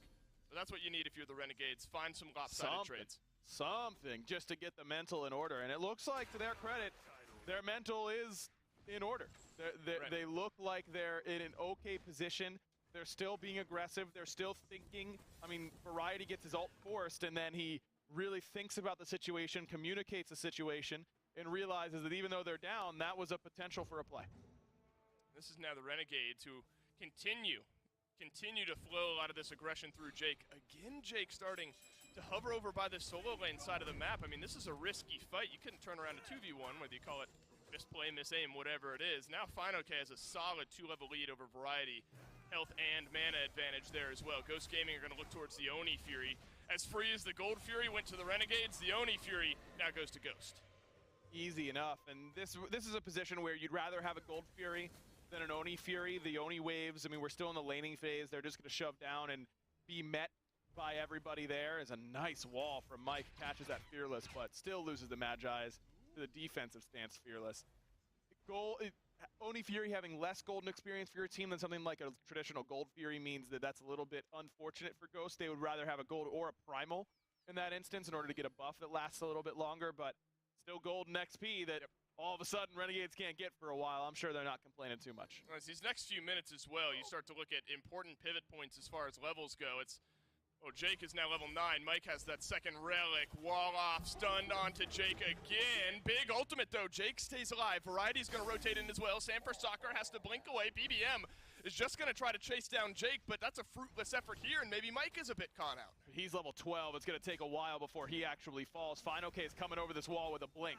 Oh, and Final K is here to play as well. Searing Pain does not catch out onto Jake. Variety has been left alone. Bat out of hell will save the life of the Camazotz for the time being. Final K beneath the tier 1 tower. Thorns are there. Can he turn this one around? Venenu has to use the Aegis. He'll survive for the time being. Renegades have to collapse. And Venenu just juking as long as he can. Finally, Twig is ready to step up. You know, this is before your time, Dave, but once upon a time, there was a team with PBM and PandaCat who dominated duo lane just about every game. They were the best team in North America by a lot, and they had this guy in the solo lane who played a lot of Cucullin and looked like he was just ending games by himself. This is shades of Season 4 Benji right now from Alfonso. Oh, Variety feels like he might have gotten a quick one over on Fine. Okay, has to dodge the damage from Twig. Jake is here as well. Maybe now's the time you can slow down this onslaught from the Cucullin. Variety, or Lasbra, excuse me, is going to try to close this gap here. Jake is there as well. Fine, okay, is going to get knocked off to the side. Some healing from Twig will draw this fight out just a little bit longer, but there's just too much damage, too much tankiness, but not enough for Jake to get the kill. Twig just can't find enough damage with that Searing Pain. A little bit unlucky on the timing. It did. That Stone of Gaia healing, man, when your whole CC chain is predicated on knockups coming from Fearless and coming from Pele Eruption, makes it a lot harder to make it work. Yeah, Jake, you thought you had done something here, but instead Sanford Soccer lurking around the corner. Big knockback from awesome Jake. Lasbra is here as well. Was this a bait and switch? Jake up and over, but Sanford Soccer does the same. Really good use of that jump, but look at that wall coming from PBM. Man. Where you going last, and all of a sudden, Jake is still here, but Variety, a little bit of help coming. This is chaos now. Everyone baiting and switching on one another. More recently, Lasbra's the one who goes down. So if you really draw this thread out, it's a kill on Define, okay, that then results into kill a little bit later on to Lasbra. I suppose, luckily, what we've seen when Variety's on that Apollo, you start to shift your eyes towards the left-hand side of the map as well, is that Barracuda hasn't been able to free farm some of these waves, rotate his way on in. But the gold and the XP, though XP has a bit of an uptick, has been trending still in the wrong direction here. 5K in the leader, Ghost. And I think that Ghost's composition scales so much better than that of Renegades into the late game. I mean, Renegades have a lot of mobility and a lot of dive, but Lotus Crown now online for Twig, upgraded Shell online for Twig. You've got good peel from Ghost. They've got excellent CC. Heimdall, one of the best at peeling for his mage in that back line because of the CC that he brings and his ability to stay safe at the exact same time. Oh, what a play from Panda! Waits the Bifrost. Barra, where you going? And Barra back down to earth will stay alive.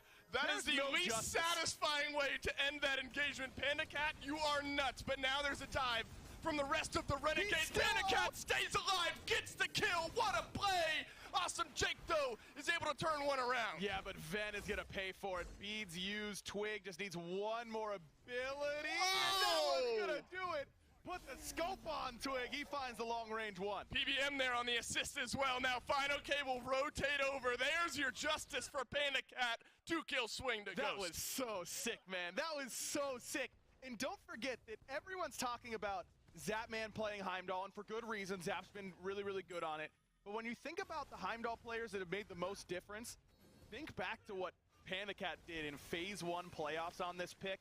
There was no doubt at that point who the best Heimdall player in the world was. He just has kept it in the back pocket for a little bit. You want to talk about creativity. You want to talk about getting in there at any cost. That was sick from PandaCat. And there's no justice in the world that Barracuda lives with 1 HP.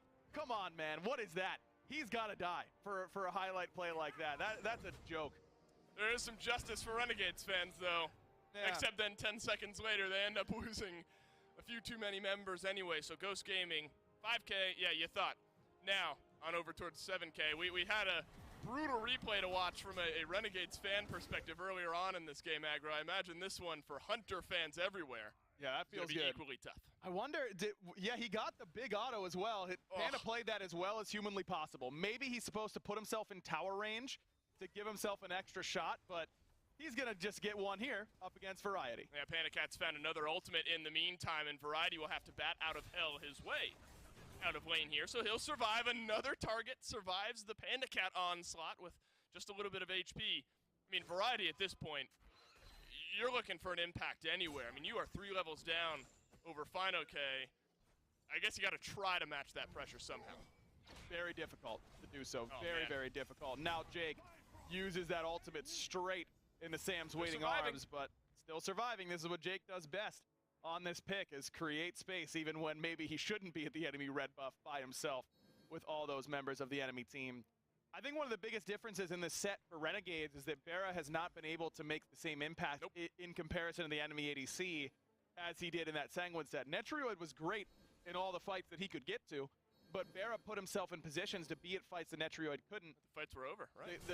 These fights have not been in that same vein, even when Barra's on that Apollo. And in the fights where they are both there, Panda Cat has really done just as much, if not more. Right. And I feel like all of those fights, and I'm not saying that to take away from Barra's performance, who I think has played out of his mind this whole week. I'm doing it to highlight how damn good Panda Cat is at the game. When you're talking about the best hunters to ever play the game, if Panda Cat's not in your mouth, you're messing up.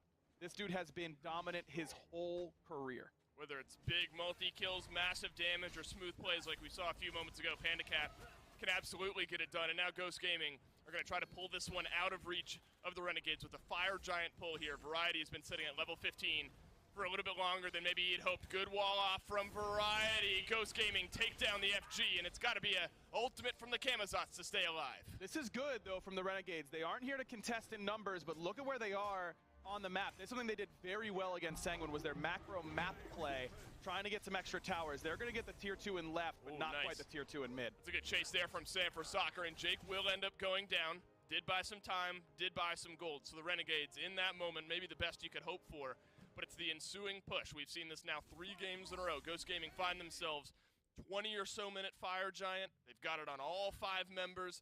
They have the chance to make massive sweeping changes to the map state on the map. And all that pressure FinoK's built up this game, you already got exposed Phoenixes on the right side.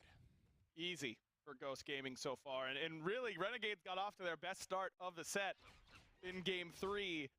And then that one play on the right side, I think, just completely pulled all of the momentum out of the Renegades' hands and really placed it firmly in that of Ghost Gaming. And they have not even thought about relinquishing that grip ever since. They've been keeping the pressure up really, really well. And look at the farm difference on this right-hand side. I mean, 3 levels for FinoK, which we've talked about a lot. But Sam has just been out-farming Lasbra all set. He's up 4 levels yet again. Sam for Soccer's had an incredible game. I mean, it's usually hard to find one specific guy on Ghost Gaming to highlight. A lot of times, you know, BBM pops off, Sam pops off. I mean, what we've seen today has been pretty consistent team performance from Ghost Gaming, though I think FinoK has taken over game 3 a little bit extra, but absolutely correct to call out Sam for Soccer. Renegades have kind of left, try to push up some waves here on the right-hand side. Buy yourself some time on the defensive end here. There has been some time burnt off the FG, 2 minutes remaining on the buff, but it's going to be a Pyromancer back to spend some gold, and then maybe we see some pushes. Not having all 3 waves pushed makes me think that Ghosts want to make sure that they're keeping all of them at the same time, though they didn't do that earlier on in this set. Maybe a couple key items that they needed to upgrade. I mean, you got a Mantle of Discord picked up there by PBM. He's able to upgrade the Blink. A lot of power pots built, but you aren't going to have a whole lot of time anymore with the way that Ghost has started this siege. You're going to be looking at only a minute 40 on this buff. I think 30 seconds per wave. Not a lot of opportunities in order to crack the base of Renegades. And this is brutal as well. I mean, you've got 3 level differences in solo and jungle, whereas at least in game 2, the gold difference was wide, but you figured the levels might not be as large of an issue. I mean, this is a deeper hole, it seems like, from the Renegades on this side of the map, especially when you consider what Jake has been doing, what Jake wants to be doing. I imagine it's a mental toughness game as well, kind of corralling this aggression on the tier beneath the Phoenix. It's not easy because you want to be able to find those Blink Fearlesses, but at this point, everybody who you'd be picking up normally that you want has beads. It's only FinoK that doesn't have some sort of CC immunity that is going to be there preemptively. Laz deep in his own jungle. He's going to be behind the Renegades here. Could be a chance for a small collapse off to the side. But not only is there a ward, Dave, you've got Heimdall. Yeah, so point. as soon as he uses that first ability, He's going to have all the info he needs on where Lasbra can be. Well, then if Laz wants to collapse, he's got to do it now. The rest of his team is being aggressed on by Ghost Gaming. Barracuda has to leave. The Thorns nearly getting it done there. Kraken from Venenu finds the opening kill. Sam for soccer, though. Big double. Instant space created by Final K, and Sam is going to find himself a triple kill, looking for the quad, can't quite find it. Barra at least put some sort of stamp on this game. Barracuda's still in it, Jake is as well, but Ghost Gaming are going to have to leave for the time being. We keep saying this, right? At some point, it's the best you could hope for if you're the Renegades. In a moment like that, with the way this lead is, maybe that's the best you could hope for. Maybe, but this is going to be risky from Ghost Gaming. I mean, Jake still has that ultimate, no wave coming, and Fire Giant just fell off of Ghost. Barracuda, it's time to step up here with Awesome Jake. Captain Twig chasing down the tier, and Jake will sidestep the damage. Barracuda alone underneath the mid lane. Phoenix now, in goes Mike. Captain Twig is there as well, deleted. Panda Cat finds the kill. And that's why Ghost was continuing the siege. They knew that Mike still had flank, and one freeze meant the end of Barracuda. Now just Jake up against the Phoenix and the rest of Ghost. There are some respawns though. Variety coming on in, back from base. Mid lane, Phoenix survives. Variety is here, and Ghost Gaming will finally leave. And that's a product of being too slow with this Fire Giant. We saw the exact same thing from SSG yesterday, where they took too much time resetting after their towers going down. I don't think that we'd really needed to see that reset coming out from Ghost. They were looking pretty strong at that point. I would have preferred to see them begin their siege much earlier. Or if you need to reset before you siege the tower so that you can do it all at one time. If they still had FG, that mid Phoenix is gone. They might have just ended the game off of that play. As it stands, yeah, you have left side Phoenix down. And look, this is their game to lose still. But we're still here. That means Renegade still has a shot. So that Titan falls, there's a chance for the Renegades to turn things around. And Oni Fury will make things a little bit more difficult. Oni Fire Waves on the left side of the map. Wildfire Giant is up and ready to go. I mean, you've had a chess match of map pressure to deal with here if you're the Renegades. It's going to get a lot worse here once those minions start to pour on down the left-hand side. Lasbra is lurking close over here with Sam for Soccer, who's gone massive over the last few minutes, by the way. Yep. This has got to be the right call from Ghost. Let's make our way to FG. Huge triple kill for him in that last fight, and I don't think it's going to get a whole lot easier to corral him as he's now completely full build. Jake and Variety hoping to get a good little flank route, and they've got good ward coverage on this on that side, on that path with that sentry as soon as you walk into the jungle. So I like the idea, but sniffed out by Ghost. Ghost Gaming sensed the pressure and realized that now is the time for this FG call. Lasbra's just not here. Nobody from the Renegades is. Maybe a chance for a fight to start brewing, but the Renegades realize that their pressure is better spent elsewhere. If we have a chance to get rid of some of those Oni Fire minions, let's do so. Lasbra deals with the wave.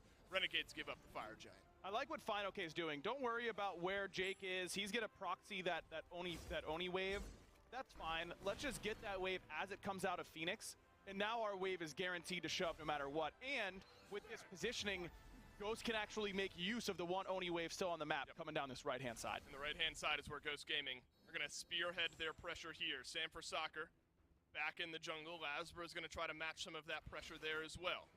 Big Kraken from Venenu helped on defense last time, but will it help here? Barracuda blinked on by Finoke. The Skullcullen has wreaked havoc across the Renegades through the onset of this game here. Now it's Awesome Jake and Lasbra alone in the back line. Jump away from Sam, but he created tons of space. Still at the Fear No Evil, and Lasbra coming from all the way back. He's gonna fall. What was that from the jungler? And who else but Finoke is gonna get the kill? Uh-oh, Renegades, they're on the back foot here. Ghost Gaming, they smell blood in the water. Sam for Soccer, unable to execute the final bit of damage there. Variety falls, and Panicat has another. You're looking at Ven's Diamond there on the left side of your UI. That is all that's standing between Ghost Gaming and moving on to the Season 7 Finals. One Kraken could make the difference here for Renegades, but it has got to be not a good, but a great one coming from him. I suppose if you want anyone, it's your mid laner, your support, and your hunter. You've got enough damage there to maybe turn something around. Awesome Jake is going to try to make the big play here. He's in behind Ghost Gaming, who now funnel their way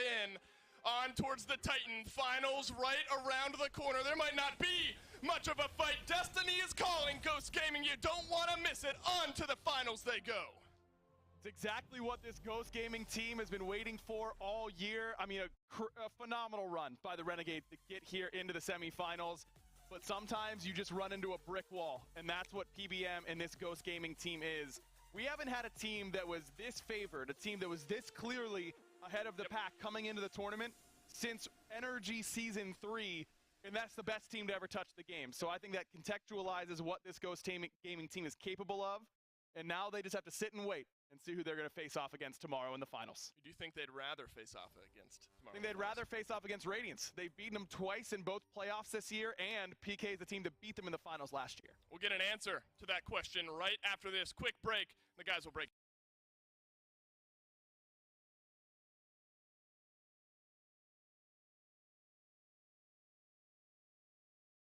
All right, well, we're getting these teams into picks and bans shortly. They're trying to get the game set up. So we're going to go to a quick break, but we'll be right back with picks and bans for Knights versus Radiance.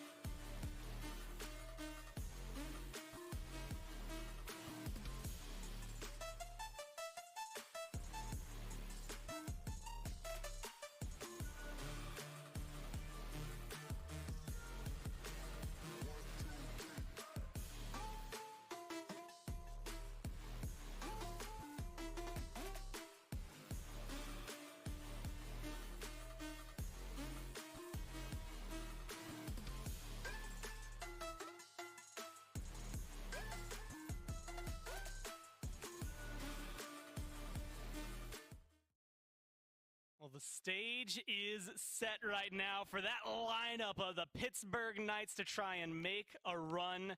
Well, I was going to say like never before, but I guess just like last year, if they get their way, they want to make the exact same run they can. If you're Cuvo, you're a fresh take into this one. You're going to have to defeat your previous world MVP, Sam for Soccer, in the finals, no matter which team gets ahead here. Looking down at the bottom, Adapting still looking to get back to his chair, but everybody else looks locked in here, Aggro. And it's kind of shifting over. You had mentioned the jungle, but I think also seeing Aurora on that screen, it brings a lot of presence, reminding and remembering what he can bring. The Kuzenbo we got to see out of Raffer yesterday. The Hercules I had mentioned earlier, even if he hasn't been as big lately. But he also likes Kabrakan. He plays Terra. I mean, he's willing to pull out things other supports aren't. And he's willing to change the meta around what he's going to pick. And I think what Aurora is picking during this Smite World Championship is going to be a really big deal for how this Radiance team is going to perform. Because I don't know what Aurora is picking. Aurora is always willing to do something very, very strange. That Terra that you mentioned, no one else playing Terra at the time. The Kuzenbo that you mentioned, some people playing the Kuzenbo, but maybe not quite as often. I think the Radiance is one of those teams that is always willing to come in with a very different game plan than other teams. They don't get rattled by looking at other teams heavily prioritizing things like Ratatosker, and maybe they think Ratatosker isn't even playable. That isn't something that would rattle a team like this. They're full of veterans top to bottom. Yeah, there's only one way to find out what he's going to lock in, so I can move and get an eye on my picks and bans in front of me. Things that we've been looking at, though, you know, Yamoja, Set, Persephone, Guan, Cupid, those have all been top bans so far. It seems like the Knights are leaning a little bit different. Morgan has been up there a lot of today. In fact, I'd say all of today, all 4 games now that we've seen, she's been able to come through. And we don't even get to see it. We mentioned this Kukulkan earlier, and he's already taken off the list alongside the Ra, Hell, Yamoja on the other side. It seems like the Knights are really narrowing things down for this Radiance roster. Yeah, quick picks and bans, as expected for game number 1. That's usually how it goes. And Cupid open, Guan Yu open. Those are the two picks that jump off the page right away to me. And as you highlighted, Cupid's been a huge pick for Radiance during the course of the season. I expect him to go Cupid top 2, but top 2ing the Scylla is something that I'm very, very surprised by. I mean, look, Paul looked really, really good on it yesterday. It's not a coincidence that in their 3 wins, PK picked Scylla 3 times, but you leave open the Aphrodite, yeah, and I was going to say, I feel like that's going to be a guaranteed pick here for Paul. You already have such a healer advantage now with Guan Yu and Afro on your side. The sustain is unmatchable from whatever Radiance can take from here. Throughout the rest of the weekend, Afro has been banned a lot by the Knights, not picked as much. So definitely something you have to be worried about. Now you have to factor in the healing, right? I mean, you look at Paul's Hell, and you look at this Yamoja ban, both of those come through because the sustain is some of the most ridiculous you can have to deal with. Raven, a little bit of self-heal, but Aphrodite, a good pocket, and Guan Yu, good for those late games. This Afro-Raven combo, though, at least that you expect to see in the mid lane, unless we're seeing something insane out of Neil and he's taking Afro support, I think we can assume Paul running this, is Raven for Cuvo going to be a hand-in-hand matchup? It is. That's the game plan, and I'm surprised that PK prioritizes the Raven. I thought they were going to go Sobek in that slot. Make sure that Aurora doesn't take it. It's not a pick that Aurora has played a ton of, but I'm sure it is somewhere in the God pool. Yeah, has to be. And you've got so many great dive options still for Fred that he plays that I think you could have found Fred a significant pocket pick anyways, but the big deal here for the Raven, is my mind, is number 1, it's a takeaway from adapting. And number 2, it's better against the Scylla than something like the Camazotz is, which Camazotz really can struggle against that Sikkim. Raven has that overhead kick that he can use. He has that Mystic Rush. More options to that Scylla in the mid lane. And Radiant's taking a page out of E United's book, adapting, going the route of Scream, picking up this Bastet. It's a great amp to heal applicator. It's really easy to force out Undying Love. It's easy to capitalize on someone mistiming Undying Love. And dots are usually great against 1-second immunities like that Aphrodite ultimate. So something like that Razor Whip can be really, really good, though, to be honest, Pounce is where the vast majority of Bastet's late game damage comes from, and you can immune that pretty well. And being able to jump in and maybe stick to someone like Aphrodite is a big role as well. And you had mentioned Pounce as part of your damage. Even if you immune it, well, now all of a sudden this Bastet's on top of you. If you get the blink, you maybe can close that gap. I think it'll be interesting to watch how this plays, because again, I'm trying to go through, again, recent memories. Adapting's been playing the game a long time. I guarantee he has a Bastet. But recent memories, Bastet's not really on that list. I'm excited to see how this one can shake through. It looks like they're already reaching into their pockets to get some interesting pickups. Capri, Sobek being banned out. Interesting that Knights banned the Sobek away from Aurora as opposed to trying to get it for themselves. Agreed. But I think it's because they're maybe anticipating that next support pick being 4th for Radiance. Yeah, I wonder if I think PK is likely to either ban Wukong or Cerberus. Those are the 2 bans that I think I would be mulling over if I'm the Pittsburgh Knights. You either want to take Aurora's God Pool out a little bit more, keep that anti-heal away from this Aphrodite, or take away Benji's premier pick. There's another Aurora selection in the Kukulkan that you can take away that can also flex over to that solo lane. We've seen it a little bit in the past from players like Nika. I think the Kukulkan is a pick that can give Aphrodite a lot of trouble with that ultimate, so it does make some sense, but Aurora and Mike are the 2 guys I think of when I think of support Cerberus, but it ends up being the Ymir. Not a traditional Aurora pick this year, but fits his playstyle, doesn't it? I mean, aggressive, able to get in there and start the fights and split the fights off. I've got no problems with this Ymir pick. I mean, we've gotten to see it from PBM, we've seen it from Jake, now seeing it from Aurora. It just feels like it fits in with that style, like you said. So perfect pickup for them, especially if that Kukulkan comes through. The Knights looking for their duo lane, and Zapman hovering over someone I believe we haven't gotten to see this tournament. A lot of Apollo, some Heimdall, that Cupid, who has been prestigious.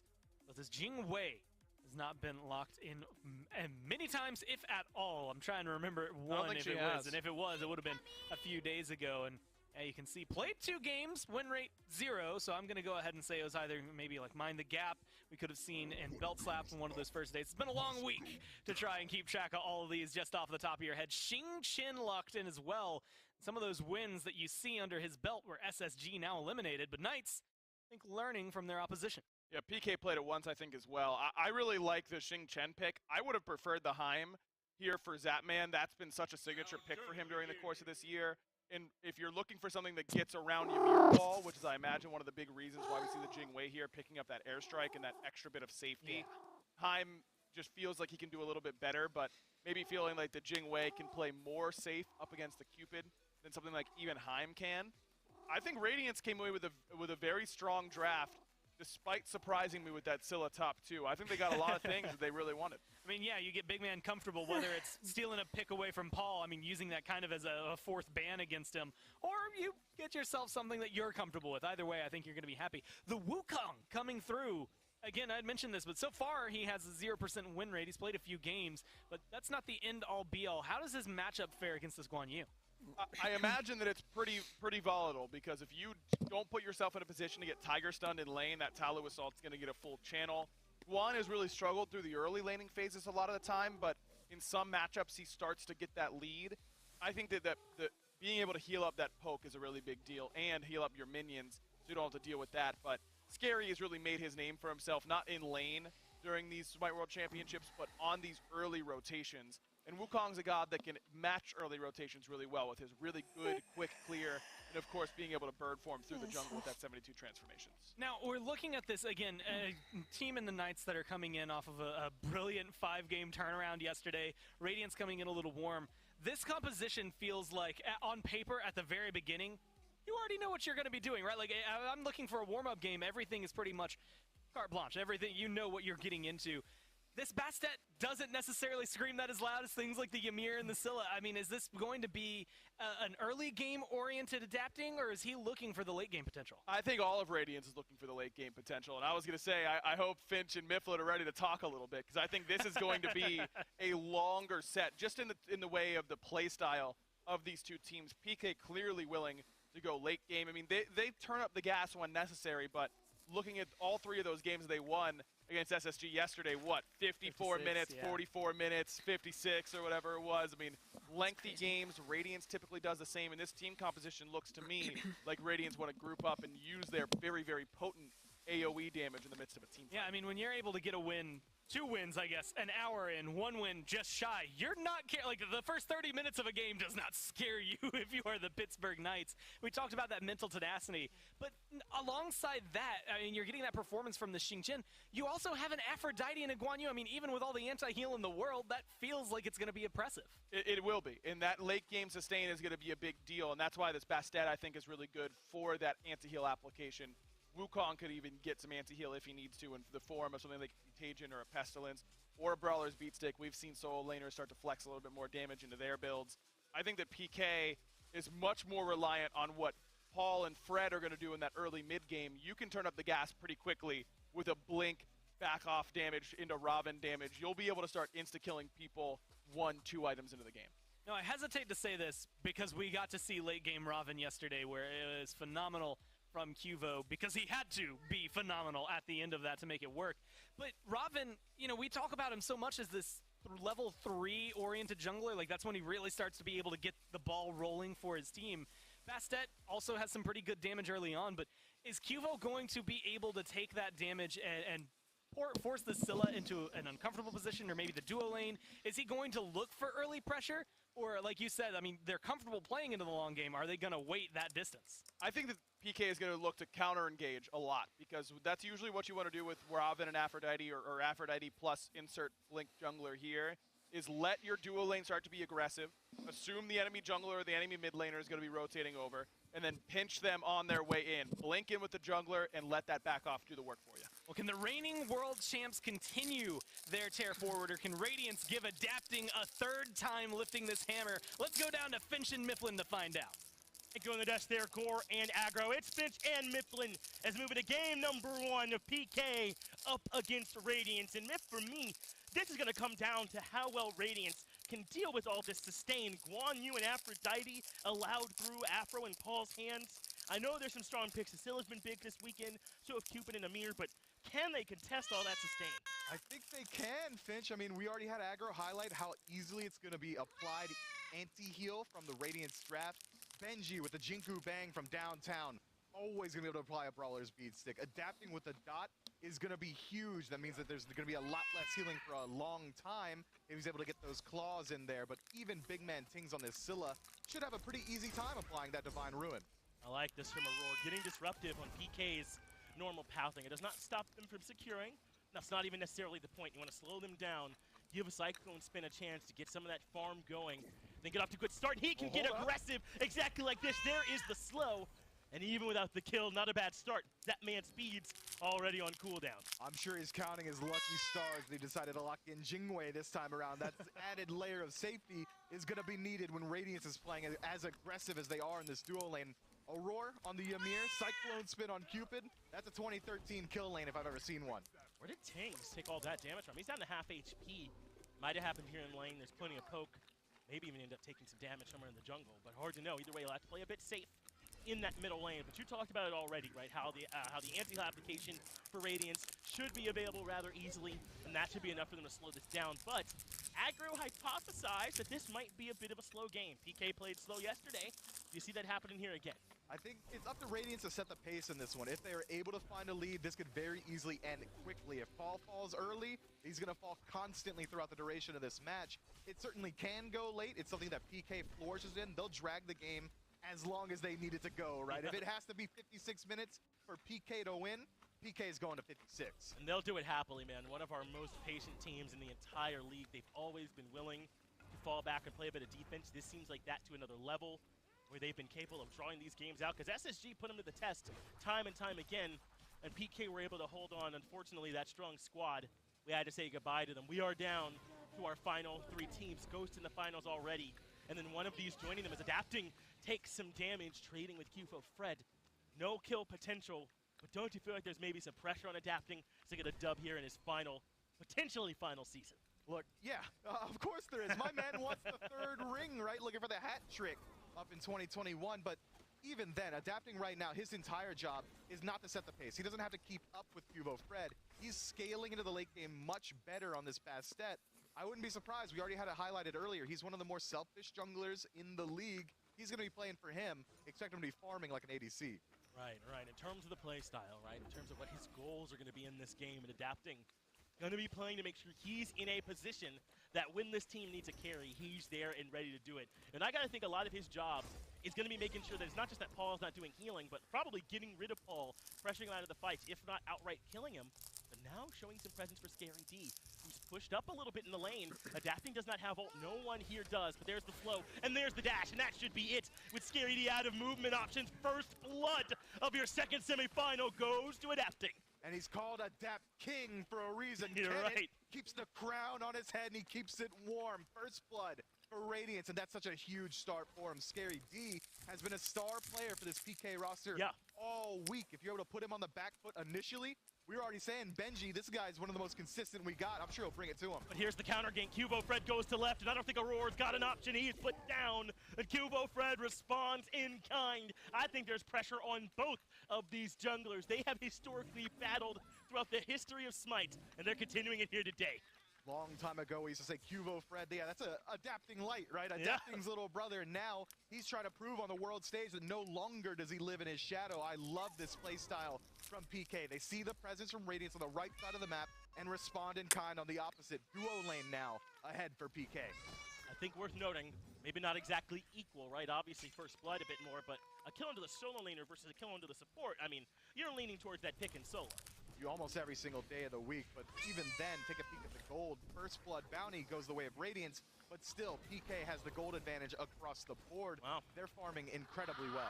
It's a bit impressive, isn't it, from this Pittsburgh Knights team? And that's a big discussion, I think, in terms of which team came in hot, which team came in cold. We obviously know the answer. PK are warmed up, and Radiance playing for their first time on a stage like this in weeks.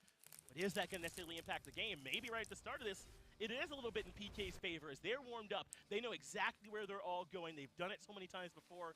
Might be Radiance getting back into the groove just a bit, or might be PK just coming in with a better game plan. It might be this time around, but PK, warm hands can only bring you so far. Radiance has been the favorite almost the entire year in this matchup. These guys coming in at the higher seed, second seed in the entire tournament. They're absolutely going to be the favorites, despite PK being the defending world champions in this one. But already, we're starting to see that slower pace that Aggro highlighted earlier. It seems like both teams kind of contented waiting it out for that mid game around maybe 15 minutes to get around that Gold Fury.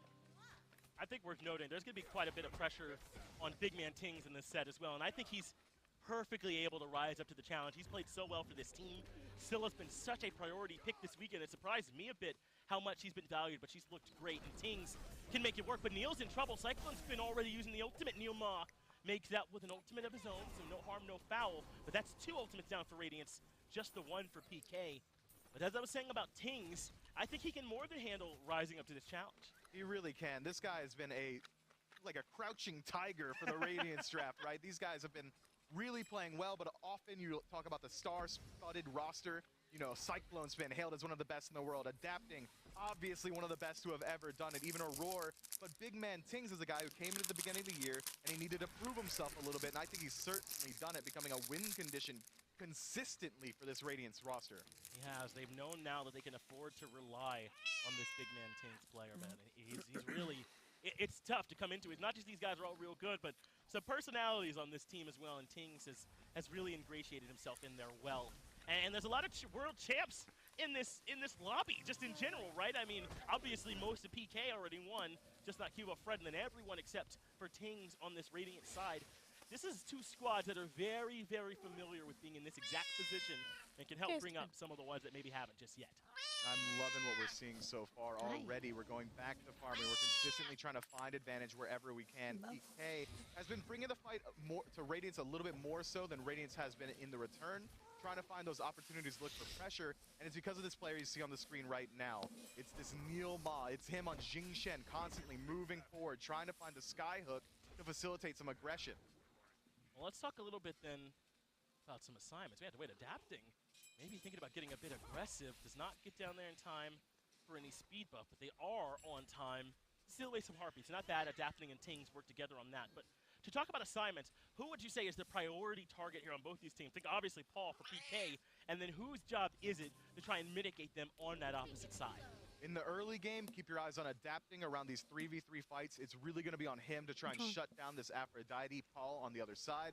But for PK, Hugo Fred is looking to shut down Big Man Tings. This is a tale as old as time. Junglers looking for mid laners. It's almost just a direct opposition there.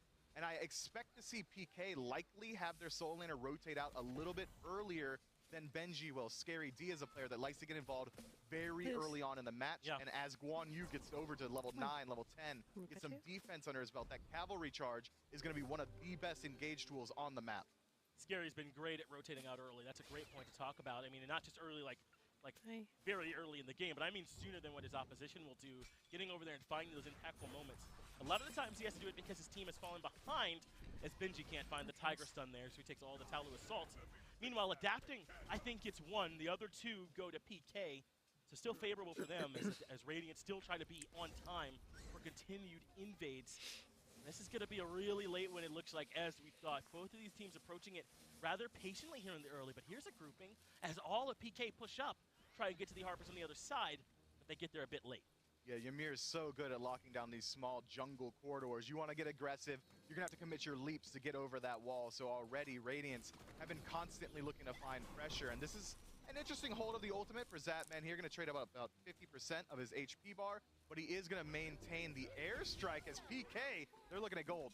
What a great call here from the Knights. No one in position from Radiance to do a thing about this. Adapting on the right side. Information from Scary D and the Fury going over to the defending champs. And Scary might even live despite all the pressure on his side. I'm a monster, though. Absolutely flattens him for Big Man Tings. Big Man Tings with a big man plays heads up in the mid lane, catching him on that rotation.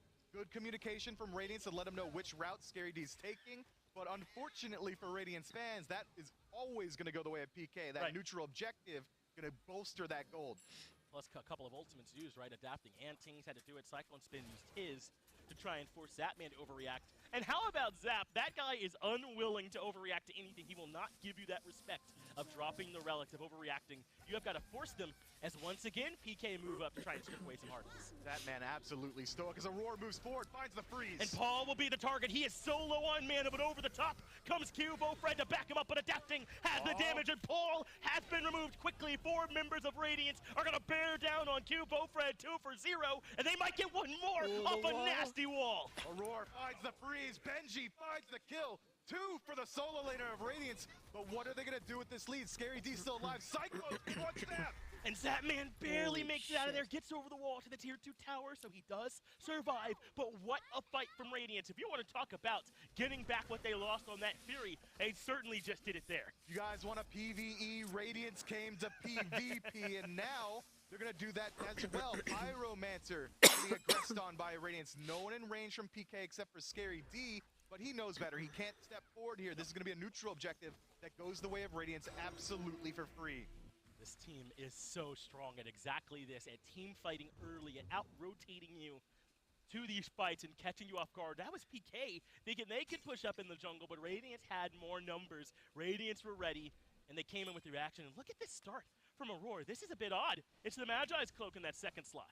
Interesting. It means to me that he wants to play uber aggressive in the early game. He doesn't want to get stopped by anything. Paul using Kiss to disengage. Good luck, bud. We got CC immunity coming through, and take a peek at what Aurora's moving into for the next item. That can either be a Void Stone or a Stone of Binding. He's foregoing Aura defense items altogether. Looks to me, Radiance wants to end this early. It does seem as though they're investing a bit into this early. I was also wondering, because we know that this flat pen build has become so popular for these Scylla mids, if we see Divine Ruin prioritized early, but goes to the Spear of Desolation, almost certainly will be Divine Ruin in the second slot anyway. And to be fair, they killed Paul without it, right? So it seems to be the right call. Yeah, I like everything I'm seeing from Radiance right now, but with both neutral objectives removed from the map, this should be a time where both teams can go back to farming just passively, is what I'd like to say. But Aurora finds Neoma in the jungle, gets the freeze, but no fight afterward, and already we're seeing that it's going to go back to neutral. They're going to go back to farming. Yeah. It's going to be about 2 minutes left on the Fury respawn.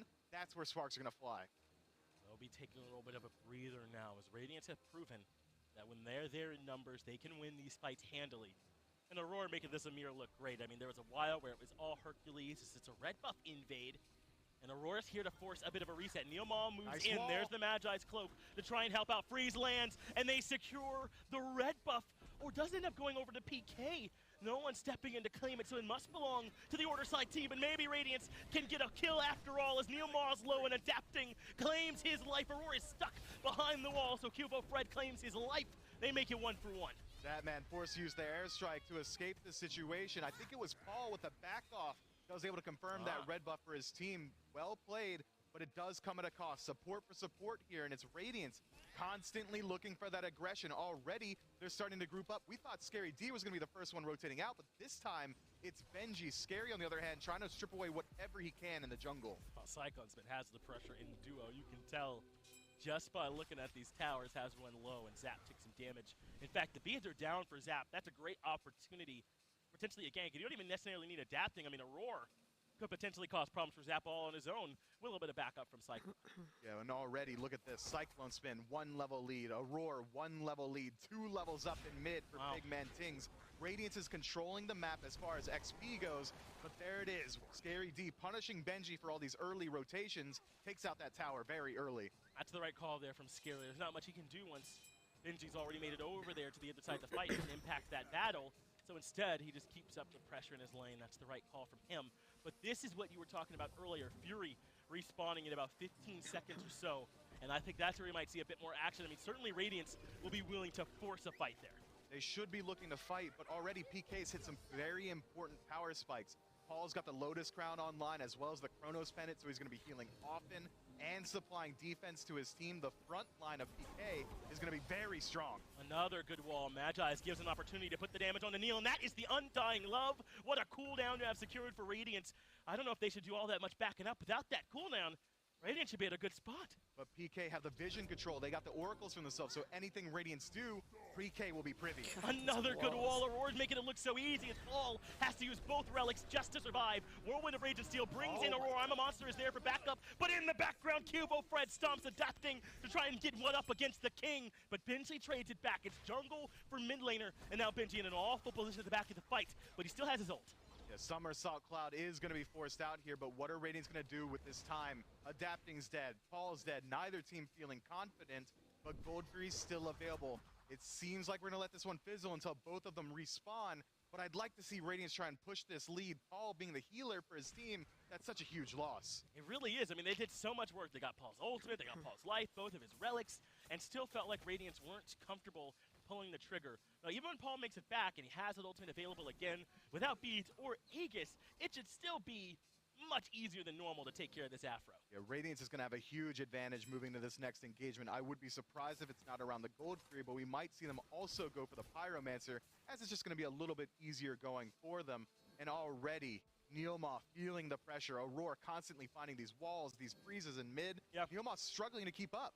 Those walls have been really wild, haven't they? I mean, Aurora's just finding the perfect ones, sometimes locking down two, forcing them to take inefficient pathing. It's been excellent from Aurora so far. I was saying earlier that we used to see him and Mike be the real difference makers on things like the Hercules, but doesn't this Amir do something similar? Maybe not the displacement, but it still lets you be aggressive in the early game. It's the early pressure as well as the Frostbite passive. With Hercules getting that recent nerf to his auto attacks, Ymir's the next best thing. He's going to be the guy who can solo just about anyone in lane, and that's where Aurora and players like Neil really thrive, when they're able to act as these solo agents. But this is it. Radiance starting up the Gold Fury. PK has to respond. But even can they? 50 seconds on Paul's beads, even more on the Aegis. And so Radiance would love to force them into a bad battle, but some of them moving over towards left, rather than moving into the actual Fire Giant pit. They've got Benji in mid, but now they have Aurora and Tings on the actual Fury itself. In come Adapting and Cyclone Spin to help, and Pittsburgh Knights a little bit slow to respond. They're kind of stuck in between Arcubo and Paul, but the Fury gets dropped. They look for the freeze instead. It's not there, so they go back to the Fury. Scary D takes a slow rotation path, just now crossing over to mid. Radiance may have missed an opportunity here as Scary finally rejoins his team in Aurora's half. Nice little stun ends up landing. Scary D with the instant stun. Actually, do you like it there? I mean, how much potential do they have to really shut down Benji? I'd say just about zero. Maybe they're just looking to force him out or potentially force the ultimate. Sure. So Benji can't be this backline disruption factor that he has been. But instead, all they lose is that engagement factor for PK. Cavalry charge going to be down for a very long time. The beads are back up for Paul, though, but not the Aegis yet. 15 more seconds, a little bit less than that now. So Radiance have kind of given PK time to get their big star, Paul, back into action, even without Scary D's ult. But there is the wall. Benji right there behind. This is all in, and Paul is the target. And he's already in some trouble. Benji the only one that's still with him, as it looks like Adapting had to back up. So Benji on the Somersault Cloud, looking to heal, retreating back to the team. I'm a Monster a little bit south of the target. Now Neilma able to make it out of that situation alive. And if the fight keeps going like this, PK is going to have the advantage. This Aphrodite's getting so much value from the healing. Yeah, Radiance maybe pulled the trigger just a tad late. PK have the primal down to half, and Neilma gets froze at the top of the fight, gets low, and then comes the cap. But Scary D doing his work in the back line, has the horse back, and Cyclone Spin is the target. Has to use the Aegis and the beads just to survive. But now Radiance can look for a repush, but Adapting falls, Aurora falls as well. What a fight from PK, though it does cost them Neilma. Divide and conquer strategy. Zapman alone in the back, take the 1v1 up against Cyclone. And absolutely making it work. Benji's there too, but Zapman gets a double, and he's turning back the clock. Big work from PK here in this fight. But now Zapman found a way to fall. Tings is in some trouble as well. Overall, ends up being a 4 for 2, and PK take that just about every time. Radiance keeps getting sucked into the pace that PK is trying to establish around these team fights. They need to be more decisive on when they go in. They need to take advantage when Scary D's not in the fight, when they don't have the healing to match what PK is able to bring. And unfortunately, an elongated fight, it's going to favor PK every time.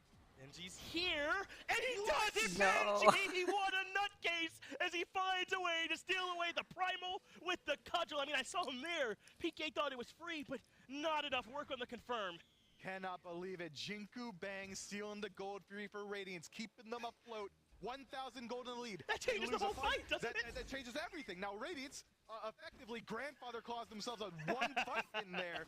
PK cannot be feeling good about that one, but it's just 1,000 gold. 20 minutes in, it's not really that much. but Pyromancer's still on the menu. PK have learned that they're able to take these fights in an even state, so I don't think they should be too concerned. They could still win.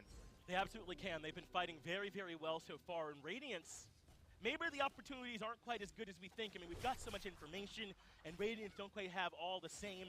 But it's created some opportunities for PK to move right back into this game and still cause problems as Kubo, Fred, and Scary threaten Benji. What they really would love to do here is get him to use the ultimate, strip that away from him.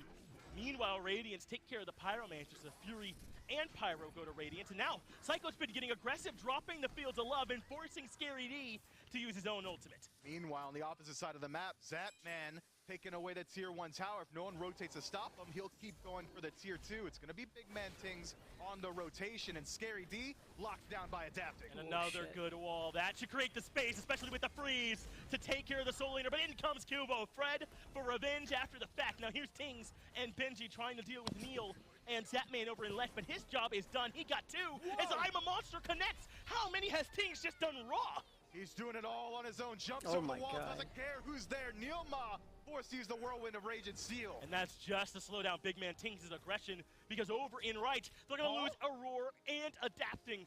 PK, they took down Space Station. They're looking great here up against Radiance. Maybe we underestimated this team.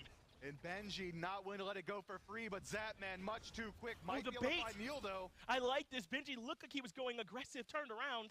Not enough to get that kill either, so good work by PK to survive. But what a week from the Pittsburgh Knights so far. This game's not over. It's very, very close, but Radiance did so much right in the early, and PK just handled it well. Well, Radiance has been doing a good job of mitigating losses, Finch. It's still only a 1,000 gold lead, but it's going the way of the Chaos team. Radiance in a good position, transitioning themselves into the late game. But I have to favor this PK draft the longer this game goes. It's so hard to argue against an Aphrodite, especially when it's piloted by a guy like Paul. Kuvo Fred absolutely making a tear on this Robin as well. 5-1, and he's only going to get stronger. What a first game here in this set. It has been back and forth already. If you thought we had another 3-0 lined up, then I'm not so sure. These teams are very evenly matched and battling over the pleasure of facing Ghost in the finals. On the back end of this, they'll handle that one tomorrow. 5-1-2 for Kubo Fred, 4-0-4 for Benji. Man, both of these teams have guys stepping up. Well, look at this grouping from Radiance again. Cyclone Spin out-rotating Zapman on the Jingwei. He should be able to fly in if Fire Giant becomes an issue, and it looks like the fight's starting now. They've been really willing to use Fields of Love on Scary D. That does get the ultimate out from Scary, but is that a favorable trade for Radiance, Fields of Love, for that Cavalry Charge? I think it is, because Cavalry Charge being the sole engage tool is such a huge deal, as Benji trades out a large portion of his health just to get a little bit of damage into the back line. PK moving forward, and Radiance giving up the defensive positioning. Looks like they are going to fall back, and PK can push in with all 5 members looking strong. They still don't have Relics for Kubo Fred, no beads for Scary. Just about everything up for Radiance. 5 seconds on the sprint, a little longer on Benji's blink. So if they take this fight, a lot of resources available for both teams. Freeze a bit off the mark, so maybe they can't engage, but there's a wall. Neilma isolated. Benji comes up for damage, but they're not going to hard commit. Neilma loses a ton of that health, but there's the healing already. He was 50% just 2 seconds ago, now already back to full. PK making fantastic use of the sustain. Benji's got to be careful here. He's a little bit alone. Scary D doing the same thing, though, diving the mid-tier 1. Both solo laners make it away. Largely okay, but only one team is going to run back to an Aphrodite. And only one team is going to be able to run back here. It's going to be PK stepping a little bit further away. Guan Yu healing, not to be scoffed at. But nothing really comes of that elongated engagement. It's about a minute of dancing around the Pyromancer, and then just goes the way of Radiance easily. But now we're starting to move into the gold tree. 20 seconds left until it respawns. Both teams should be there in numbers, and I think it's going to be very indicative of how the rest of this game is going to go. We're going to get a really good glimpse of these team fights. I think the one thing Radiance is getting out of all these prolonged engagements, though, is that Neil just cannot seem to find his farm, can he? He's at level 13 still. Aurora at level 16, comfortably 3 levels up. Once he's past 12, maybe not the biggest deal, he's got that second relic, and it's a Phantom to let you know how pressured they are by Aurora at this point, but still, Aurora easily ahead of Neil at this point. He is, but he's still stacking up that Gauntlet of Thieves, not quite getting that defensive aura that Neilma is able to afford for his team. So for now, I'd say PK might have a slight advantage in the team fight as long as they fight around their support. As they make sure they're enabling Neil, who's done so much for them throughout this week. Neil and Scary D Paul, Cubo, and Zatman, all 5 of them have stepped up at various points. Meanwhile, Radiance, we still don't quite know what to expect. This is the first game we've had from them all week long, considering they had the bye being the 2nd overall seed. But this Gold Fury being up, I mean, Myth, we're 24 minutes in, almost 25. Is this something worth having a big fight over, or does one team just end up taking it? With it just being a standard Gold Fury, I think it's okay to let this one go, but I know these guys, the mentality behind these players, and they're generally going to be very privy to a fight here. It looks like Radiance is going to be able to move in a little bit more quickly, and it's a slow grouping from PK, burning very fast. Scary D finally on the scene. He's here alongside Neil Ma, but the Fury has been reset. Still, Paw's not here, and Zatman a bit further back as the wall locks in Neil Ma. Benji goes for the damage, Freeze not on the mark, so Neil escapes the trouble well. Still, though, a bit back to neutral here in this fight over Fury. Zatman, the furthest one forward in that engagement, Yeah. he walks up straight up and forces them to respect him. This is huge damage, but Radiance, it's still that trepidation. They find a little bit of poke, and then PK backs up and gets the healing. If they want to win these fights, they're going to have to commit at some point. These are such patient fights, aren't they? Neither team wanting to expose weakness to the other.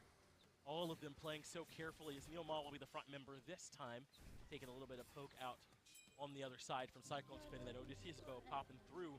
But look at that, Pittsburgh Knights are healed right back up again. I don't know if poke is the way for Radiance to win this. It really isn't, but it is the way for PK to win this. If they can step up and just keep finding these skyhook into backed off combos, that's a huge chunk of damage into Benji. And ADC is just trading autos on an immune Gold Fury, not much happening. Another big wall. Neil Ma takes quite a bit of damage from Crush, from the cats being thrown out as well. But still, no real commitment here from Radiance. They are waiting for someone on PK to overstep, but now they're pushing up. Benji moves in first. Behind him is Adapting, who puts the damage in, but there's the Undying Love that keeps them alive. And in the back, Cyclone Spin in trouble as well. This time needs to work as Big Man Tings puts down Scary D, but it costs him Adapting as he ends up falling on the front line of this fight. I'm a Monster. Nice jump. Does not get Neil Ma, who remains elusive. Crush does tickle him, though, as there's 4 up against 4. And now PK going to be on the offensive. Cyclone Spin caught in the pit and loses his life. What a play there from Cubo. Fred moving in. PK don't have any trouble pulling the trigger, and it's Aurora who's going to end up hurt from it. 3 for 1 in favor of PK. Look, you cannot stare down a team that has Aphrodite and Guan Yu for that long. It's going to favor PK every single time. 20 seconds left on Adapting. 40 seconds left on Aurora and Cyclone Spin. Healing coming through. Let's get some fire. And the thing is, if it's just going to end up in the end as you going for a blink in dive with no big advantage anyway, then why not blink in and commit when in those scenarios when they had some advantage, where they forced some relics or some ultimates out? They waited until it was a purely neutral fight, and now PK are starting a fire. Tings and Benji are nearby, though.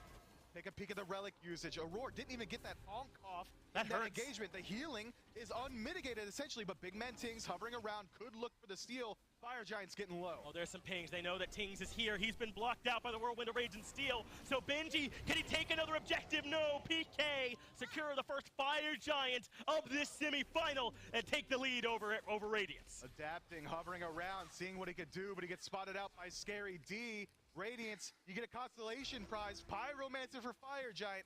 PK is happy with it every single time. I don't know how many more games you got to watch from PK to not want to sit on your hands, man. I understand. You want the fight with an advantage. You don't want to leave up an opening. But PK apparently are the kings of this part of the game, right? They did it 3 times in a row to Space Station. And now here they are doing the same thing to Radiance, being patient, picking their spots, and punishing Radiance when they take an engagement where they don't have an advantage. But don't count Radiance out just yet. Sure, 5 members with Fire Giant on PK, but the defensive composition of Radiance is going to be really easy to utilize once the game simplifies on these tower defenses.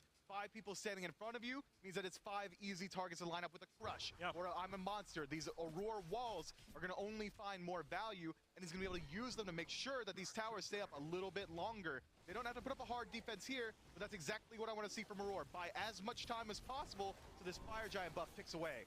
And with as little commitment as possible, doesn't cost Aurora much. Put a wall out there and contest that way. So now Radiance showing a little presence on the tier 2. They're only down 2K in real gold.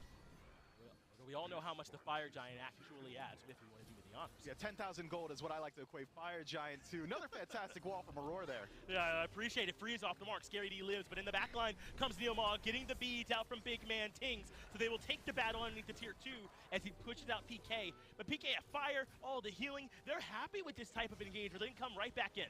and they've got so much time to play with. 2.5 minutes left on this Fire Giant buff. Scary D, he's half health, what, just 2 seconds ago? One Aphrodite heal tops him right off, and look at this, PK, so disciplined. They don't want to risk it on the bird. Instead, clear out every single tower, expose the neck of Radiance so that the next push can succeed.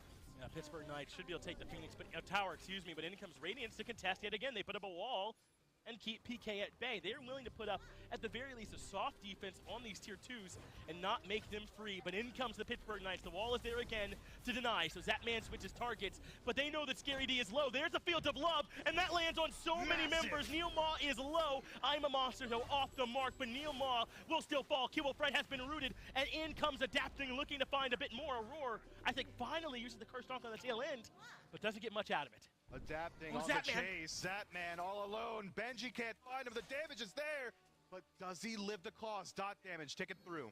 Well, they know he's going to heal off these camps. They got to get in there quick, and the Aphrodite connects as well, so Zapman survives. Ends up being Neomon that falls, all of Radiance alive, but they did defend a Fire Giant team. Not bad, as you said. Radiance still have some life. Radiance, fantastic defense there, but they're not quite through it. Still a full entire minute of Fire Giant buff on 4 members. This gives PK the opportunity to group up around the gold tree as that respawns in a minute. Force Radiance to respond somewhere on the map to the aggression that they have, but it's only 3,000 gold, 31 minutes in. That's peanuts. That's literally nothing separating these two teams. The second that Fire Giant buff wears off, this game is dead even. Absolutely is. This game is so close. Miff, do you think Aurora's missing Blink? I mean, I know you want Sprint in this situation to deal with the slows, and you gotta have the Cursed Donk upgraded, but doesn't it feel like he could use a better way to get into some of these fights? Look, the Heavenly was so good for that chase in particular, though, on the right side. He was able to give it to his entire team, and it resulted in a kill onto Neilma. Without it, sure, he could have blinked forward, potentially found a freeze, or maybe even a wall, but I think that playing around your team, playing as a unit, is really what's going to push Radiance over the edge, so I like this more team-oriented Relic selection.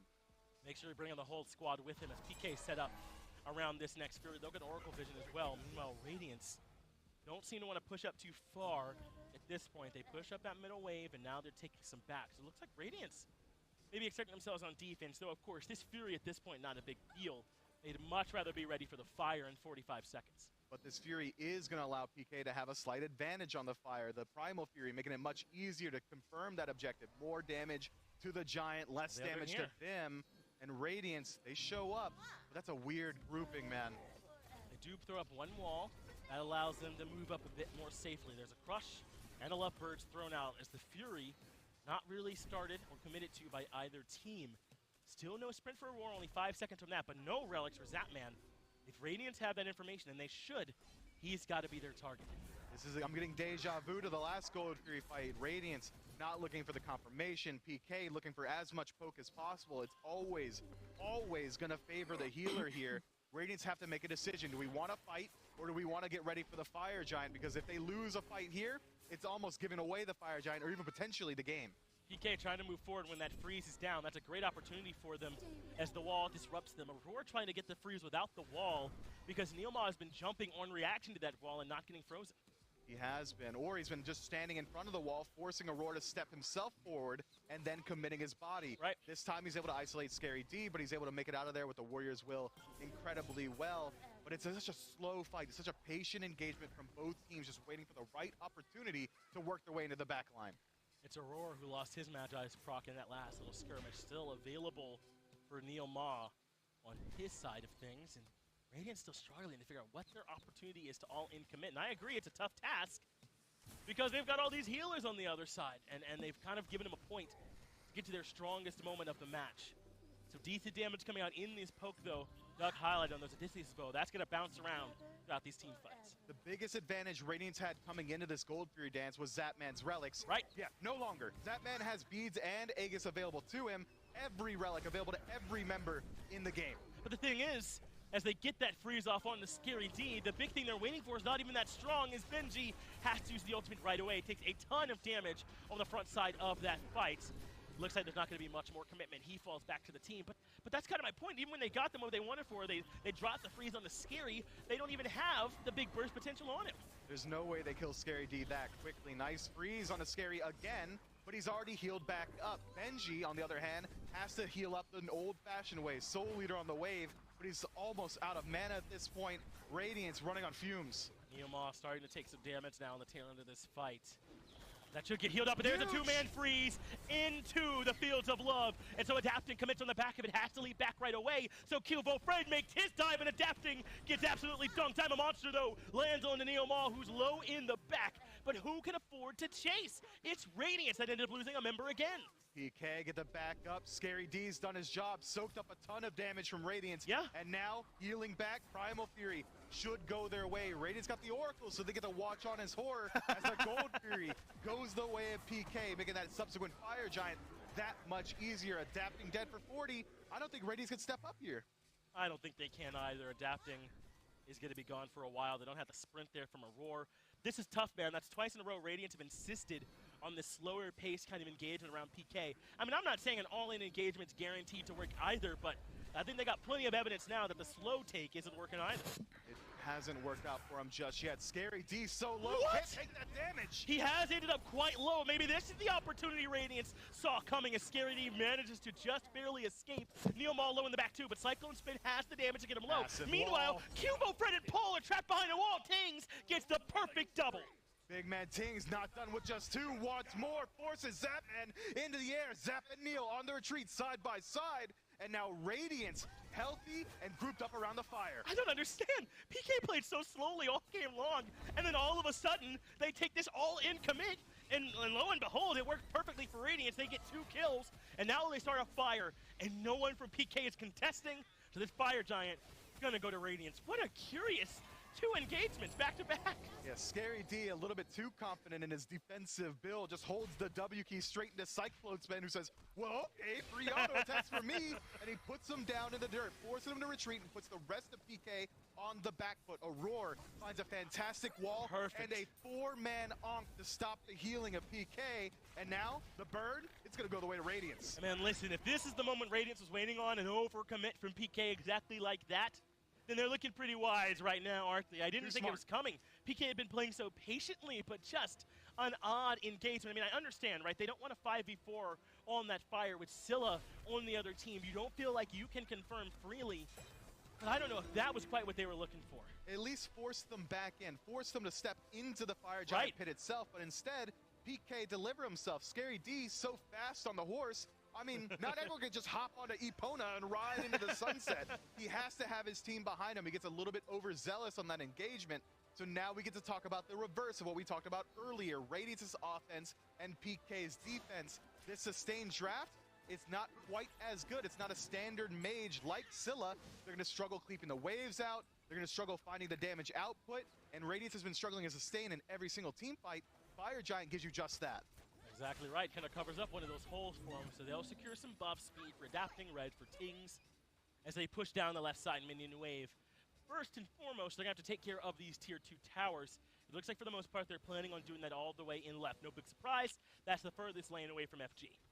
It is, and it's the only one that has a healthy tower as well. Radiance dotting their I's and crossing their T's as they work their way through the map. But this is PK at their strongest. This is where they thrive. It's these elongated 40-minute matches, back and forth. These guys are veterans when it comes to defending the base. Radiance are no strangers to long games either, but what have you done for me lately? This last week, this has been PK's territory, so that's kind of where I'm leaning right now. At least until Radiance can prove us wrong. It's a 4-1 split for now. They've got Benji in mid. Everyone else is trying to push down the duo lane town. They've got 2 dealing with Benji, so a bit of an advantage in left. They cannot capitalize, and on his way over is Paul, trying to make sure he can cheat in between, helping left and mid. We got a nice little micro view of how Radiance want to push in. They use the wall to separate the fight, creating space to hit the Phoenix, and he's just waiting, Aurora that is, for the right opportunity to fully engage. Keep your eye on Aurora. He's got the most important ability on the map. That Onk is going to be what separates this fight from a loss and a win for Radiance. And Aurora just got that purification beads out from Zapman. That's a big deal. Trying to see if they can lock down him and make this match a little bit easier, though everyone else has their relics available. Aurora moves in, finds the freeze on Neil, who takes a little bit of damage, but not all that much. But Fields of Love is committed. Everyone makes it out except Neil Ma. But they're not going to all in commit our Radiance. Meanwhile, Benji still drawing attention over towards mid, but Radiant haven't been able to capitalize as there's a bit of a push in from Neoma.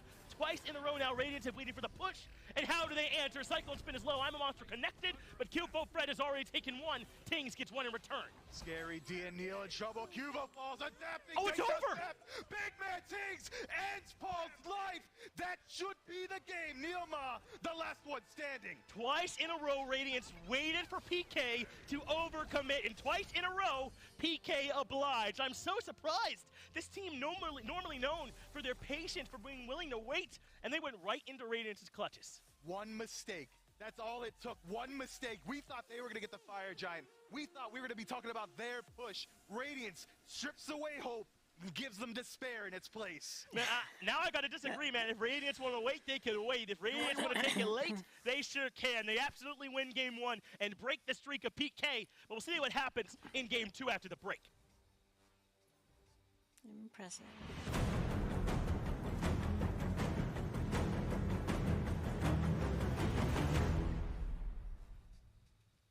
Tiamat.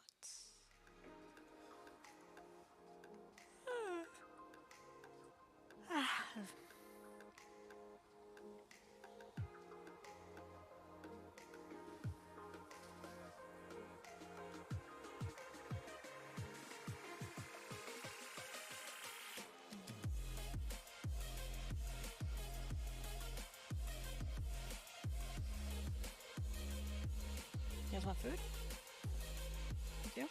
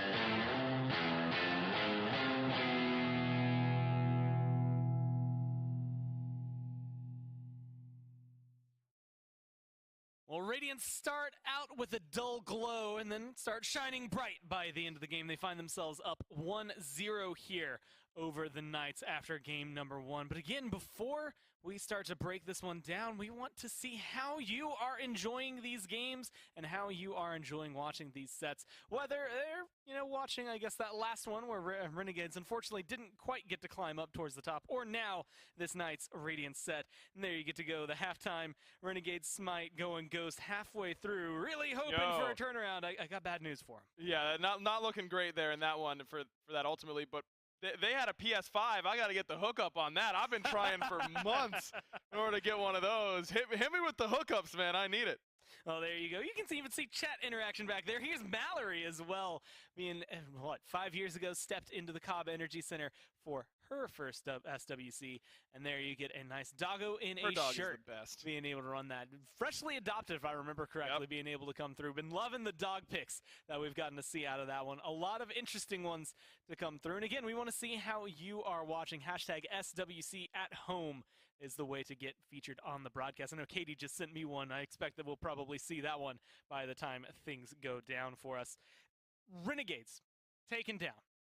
Knights backs against the wall. Not quite yet, but going up one game here is not the end of the world. But this is something we saw earlier. When you look at Ghost and the fact that they found their 3-0, the other team on everyone's mind that could do it is Radiance. This isn't necessarily the way you want to start it off here. No, but look, if I'm Radiance, number one, I'm throwing game 2. I in no circumstance am I going up against PK 2-0 in a set that matters. Miss me with that. I'm having my worst picks and bans of all time going into game 2, and I go, oh, unlucky that we ended up getting a bad draft. In all seriousness, Radiance really just came back in this game, I thought, through a series of individual plays. Yeah. Really, this play by Benji sealing away the Primal Fury was absolutely huge. It just kept momentum away from building for the Pittsburgh Knights. PK played these fights so well and so slowly, centered around this Aphrodite. But ultimately, Radiant just made too many plays. How many times did we see Cyclone come away with a huge Fields of Love or a big Heart Bomb stun? Big Man played out of his mind on this Scylla. Might be time to think about Scylla being just a premier mage right now and not just one of those pocket picks for some other people. Incredible stuff from Benji and for Big Man in particular, but really everybody on Radiance. Aurora was finding great walls. Adapting was getting his damage off. Cyclone was getting his damage off. Really impressive stuff from everybody on Radiance on an individual level. I mean, what is that? 6-1 and 8. 5-0 and 10 for Benji, but the 6-1 and 8 picked up for Big Man Tings. Adapting, going 5-5 and 9, just keeping things net neutral for him after all the talk we had about him in the halftime show and going into the pregame for this.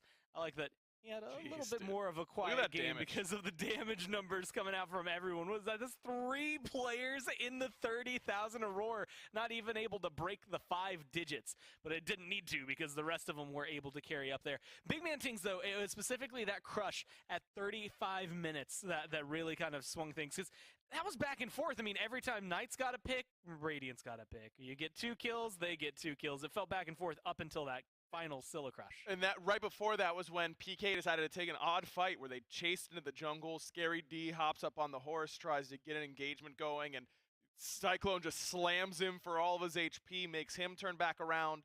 PK, I think, got a little bit too aggressive at times, centered around this healing, using it to stay in fights that maybe they should have just taken the win and gotten out. They had gotten a Fury at that point, won the fight, and then they went straight to fire in a 5-on-4, and then try to take the fight instead of just doing the objective anyways because they knew that Scylla was going to be around. Well, that was more akin, again, if we're drawing parallels to yesterday, to what I would argue was game 2 up against SSG. Because game number 1, they just got waxed. I mean, there's no way to, you watch the first game of that set, it shouldn't go 5.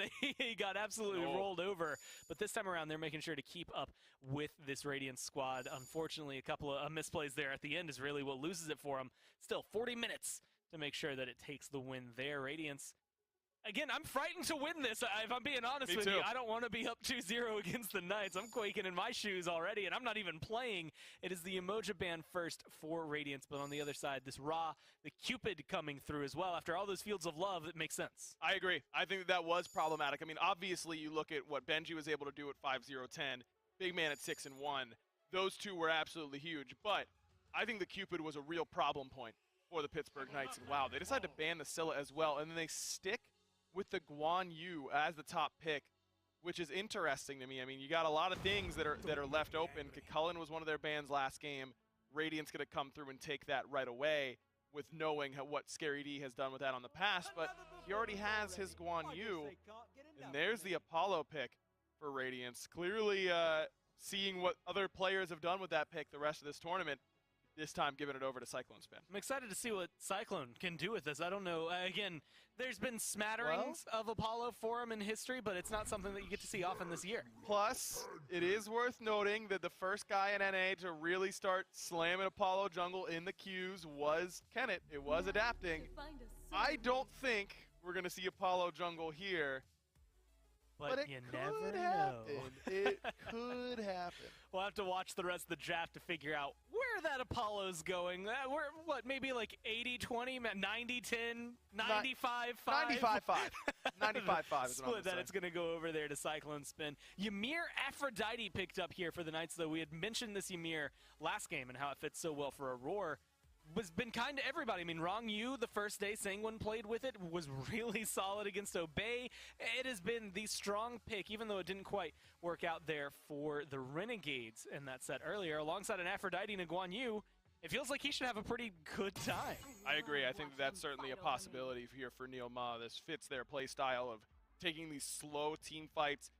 Especially with the changes to Ymir Wall, it really incentivizes you to step up a little bit. Ooh, can I wall that guy? Throw it up?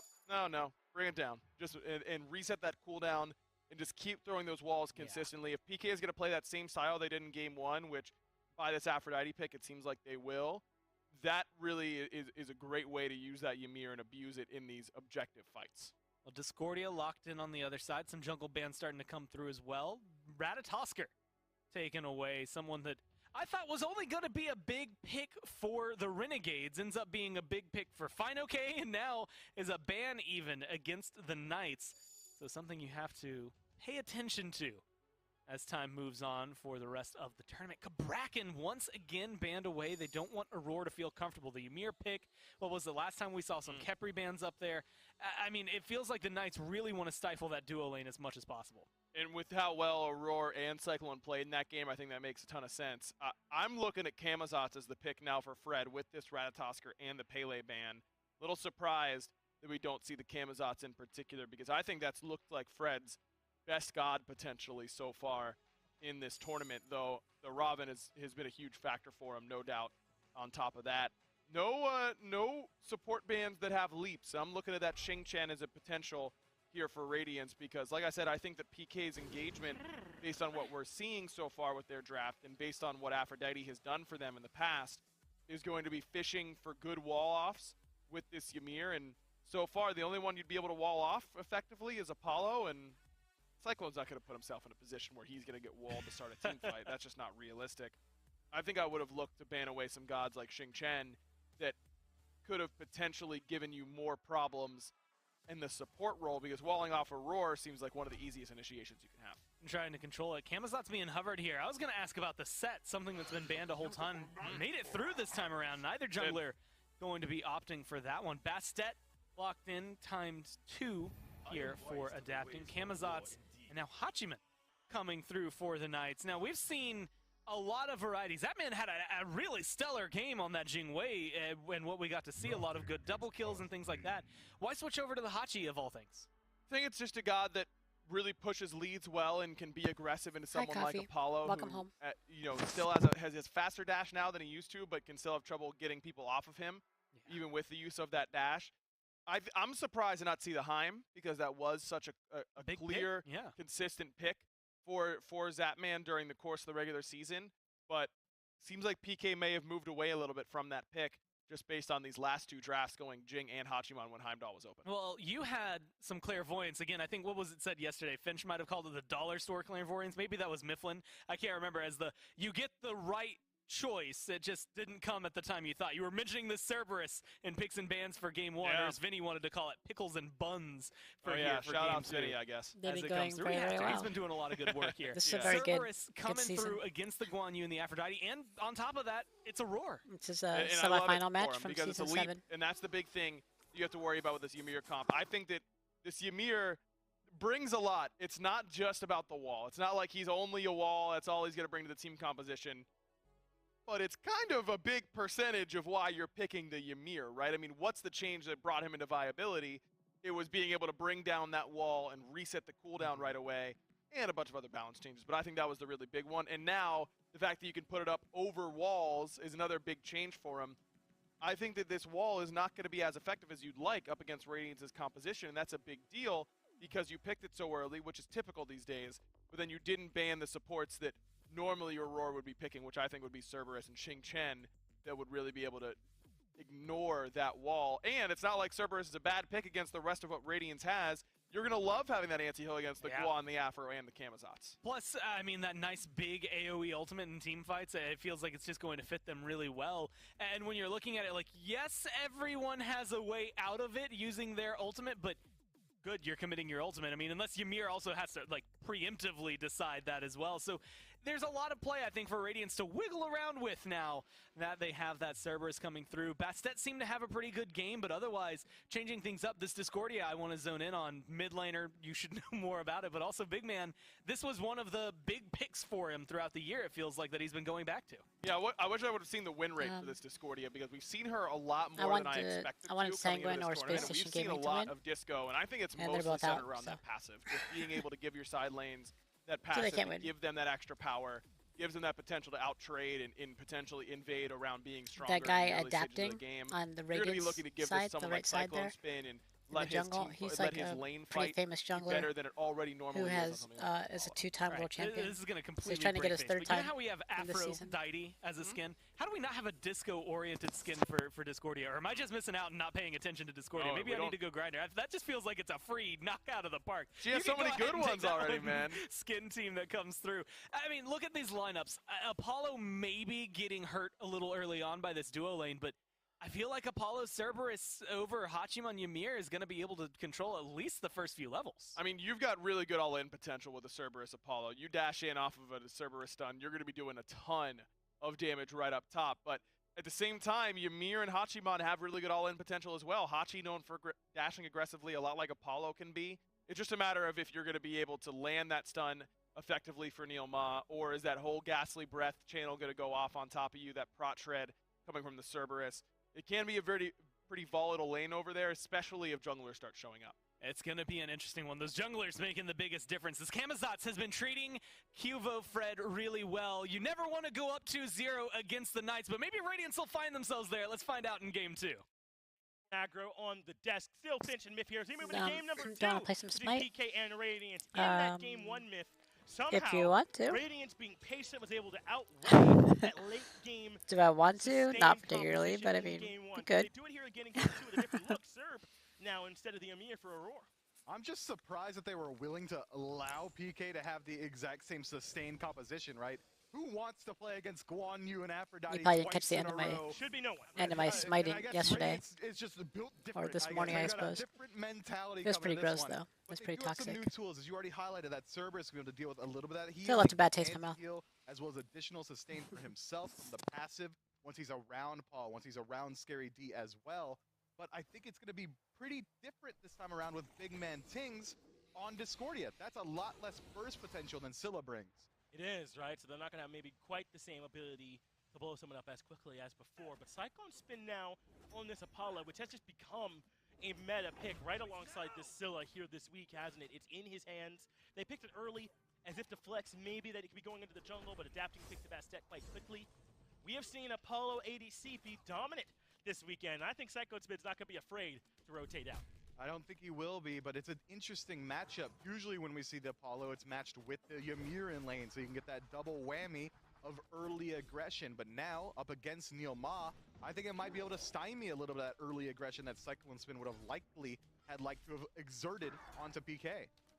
Maybe not going to be the same for them to start this game out in that dual lane. In fact, The Amir in Neomaw's hands this time, and the Hachiman, which you have not seen a whole lot of throughout this week either. It's been a lot of the Jingwei, the Heimdall, the Apollo, maybe even some of the Rom getting picked up in that spot as well. Certainly the Cupid has been a popular pick there.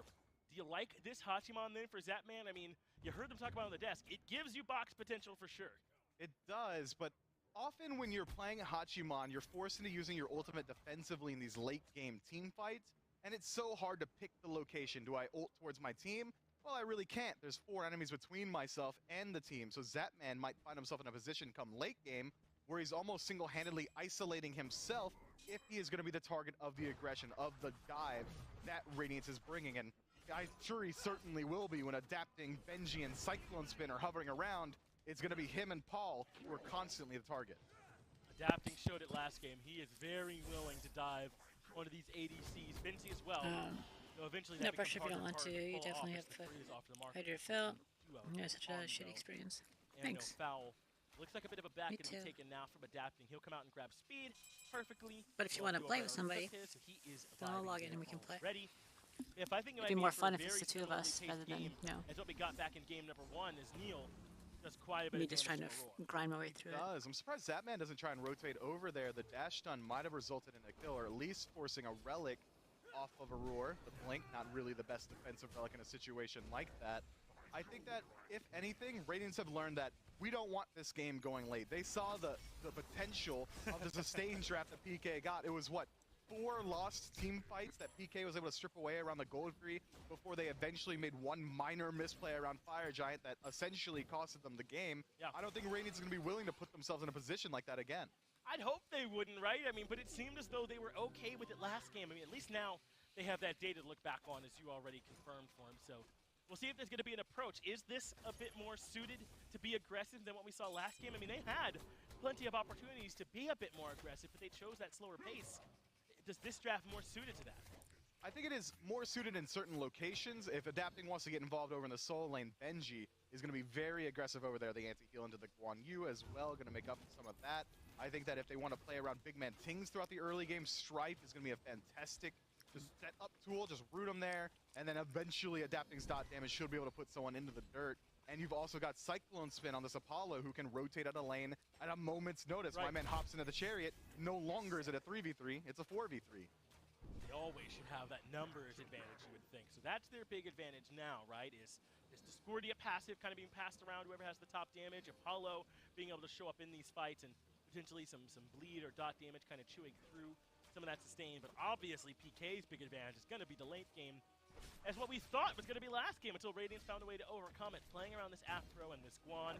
And now Neil on this Amir can set up for the team even better than before, right? I mean, we saw how powerful those freezes were, but Cubo Fred rotating over to solo. Can they gank with Scary so low? The answer is yes. There's the ultimate. Wait, Scary wait. just gonna kill him Oh my instead. That was the God, fear, and what? Benji went for it. Yeah, Cubo, bring as many boys as you want. Benji finds first blood, but it will cost him his life. It takes 3 people in his lane to get a kill, and they couldn't even do it in a timely manner. Yeah, don't bring just 2 over here to Benji's lane as he finds the kill. But that was my fear from the beginning. I can't believe how willing Scary was to be aggressive there.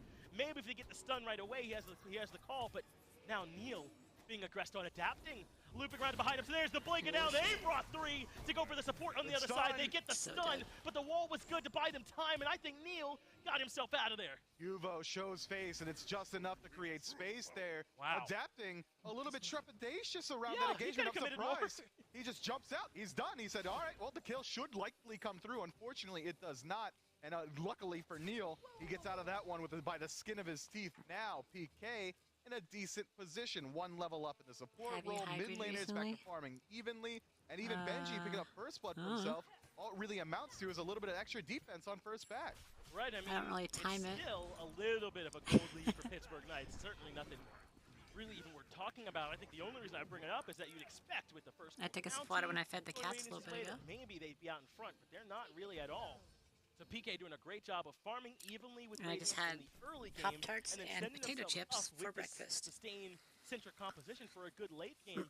They just hopefully can't give it away they did in game 1, because I think it's a bit more of PK giving it away than Radiance taking it. It was just that one play around the They were Fire hydrating. Giant. Scary D stepping a little bit too far Just a bit. forward. Radiance able to turn it around there. This time, though, PK They've got the theory behind it, right? They know. They've tested it. It's peer-reviewed. It can work because they won 5 back-to-back fights around the gold tree. They just got to be able to hold on to it for a little bit longer. That's the blink from Benji, followed up by the ultimate, but it does not net him more than some poke damage. No overreaction from PK on that one at all. But having noticed that's been a bit of a trend this set. Despite how often Scary D usually rotates, Benji has gotten to a couple of fights first. It feels like Radiance are really trying to bring the fight to PK throughout the early game. They don't want to get to that point where sustain is the name of the game, but unfortunately they haven't been able to find their footing in a way to put PK on the back foot every single boring time. in my PK's stream been able lately. to answer the aggression of Radiance, be it through rotating someone else over to the lane to get a return kill, or going to the opposite side of the map and putting pressure there.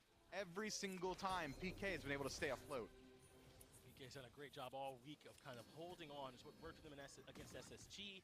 And now here they are in a situation where they're already getting to the late game in game 1. It didn't quite go their way, but we saw them bounce back from a deficit before as PK get to the blue buff ahead of Radiance.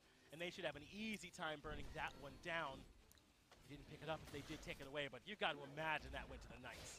Every Benji stream would have with you is picked it up entertaining. absolutely Wow. if it were going his way. PK I try to be strip away entertaining. the blue. I worry that I might be get a to little say it boring, one though. more time. One invade makes not for a lead. It's what you do with the timer. You got to be constantly there.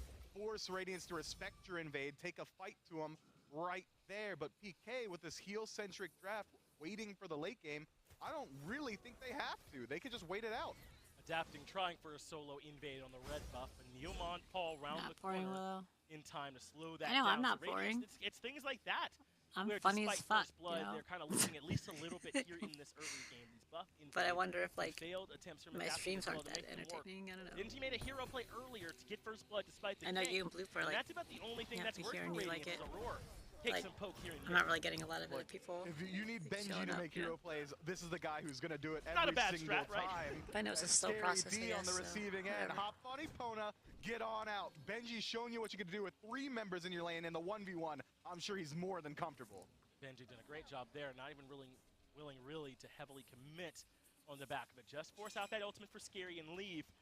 It's not the easiest gank in the world, even with a little bit of backup from adapting there, but without that ultimate, it does become more feasible. So maybe they'll look for another gank on that side, or maybe with some pressure, Benji might just rotate out. But this has, similarly to the previous game, slowed down the pace just a little bit. There's been some attempts for invades, from steals, but for the most So the part, core people we're on the not gonna same see a whole lot of action from these Radiance two are the teams. ones They are that content became to play this the one to Tartarus late. Titans. If memory serves, it was around the Season 14-minute 8 mark where and both also teams into started to Season group up 9. around the Gold Fury, the Pyromancer, see where they can take away these Adapting neutral did not objectives. continue And into that's Season what I'm 8. expecting to see this And time I think around Big as Man well. Tings shifted Until to then, a it's going to be different about team. who's itemizing properly for these mid-game fights. Who's rotating rest were into there. these neutral objectives a little bit earlier. Who's stepping too far forward? It's Neil. Yeah, we have our shit. answer on that one. Aurora finds the second kill of the game for Radiance. And it's a small 5v4 advantage for Radiance, but there's just Streaming not enough does for seem them like to a very do. slow process Really, indeed. they You'll can make use it the targets on eventually. the right side, All but it takes is time where and hard really else work. can they go with this small numbers Yeah, advantage? Certainly but you're not bummed you got the kill. I don't It's have not super easy for them to turn that into time. a lot more. Cyclone Spin actually used his ultimate there, trying to rotate in the mid if he was needed. Fortunately for him, the kill goes their way a little bit too quickly, dumps onto the So back they camp, just and then rebranded immediately pretty goes much back once to they base. Had he had not to used get the more players. ultimate, they could have potentially No, gone to the gold. they didn't because rebrand. Cyclone no longer has it available. They just have to go ahead and The fizzle it SPL back out, rebranded but I'm sure in Season Radiant 8. They changed how absolutely they happy did able to this find a pick for whole themselves system. to get the gold lead back, even So, though it is pretty paltry. The team names here, they got to Going back choose into their team favors. names, right? Now Benji with his lead But in they made it solo more of like a can get league aggressive. He type wants to thing, walk right like towards Scary, but that dash so a sports strong league. No, slows Benji and not really League of denies Legends. I any know bully potential you he might gamers. When I have. say league, you immediately Ben's think not League of going to Legends. find That's not much. what I'm meaning. Looking over towards mid, They made it nothing more of there. like a league, He ends up heading back. and Look at this itemization though in the mid. kind of like Earlier, NFL or we saw something, Big where they Nexus had on Scylla kind of delay that divine like ruin a bit established in favor of teams, the Spirit Desolation, but established Euphoria, names of it's a teams, different and then story, they goes would right into trade that divine players ruin between ASAP. those teams if they Yeah, I needed think to. it's really because Scylla gets a lot more off the passive from Sears So, Death, so as they did that in Cyclone Season 8, which Spin I'm not in very a little bit of happy trouble. about, Zapman but- stepping up. I like that. Cyclone Spin threw off the freeze timing by Neil by walking in, getting the mez, and then just walking back out. Never gets any pressure. I liked it when they doesn't got to have pick their worry own at all, names and stuff. and showing what Apollo can do. Clearly, But this isn't something that Cyclone Spin just picked up because that's what they do in the SCC now. So they still kept that feature, which was already like that in the SCC, the minor league, basically. On the world stage. This guy So at least they has still got a had that, storied career. He's been around for a long time. I don't really Fellows watch come much of the in, minor out, league, and which is why I don't back really into know the a lot meta of those many players. times. But Cyclone Spin's been I behind pretty much the only wheel of watch it plenty SPL. times as well. I'm sure he's So, got that down it's pat. okay though. He looking comfortable, isn't he? Cyclone Spin. I think that makes Doing a sense. little bit Yeah, of as teamwork on his gamers. side of the map as Neil and Saf are getting aggressive.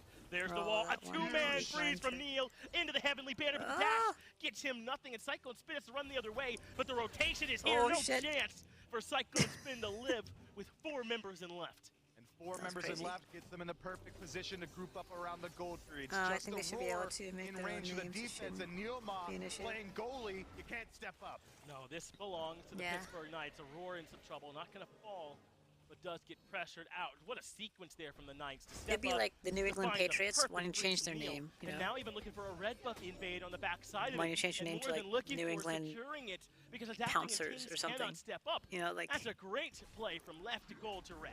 And on that a wouldn't team comp that fly we already with expected the would be league because the flourishing in league is what late owns the game. teams. PK You know, Right, they've off been to the a quick aggressors. start. If you wanna They've play been in the looking league, for it you know, that's everywhere how it on the works. map. Now Radiance. So that's kinda how the gonna have to do SPL is trying to something become. get They're that trying to lead become this back in more their favor. It looks like structured, gonna steal you know, away some established backhands, so kind that's of not going to be enough.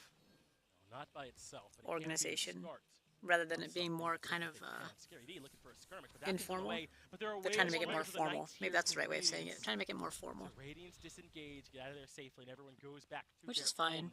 But I'm a bit surprised here. PK kind of hedging their bets, being competitive in the early and knowing that they've got the sustain for the late.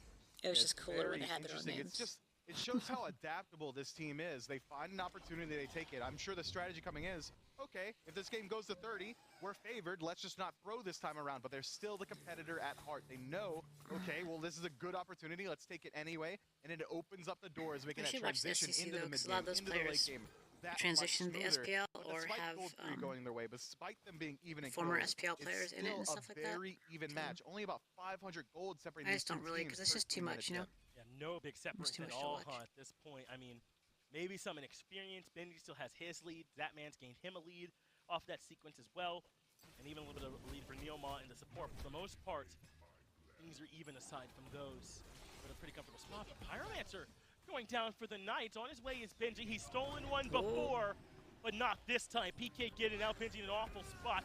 He will transform. He'll even look to fight. Gets the Undying Love out from Paul. Bro. And spreads out more damage. He's Benji 4v1. He's using the fighting into propellant him. to the fullest. And still, Paul Seriously. hasn't attached to anyone. Scary D, isolated, still has the ultimate available, so he shouldn't be in too much trouble here.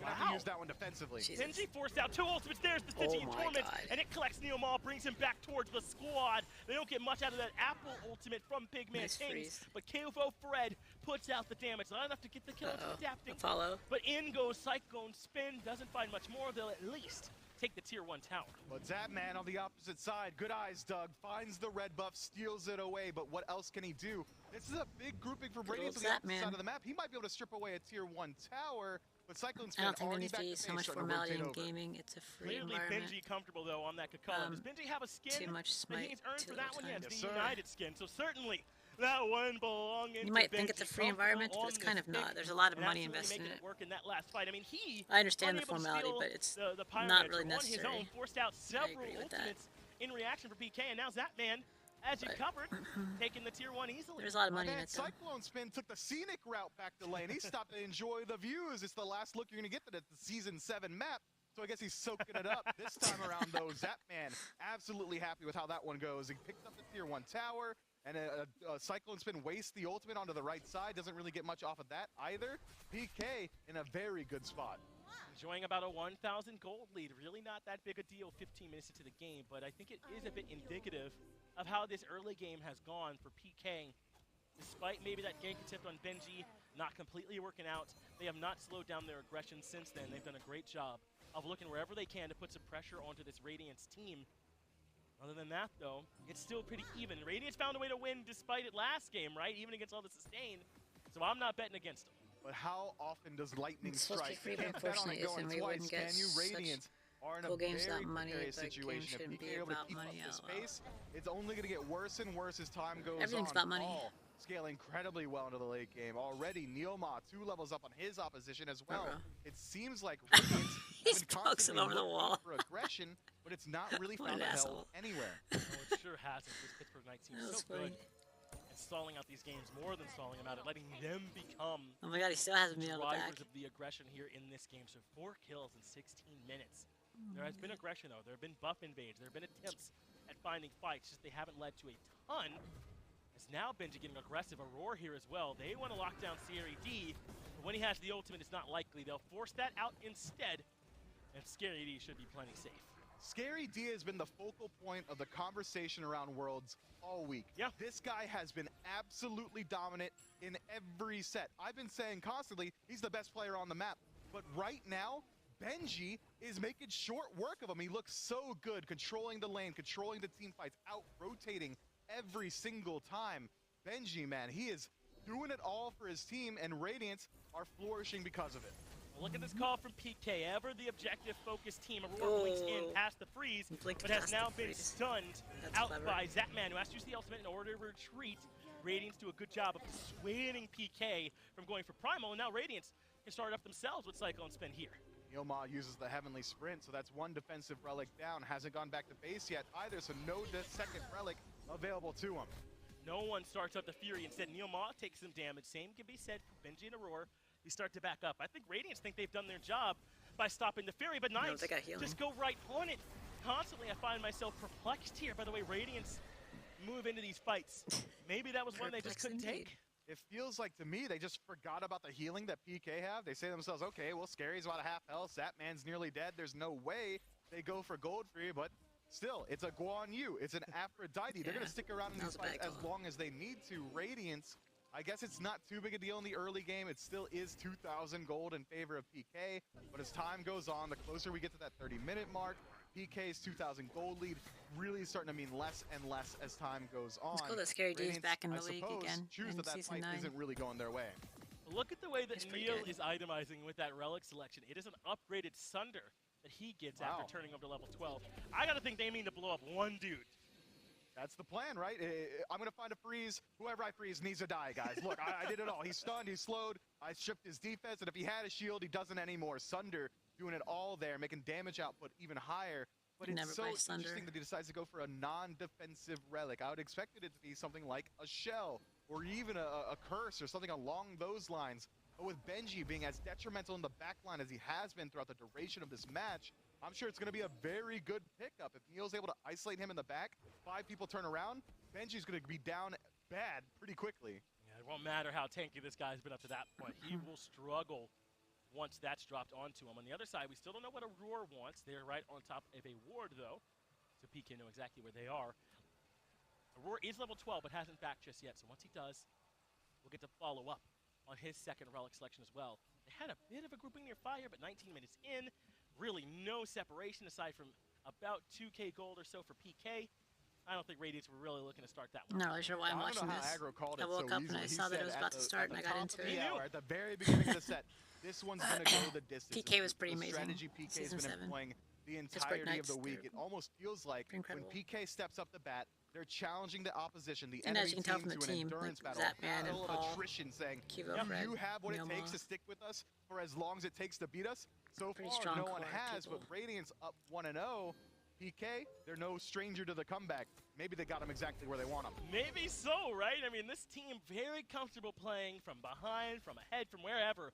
This is just a team that doesn't seem to get rattled in PK, at least not on the big stage. There were some times throughout the season where this squad struggled a little bit, right? Where maybe they weren't chaining together the wins, but it looks like here, in a best of 5, when they get a shot, they are more than capable of responding to some adversity. A really strong team PK is turning out to be. My only fear PK definitely looks is that like a if pretty PK stacked do team. win, Ghosts aren't going to let you Yeah. play slow. I mean, so is Ghost Radiance, won't so let you wait Radiance, for like, that 40 those minute mark. names Battle of attrition. No, are it's all a battle very for your life when Ghost well-known, Gaming's in the strong lobby. names. But we can't get ahead of ourselves Right. here. It's still Like, Adapting is, like, very close known to in be one this of the match. best, Only 2,000 gold separating these teams. probably 20 the best minutes jungler in. in- Radiance in all of position to SPL. defend this pyromancer Like, ever. already. He's, like, the Zapman's made best jungler rotation ever. over. Cyclone's And then has the Benji's one of the ultimate top available, solo but he laners hasn't ever. started channeling it yet. Big Man Tinks is Pyromancer one of the best mid alone laners belongs ever. to Pittsburgh Knights. Aurora and Benji And looking for Aurora's focus out Cyclone there, Spinner but a pretty two-man dominant freeze too, for so I Neil mean, is He It's, commits the Sunder as well. Heavenly. Radiance No has a hard really commit. They dominant dropped the sprint, squad. though, so that means they want more. Which is why they're Tings predicted to has win become this. The target. Scary D is all in. Looking to lock down Tings. He's looking to do more than look. Cubo Nice. Fred is the one that completes it, and meanwhile, Cyclone Spin. And if I keeps remember up the correctly from sprint earlier, push, the but Pittsburgh Knights Radiance is are the hitting go number button 2 faster seed of the than whole Radiance. tournament. Would have expected that. Not me, and they're gonna And keep the going. number You 1 wanna seed is the split one who push? already Feel made it to the free, finals. Cyclone will take the So more they're waiting valuable for tower the winner here of this too. match to go to Gonna the World fall for free. Championship. Radiance lose that So fight because they're expecting separate Radiance as the number 2 seed to be the one to go there. directions. Two people isolated and PK is like the number now, 6 seed or finally, something. Cyclone's been going They're to like the pretty air. far down. Pittsburgh Knights are committing to Benji So- heavily. He's taking a lot of And they damage. weren't supposed to Adapting win is the in. one that they And won. They Cyclone won Spin against the is number on 3 his seed or way. something The damage is there, and Zap in the Man previous low in match. the back. They weren't But supposed to that's win. not stopping Scary D and But they Fall. did. Staging and Torment, though. And that collects was my Scary team that D, they beat. pulls him into the back, but it's Aurora who ends up falling. The Holy Pittsburgh shit. Knights are all in on this aggression, and it's absolutely the right call. Scary D melts adapting, and the middle Phoenix is a distant memory. Goddamn. That man low. They even have Scary Fire D Giant. has to retreat, hops on the cavalry charge, and rides on out like bandits in the night. They've stolen your bird. They've taken Aurora's life, and they're done now. They're gonna line their pockets and spend the gold. I know it doesn't matter what it feels like So because this of the team is just reality, the but best doesn't of the it feel best like of the best. PK Yeah, are they're the up men in 1-0 black. in this set. I think they played better for the majority in of black. game 1 until that slip up, and they've been dominant here in game 2. I know they're down 0-1, but PK have felt like the Paul better team is so far. this is his second Feels like they've year in been the setting SPL, I'm pretty pace sure. almost exclusively in this set. Pretty sure season 6 was his Radiance rookie is year. a known counterpuncher team. Yep. They That like man it is very, when the very well enemy's known, willing to put obviously. them in these situations. He's been around forever. PK's supplying the test. Cubo Radiance Fred has is the like a answers little bit more more, times than not. But right now, PK is throwing questions left and right constantly. like a little Are newer, you I ready guess, for but the not like Pyromancer? new. Are you ready for a Phoenix push? Are you ready for the Oni Fury? I don't think so. Neilmoth's PK been pick it around up for a again. while. Yeah, Radiance do not have the answers. They've not studied the material because when the test comes, They don't have know some what to write notoriety, down. but they're And not so like far, they're not the PK same as has Radiance. done an excellent job of spreading out the map. They have Zapman though, Again, and and that's Zapman's like the dominant. Apollo being on Radiance. But It's so Cyclone Spin is surprising. no Now, I do joke, want to make so- sure that I say Cyclone Spin's push in left was valuable. They got that tier Yeah. 2. They've opened up that left side. It's too. basically They keep the Zapman goal versus relatively close all-star squad. globally That's as basically well. what we're So he working with certainly there. was No. valuable going in that direction, but However, I don't know that it's worth losing. the Pittsburgh Knights are also the defending world champions. That's going to be a real thorn. They in won in Radiance's season side. 6. This They weren't might the be Pittsburgh biggest Knights then. They goal were lead we've SK seen Gaming. all set 5,000 now. And in Scary favor D of wasn't on the team. PK. It was They're somebody starting to else. group up around the Fire Giant Oh, as wait, well. Keep your was eyes on Scary Zapman D? because that's where PK are playing around right now. If he's on the right side, that means they're serious about this Fire Giant push. I don't think Scary D Wanna was on the make this team. happen. Now remember, Cyclone Spin can rotate over as he goes to deal with left. I don't really He's remember. had to rotate sooner rather than later as the Fire Giant's already been started and Radiance are not in position. It's down to half 50%. Maybe it was Cubo already. Freddy wasn't on It's the a team. great point Might have been for Cubo PK to Freddy. I have, don't and remember. Cyclone Spin still has So not they are taken the to defending sky, world but champions. In come Radiance with the Fire Giant at critical threshold. shit. And in comes Finish it, swooping finish it. Cubo Fred looking to disrupt. The Fire Giant seems to have been forgotten. They want the fight instead, and Aurora Oh my is God. their first target. Benji low as well, and Pittsburgh Knights have shredded the front line of Radiance. Cyclone Spin comes in, is adapting, Whoa. takes care of Scary D, adapting. but it might be too little too late as Nice Neomar wall. gets the beast from the ADC. Zapman forced to retreat, but Didn't get the- adapting's didn't get the healthy. Fire Giant. If he's able to make contact with Neil, it should be enough, but Radiance back up there. Interesting decision. I felt like they had all the momentum. Who's Paul linking up to? That's not Neil Ma. I just can't believe Yeah. it at this point. My That's what I man thought, is too. in critical condition, but I trust the Pittsburgh Knights at this point. Finally, Neil Ma gets some healing, and the Fire Giant is started up. Cyclone Spin and Adapting are local, but they are not contesting. As it looks like this Fire Giant's going over to the Knights, and what a sequence, starting with that push in mid to now, where PK have played great. Look, they just make these micro plays that force Radiance to respect the map state. Already, Fire Minion waves are leading their way into the Titan. The Chaos Crazy. Titan down a couple hundred health. Radiance has to respond. PK, get the Fire Giant for So, free. I'm in surprised season at 6, the war coverage that they have. Take a peek over there. the PK are team, dominating the Fire Giant pit with only was 5 also seconds like the left number 6 on or 7 Scary D seed or respawning. I'm something sure they when could've they waited won the just world a second. championship. But no reason And then to yet give again, Radiance they're any like the- opportunity to I think seal. they might be We've 5th or seen what 6th Benji seed this does, time, I give don't them the remember. slightest chance.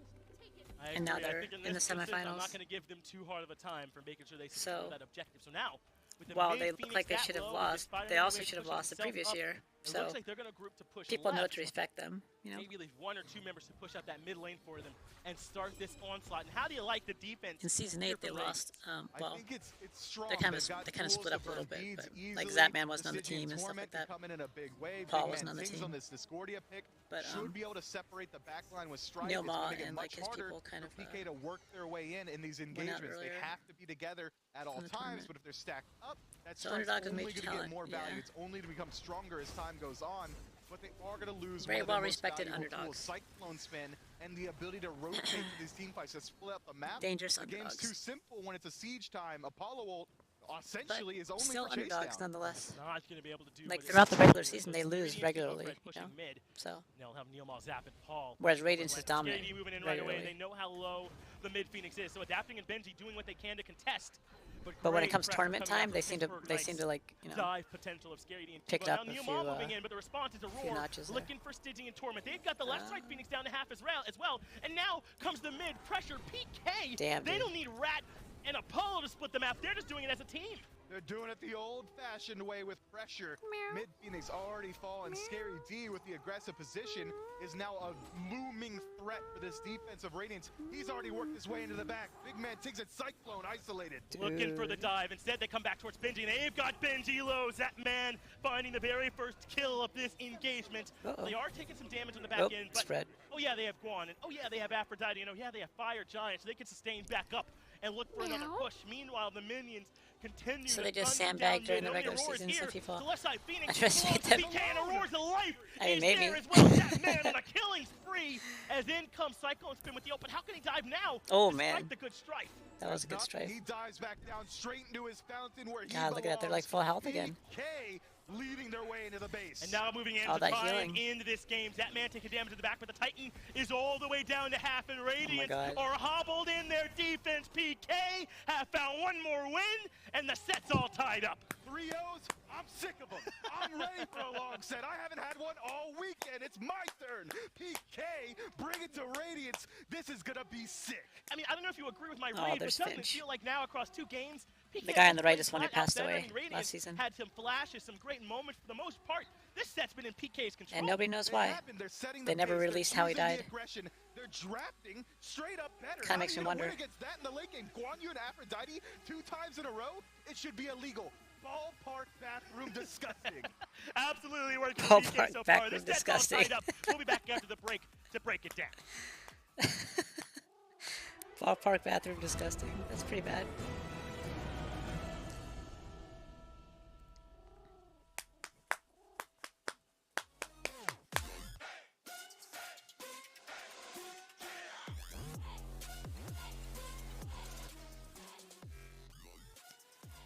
That's so strange. I wonder why they didn't release it. Why they didn't release it. Why they didn't release what? What are you talking about?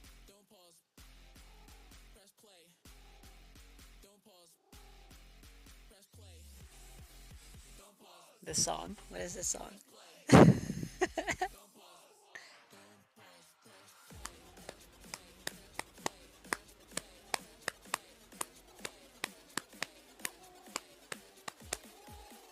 Yeah? Why are your ears back? You don't like when I beat you? Like a redheaded stepchild? I wonder why they didn't release it. Oh, the cause of death. Yeah, it makes me wonder if the cause of death was something not very positive, you know? Like suicide. You know what I mean? Because if he died from a medical condition or something that he might have had, or if he died because he got into a car accident, or like he died because he was murdered even on the street, you know what I mean? Like, that wouldn't be much to hide the cause of death, you know what I mean? And yes, it's a private thing, but like, he was pretty well known and very well liked, you know? He's like he's pretty much everybody's favorite caster. Because he's been around forever and he had like this very infectious smile and like, I don't know, he was always just really fun to watch, you know? And pretty brilliant too. About Smite anyways, you know? So, it kind of makes you wonder if he died from some sort of nefarious thing, like a drug overdose or something, you know what I mean? And that's why they didn't want to release that kind of information. So, it could have been something like that, you know? So, But I'm speculating. I don't know.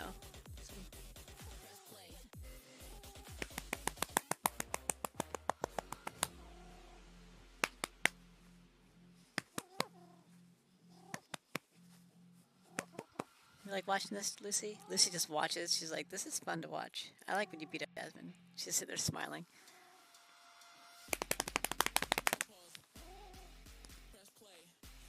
Look at you. What are you doing over here? Aha! Aha!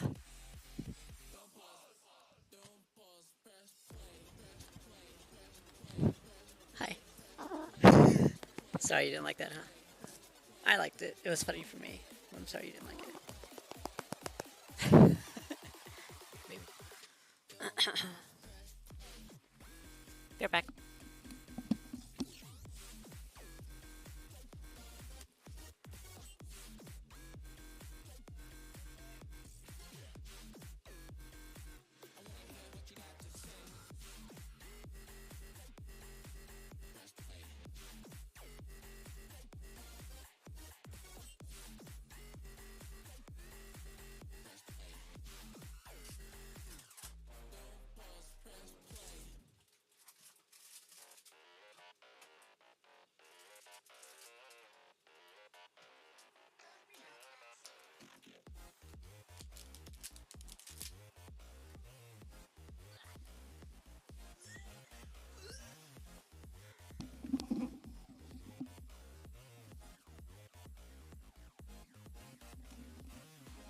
Okay, I'm back.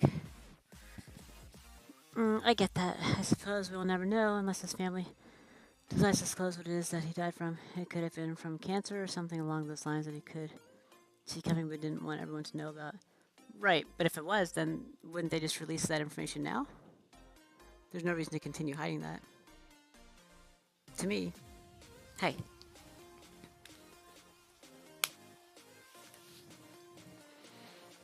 So to me, like, if it was something medical, you know, then whatever. If it's something that he did wrong, I can see why they might want to have that information maintain privacy, you know. If he died from a heroin overdose, for instance, he might not want people to know that he was using heroin or drugs at all. You know what I mean? If he died from suicide even, might not want to put his mental health out there that, hey, he was depressed for years and he was just faking being happy and smiley on stream all the time. You know what I mean? Because he has like a public image that he's, you know, doesn't necessarily want smeared. Now, if he got into a car accident, that's unfortunate, you know? Paul Walker got into a car accident and died. And that was, you know, here's that information. If Paul Walker had died of a heroin overdose, I don't know. I mean, maybe Paul Walker would have, but they might not have released that information as readily. Don't have to stress as hard as That's they all. did yesterday. They get themselves on the board there in game number 2. Pretty clean from them as well. And speaking of clean, you could be looking clean in game. Get yourself some gems and buy them. The gems right now are 33% off. You're going to want to act on this soon because that's only during the SWC week. So once things are done here, all those gems are going to go back to full price, and then your wallet's going to be mad at you if you try to buy them something like, you know, Wednesday, Thursday next week. You should get in on it now while you have the discount. Yeah, get in on it now. And speaking of Go buy some discount, I gems. don't know if you can discount either of these two teams overall. Ha! Nice one, Gore. Knights are in a precarious position, I would say, Aggro, because Radiance has managed to swerve activating their passive, not down 2-0, which means that they're not going to come out full force, eyes glowing red. Look, this is typical Biggie. I mean, we know that Biggie's one of the best coaches in the SPL. He's seen what the Pittsburgh Knights have done in games like this in the past. Just brilliant coaching coming out of Biggie here. But in all seriousness, I mean, something is going to have to change in these picks and bans.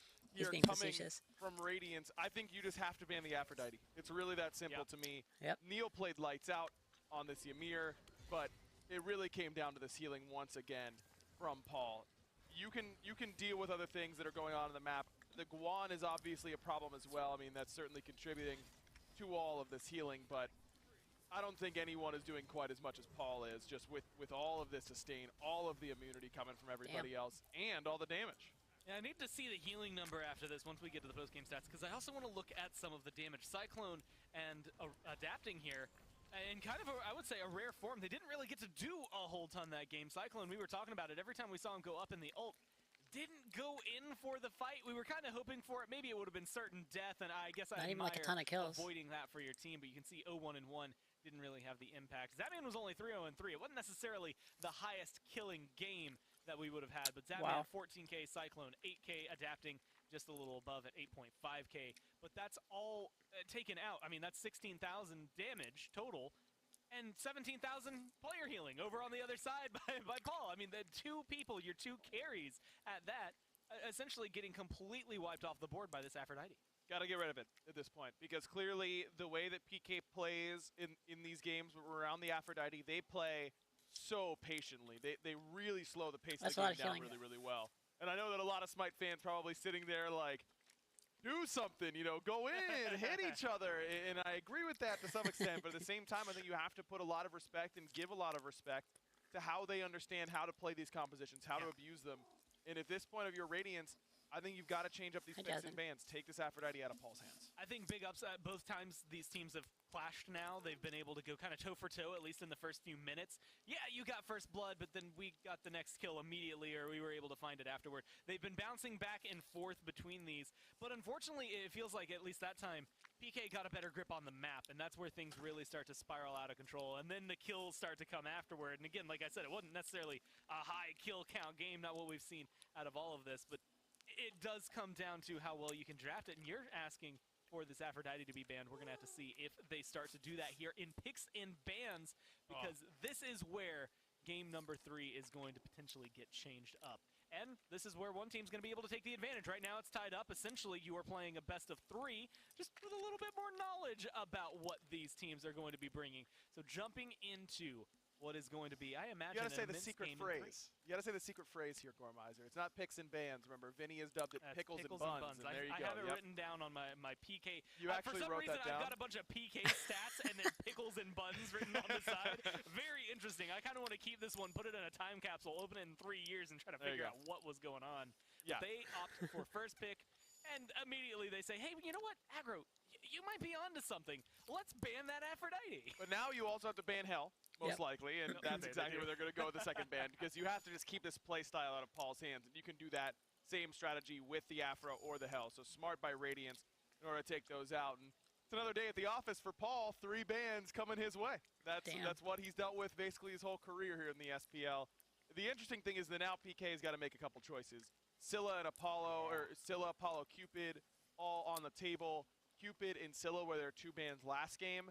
They can't ban both here because they've taken Ra away from Big Man Tings, understandably so. Ban the Cupid. Very good on that pick throughout the year. Now PK is going to get 2 of Cupid, Scylla, Ymir. They just have to decide which way they want to go with it and what do they want to make sure. So they decide to go with the Ymir ban, so they're going to give up 1, and it'll be the Scylla pick in the mid lane for Radiance. I mean, a lot of priority. You had mentioned that Raw looked good in game 1 there for Big Man. Guan Yu, what? Going above all else, above and beyond even for that pick is kind of insane. Again, not a lot of people, I think, would have called that coming into Worlds based on what we've seen throughout the year. But at the same time, after seeing what we've seen this weekend, I'm not surprised about it either. She's been doing really well. Guan Yu Cupid locked in for the Knights. Guan Yu has been kind of hit or miss over there in the solo lane. The healing is nice, but sometimes he falls apart. And this Cupid has been a gift to the duo lane. And not just Jake can play this Ares. It looks like Aurora is willing to bring that out against the Cupid. I like it quite a bit. And in talking about this Scylla, I was talking about it with Glickstick on Twitter, a long-time mid-lane player, absolute beast, and even though he's a Nox main, which is unfortunate for him. Oh, well, they're not a person. Scylla very, very strong right now, in particular because of her percent pen on Crush. Mage pen in particular right now is not particularly strong. You saw the build that Paul was going yesterday with double flat pen, and then really abusing that percent pen on Crush. And I agree that that's a big reason why Scylla's being played, but if that's the case, I wonder if we're going to start seeing Thoth as the other mage who has pen in the kit, though his flat pen, so a little bit different in that same vein, but a god that we haven't seen a whole lot of. Going back to the Ares selection here for Aurora, I mean, longtime Smite fans will associate these two together.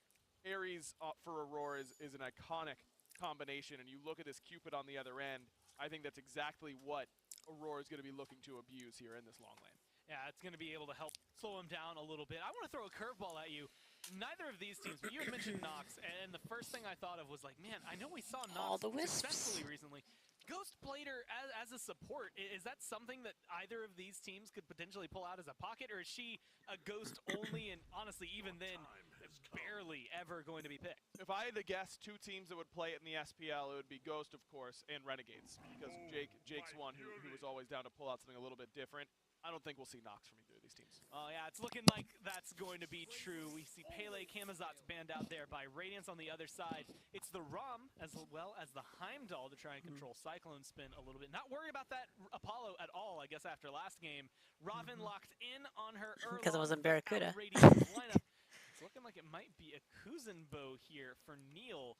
An interesting pickup over there, but more so, I think, this on her in the Erlong. Not necessarily something I associate That seems with weird. adapting as much as some of the others. Do you think this is going to be something he can pick up with ease? I agree. I think when I think of adapting, of course, everyone thinks of Thor and Robin and Serket and gods like that. But Erlong Shen has really been Okay. more for these control assassins more than someone like adapting who likes to come in and be the cleanup guy. Can he be the initiator for this team is going to be the question. And I like getting a jungler that can burn beads really effectively. Normally in this sort of situation, we'll see adapting go to something like Da Ji, which he's been very, very potent with in his career. Going to the Erlong is a slightly different look, and I think it requires him to change up that play style to be that first one in. which is usually 600k not 10 exactly. You know, I can't be. I would be missed if I skipped over this Amazeballz. Morgan, because she's been banned. What, almost all day? I think all day. If I missed one in there, there might have been one game she slipped through. But Paul, you ban Hell, you ban Aphrodite, you ban Persephone, and he goes, well, I guess I'll go to another one of my gods. You take the Scylla away from him, just trying to strip him down as much as he can. And now he can still be Scylla if he wants. He can be the Cucullin, he can be Ares, he can be Guan. I mean, where does he want to go with these transformations? It's going to be Guan and Robin. The vast majority of the game would be my guess. I mean, Guan in the early game gives you a whole lot of extra chase potential, maximum mobility with that cavalry charge. And then in the mid to late game, Robin gives you survivability and burst damage pretty much on demand. Erlong Shen's not a great transformation a lot of the time. Cucullin, you transform with minimum rage, so that's not ideal. I'd anticipate he's going to be staying at home with selections on his side, but it's still a strong pick in its own right. But this is going to have to be a vastly different look here for PK. They still have Sustain, they still have the Guan Yu, they still have the Cupid. They still out-sustain Radiance by leaps and bounds, but they don't have the Aphrodite. They don't have that absolute insane sustain to allow them to take these 45-second, 90-second team fights that we've seen from through the first two games. Probably going to slow him down a little bit there, or give Radiance maybe an advantage to go back in. I think it's going to speed them up. I think they can't afford to take these short little poke trades, then back up, and then poke trade, and then back up. It's go in or get out. It's go in or we're out of here. You know, we've got to get in there. We've got to get into the back line with this Morrigan. We're going to use this Fields of Love to push the back line back.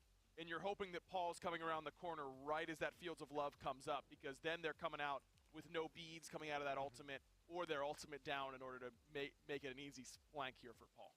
Well, now you're getting someone else who's going to be jumping into the back line. This Kuzenbo that's going to go back there and go for the picks and pushes. I had him listed as an Aurora pick in my notes. I didn't even think about it.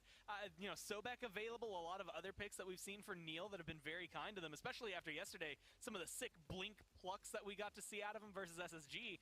This Kuzenbo isn't really that like far-fetched for this team, but is it going to do well? I mean, Onher can jump back away, Scylla can get away with Sentinel. Is he going to be able to lock people down consistently? I think he will, because in the mid to late game, this is a pick that Neil is very, very comfortable with throughout the entire game, but in the mid to late game specifically, Kuzenbo becomes a threat to the back line because they're doing so much damage that they then take that damage from Kuzenbo himself. Between the Thorns and the Shell Spikes, I'd be shocked if Neil plays it the way that Raffer did up against them yesterday, where he built it like a traditional Guardian. He didn't go Thorns.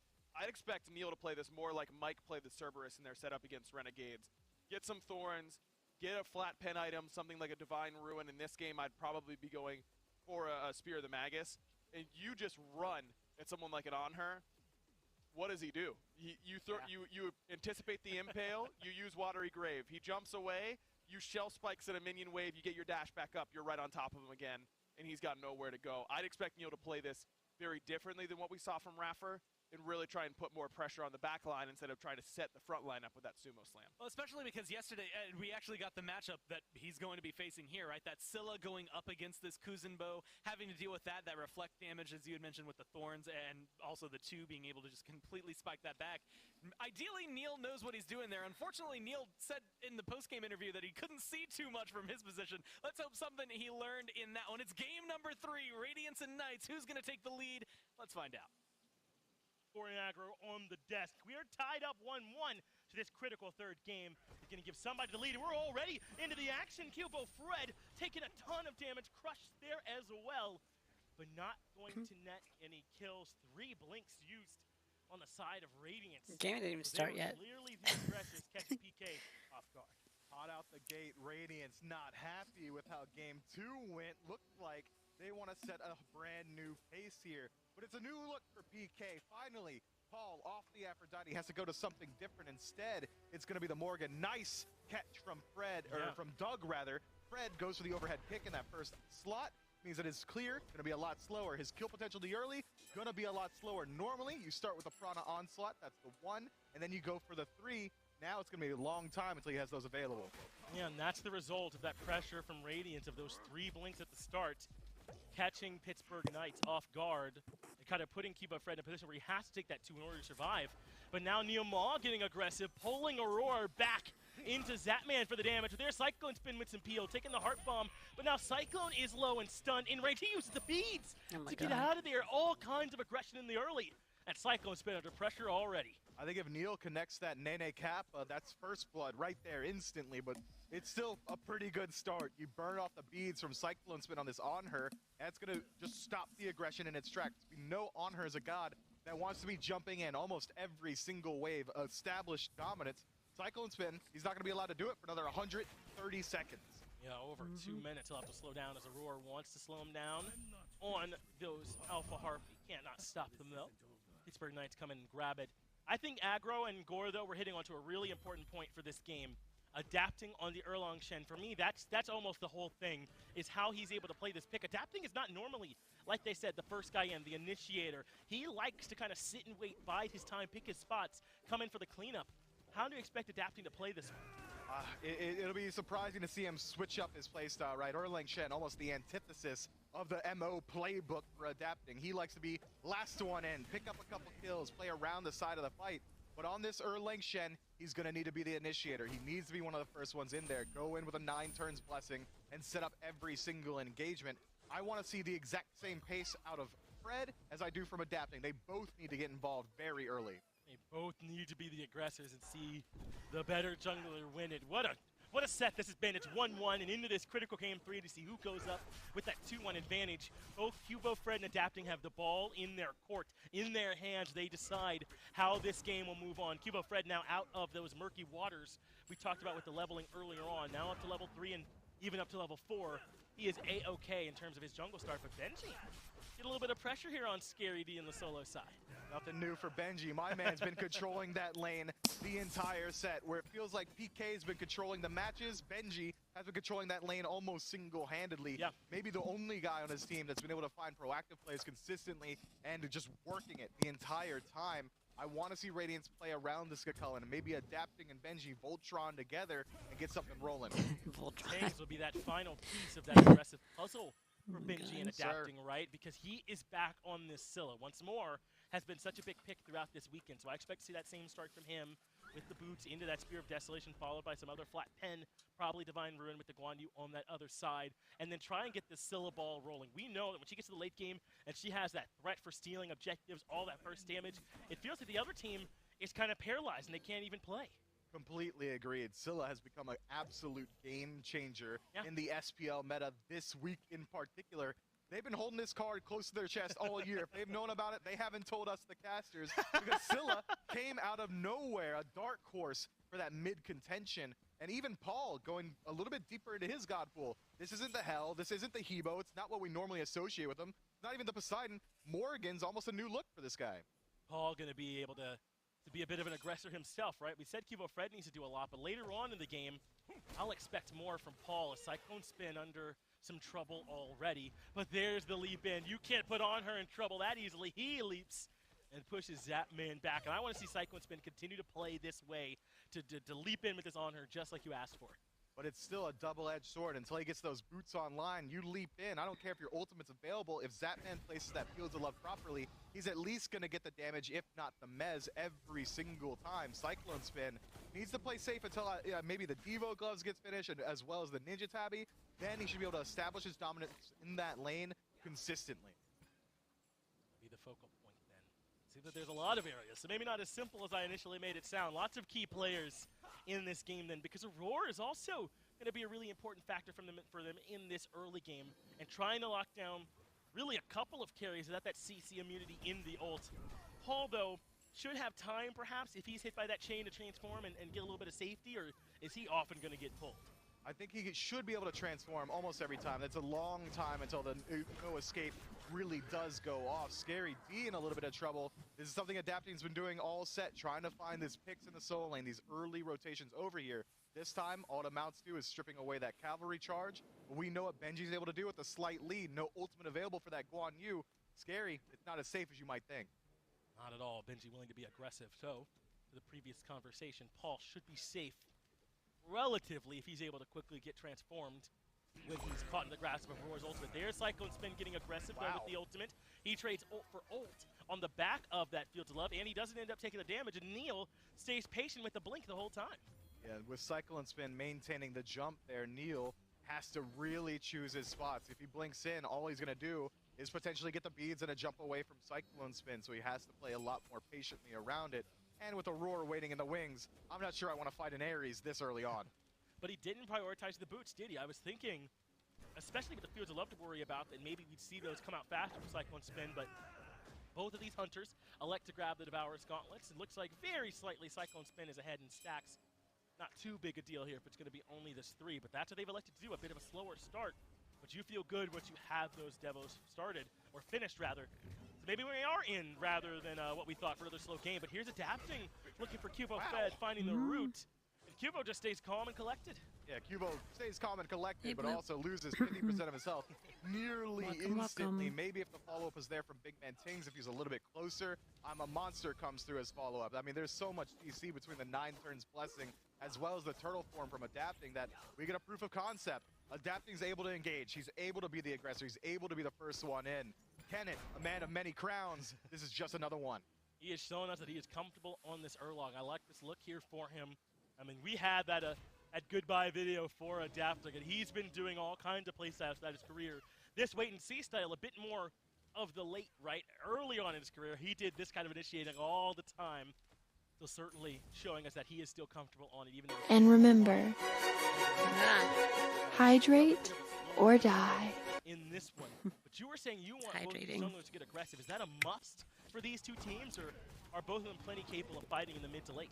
Without the Aphrodite in this match in particular, I don't think you can really favor one of these squads over the other come late game too heavily. Still, you've got the healing coming through from Guan Yu as well as Cupid for PK, but Radiance is going to have the heavier scaling team as far as damage output goes.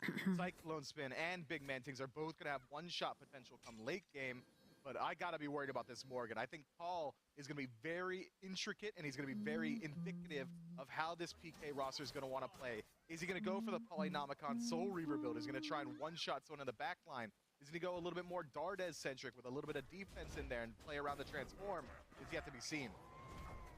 Paul has all these options at his feet of how he chooses to approach this game. That will likely dictate the flow once we get a little bit deeper into this itemization for this Morgan pilot and what direction that we'll be seeing from them. So Neil Ma with the reinforced Greaves into the Stone of Binding. Exact same start there for Aurora. For both of these Guardians, it's not a bad way to begin, right? Both of them with relatively easy to apply CC that can set up for some big damage. A ton of damage potential from both of these guys, but already we're seeing that Radiance and PK, they've established their own little meta here. They want to wait until around that 12, 13-minute mark until they group up around the Gold Fury, the Pyromancer, and start straightening out these neutral objectives.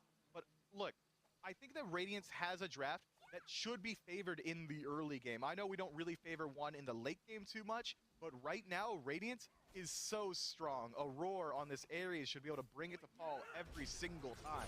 And yet it's Pittsburgh Knights looking for the first gank. Benji is the target, still has the ultimate available, but used it a bit too soon to avoid the stun. So now even underneath the tower, he is the target. The Mystic Rush is there, but still, Benji survives. He does not live. First blood goes over to the Knights, and they get everybody out. Scary D a little bit lucky in that one. One more shot would have put him down, but Radiance, no slouch. They're going straight to gold. And they use the I'm a Monster for confirm, so Gold Fury goes to Radiance. Even though they give up first blood, it's Radiance that end up on top. What a response from them. They've been a bit slow to do objectives so far throughout this set, but when their boy gets two-man ganked in the right, they're not afraid to start one. And now they're much more objective-centric. They've got the burn potential. Essentially, how this adapting pick is going to work is a secondary ADC already has the kin size online. Not only is he a tank shredder, but also an objective shredder. They've got the confirm from Big Man Tings. We saw it.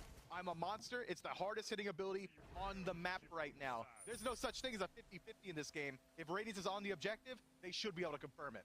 This is what we've seen Scylla do in these games, man. She has stalled him out. Adapting blinks in and gets the beat out from Paul. Great reaction from Paul as those do get forced out. I think Adapting is fine with that trade every day of the week. His blink for those beads.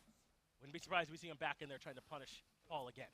Yeah, I like this start for Adapting as well, but this is such a slow build going for the kin size so early on. I wonder if he's going to go for the Stone Cutting Sword next or where he's going to elect to go. It's going to be the Ancient Blade. Could move into a Winged Blade, potentially a Witch Blade, more than likely going to be the Toxic Blade. Had to run the entire list to deal with some of that healing that we're going through from PK. Guan Yu and Cupid both going to have healing, a little bit more so out of combat from the Cupid, but Guan Yu in particular, Toxic Blade is going to be a huge damper for him. That's the patented John Finch approach. Can't get it wrong if you name every item, right? So they didn't see me do the meme thing, but they got it back there at home. So I think you're right there where you landed on that Toxic Blade for Adapting. But as you kind of mentioned, we're not really going to see much from him if this is going to be a bit of a slow start. He got aggressive onto Paul, though, right, and forced out those beads.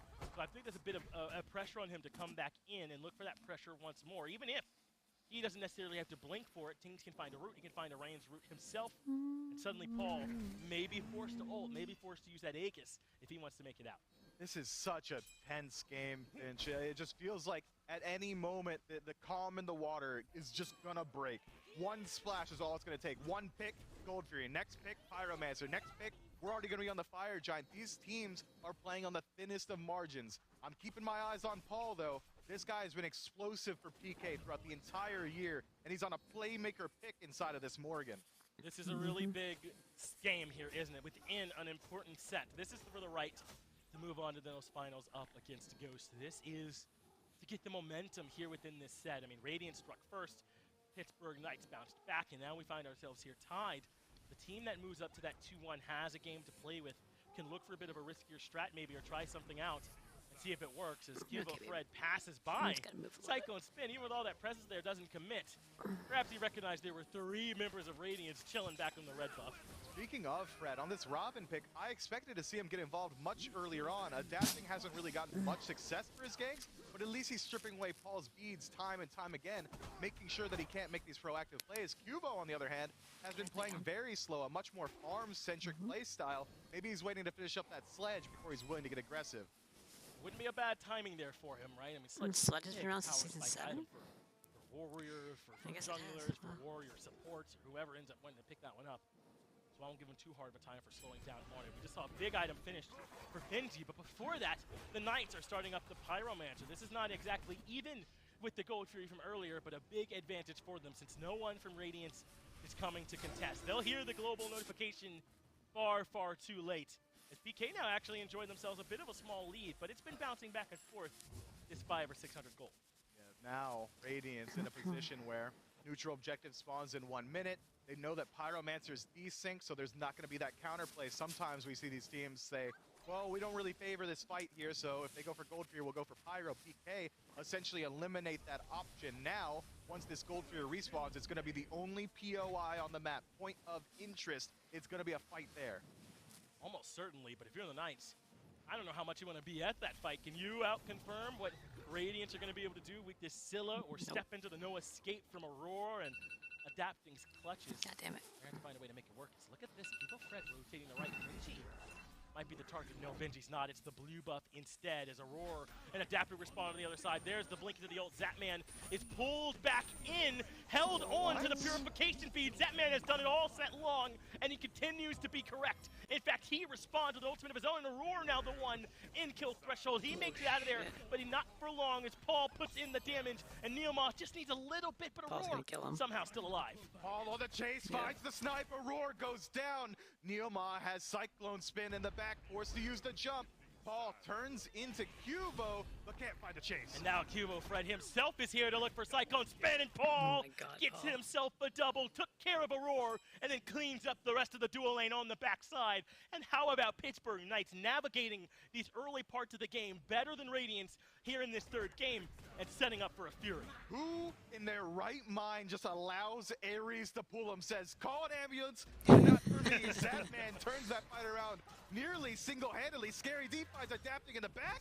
He might find a solo too. He absolutely does. It's a 1v2 because Tings was here, but Tings dashes in looking for the kill, but the He steal didn't is get there him. for Scary D, who has done it all week. Yet another impressive performance for him as he improves to 2-0. Same for Paul, plus the Oni Fury. Maybe we've been talking about Benji too much. Scary, Hey, Siri. Belair, the world Set a champion, timer for 1 hour. the defending world champion, Yeah. doesn't Okay, want us to talk your about him timer is set anymore. for 1 It's hour. time to talk about Guan Yu. What's he doing at that back camp? How does he get there? Did he rotate behind the tier 2? I didn't quite get to see it. But PK, this is Wait, a they say much that they're the same different person? pace than we've seen all set. They're bringing it to Radiance every single step of the way. They've been able to establish the pace. So I think quite world champion Yep. doesn't want us to talk. Plus the Oni Fury. Maybe we've been talking about Benji too much. Scary, Belair, the world champion, the defending world champion, Yep. doesn't want us to talk about him They must have anymore. changed his name. It's time to talk about Guan Yu. What's Because he doing Belair at that was back the camp? one How who does he was get on there? Did he the season rotate 16. behind the tier 2? I didn't quite get to see And I it. thought it looked but pretty similar. PK, this is a much different pace than He we've must have seen changed his all name to set. Scary They're D. bringing it to That's the Radiance same person. every single step of the way. They've been able to establish the pace throughout the I didn't realize entirety that. of the set. Yeah. But this is really the first time that they brought it to him this early on. I mean, I think that this makes 3 games where Radiance have looked a little bit lost in how to deal with this Pittsburgh Knights draft. And it's because they keep getting these different looks. It was the Afro Guan first, and that was really causing them problems until they eventually were able to get a pick on Scary in game 1. It beat him in game 2, and now here in game 3, it's just all of a sudden pressure. That rotation to left where Zapman holds onto the beads and Pittsburgh Knights get the punish on the back end, that is such a great call from them and such a great navigation of that entire team fight. Now, here they are invading the blue buff and stripping that away, but Radiance want to take the fight. In comes Paul, but suddenly he is caught up. shit. So onto the horse goes Scary Holy D, and hell. suddenly the Radiance members are low, but Aurora wants to pull. He gets 2 in, and that sets up for Tings to get a big I'm a monster. Scary D, pretty low, caught in the Let's crunch. go, Tings. Oh. Big man Tings. Neoma, the last one I need standing. teleport Maybe a in. triple for Tings. We can get another cooldown. Benji strips away the honor, but they'll take those 3 kills. What a response from Radiance. They absolutely needed it, considering what the Knights just did. But what is PK doing elsewhere on the map? Zapman stripping away the red buff. Now it's just Benji on the right-hand side. Is he gonna go for the tier 2? No one from PK is responding. Yeah, it looks like he was considering continuing a push, but no longer will that be the case. So adapting dropped on Radiance, and Scary D, Cubo, and Neoma all sent to watch through black and white back at their fountain. So Radiance hold for the moment. At least a little bit of momentum. Certainly not still the lead, about 1,000 still in favor of PK, but they have shown that they can still respond to this Pittsburgh Knights draft. And if you don't have the relics, you are going to get pulled in by Aurora and dunked on by Tings. That has got to be priority number 1 for PK to avoid that combo. That's a combo as classic as Smite itself, right? This has been around for a very long time. And if you just look at PK's draft, the CC immunity ults, you're looking at Neoma, you're looking at Scary D, potentially Cubo if he's not using his ult to engage the fights, and that's about it. Paul, Zapman, both gonna have to use beads every single time. And Radiance, they've got plenty of beads burners. 9 turns blessing, Benji's ultimate as well. Even Big Man Ting's just finding the Sikkim. They have a lot of ways to deal with the relics of PK. You have to put the pressure on him because Aurora will be looking to pull, and after that, he's looking to Sunder, the enhanced Sunder there in that second slot for him, whereas Neoma went for the Thorns. I think Aggro would have loved to see this on a Kuzin about earlier on in the year, but he'll just have to settle for Neoma electing to grab that relic. So the next time these supports get involved in Aurora level 14 will certainly get involved. You got to worry about the Sunder and the ult. You really do, but even though Aurora's got a 2-level lead, there's some level leads for PK as well. 1 in the jungle, 1 in mid as well. and take a peek at the build from Paul. I think this is the first time we've seen Polynomicon picked up by a Morgan this week. The burst potential is absolutely there. If he's able to stealth into the back, find a stun, find an auto attack, Dark Omen afterward, immediately transform, someone's gonna die, and they're gonna die quickly. Yeah, a bit too squishy. He might even get to use that ultimate on somebody else, depending. I mean, that is a lot of damage as the Knights secure the Pyromancer on the top side of the map. Benji cannot get there in time to slow him down. So the Knights slowly extend out their lead, but not by much as we approach the 19-minute mark here in this one. And the game has gone largely as we've thought. When PK are able to start the fights and Paul gets in the back, it's theirs. But Cyclone Spin forced out Cubo's ultimate almost on his own. There was the threat of backup, yes, but great work from Cyclone. Yeah, Cubo a little bit too far forward there. Immediately got collapsed on by the rest of Radiance, but now we're starting to group up again. This is exactly how the entire set's been going. Gold Fury respawns, 10 people are going to be there. That's where the fights are really going to establish themselves. PK have less healing this time around, but they still have the edge. Guan Yu and Cupid, no response and sustain from the side of Radiance outside of maybe a couple of lifesteal items coming through for a couple of these members. But Radiance bring the fight to PK. They've grouped up on the tier 1 tower. Time for PK to put up a defense.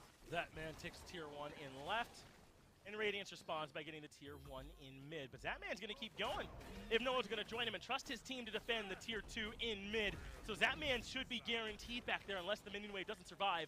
Meanwhile, Radiance have the tier 2 in mid down below half, and PK aren't committing. There's Scary D moving in, but does he get there in time? The answer is no. Cyclone Spin takes the mid tier 2, whereas Zatman takes the tier 2 in left. Radiance wins that trade every single day of the week. The map pressure stripping away both of those towers affords them is absolutely huge. Taking just the tier 1 was going to be nice for these Gold Fury fights. Now PK might have to run much, much further away to escape a fight if they start to fall behind. Looks like Adapting used the 9 turns blessing. That ultimate is just starting to come back up off cooldown. There are no relics down on PK except for the blink.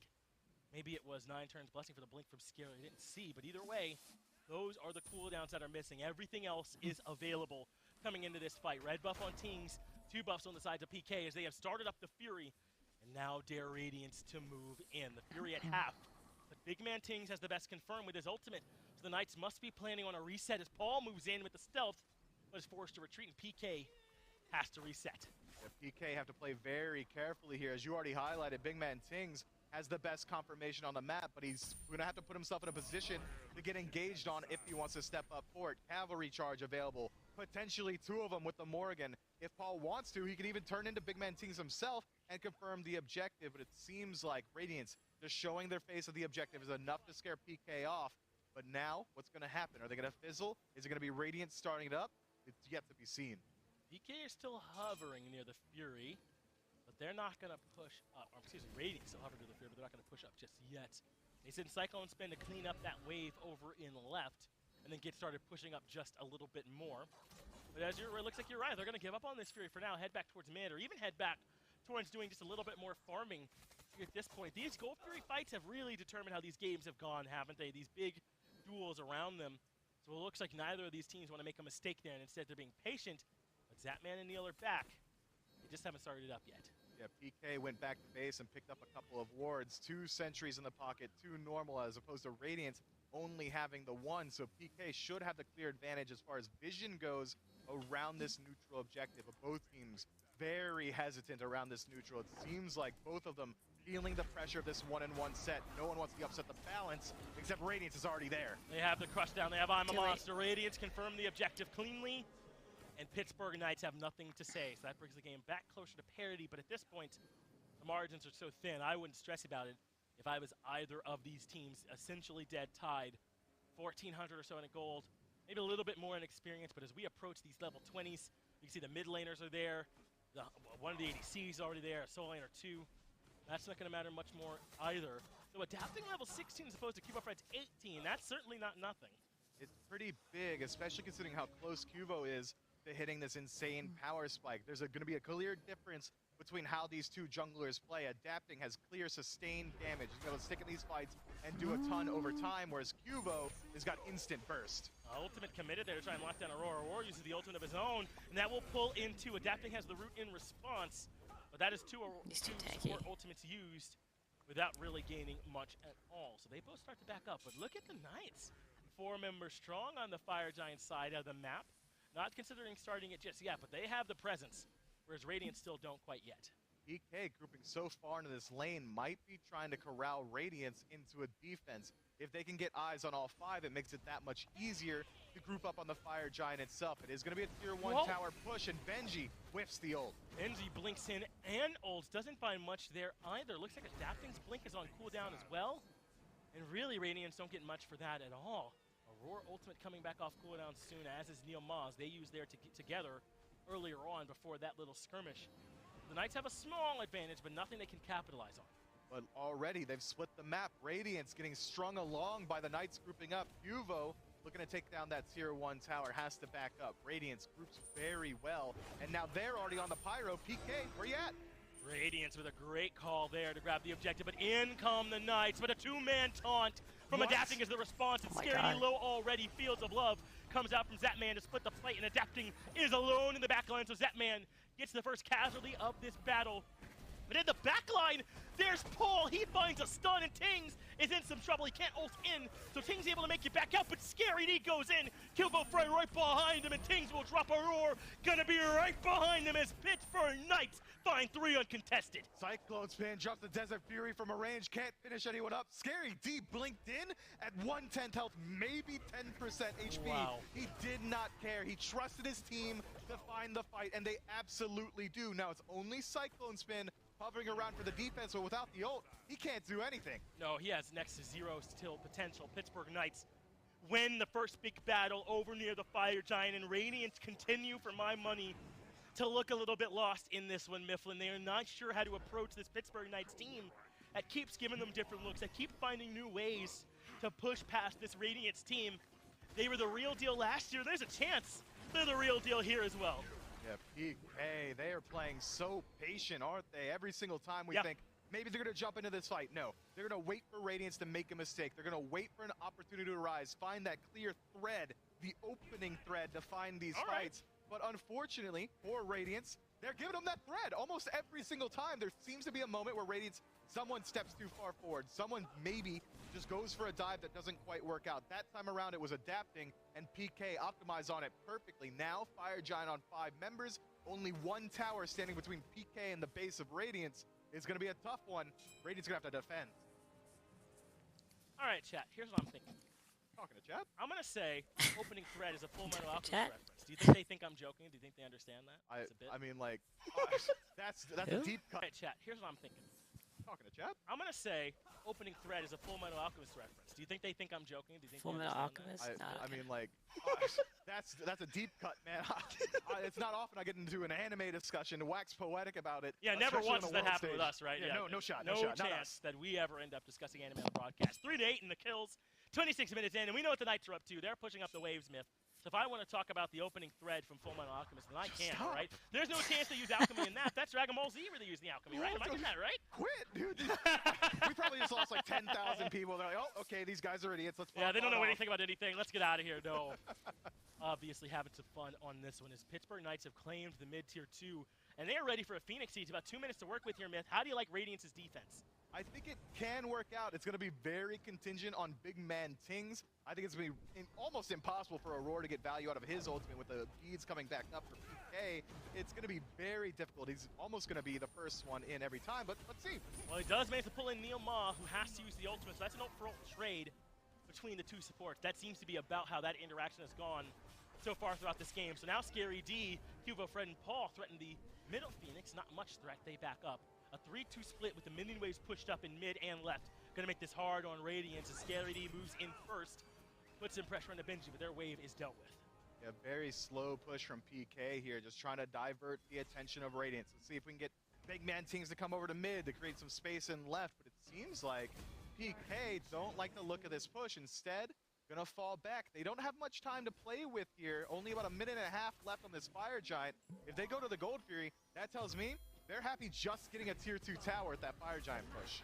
That's the red buff stolen, the Primal Fury stolen as well, and their positioning makes me think this siege is over. A bit surprised, but should I really be? PK are one of the most patient teams that we have here in this league, and they've showed it throughout this week as well. They're going to take their time, they're going to back it up here on this one, and just elect to try and come back again and win another fight over near that fire. But this time they'll come in with an 8,000 gold advantage, and I think that is still going to be pretty relevant here for them. They're nearly 6 slotted, selling most of those starters, and not going to be the case over there for Radiance. They still have Assassins, Mages, Guardians, well, so maybe a little bit of an edge for PK. Yeah, now Cubo Fred tops off his build with an Erendite as well as a Potion of Power. So he's going to be one-shotting just about anyone. If Big Man Tings goes into the I'm a Monster ultimate and roots himself for however long it is, 0.25, 0.5 seconds where he has to fire that one off, and ultimate from Cubo Fred should put him in the dirt with the help of Prana Onslaught. I mean, that's the amount of damage output he's getting with Erendite, Heartseeker, Jotun, Sledge, Void. This guy is absolutely swinging for the fences. But keep your eye on Paul, man. I can't emphasize it enough. He's got so much power under his belt. He's got the Polynomicon for additional burst. And I don't think my man's had to use these relics defensively a single time. No. Paul's essentially been free casting. He has been easy going throughout this game, hasn't he? And Zatman has not been easy going, and yet still enjoys the 1-0-3 and has been very cautious with his relics up until this point, hasn't he? So Radiance, now to make the calculation. Do they want to come out and contest? I mean, it's down about 8,000 or so in terms of gold. I mean, do they have to come out? They haven't lost to Phoenix yet, so they can do so safely. I think they should come out. You don't want to give away the enhanced fire giant, as it's going to tick away in about 25 seconds, getting to that 30-minute mark. It's going to make it so much easier for this siege from PK to work out. It seems like the best strategy they've had is just have Zatman backdoor up Phoenix with the help of a Nene Kappa. It's really going to be hard to deal with if they do pick up that enhanced fire. So I'd really like to see Radiance trying to work their way forward, utilize the ability to take these team fights off the back of Big Man Tings, have adapting, start it up, maybe burn out some of those beads. But so far, PK's front line has been doing such a fantastic job of disrupting Radiance. Scary D going in with the enhanced thorns every single time. Neilma doing the exact same. How many times has Aurora had to use his own ultimate on just Neilma? It's not working out. Just to try and get away from the aggression as Scary E lives through those chains pretty cleanly. The Pittsburgh Knights have the defensive positioning around the enhanced Fire Giant, but Radiance, have the best ultimate here for that secure in terms of that I'm a Monster. So maybe PK don't feel great about the 5-on-5 trying to secure it, but they're starting to Fire Giant. Zatman's whittling away. Well, it looks like that wasn't a real commit. They've leashed it again. Yeah, they're waiting for Radiance to step forward. They want to take the fight before they take the fire. PK, patience is the name of the game. So who's going to engage on the side of Radiance? If they don't start the fire themselves, I don't think there's any reason that Radiance would step forward. PK has to generate threat, be it through damaging the Fire Giant or engaging the fight on their own. They got to be careful clumping up here, or else Pittsburgh Knights will push in. Huge but that's big damage. Scary D removed in an instant. Maybe Radiance still have an opportunity as the ultimate from Paul is off the mark. And Cubo Fred gets Cyclone Spin and trade. So 1 for 1 on both sides. ADC for solo. And now Adapting and Cubo Fred continuing to battle, but Adapting just going to lock him down because then the backup will be on the way. But a good overhead kick keeps Cubo Fred alive, and now they can look for the collapse onto Benji instead, who finds the knockups and pushes on the Zatman, who has no hope of escaping. That man left isolated by his team. PK scattering to the wind. Benji, we can't stop talking about him. Finds Cubo in mid, and he might pick up another kill. Especially with the help from Adapting. There's the root, and Adapting adds on the 3rd kill here for Radiance. What a team fight from Radiance. And what I've been saying, that they have not been particularly clear on how they want to engage in these games. But that time they seemed obvious, didn't they? Adapting, start these fights off for us. I mean, PK essentially walked head first into Adapting. My man said, oh, there's 3 dudes in front of me. Maybe I just 9 turns blessing real quick. And the follow-up from Big Man Tings is obviously going to be there. Yep. Now, 30 seconds left on Cubo, 20 seconds left on Zatman.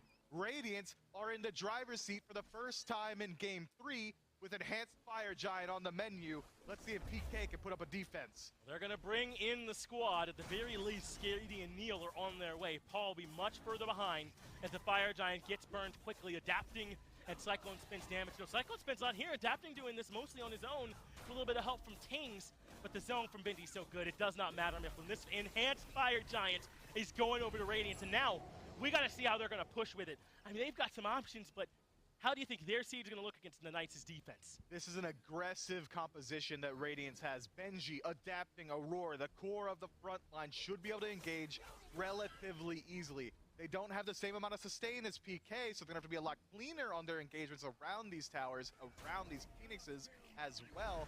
I think potentially, with the pace that we've seen throughout the duration of this set, Radiance might just go ahead and strip away these last 3 towers of PK and be happy with that there.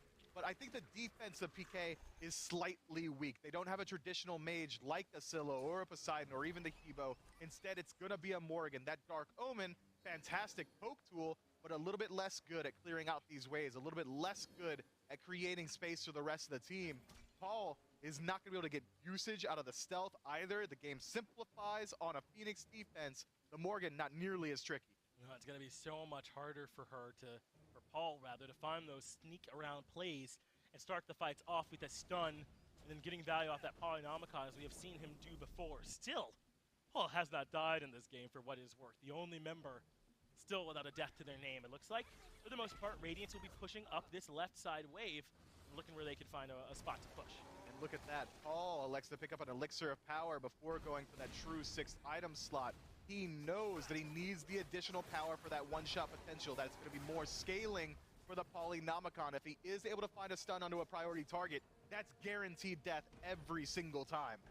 Radiance moving right in. Zapman only just now gets to the back off of the left side. Phoenix taking a ton of damage already, and Neil Maw getting pushed back into the Phoenix. Neil Maw does manage to get out of there, but adapting has the punish. So in goes Scary D. Desert Fury is the response as the Roar gets stuck inside the Fields of Love, and Paul looking for his moment. He finds Tings, who responds at the Aegis, and Paul has to use his ultimate to disengage. Turns into the Robin and looks to leave, but with the 5v4 advantage, I don't think Radiance are going anywhere.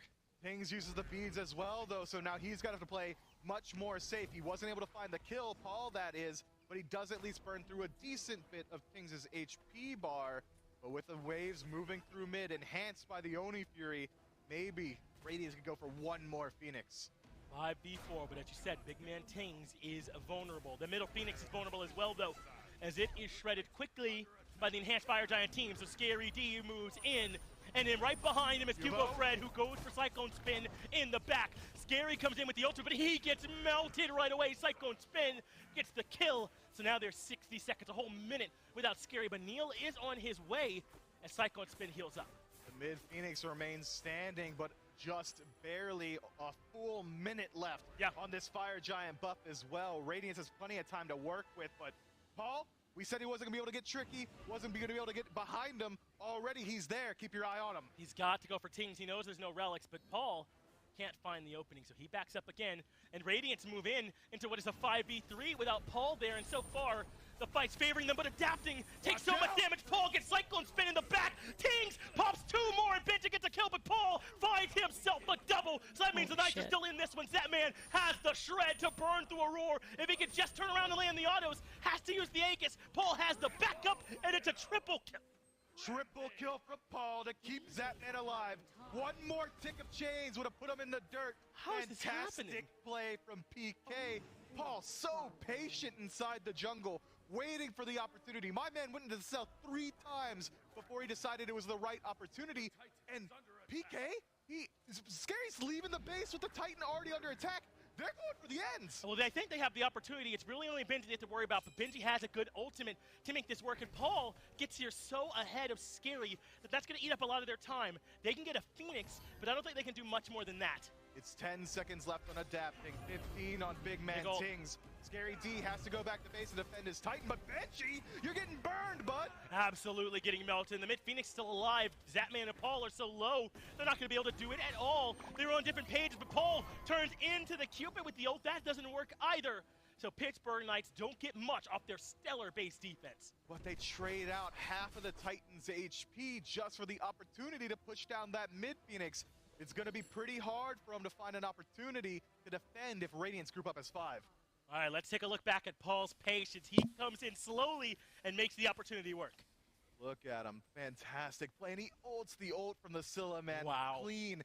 This guy, we've been talking about him all year. He's the playmaker on PK with the deepest God pool, and he's proven it on the world stage. Yeah, Paul's about as good as they come in this middle lane, isn't he? It's a triple kill for him. Still has not died yet, 5-0-6. And now can Pittsburgh Knights come out and defend this? Their Titan is so low at this point. And Radiance are putting the pressure on the EFG right away. Neil Moss, Atman, Cubo Fred, they're all nearby. maybe I'm wrong. It's not EFG. They go for Pyromancer right away. Scary D does a good job pushing out that left-hand side, making sure those fire mini waves won't be contending with the Titan for much longer. Radiance, they don't have to force the fight right now. They've got a timer. If those fire mini waves start to leak into the base, we've seen the damage they could do. It's already 50%. What's another 50? Well, they're not serious about it. Cyclone Spin even took the back, so it's Tings. Looks like they are going to use this time to instead back and buy some more items. The Pittsburgh Knights just don't have that information to be able to try and make some kind of play on the back of it. So they have to stick around. They're forced to, just to make sure the fire doesn't go down for free. But they send Paul over to left to continue to push up these waves. PK are still making good use of this time, but as soon as Radiant see that, I think they're going to be all in. Time to gas pedal, but that's why they send Paul. He can poke the wave without showing himself on the map. Radiance don't know he's over there, and now he's working his way back over, but he doesn't clear the entire wave. That bird might go down. Those mini waves will push up the Fire Giant about at half, and Radiance are playing this patiently, but Adapting taking a good deal of poke. I don't think you want your jungler at half HP before you start a fight, so Radiance might not even do it. They're going to send Adapting back to base and reset. But nobody on PK is there to defend. Finally, Cubo Fred goes back to base. He has to show himself on the wave. Right. So this is going to be an opportunity for Radiance. But as you've already highlighted, Adapting a little bit low HP. He's been the initiator for Radiance the entire game. You don't want him low. He'll get blown up instantly. He had to go back to base. It's going to take so much time for Cubo Fred to get back. This is the opportunity Radiance needed from getting that Phoenix and then putting pressure on the FG. This should open it up for them. They're going to go right to the fire, and Cubo's still in left. The Pittsburgh Knights cannot contest the confirm from Tings either. So how much do they commit to this one? How much do they push in? It's a bait. Radiance come off the objective and look for the fight instead, and Neomar is low, but so is Adapting, who is forced to retreat thanks to the damage from Zapman. Zapman free casting onto Aurora. Don't let him do it. On low. And Scary D in the back battling up against Cyclone Spin as Aurora gets the first kill on the Neo, but Zapman gets Benji. But it is 2 for 1 in favor of Radiance as they have taken care of Scary. Perfect pressure from Radiance, forcing them to push over to left, and they win the fight. 40 minutes in, every single death carries so much weight behind it. Bench 55 seconds left on Scary. The same for Neilma. Radiance, sure, they traded out Benji, but they're in such a good position. They maintain their DPS. Cyclone Spin gonna shred the Fire Giant. Big man Tings gonna confirm it. If anyone has to die on the side of Radiance, Benji should be willing to do it. So it's a 4v3. But I don't really see how Pittsburgh Knights, that a single frontliner can come up here. So instead, they'll send Cubo Fred up. They are not completely giving up on this one as the Fire Giant has indeed been pulled. Under the back is going to come Paul, but there's plenty of wards here for Radiance. They're going to know Cubo Fred is walking right over one, so Radiance turn around, but they got to be careful. Crush is there for the confirm. Cubo Fred won't commit, and Radiance get the objective. PK are just trying to run now. Cubo saw the crush come through and knew that was the last of his opportunity, but a blink forward from Aurora should find the slow. It's going to be up to Paul to find the peel, but no, the heart bomb is going to be just enough. The rest of PK respawn. We get to do it again. Radiance, they siege the left-hand side. It's weakened forever. It's going to be much easier to clear it out this time around, but Benji without Fire Giant, that's worth noting. Yeah, he does not have it, so he's missing out on a lot of that sustain, looks like. Maybe Rangers could take the primal food before they make their big push. PK can only hope to hold on to their base, but I don't know, man. This is where the Knights are comfortable. How many times have PK had to make these big late-game Phoenix defenses? How many times have they had to hold on? The pressure really on Radiance to find a way to break through, to not get got by Paul yet again, who found a perfect push in from the jungle last time and could easily do something similar again.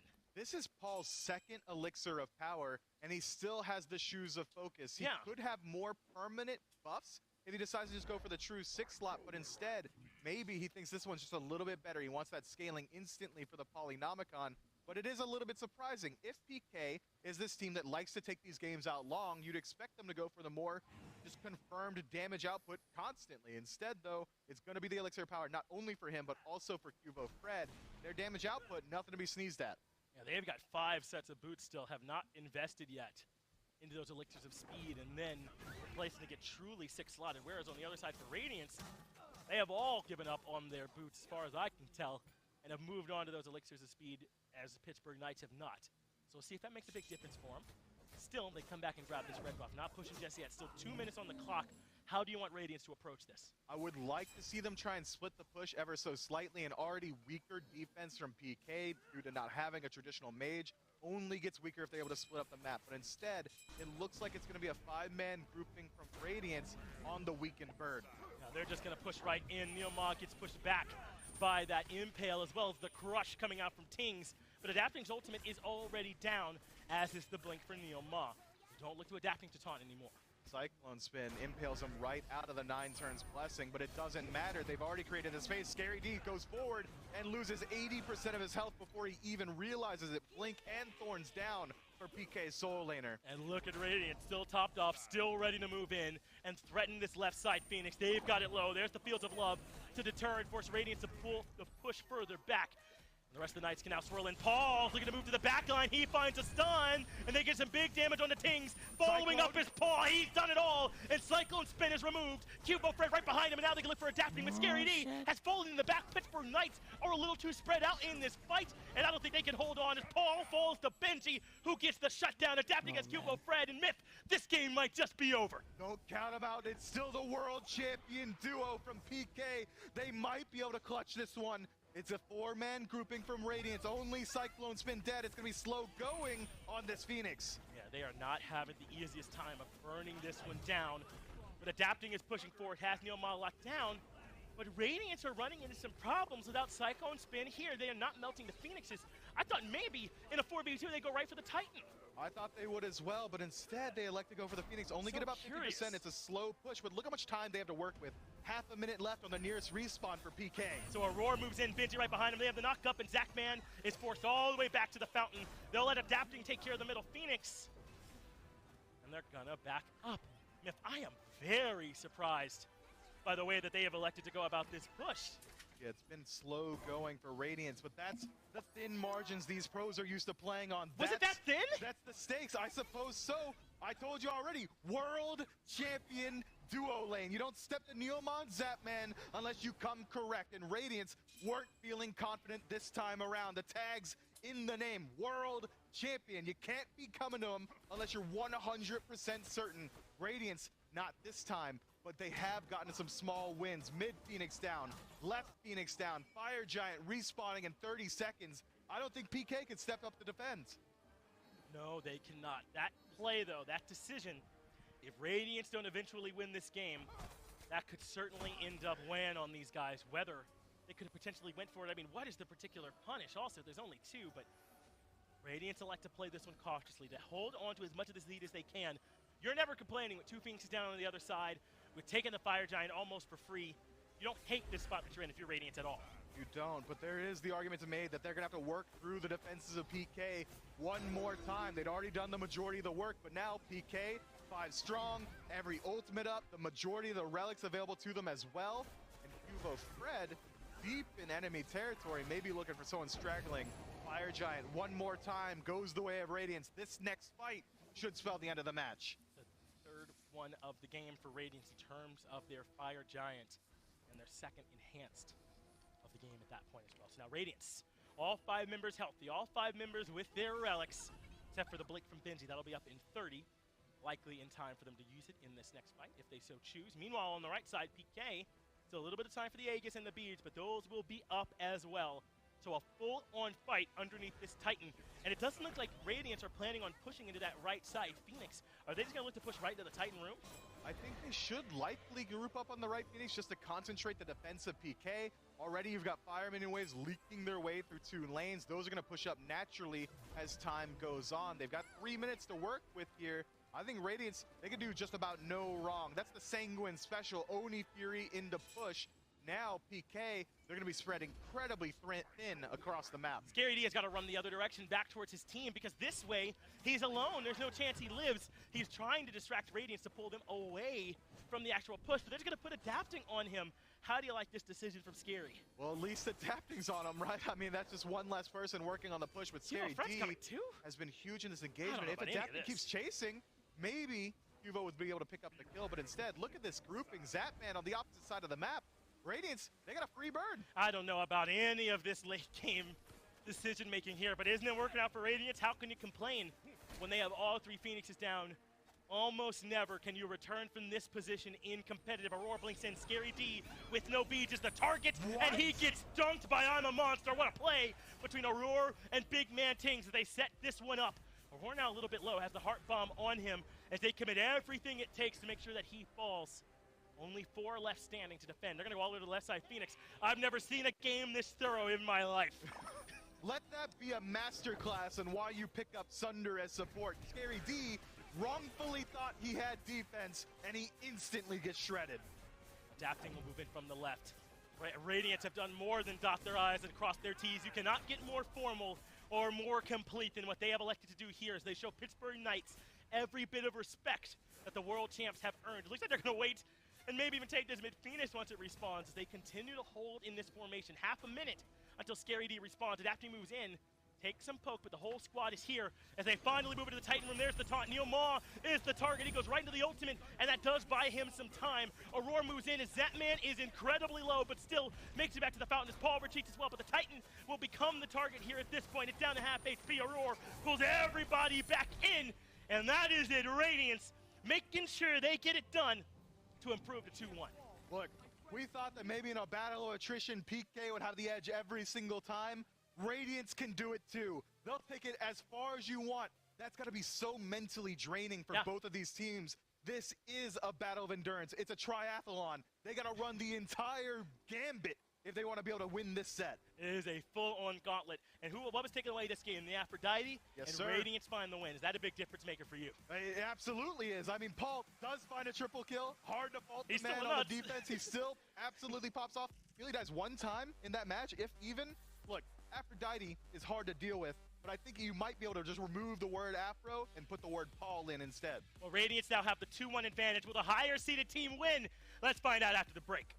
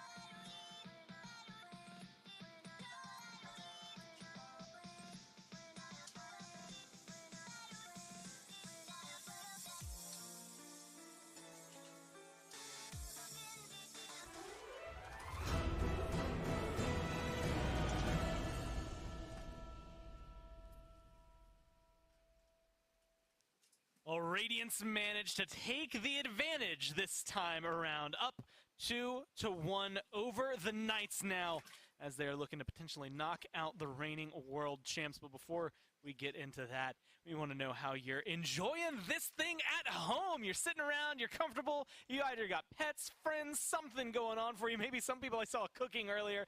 Hashtag SWC at home is the way to get featured on the broadcast. Speaking of pets, a nice little kitty cat coming through and making sure getting their pets and attention just as much as these Smite games deserve their attention being able to come through. And that's okay. I wasn't expecting that. I said pets, and we're going to keep rolling. The bird, making sure, Parrot that comes through to make sure that he is going to be a little more visible Shout than out anything Poncho. going on in the background. And there's my lovely wife sitting around. I think she jacked my chair for that, too. She's looking comfy. in front of it in her Loki cosplay. Absolutely stunning and gorgeous from her. And speaking of chairs, I mean, you can see the Maxonomic right there. It looks comfortable enough for someone like Loki to sit in. I assume you at home could also sit in a nice Maxonomic chair. On needforseat.com. Make sure you go use code SMITEMAX. Either way, this is going to be a really good one. You get nice colors like the black and gold behind me. You could technically root for the Knights if you want to, but, make sure you root for whichever team you're most comfortable with. And this reigning world championship team, they pushed it back from the brink of the edge last year, pushed it back from the brink of the edge yesterday, and now they're right back in that seat. They have one win under their belts, and they've been able to keep this one close. Even that game was close, but Aggro, Radiance pulled ahead there, and it's weird because I don't have much to say about Radiance. I just wrote Paul.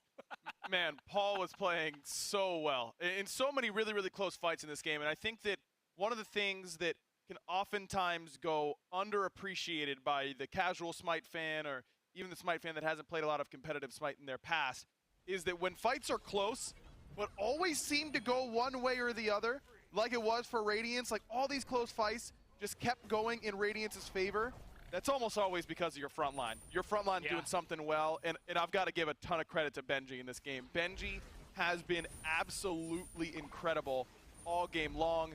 Radiance had so many of these quick bursty fights really set up by adapting and big man tings. I thought those two worked really, really well together in this game. But the backline peel provided a lot of the time. The way that these backliners were getting help from Aurora and from Benji and from adapting in the space that Benji was able to create in the late stages of the game. Guan Yu just does not scale late very well. He just gets killed in the midst of that horse, and we saw that a lot in this game. I mean, you mentioned the front line. I also think Aurora deserves a massive shout out because there were so many times, I mean, how many I'm a Monsters after Aurora ulting did we get to see? Like, that's the dream when you're playing solo. You go into a casual game, someone locks in Ares in your arenas, you know what you're looking for. You're burning the beads the first time, and then you're pulling them together for your mage the second time. And Aurora did that wonderfully. Look at that. A great slash line, 2-3, 12 assists, 11 up there for Benji with his 4 and 2 KD beside that one. Both of those front lines, like you said, deserving of a lot of respect. Same thing on the other side's Neil, I think Cuvo as well. But we had the one big question mark going into that, which was adapting. And Erlong? It didn't seem like a mix that would really, really mesh together, but he played the setup really well. He did, and that's exactly what we needed from him. If you're going to be playing Erlong, you have to be the setup guy. Not to say that you can't come in late, kill everybody, but that's more of an early game Erlong Shen thing, not a late game Erlong Shen thing. And for adapting to add another wrinkle into a very storied career right on his final run, fitting. The dude's been able to do it his whole career, whatever way is necessary of him. He does it well on the Erlong Shen in this game. I think that Radiance just really handled that Morgan as well as they could in the late game. I mean, Paul makes that one flank, it's that triple in mid. Yeah. That was PK's last real chance. I think PK didn't have the clear shot call at that time. I mean, you see Scary D come sprinting out of the base in order to come and join a mid-Phoenix siege that he's really never going to be able to get to in time.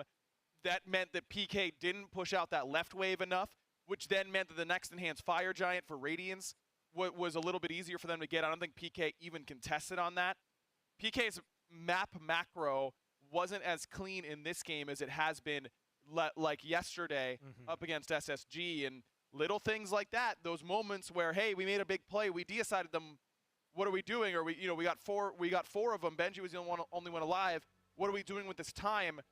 That's where the great teams get their wins. They don't make mistakes in that zone, and I think that was a small mistake from PK that really ended up having some pretty big results. And I will say this, if there's any team right now, again, mental elasticity, the ability to just snap back and not tilt, PK is definitely in that conversation. So no doubt. I think you could see it. Having a conversation there in the live cams, they're talking to each other, trying to figure out what did we do wrong, like how do we fix that, what was the issue, and discussing that through because they don't want it to happen this game, and that's the big threat.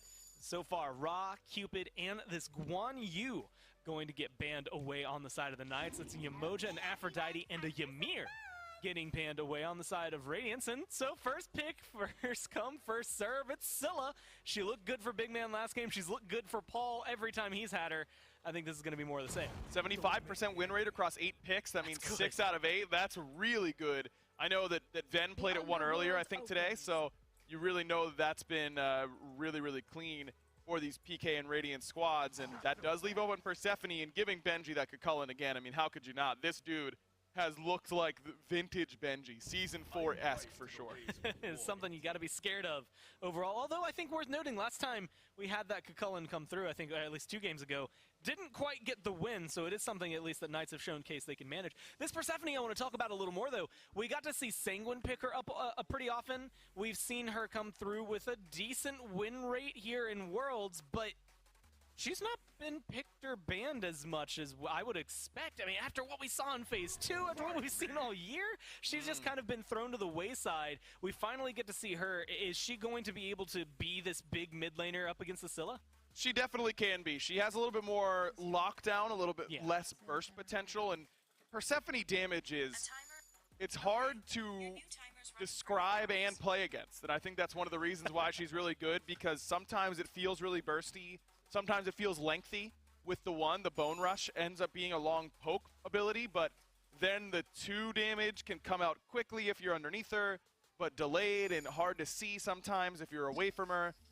Persephone's a unique mage, and it's one of the reasons why she's been so heavily prioritized in these really, really top-tier player hands. For this game in particular, Big Man is oftentimes going to be looking to use his ultimate against whatever Fred and Scary are picking, because no Guan Yu this time around for Scary. He's going to get his pick of the litter because Radiance instead decide to ban away Fred gods. Wonder what they're going to pick to try and dive this Persephone effectively, because that's really the key. Being able to follow that leap and then not stress about the ultimate. So usually you need someone with mobility and CC immunity, and that can limit your picks a bit. Well, I was thinking of actually this exact pick, someone who has the ability to close the gap and can get some CC immunity, Robin, who we just saw Kivo play and has had a pretty good weekend on. 40% win rate, though, on the Robin. Maybe not the best thing you want when you lock it in. So Jungler adapting, going to be taking that one as opposed to Kivo Fred.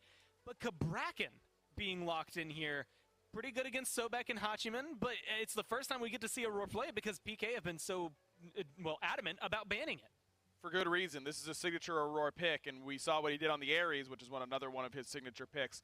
It's not great against Asilla, obviously. She has that Sentinel to get under those walls and escape that ultimate, but you still have a great lock-in potential against the Hachiman right as he's hopping on that mounted archery in order to get away. You lock him in, and you're going to feel pretty good about your chances. Now, Set... Oh, and Ratatosker. Okay, I just throw everything I was about to say out the window. I was going to say he's been banned a whole ton, but he had a very abysmal win rate here. Set really? Has not been picked up too often. Ratatosker, and now a Freya hover? I mean, Radiance, this is something Cyclone's been played a lot, but we're talking Ring of Hecate meta pre-mid-season Phase 1 discussion. We're not talking in Phase 2, except for maybe a few times overall. Is she someone that could work well? I mean, with Kabrakan as well? When you think of Freya, I think everyone kind of thinks of Funballer as a big Freya player. Yeah. I mean, you think about a couple different players throughout Smite's history. Cyclone Spin Freya is one of the best Freyas of all time. You think of their run, Season 5, there for Splice. Part of that insane draft they got Game 5, I think, was part of that Freya, but he decides to switch it up and go to the Chernobog, and this is a pick that brings some similar things to the Apollo. Think about how Cyclone was playing that Apollo. Split pushy, and then getting to the fight and landing near his own team in order to set up. If you're going to do that, isn't Chernobog just kind of better? Because you don't have to worry about using your ultimate for damage in the first place. That ultimate brings more utility. You get to the fight much more quickly than something like that Apollo. And I think of Chernobog as one of the safer hunters in the game, especially against someone like a Ratatosker, where if he's hovering over you, you can use that into darkness, go into a wall, and buy far more time for your front line to come back and help you. So here's the fun shuffle then. We've got Set and Ratatosker. Yeah. We have seen both in the solo lane. Ratatosker for Fine OK earlier, Set by most solo laners. Well, also Fine OK, actually, notably. I'll just use him as both examples because it's a lot easier in the regular season. Which do you prefer over there? I mean, either can really go over there. I think they can both flex in the jungle as well. But do you have a preference which one you'd send over? Before this tournament, I would have said I'd prefer Rat jungle Set solo. But with how successful Fine and Variety were with this pick, I think I'd prefer the Ratatosker in the solo lane. The only problem that I think I have with this PK draft, if you do have Set jungle, is that in the majority of the fights, you're not going to have a lot of beads burners. And so Neil's oftentimes going to be using that charge prey only to get it beadsed out, and all of a sudden he's caught in a bad spot, locked in by that Kabrakan. I think that even when the Ratatosker joins the fray, in the late game, when Sobek is usually that fantastic initiator who can break these stalemates around these objectives, you're not going to be able to let Neil be that aggressor because everyone's going to have their Magi's or their beads. There isn't a lot of beads burning at all on the Pittsburgh Knights. Now, if someone doesn't have beads, their all-in potential is fantastic. You've got a pluck straight into a Hachiman stun, straight into Sikkim, straight into death. You know, it's not like that there isn't any CC whatsoever, but a lot of it is shorter range, low confirm rate CC that you're not going to be able to pull easily in team fights. I'd expect to see some Magi's cloaks for the frontliners in this game of Radiance. Give yourself that bubble, make sure you're not going to get plucked, and I don't really know what you have to be that scared of, especially if it's Rat solo, who's not going to be going for that Acorn that gives him the wider stun radius. He's going to go Thick Bark. So he's going to be more tanky and less focused on that range stun. And, I mean, when you're looking at it, especially if you remove that stun like you just highlighted, if it does go over to the solo lane, I mean, Kukulkan's got really good engage. Man, Persephone seems to have good... Well, but so does that Kabrakan and the Robin. Like, the only person who maybe doesn't have the best engage is Chernobog, but then you just ult and let your team engage on him. Like, you don't have to worry about it. It feels like Radiance are going to maybe dictate the pace of this fight and all of these fights, this game maybe, from the get-go, especially with Scylla. Is there enough in the early game here for the Knights to try and find an advantage? I mean, we haven't really been looking. The first 10 minutes of these games hasn't been the crucial moments. It's been 20-plus minutes in before either of these teams take a lead. And that's not a surprise based on how these two teams have played coming up to this tournament. I don't think that we are going to see one of these teams really try and crack the game open in the first 10 minutes. That being said, PK has the better tools just based on whoever they have in the jungle, I think has a better chance to get the snowball rolling. Robin's a great early game jungler, don't get me wrong, but a fed Robin, I'm not like, oh, you know, I can die at any given time. He doesn't have that mobility across the map like someone like Set or Ratatosker has. He doesn't have that chase potential like someone like Set or Ratatosker has. And he doesn't scale as well as Set or Ratatosker, I feel like, do into that mid to late game. Rat just having that semi-global pressure at all times means that even if he isn't one-shotting me off that ult, even though you can if you build full damage, he puts so much more pressure on you into the stage of the late game than someone like Robin. Well, now, this Sobek Hachiman, like, I think that's something we've already seen and has done decently well enough that you're not too stressed about it. Kabrakan, Chernobog, that's going to be the interesting one. But, guys, there are 8 world champions in this matchup. Depending on how this goes, only 4 will be left. Let's see if Radiance can pull out ahead. Let's move into game number 4 then. The current advantage sits with Radiance. Let's see if they can maybe find a way to close this out. Or Pittsburgh Knights can yet again find a way to extend a set and maybe move on into the finals. And then who knows what could happen for any one of these squads. Obviously, so Finch and Mifflin, and still Doug, making sure we could see everything that is going on. Mifflin, in this one, you heard them talking about how maybe this Robin won't quite be able to match up with where Kivo Fred could be on this Rat later on, but also that we might not see this pace really pick up any from what we've seen in the other games. Do you want to see a change, or are we going to be in the same spot we were in before? Look, I love fast games, Finch. I mean, Ghost Gaming, for me, that's idyllic Smite, right? When you're able to run it down in 25 minutes apiece. But I really do like these calculated chess, 4D chess, okay? Yeah. You don't go to 50 minutes without me saying 4D to quantify the chess. But this is a much different look for both teams. It's going to be a completely different feel in this match because of one defining characteristic. No more healers. Sustain doesn't exist. It's time to fight. Yeah, no Guan Yu, none of the take a little bit of poke, come back into the fight again. I mean, if they do go for those poke battles, they're probably just going to end up leaving afterwards because, as you said, they don't have those same options for sticking around in the fights like the way that we might see in some of those other games. So it is going to be the set for Scary D here in solo. We've seen sets in the jungle for the most part, but you also see him over here in solo. How do you like it in here in Scary D's hands, and what's he looking to do? I'm expecting early rotation. Set's got some of the best lockdown possible for the aggressive play style, but I think it's interesting. I mean, the Death seemed to think it was going to be the Ratatasker out of the Soul Lane for the additional sustain and the ability to bully in and fight up against this Kakulin. Set, not really as much. He's going to be under a lot of threat in this lane, at least through the early levels, because of exactly what we're seeing right now. Benji in that transform state, there's no way for Set to deal with that. No, not at all. I mean, very few feel comfortable fighting Kukulin when he's in that form. There's very few places where this Set, at least early, can afford to keep up with what Benji's going to be able to do. But later on in the game, that Bruiser-esque build we'll see from him could certainly cause some problems for Tings, for Cyclone Spin. But you heard the way they talked about Cyclone Spin's Chernobog on the desk as one of the safest hunters, a pretty safe hunter who can use the ability to dash into walls or go up into the sky and retreat as an option here. How do you feel about Chernobog at this point? We really haven't seen much of him. I think it's interesting. Aggro already highlighted on the desk in that every single time we saw the Apollo ultimate go through, every time he went into the air, he was landing next to his team as Cubo Fred finds a stun in mid, should fizzle out there. He would always land next to his team instead of throwing for these aggressive dunks that we saw from Zapman or we see from Barracuda. But Chernobog doesn't have that option. He's got to land on the shadows that are spawned. Sure, you're getting the additional utility, the global slow on the enemy comp, but it's not nearly as safe as Apollo. He's always going to know, or the enemy team's always going to know exactly where he's landing. He's either coming to one of us, or he's going right back where he left from, right? And you can play around that certainly if you're on the side of Pittsburgh Knights. How about having a Scylla Crush waiting for him or something like that if he doesn't want to run into someone else's waiting arms?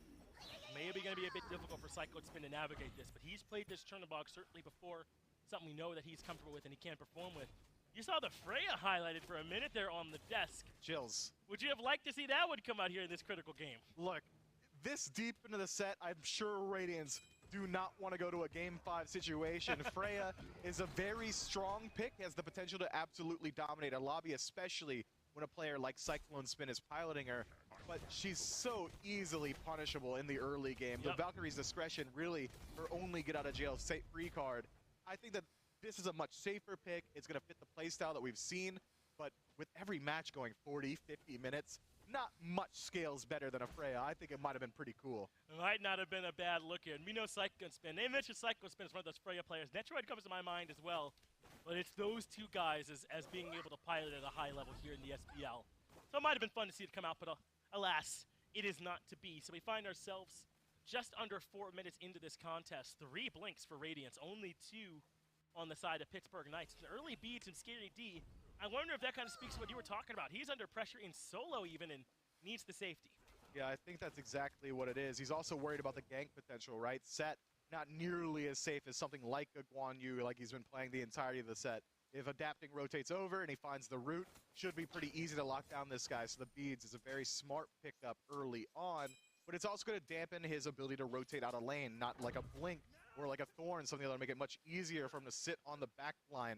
I think it's a double-edged sword here. Sure, you're more survivable, but you're also cutting your ability to frag out. Well, it sounds like he's happy with being parked over in solo as Neil and Cubo Fred are making some rotations over to the right side. In fact, Neil looks like he wants to come underneath, but Benji is back under the tower. There's the knock-up. He gets the knock-up of his own, has some dodges, but nowhere near enough. A 3-man rotation to right. Nets PK first blood. Scary D. He's been playing with fire the entire set. Makes it out of there. One more tower shot. Would have been able to return the kill. Benji, it's got to be upsetting. Is this the 3rd game in a row we see a 3-man rotation in the early game into his lane? It's last kind time of a compliment, around? really, right? Yeah, I live in their head rent-free. That's what Benji's saying right now. I'm sure he's not too worried about it, especially considering Scary D has to split that wave 3 ways as well. So even the lead that they get off that is going to be cut. Going to be a bit mitigated, and kind of to your point, Radiant still hold a small gold lead. To be fair, that's the kind of small gold lead that PK has enjoyed in every start of the game, as there's the tectonic shift, but Zapman leaves cleanly. 1 dash, and he never thinks about that ult. And Zapman's been really patient with his relics all day long. I don't expect that to change here. Look, you play Smite for 8 years, you know when you're in danger, right? And Zapman not in danger in that situation, not when he's got plays like that one. Holds on to the ultimate, holds on to the bead, so now he does not have to be worried about subsequent ganks. Aurora, on the other hand, losing out on his ultimate, the 3v3 in mid, you're not going to be really able to win that until that's backed up. So now Radiance probably going to be spinning their wheels for another 40 or so seconds. Yeah, can't afford to get active, at least not on Aurora's behalf, in a world where he does not have that ultimate on his side. So instead, we'll see him kind of play a little bit back. As we've kind of seen all set so long, I don't think that we should be really surprised at all if maybe there's a couple of ganks, maybe a kill or two, as we've already gotten first blood. But kind of like they said on the desk, this game's going to be decided much later in the game, 20, 25 minutes in or so. So this game, this point in the game is all about setting them up for that later point in the game when they know it's contested. But Cubo's Fred in danger getting collapsed on? Not in any danger at all. One quick dart, and he's out of there. He's already got the Thistlethorn Acorn available to him, so now he's got the additional Acorn Blast, make it much easier to land those stuns. I want to see Cubo get involved early on, but I've been saying the same thing about both junglers throughout this set. It seems like the pace here really is looking for that 12-minute mark for the objective. Yep. Cubo completely surrounded. My man's got Yeeger still in his back pocket. Hop on a branch, get out of that situation scot-free. That's what all Radiance could have been looking for, though, right? Was to at least force that ultimate out of him. Now, without beads, maybe if there's a perfect CC chain, they can have the damage, but more than likely, Cubo Fred escapes there once he realizes that there is some danger. So they got what they wanted. That ultimate's out from him, and Cubo Fred's a bit slower, but kind of as you were saying, there's not been a ton of early pressure throughout this game, so even stealing that ult from him, maybe not quite as valuable as it would be in a game that were paced a little bit faster than this one, or a set paced a bit faster. You might not have been looking for much anyway. No, it seems like farming is the name of the game at this point. PK are kind of enjoying, or maybe not so much enjoying, a 1,000 gold deficit as Radiance Yeah, has been playing the neutral game a little bit better this time around. But we're starting to approach that time, the double digits, the 10-minute mark. 10 to 12 minutes has really been the marker for when these teams start to group up around the Gold Fury. And this time around, it's not nearly as cut and dry. Scylla still has the heaviest hitting ability in the map, has Grasp of Death, hits the wall, and no one else. I'm going to say one thing real quick before I talk about the Grasp of Death. This game, the games have not been just staring at each other, low action. There have been invades, there have been attempts, for sure. These two teams are trying for early advantages, but they're both really strong, and they just don't quite materialize. Also, Persephone has not had a good event, has she? I mean, certainly she's had some stuff there, but I feel as though we've seen a lot of Grasp of Deaths not hit home. Yeah, it's not the easiest ability to land. These pro players are always trying to min-max their game. You want the maximum damage, you got to hit an enemy god. That thing is slow moving. You could dodge it very easily, and Big Man Tings is trying his best to land it. I think the best Persephone we've seen all week was likely out of Shinto, consistently putting out the majority of the damage for his team. But Big Man Tings is a guy who is very consistent on this god. He's been playing it throughout the entire year. I mean, get them one miss out of the way early, you're not going to see many more. Not at all, not from this guy. As Big Man Tings has been elite this year. I don't think I would have said that at the start of this year, right? I wouldn't have said Radiance had an elite mid laner at their disposal as Neomar goes to the block. Adapting, takes so much damage from the crush, and you shall not escape. And now Cubo Fred moves in, Tings is the target. Those beads are forced. But Cubo Fred won't find much more. Another kill, plus the beads taken from the mid laner. Paul had the Alma Monsters lined up for Adapting's ultimate either way. Even if the tower shot doesn't finish him off, my man was dead to rights. No overhead kick available. Means that he's just going to die every single time. Fantastic pluck from Neomar, recognizing the opportunity and setting up PK pretty well. Radiance, though, still going to be in the gold lead. They've been putting pressure on some of these buffs. The red buff in particular has had Radiance's name all over it.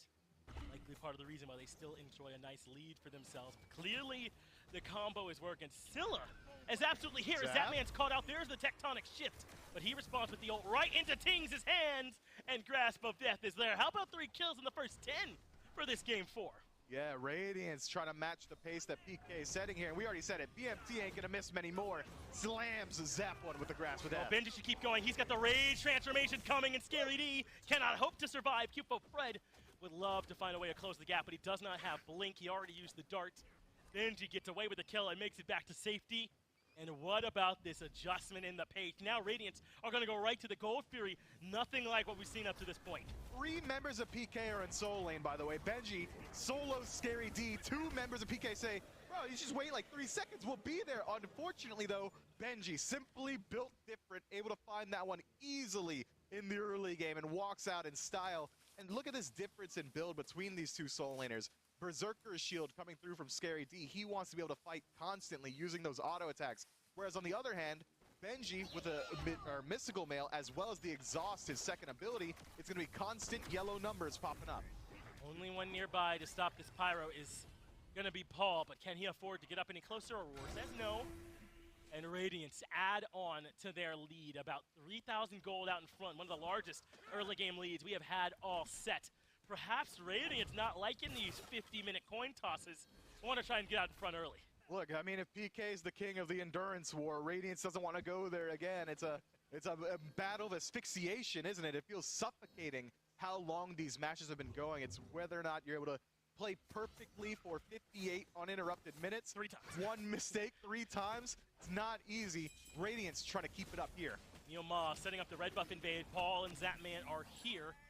So great work there by the Order side team to move in, but adapting is aggressive. I'm telling you, this is a different Radiant squad. Ulting in, looking to punish Neoma, but I think Neil has escaped.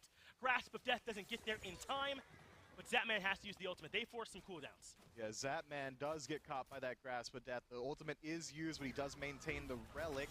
Down actually as Big Man Tings caught in mid. Scary D picks up the kill. But he did manage to get them low, so that means Cyclone Spin can come in with a hope. But Zapman elsewhere has got to kill and adapting, but Benji puts down Cubo. Fred, I don't know how Scary D is still alive, but Benji is looking to rectify that situation shortly. They have sent Scary D back towards Aurora, but Neil and Zap are here. Good work. Scary D is out.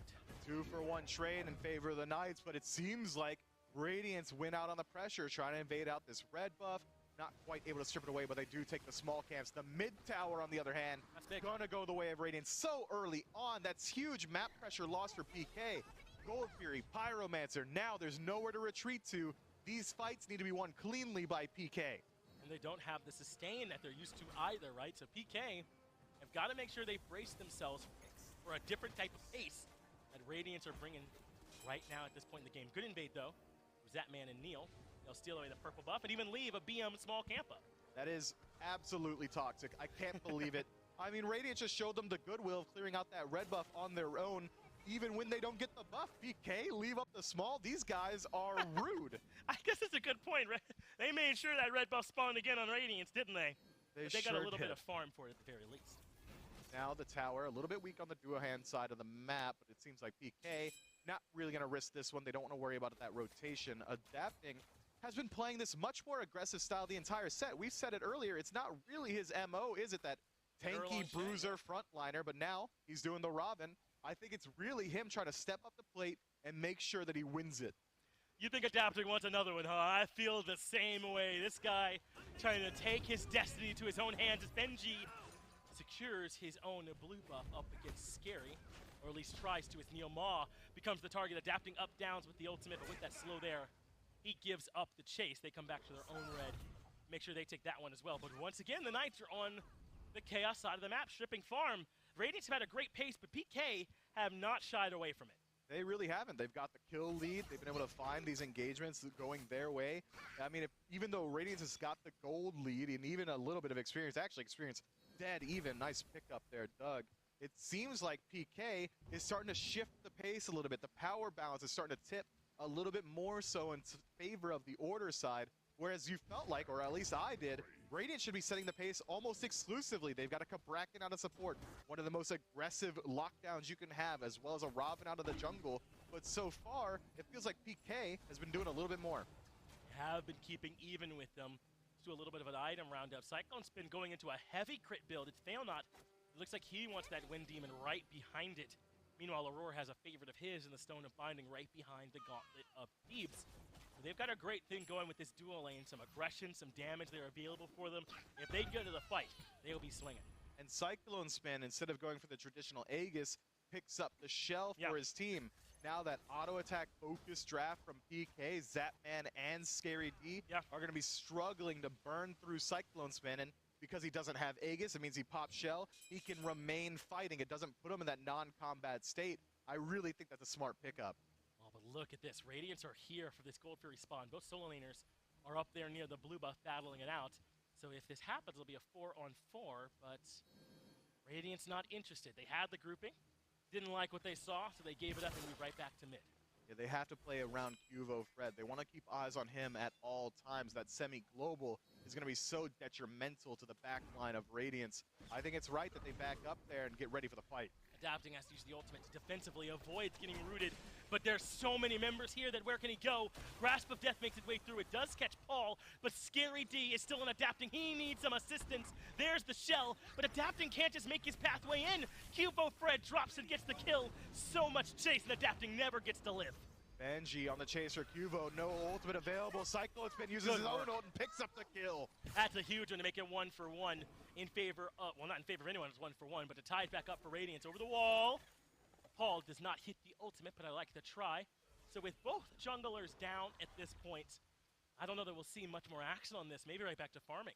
Look, I think that if anything, Radiant's in a very good spot here if they want to try and force a fight on the gold tree. Adapting for Cubo is huge value for him. My man is 3 levels down, Mr. Kennett, so you want to be using this time while you've got a slight lead. So they bait the Fury and instead go for the fight. Benji pops the Thorns, but cannot lock down Paul or Zapman. Meanwhile, Neil evades Big Man Ting. So right back going to the Fury go Radiance. Neil, Zap, Scary, and Paul making their way back in. They don't want to give this up for free, but Neil this time has been rooted. This time Neil Ma's in trouble, but Scary D makes it to the back line and deletes Scary D. Pittsburgh PK. Knights get the Primal Fury as well, and now they've got a chance to lock down Aurora. Scary D stepping up for him, though they do lose Zapman as Scary gets the triple. And they're gonna not stop there. Cubo looking for Tings, and he absolutely finds a PK from the brink. We thought Radiance was gonna get the gold. We're just wrong. Scary D was allowed a free cast for 15, 20 uninterrupted seconds. That's huge. Just a tough fight there for Radiance. They thought they'd push the Knights out twice in a row, but really the Knights were just waiting for an opportunity to re-engage.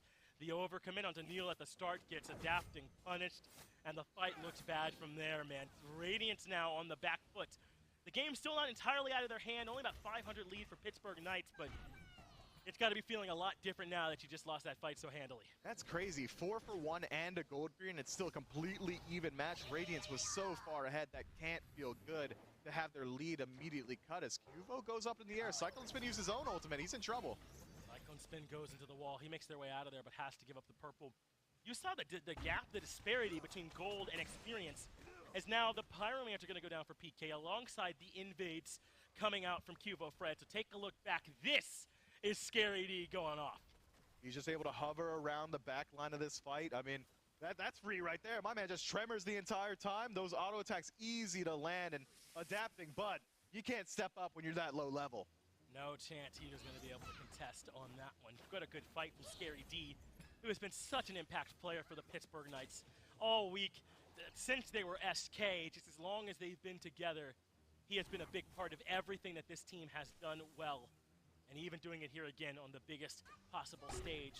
So as we said, a small lead for Pittsburgh Knights that have gotten bigger. About 2,000 gold now, they're out in front. And the experience deficit is huge. Look how far back Adapting is, and they've got about a 1-level lead everywhere else.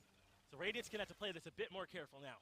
They should, and then PK, now is the time to start pushing this advantage. Scary D is massive at this point. He's a tanky frontliner. His damage output is really hard to contend with. If he's able to set up, he might be able to just 1v1 Big Man Tings on cooldown, especially considering the build Tings decides to go for. We've seen a lot of these Persephones lock in and pick up things like Sovereignty or just some straight up defense items to contend with the dive. PK, dive in spades, Big Man Tings, not showing very much respect.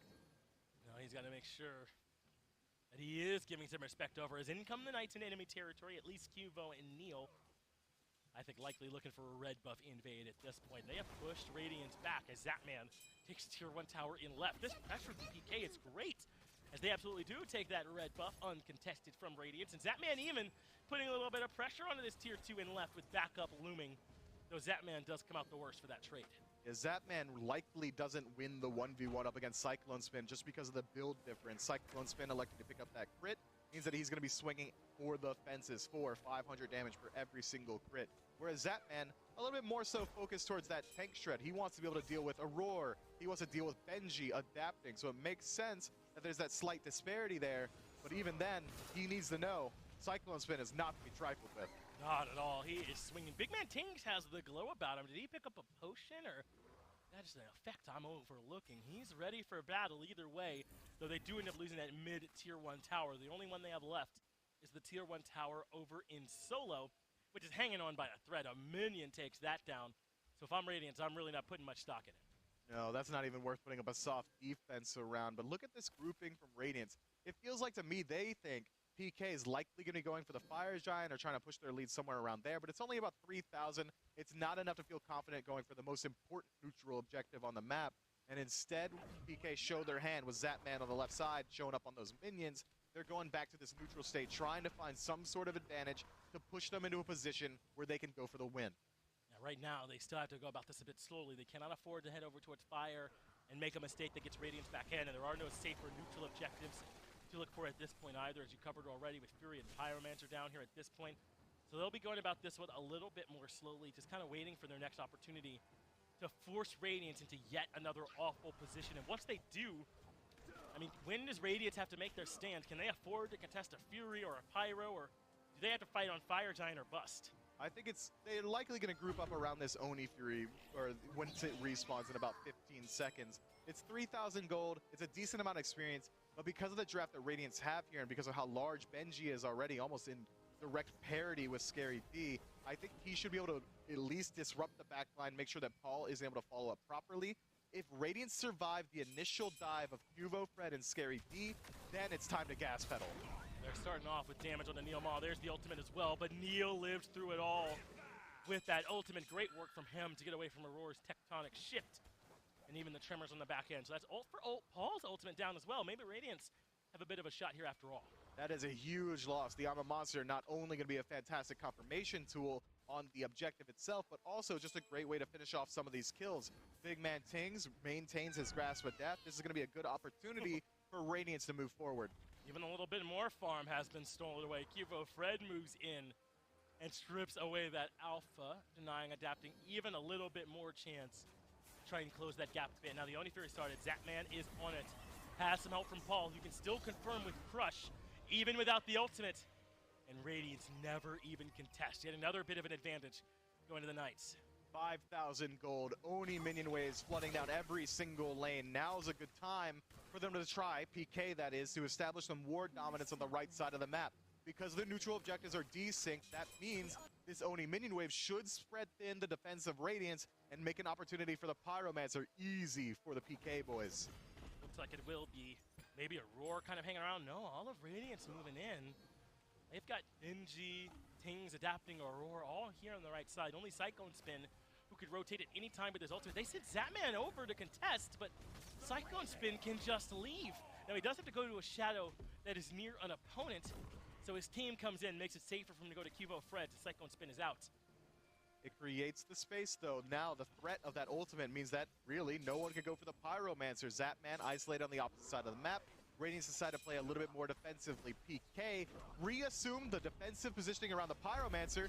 Think better of it. They've got bigger fish to fry. Fire Giant pulled 24 minutes in. They've got I'm a Monster. This forces Radiance in. I like this call from them. Though Neil is taking quite a bit of damage. I wish they had everyone at least around. And it looks like as a result, they are going to have to drop it. So Radiance kind of get a little bit of free poke onto Pittsburgh Knights via the Fire Giant, as they end up getting neither the Pyro or the FG. And every bit of poke matters more than it ever has. Again, PK, no sustain this time around, but they do have confirmation. Pyromancer goes their way. No contention from Radiance, but already we're seeing PK backing up. They want to make sure that they cross their T's and dot their I's. They're waiting for the perfect opportunity to push in. Keep your eyes on Cuvo Fred. He's going to be the one initiating the majority of these fights.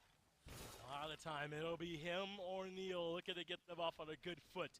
Approaching 25 minutes in, and Pittsburgh Knights seem to get stronger the tougher the situation is. They have a sort of Zenkai boost, don't they? Whenever they get beat down, they are right back in the skirmish and ready to try and find themselves another win. So next time they come into one of these fights, what's your priority for Radiance? Is it Paul? I mean, you said just living through Scary D. Is that the priority then? Just making sure he can't run through your team. I feel like Radiance's ideology is we have to survive the initial engage, and then we can send our own people in forward. If they can get through Cuvo Fred's ultimate, that's going to be a huge hurdle for them. And then immediately they can start to look to shut down Paul in the back, or potentially even Zapman. Maybe a little bit less so the Hachiman, one of the safest hunters in the game. But either way, Radiance needs to start putting up a defense on these neutral objectives. That's Oni Fury, Pyromancer, everything's going down for free. Yeah, that's what that's what we're going to be doing here.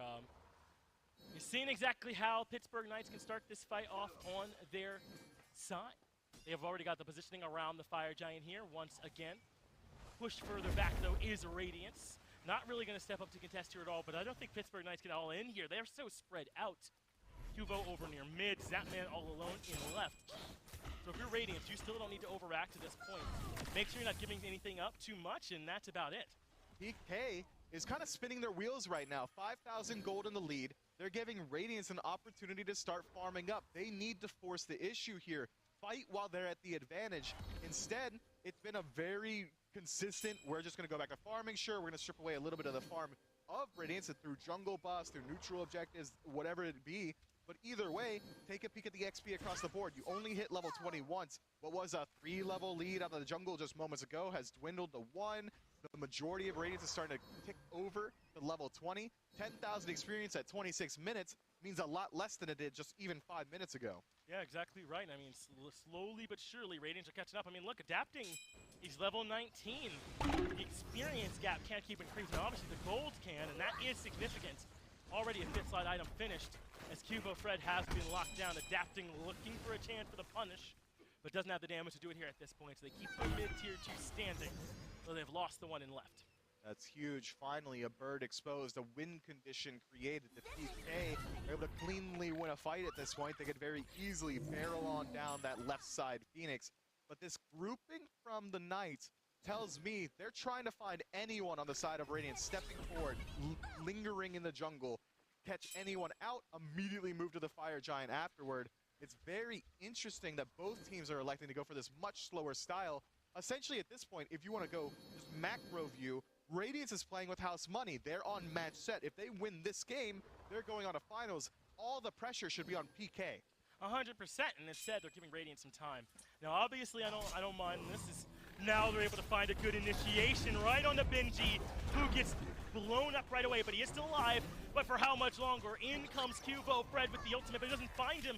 Instead, adapting gets Paul. They have given Radiance time, and Radiance are making it work. That man does get a roar in trade, but in come the rest of this Radiance squad. But maybe a little bit too far ahead here is adapting as he falls to Kubo Fred. But Cyclone Spin finds the trade. It's 2 for 2. And as you said, that's got to favor Radiance. They're the ones that are behind. That's right. How does Radiance do it every single time? They find ways to turn around these fights. It's Benji. That's who it is. He's doing How work. does he survive that situation? Plucked into 5 members of PK. It just walks out. And from that point, adapting creates space. Cyclone Spin wins the 1v1 up against Scary D. It's just a ridiculous situation. But at the end of the day, 2 for 2. ADC still alive for Radiance and grouped up around this Fury. That would be a huge boon for the boys in red. Yeah, I gotta think Radiance with both backliners plus having the front line available as well are in a favorable position. They can have Benji set up and everyone else move in, but it's not gonna matter who the favorable position is.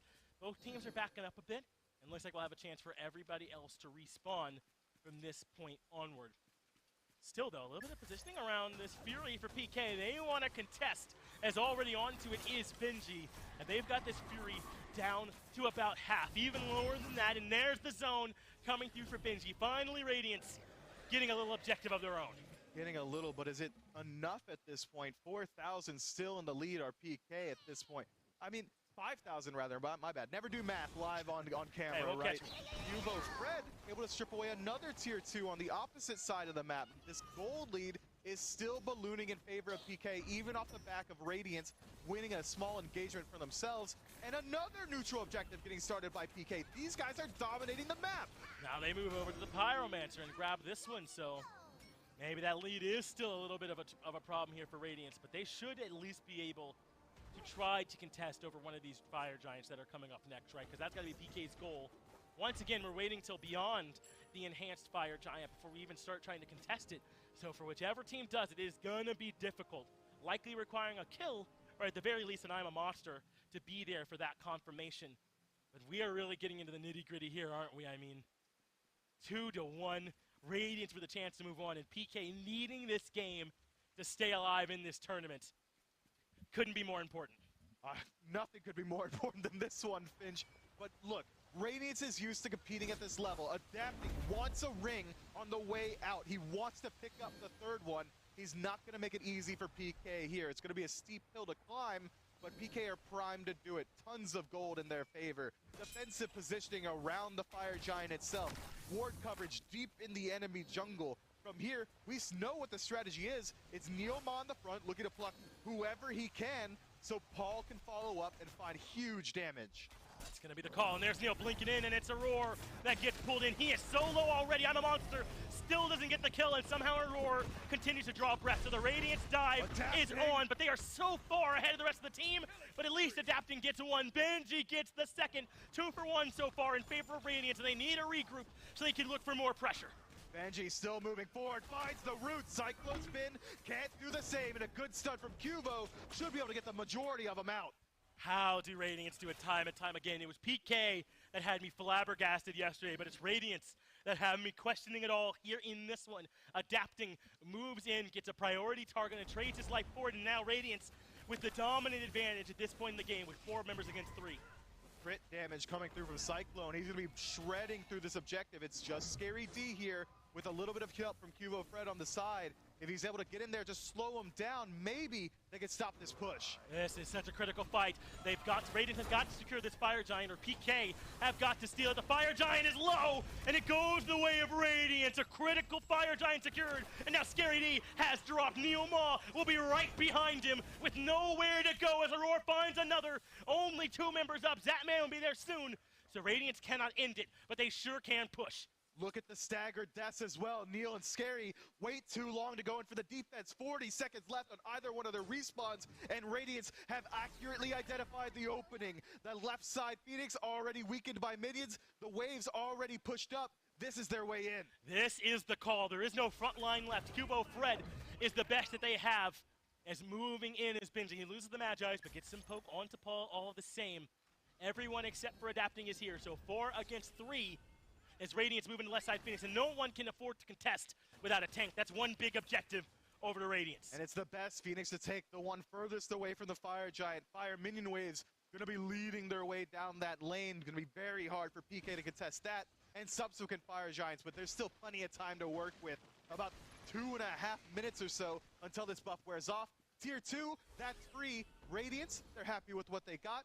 Got gold in their pockets to spend. We're going to be moving into the true 6-item slot. Elixirs likely to be coming through very soon. Power pots, wards. Radiants are primed to start sieging the base of PK. Yes, they are. What a response from the Radiance boys on this one. Absolutely necessary that they're able to win that fight. What a dive. I didn't think that it would be that effective for them. But Aurora was the initial target, remember, and it just didn't work. He was able to survive all of the damage, even the I'm a Monster. And when that's how the fight starts, it puts PK at such a disadvantage. And Neoma only been able to find plucks onto Benji and Aurora so far to start off these engagements. If you're using all these tools, even if it is burning multiple shells to keep them alive, it's just creating the space for Adapting to work his way into PK's backline. It's creating the space for Cyclone Spin to do the exact same with his ultimate. PK need to work a little bit more on their target selection. So we've had mostly 3-0s. Yesterday our first 3-2. Yes, sir. Could this be our first 3-1 to complete perhaps the trifecta? Radiance in a strong position with Fire Giant on 4 members, with the tier 2 tower down, with all 5 pushing in right. Now those shells are still a bit far away, but you're right, Zatman is working on the Oni Fury. I don't know if they can know this, but if they can, Radiance should put on some pressure. They don't know. Instead, backing up into the jungle. They're going to learn. It's going to be a rude wake-up call when they realize the opportunity that they missed out on. It's just a 3-man stacking on the right-hand side. PK, pick up the Oni. Now, Radiance caught with their pants down. Now, they'll recognize it, but Zatman will be back too soon. So there's Aurora blinking into the backline. He pushes out a member of the PK team, but in comes Aurora, and he makes Paul leave to the right side. Phoenix falls as well. Grasp of Death as a nice hello, and Radiance got the 2 side lane Phoenixes. Only 1 bird remaining, standing between Radiance and the base of PK. Only a minute left on Fire Giant, but these staggered birds means that at no point are PK going to be able to contest subsequent Fire Giants without also simultaneously having to deal with these Fire Minion Waves going through the base. Those Oni Minion Waves that Zatman acquired for his team should be able to slow down the push for a moment, but it looks like Radiance have their eyes on Cubo. Or maybe even pushing up a whole nother wave. I think it at least makes sense, if nothing else, to clear some of these Oni waves, to clear a path for your own Fire Minions to push. And it looks like that is the goal. They even send Cyclone Spin to mid. So the Oni Minions in right will still push, but Radiance do a good job. They open up the side lanes. They push out the waves a little bit. And now they can group up for this next fire. It'll spawn in about a minute. And keep in mind, everything that Radiance just pushed, they pushed at a disadvantage, at least as far as gold goes. Still, having stripped away 2 Phoenixes every single tower, they're down about 1,000 gold despite all of it. Wild. PK have been doing such a good job priming themselves for the late game, but they missed the critical moment. One stumble around the Fire Giant changes the entire pace. I mean, this has been the decision-making process, right? It has been to hedge your bets towards the late game, and that does mean only 1 or 2 fights kind of decide it. It is the other side of that coin of what is sometimes a slower pace. I don't know if that's entirely fair in this one. We had something like 20 kills in 24 minutes, something close. Maybe not 20, maybe more like 12, but still a pretty good pace for what these teams have done so far. So we certainly can't complain as Radiant start up the Pyromancer and dare the Knights to come in.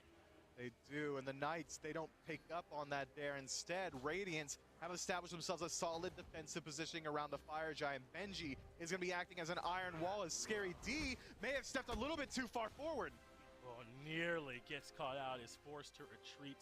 He makes his way out of there, but Radiants are going to happily head right on back towards the fire and start this one up. They've got Magi's on everyone, and Pittsburgh Knights are forced to come out. They've got the waves pushed up at the very least, and that's certainly good. Zorg gets the Magi's pushed back out, so that means PK can fight this one, but the fire is already so low, and Radiance confirm it again, so now all of a sudden it's an awful fight for PK, and they're forced to retreat, but I don't know if everyone can make it out. In comes the aggression from Cyclone Spin, but still, they've claimed no lives, as the crush actually does quite a bit of damage, and Radiants are forced to slow up the chase. Watch Cuvo, he goes up into the tree. There's plenty of targets out there. He lands on a roar, can't quite do more than that. Cyclone Spin, putting some damage into his back. Cuvo falls. Benji picking up the first kill. It's a 5v4 now. The kill's tied up at 12-12, and Radiance with another real lead here in this game. No relics for the jungle and support, but their backline is still looking in tip-top shape. So they head back, pick up this minion wave, and Mifflin, I don't think there's any doubt where they're heading. They're going for that mid Phoenix. The left Phoenix has respawned, slightly weakened here, but already PK realize it, trying to push forward as many waves as they can. But this is a huge power play opportunity for Radiance. 35 seconds left on the Ratatasker. No ultimates available for PK. It's time to surge forward. And they do kind of flex over to this left lane instead for the weakened Phoenix first, and Pittsburgh Knights had to send someone back to defend the minions. Someone has to move away. That leaves only 3 on the Phoenix, and 3 is not enough when Radiants are playing at this level. Radiants get 1 more, and now Pittsburgh's Knights base is even weaker. The right side Phoenix is close to respawning. They might decide to set up there, but they still have the power play opportunity. 5 seconds left on Cuvo. Aurora already taking up the mid Phoenix, and no defense is there for PK. So Radiance just move right on in. Benji's in the face of Zapman, making life tough. He's got 3 back there looking at him. Meanwhile, the rest of his team puts the hurting on the Neo. So Benji does eventually die, and his team gets the middle Phoenix during that window.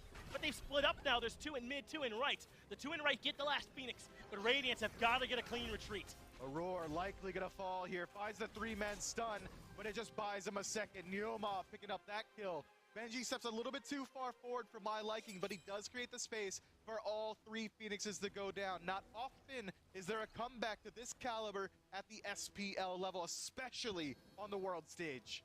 Look at this siege. Pittsburgh Knights, recognizing their opportunity, are surging forward. They left Paul back at the base. Adapting going to be backing. So there's only 2 to defend that middle Phoenix. 3 once Adapting gets there, but it's 4 men strong, and they should be able to at least get this Phoenix. 3 Fire Giants on the side of Radiance might argue to the contrary. Scary D losing the majority of his health. Big man Tings doing it all for his team. Said, you want my bird, you're gonna have to come better than that. And they do not come better than that. In fact, Pittsburgh Knights leave better than that. It is a 14-12 lead in the kills, but the map state tells you everything about this one. 3 Phoenixes down for PK, and Radiance waiting on their full squad to return. Once there are 5, they can make their big push. I mean, at this point, do you wait for another fire? Do you try and just push onto the Titan? What's your approach if you're Radiance? The Titan's so low health at this point. I'm getting antsy. And I know that means the players are getting antsy as well. I think if anything, we might see them wait a little bit longer. Fire Giant respawning in about a minute and a half. They've got so much time to work with these Phoenixes, and the Titan is not going to start regenerating health until all 3 respawn. I mean, the game's in Radiance's court. They can do whatever they want. It's about a 2,000 gold lead, but that doesn't matter at this point. It's all about map pressure, and Radiance has it all. Let's take a look here for Radiance. They've got a blink for adapting and Aurora, so those two can get onto the Titan quickly as Radiance go with a straight down middle attack, but in the back they have to worry. Cubo Fred looking for a dive as well, but so far Radiance still looking better for wear, but Cubo Fred's gotten rid of Aurora. Big man Tings has one in return, but it is 2 for 1 in favor of the defense so far. Aurora and Cyclone Spin have been removed, but look at adapting, running for his life off to the right, forcing Scary D to chase. Adapting, uses the overhead kick, keeps his life intact for a moment, goes for the turns. Scary D able to pick up the kill. Radiance, they thought it was an opportunity to end. Not against PK, not in a battle of attrition, not 42 minutes into the game. You're gonna have to work much harder. And that means now Pittsburgh Knights have a moment, but what can they do? I mean, they have 3 finishes down, they must keep these waves out.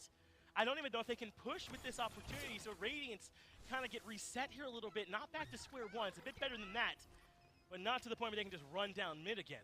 No, there's no way, but still, PK, even with this huge advantage, 3 dead for another 20 seconds, I don't think they get anything off it. Maybe some of their Phoenixes respawn, but Fire Giant should still likely be going towards Radiance with the advantage that they created on the map.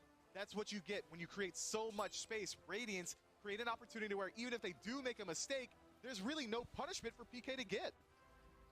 Well, it looks like the Knights are going to commit to this Fire Giant, but they got to be careful. There are fire minions in left and in right that will threaten those Phoenixes when they respond. So they send Cubo Fred back to deal. That means Benji and Tings have to step in and find a way to contest. So much of the game rides on this fight and how well Radiance can try and defend. So Benji loops around behind, steps into the Fire Giant pit with the ult, but not enough for the steal.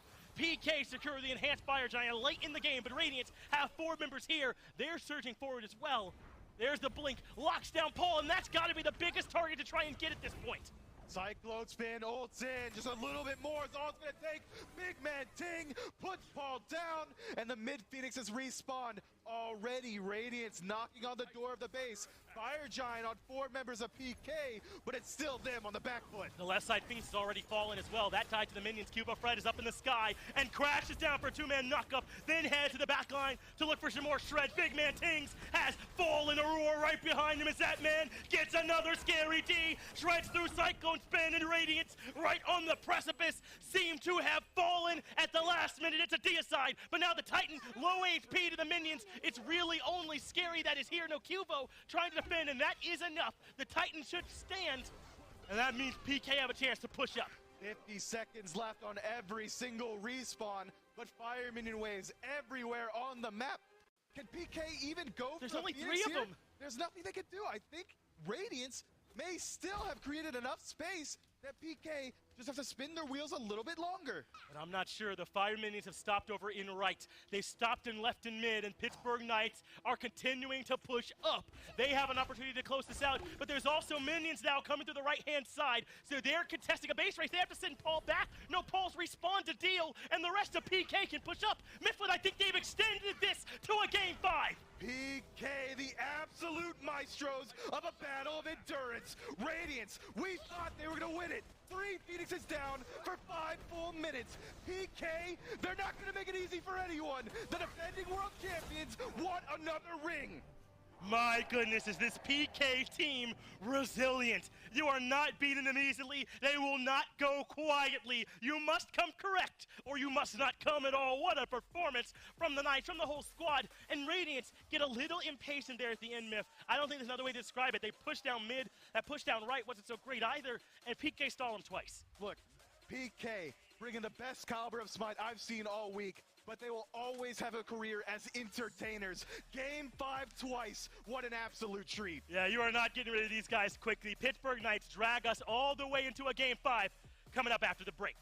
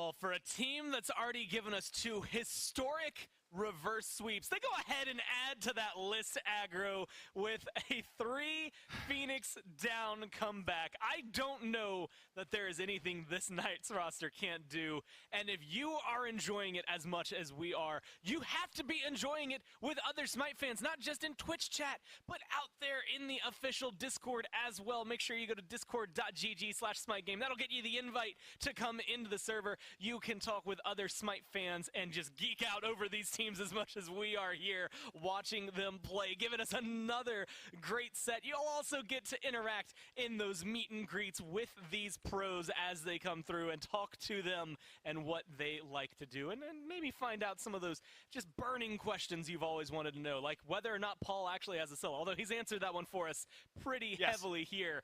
Just again in that game, Aggro, I mean, PK control early, then Radiance just knock them down like it's nothing. They take 3 Phoenixes, and the Knights just won't stop. That's like the equivalent of a TKO. They just keep getting back up, and no one's going to stop them. Well, I'll tell you one thing. Number one, Cuvo Fred's chair is TKO. No chance that thing is ever standing again. He hit that thing with a right straight that would have knocked out Conor McGregor, for the record. But regardless of that, let's rewind a little bit and talk about how PK even got to the point where Fred could be KO punching his chair. It's so messed up that how well Radiance played, and the reason they got their lead was because of their front line and how well Benji, first and foremost, but Adapting and Aurora played to keep Radiance's backline super safe. The dive was impossible, but this is the turning point right here. Benji goes way too deep in order to kill Zap, and then it's okay, that's fine. We'll get the next EFG, and all right, well, we didn't really end off that one because we made more mistakes in order to make it happen and not allow ourselves to end, excuse me. Look, all the credit in the world to PK.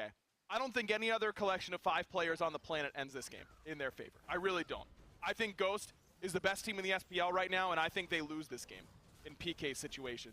That's just how locked in these guys are at any given moment. I've never seen a team with this type of mental fortitude. That being said, I just don't, Radiance should never have gotten to a point where this happens. Keep an eye on Fred's cam, by the way, top left. What did that chair do to him, man? Yeah, man. Not a Maxonomic chair, as production said. Maxonomic chair hits him back, for the record, so that he's a little bit lucky in that moment. The Radiance team, I mean, you could see him a little bit lost right there, and can you blame him? That is unbelievable that the Pittsburgh Knights are able to come back and win a game like that, but Radiance just has to play a little bit tighter. They have to find a way to end that game. I don't know how you get to that point and you're so close and it just starts to fall apart from you. It really started with that front line. That was the reason they were winning, and I think the front line's the reason they lost in the end. I mean, we have to talk about Carry D, right? I mean, whether you want to call him Carry D, Scary Diff, whatever it is, the set so often in that back line able to disrupt 8-3 and 11. And Fred in particular, on that last team fight on the right side, Phoenix, his target selection was unbelievable. He landed down on a frontliner, and I think, okay, they're going to all in the frontliner, kill him off Scylla. But he instantly dashes the Cyclone spin and gets on a priority target and insta-killed him. I mean, it was unreal, his target selection and his ability to understand the fight's macro as a whole. And then, of course, I mean, PK starting to march it down mid, and we're sitting there like, their Titan's 971 HP. There's fire minions coming in. There's fire minions coming. Is someone going to get that? And Ajax tweeted the best meme possible. The dude rising from the coffin like, Paul, like, I've got this one, fellas. Don't worry about it. Perfect timing on understanding the game. Imagine thinking you can eliminate the Pittsburgh Knights on the world stage. Imagine. It could not be me, because they aren't going to go away. And we thought they dodged a bullet. I was sitting there a few minutes before they had those turnaround fights and straight up thinking, oh, well, they didn't go up 2-0, so therefore they're not going to have the sweep come through. This is where Radiance win. And no, the Knights will not stop for anything short of death at this point. If you do not eliminate all 5 members, anything is possible here in game number 5. Picks and bans starting up. Radiance opt for this first pick. It's been very coveted between these two teams. I don't even know where to go. They opt for the Aphrodite. It makes sense. It was very dominant for them. And the first 2 games made it difficult for Radiance's life. Yamoja comes through. Not surprising. But do you change anything up based on that last game? You have to, because, again, PK would have lost if Radiance kept their composure through the end of the game and played the way they should have. So I don't think PK can come in feeling like, oh, we can't lose. That being said, I don't see a way that PK lose just mentally after that after that game, but you cannot come in and just expect to win outright. I think you've got to make some adjustments through the mid game. They were losing those team fights. Their dive towards the late game was really good, and their dive towards the early game was really good, but there was a big chunk of that game in the middle where all of a sudden Fred and Scary couldn't make anything happen on the back line because Radiance's front line was creating too much space. I think you do have to make some sort of change. Well, they do. And they ban out the Scylla. It's something that both of these teams have picked. I believe both teams have first picked even to try and take it away from the other. And that Ymir is what makes it through. Raw Persephone on the other side by the Knights. But Ymir, Cupid for your duo lane, picked up for Radiance. This Ymir was good for them. This Cupid was good for them. This Kukulkan literally has a skin based on Benji. You have to think these top three are feeling really comfortable and confident. I mean, Benji, it's so hard to say what Benji should be doing because I thought he carried through the mid game and then also lost them the game at the end. So do you want him on that same pick? It seems like Radiance does. I like the switch up back to Cupid. I like the Ymir pick. These are picks that can all of a sudden bring a ton of pressure to that duo lane, and I think Zap feels that and goes towards the Jingwei as the most immediate answer to getting some space for himself in that lane, trying to stay as safe as possible in a very, very scary kill duo.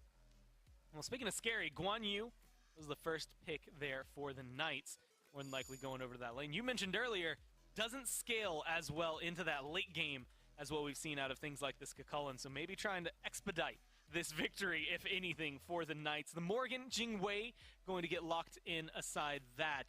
Knights ban out the Discordia. They're looking towards Tings as of right now. Radiance are looking towards Cuvo. They get rid of the Pele. Camazotz has been in that position as well, up towards the top. And this is something, I mean, they haven't even gone to it, but this is a pick for big man, this Agni getting banned out here. I mean, it's not too surprising to see, but considering he hasn't had an impact, is that just to sway the pocket pick?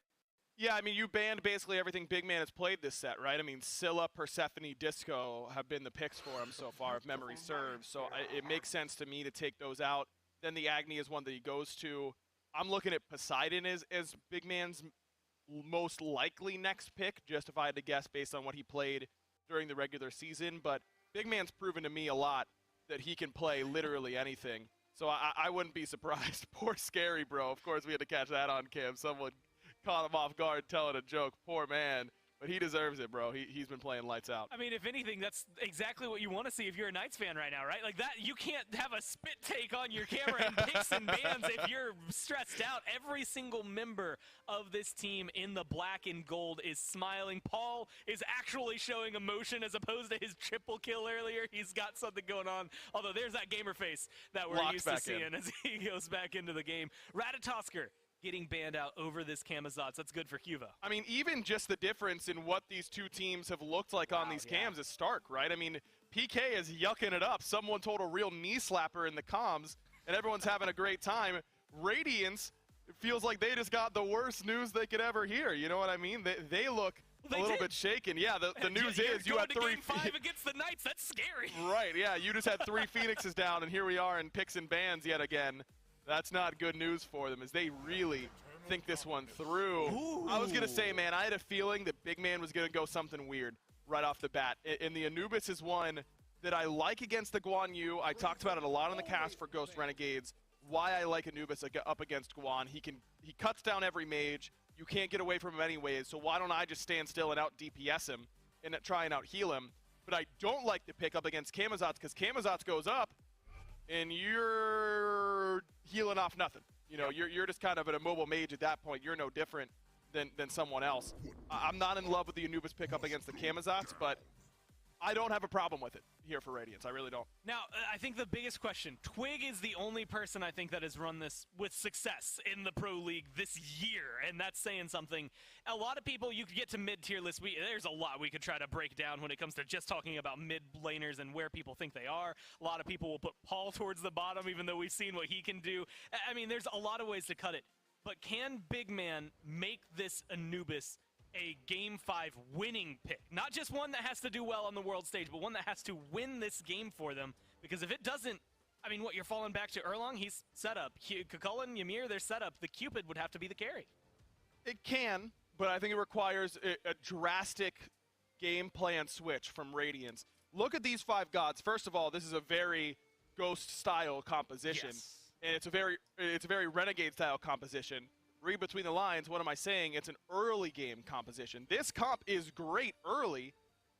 It doesn't scale that well into the late. I mean, it's got great CC, but all of your strengths are in the early portion of the game, and Radiance has not shown me the propensity to do that to any team at all in the last 6 months. So is that the composition you want to go for at a time like this, especially against a team like PK, who has shown the ability to slow the game down really well? I don't know. I don't know if Radiance is going to try and play it like they play every other composition, slow it down, take it to late, or if they're going to try and completely change the way they play the game here in Game 5. I mean, it's the only way, I think, at this point, right? You were just 3 Phoenixes up against the Knights, and unfortunately you weren't able to do anything with that advantage, but that's more, I think, the Knights playing well from behind and not them necessarily, well, a little bit on Benji there, I guess, going over aggressive in the one fight. But, I mean, for the most part, you've got this team that has to change it up, because otherwise the Knights are going to do what they did the last game and do what they did a few games ago over in Game 2, where they just take you to 35 minutes, outplay you at the time, and go forward, especially when you're feeling tilted. But it comes down to this, right? Erlang Shen, you had kind of mentioned the Kukulkan, depending on how things went, and their direct matchups over on the other side, having to deal with this Camazotz and then having to deal with this Guan Yu. Is that going to make a big difference into the late game for their setup? Camazotz can carry a little better than Erlang, but Kukulkan lasts a little better into the late than Guan. It's going to be a little bit volatile is the word I'm going to use, because I think that if picks like Erlang and Kukulkan get ahead, it can be lights out really, really quickly, which is really the case for all 5 of these Radiance gods, which is why I think their early game is so important in this one. If PK get to the later stages, I mean, Camazotz really, once he hits 3 items, feels pretty oppressive for backliners, because if you just get Blink 1-2'd, that's such quick damage, and Cuvo is so lethal with those shots, he does not miss in those moments, that you can just burst people really, really quickly, and then you have that get-out-of-jail-free card with the ultimate. You know, it's been a little while, but I actually want to rewind back to Ghost Gaming and Renegades Game 1, which is you get a Ymir, a Cupid, an Anubis. Ignore the jungler at this point. This Anubis being able to rotate over, Ymir, Cupid being able to get aggressive. Are Jingwei, Xingqian safe enough to be able to get away from that kind of rotation, or are they susceptible to this? It's a good question. The Anubis was picked against Ymir Artemis, so it was really easy to kill those types of compositions. Anubis does not have that same type of easy kill potential up against Xingqian in particular, or Jingwei either, I suppose, in that lane. I don't know. I don't think he does. I think that it's going to be much harder for Big Man to make that same impact that Twig was able to make in the Ghost draft. Well, I mean, this is insane from the Pittsburgh Knights. It's not something you get often. 2 Game 5s, 2 days in a row, 8 world champs in this one. 4 of them are going home right now in Game 5. Radiant and PK. And Mifflin, I'm out of prescriptions. I am out of diagnoses. At this point, I don't know how you stop this team. It seems like even 3 Phoenixes down is not enough, man. They will not quit or give up. Did you see those player cams? The way they were talking about Kipo Fred might not even have done it justice. They were incredibly pumped. They believe they can win this one, Myth. And Radiance finally come in with an aggressive comp. Are we going to see them take it to him early? Look, they have to with this draft. Aggro highlighted it perfectly. They do not scale well into the late game. But you know what?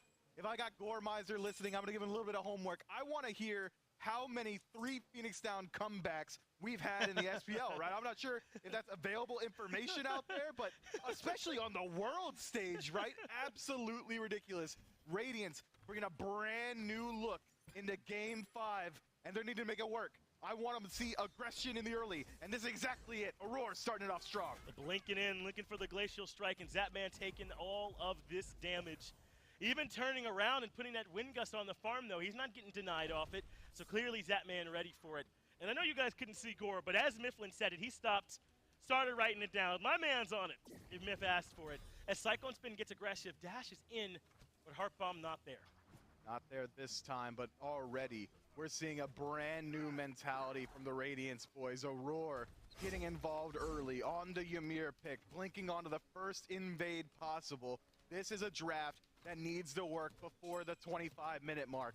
No longer are we waiting 15 minutes in for a gold free. No longer are we going to wait for PK to hit their stride at the 30, 40-minute mark. Radiance are looking to bring the fight early. And they're going to have to. Big man Tings pulls out the Anubis, a Captain Twig special, with adapting on this Erlong Shen we saw earlier from him in the set. Those two in particular, Myth, they're going to have to be lights out for me, for Radiance. They have to drive this early game aggression, early to mid, and make sure they're in a spot where Pittsburgh Knights can't fight back. More aggression from Aurora onto Zatman, who stays cold as ice in response. He does not flinch, does not give up the relics, and Aurora finds little. There's not going to be much that Zatman's going to give you away for free. Beads certainly not on that list. But what did we see earlier today when Ghost Gaming played almost this exact same draft? Early rotations from the mid laner. Captain Twig rotating over to Duo almost the second he ticks over to level 5. And we saw exactly this from Sam for Soccer, the aggression out of the jungle. You already highlighted it, adapting big man Tings, the big names throughout the early game. I'm expecting them to make waves. I want to see it. Radiance fans want to see it. If we have any hope left of a 3-time world champion, Radiance has to prove it here. If adapting wants to make it, what a way to leave, right? Playing up against these Knights teams that you had down with 2 wins, all 3 Phoenixes down as well, and they still push back past you for the win. In comes Neil Ma, though, on his Aurora. Is looking for the purple buff invade. There is the contest, but not enough. Nice little purple buff invade. Not enough this time around, but I like the mentality already. It's been a huge shift, but so far, it hasn't been enough throughout the early. Zatman been closing it pretty easily. No beads usage, no need for him to feel any of the pressure that's been coming his way. Aurora gotta be frustrated with the pace set so far, but it has not shown on his face just yet. We've got 10 absolute competitors in this lobby, stony-eyed, only one thing on their mind, and it's lifting the hammer. Yeah, I think the rest of the world has melted away at this point, hasn't it, Mifflin? This has become their world. Who can win this final game of Smite? We are deep into the hours here in Alpharetta. Our EU fans have probably had to clock out already, but here in North America, 9 o'clock is starting to just become the norm when PK plays Smite, isn't it? Deep past what you might normally expect for a Smite game, but this team will drag you to that point, won't they? They will calmly, happily wait until 40, 50 minutes. They will calmly wait for that one error you make that lets them back into the game, and then they will take it, and they will not look back.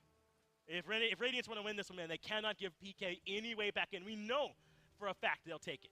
They're waiting for it. PK, it almost feels like they wrap a rope around their opposition and drag them to the bottom of the ocean, choking them out, give them no air. You want to play against us, you're going to have to play correctly for a full hour. Not just 1, not just 2, 5, 6 hours straight. Radiance has been put against the ringer from the world, the defending world champions, PK, bringing it this time around. Big man Tings. He's the target of it, and Tings goes to the ult. It's not enough. Pull, and Pittsburgh Knights are the ones that strike first. Meanwhile, Cyclone Spin drops the ultimate. That man is low, but the freeze, it connects. So does the Glacial Strike, and Cyclone Spin finds the answer. Back Radiance and the Knights brawling here before the 5-minute mark. PK thought they might have got away with something. Radiance not going to make it easy either. Aurora catches the dash from Zatman, makes it easy for Cyclone Spin to wander up and pick up a kill. Neilma has to watch on his horror as Aurora picks up the purple buff. Duo lane off to a fantastic start for Radiance. It does hurt, though, that Anubis, that big man Tings, is the one that fell in mid. Great work from Paul and Cubo Fred, getting aggressive in the middle lane and cutting him off. Mifflin, is that going to have to be the priority? Is that killing Duo? I mean, aside from the first blood, obviously that's more, but is killing the Anubis close to killing Zap? I think this Anubis getting shut down early is huge. An immobile mage falling means that it's likely not the first time this man's going to stumble. He's got rocks in his shoes at this point. Not easy to walk big man Tings. He got to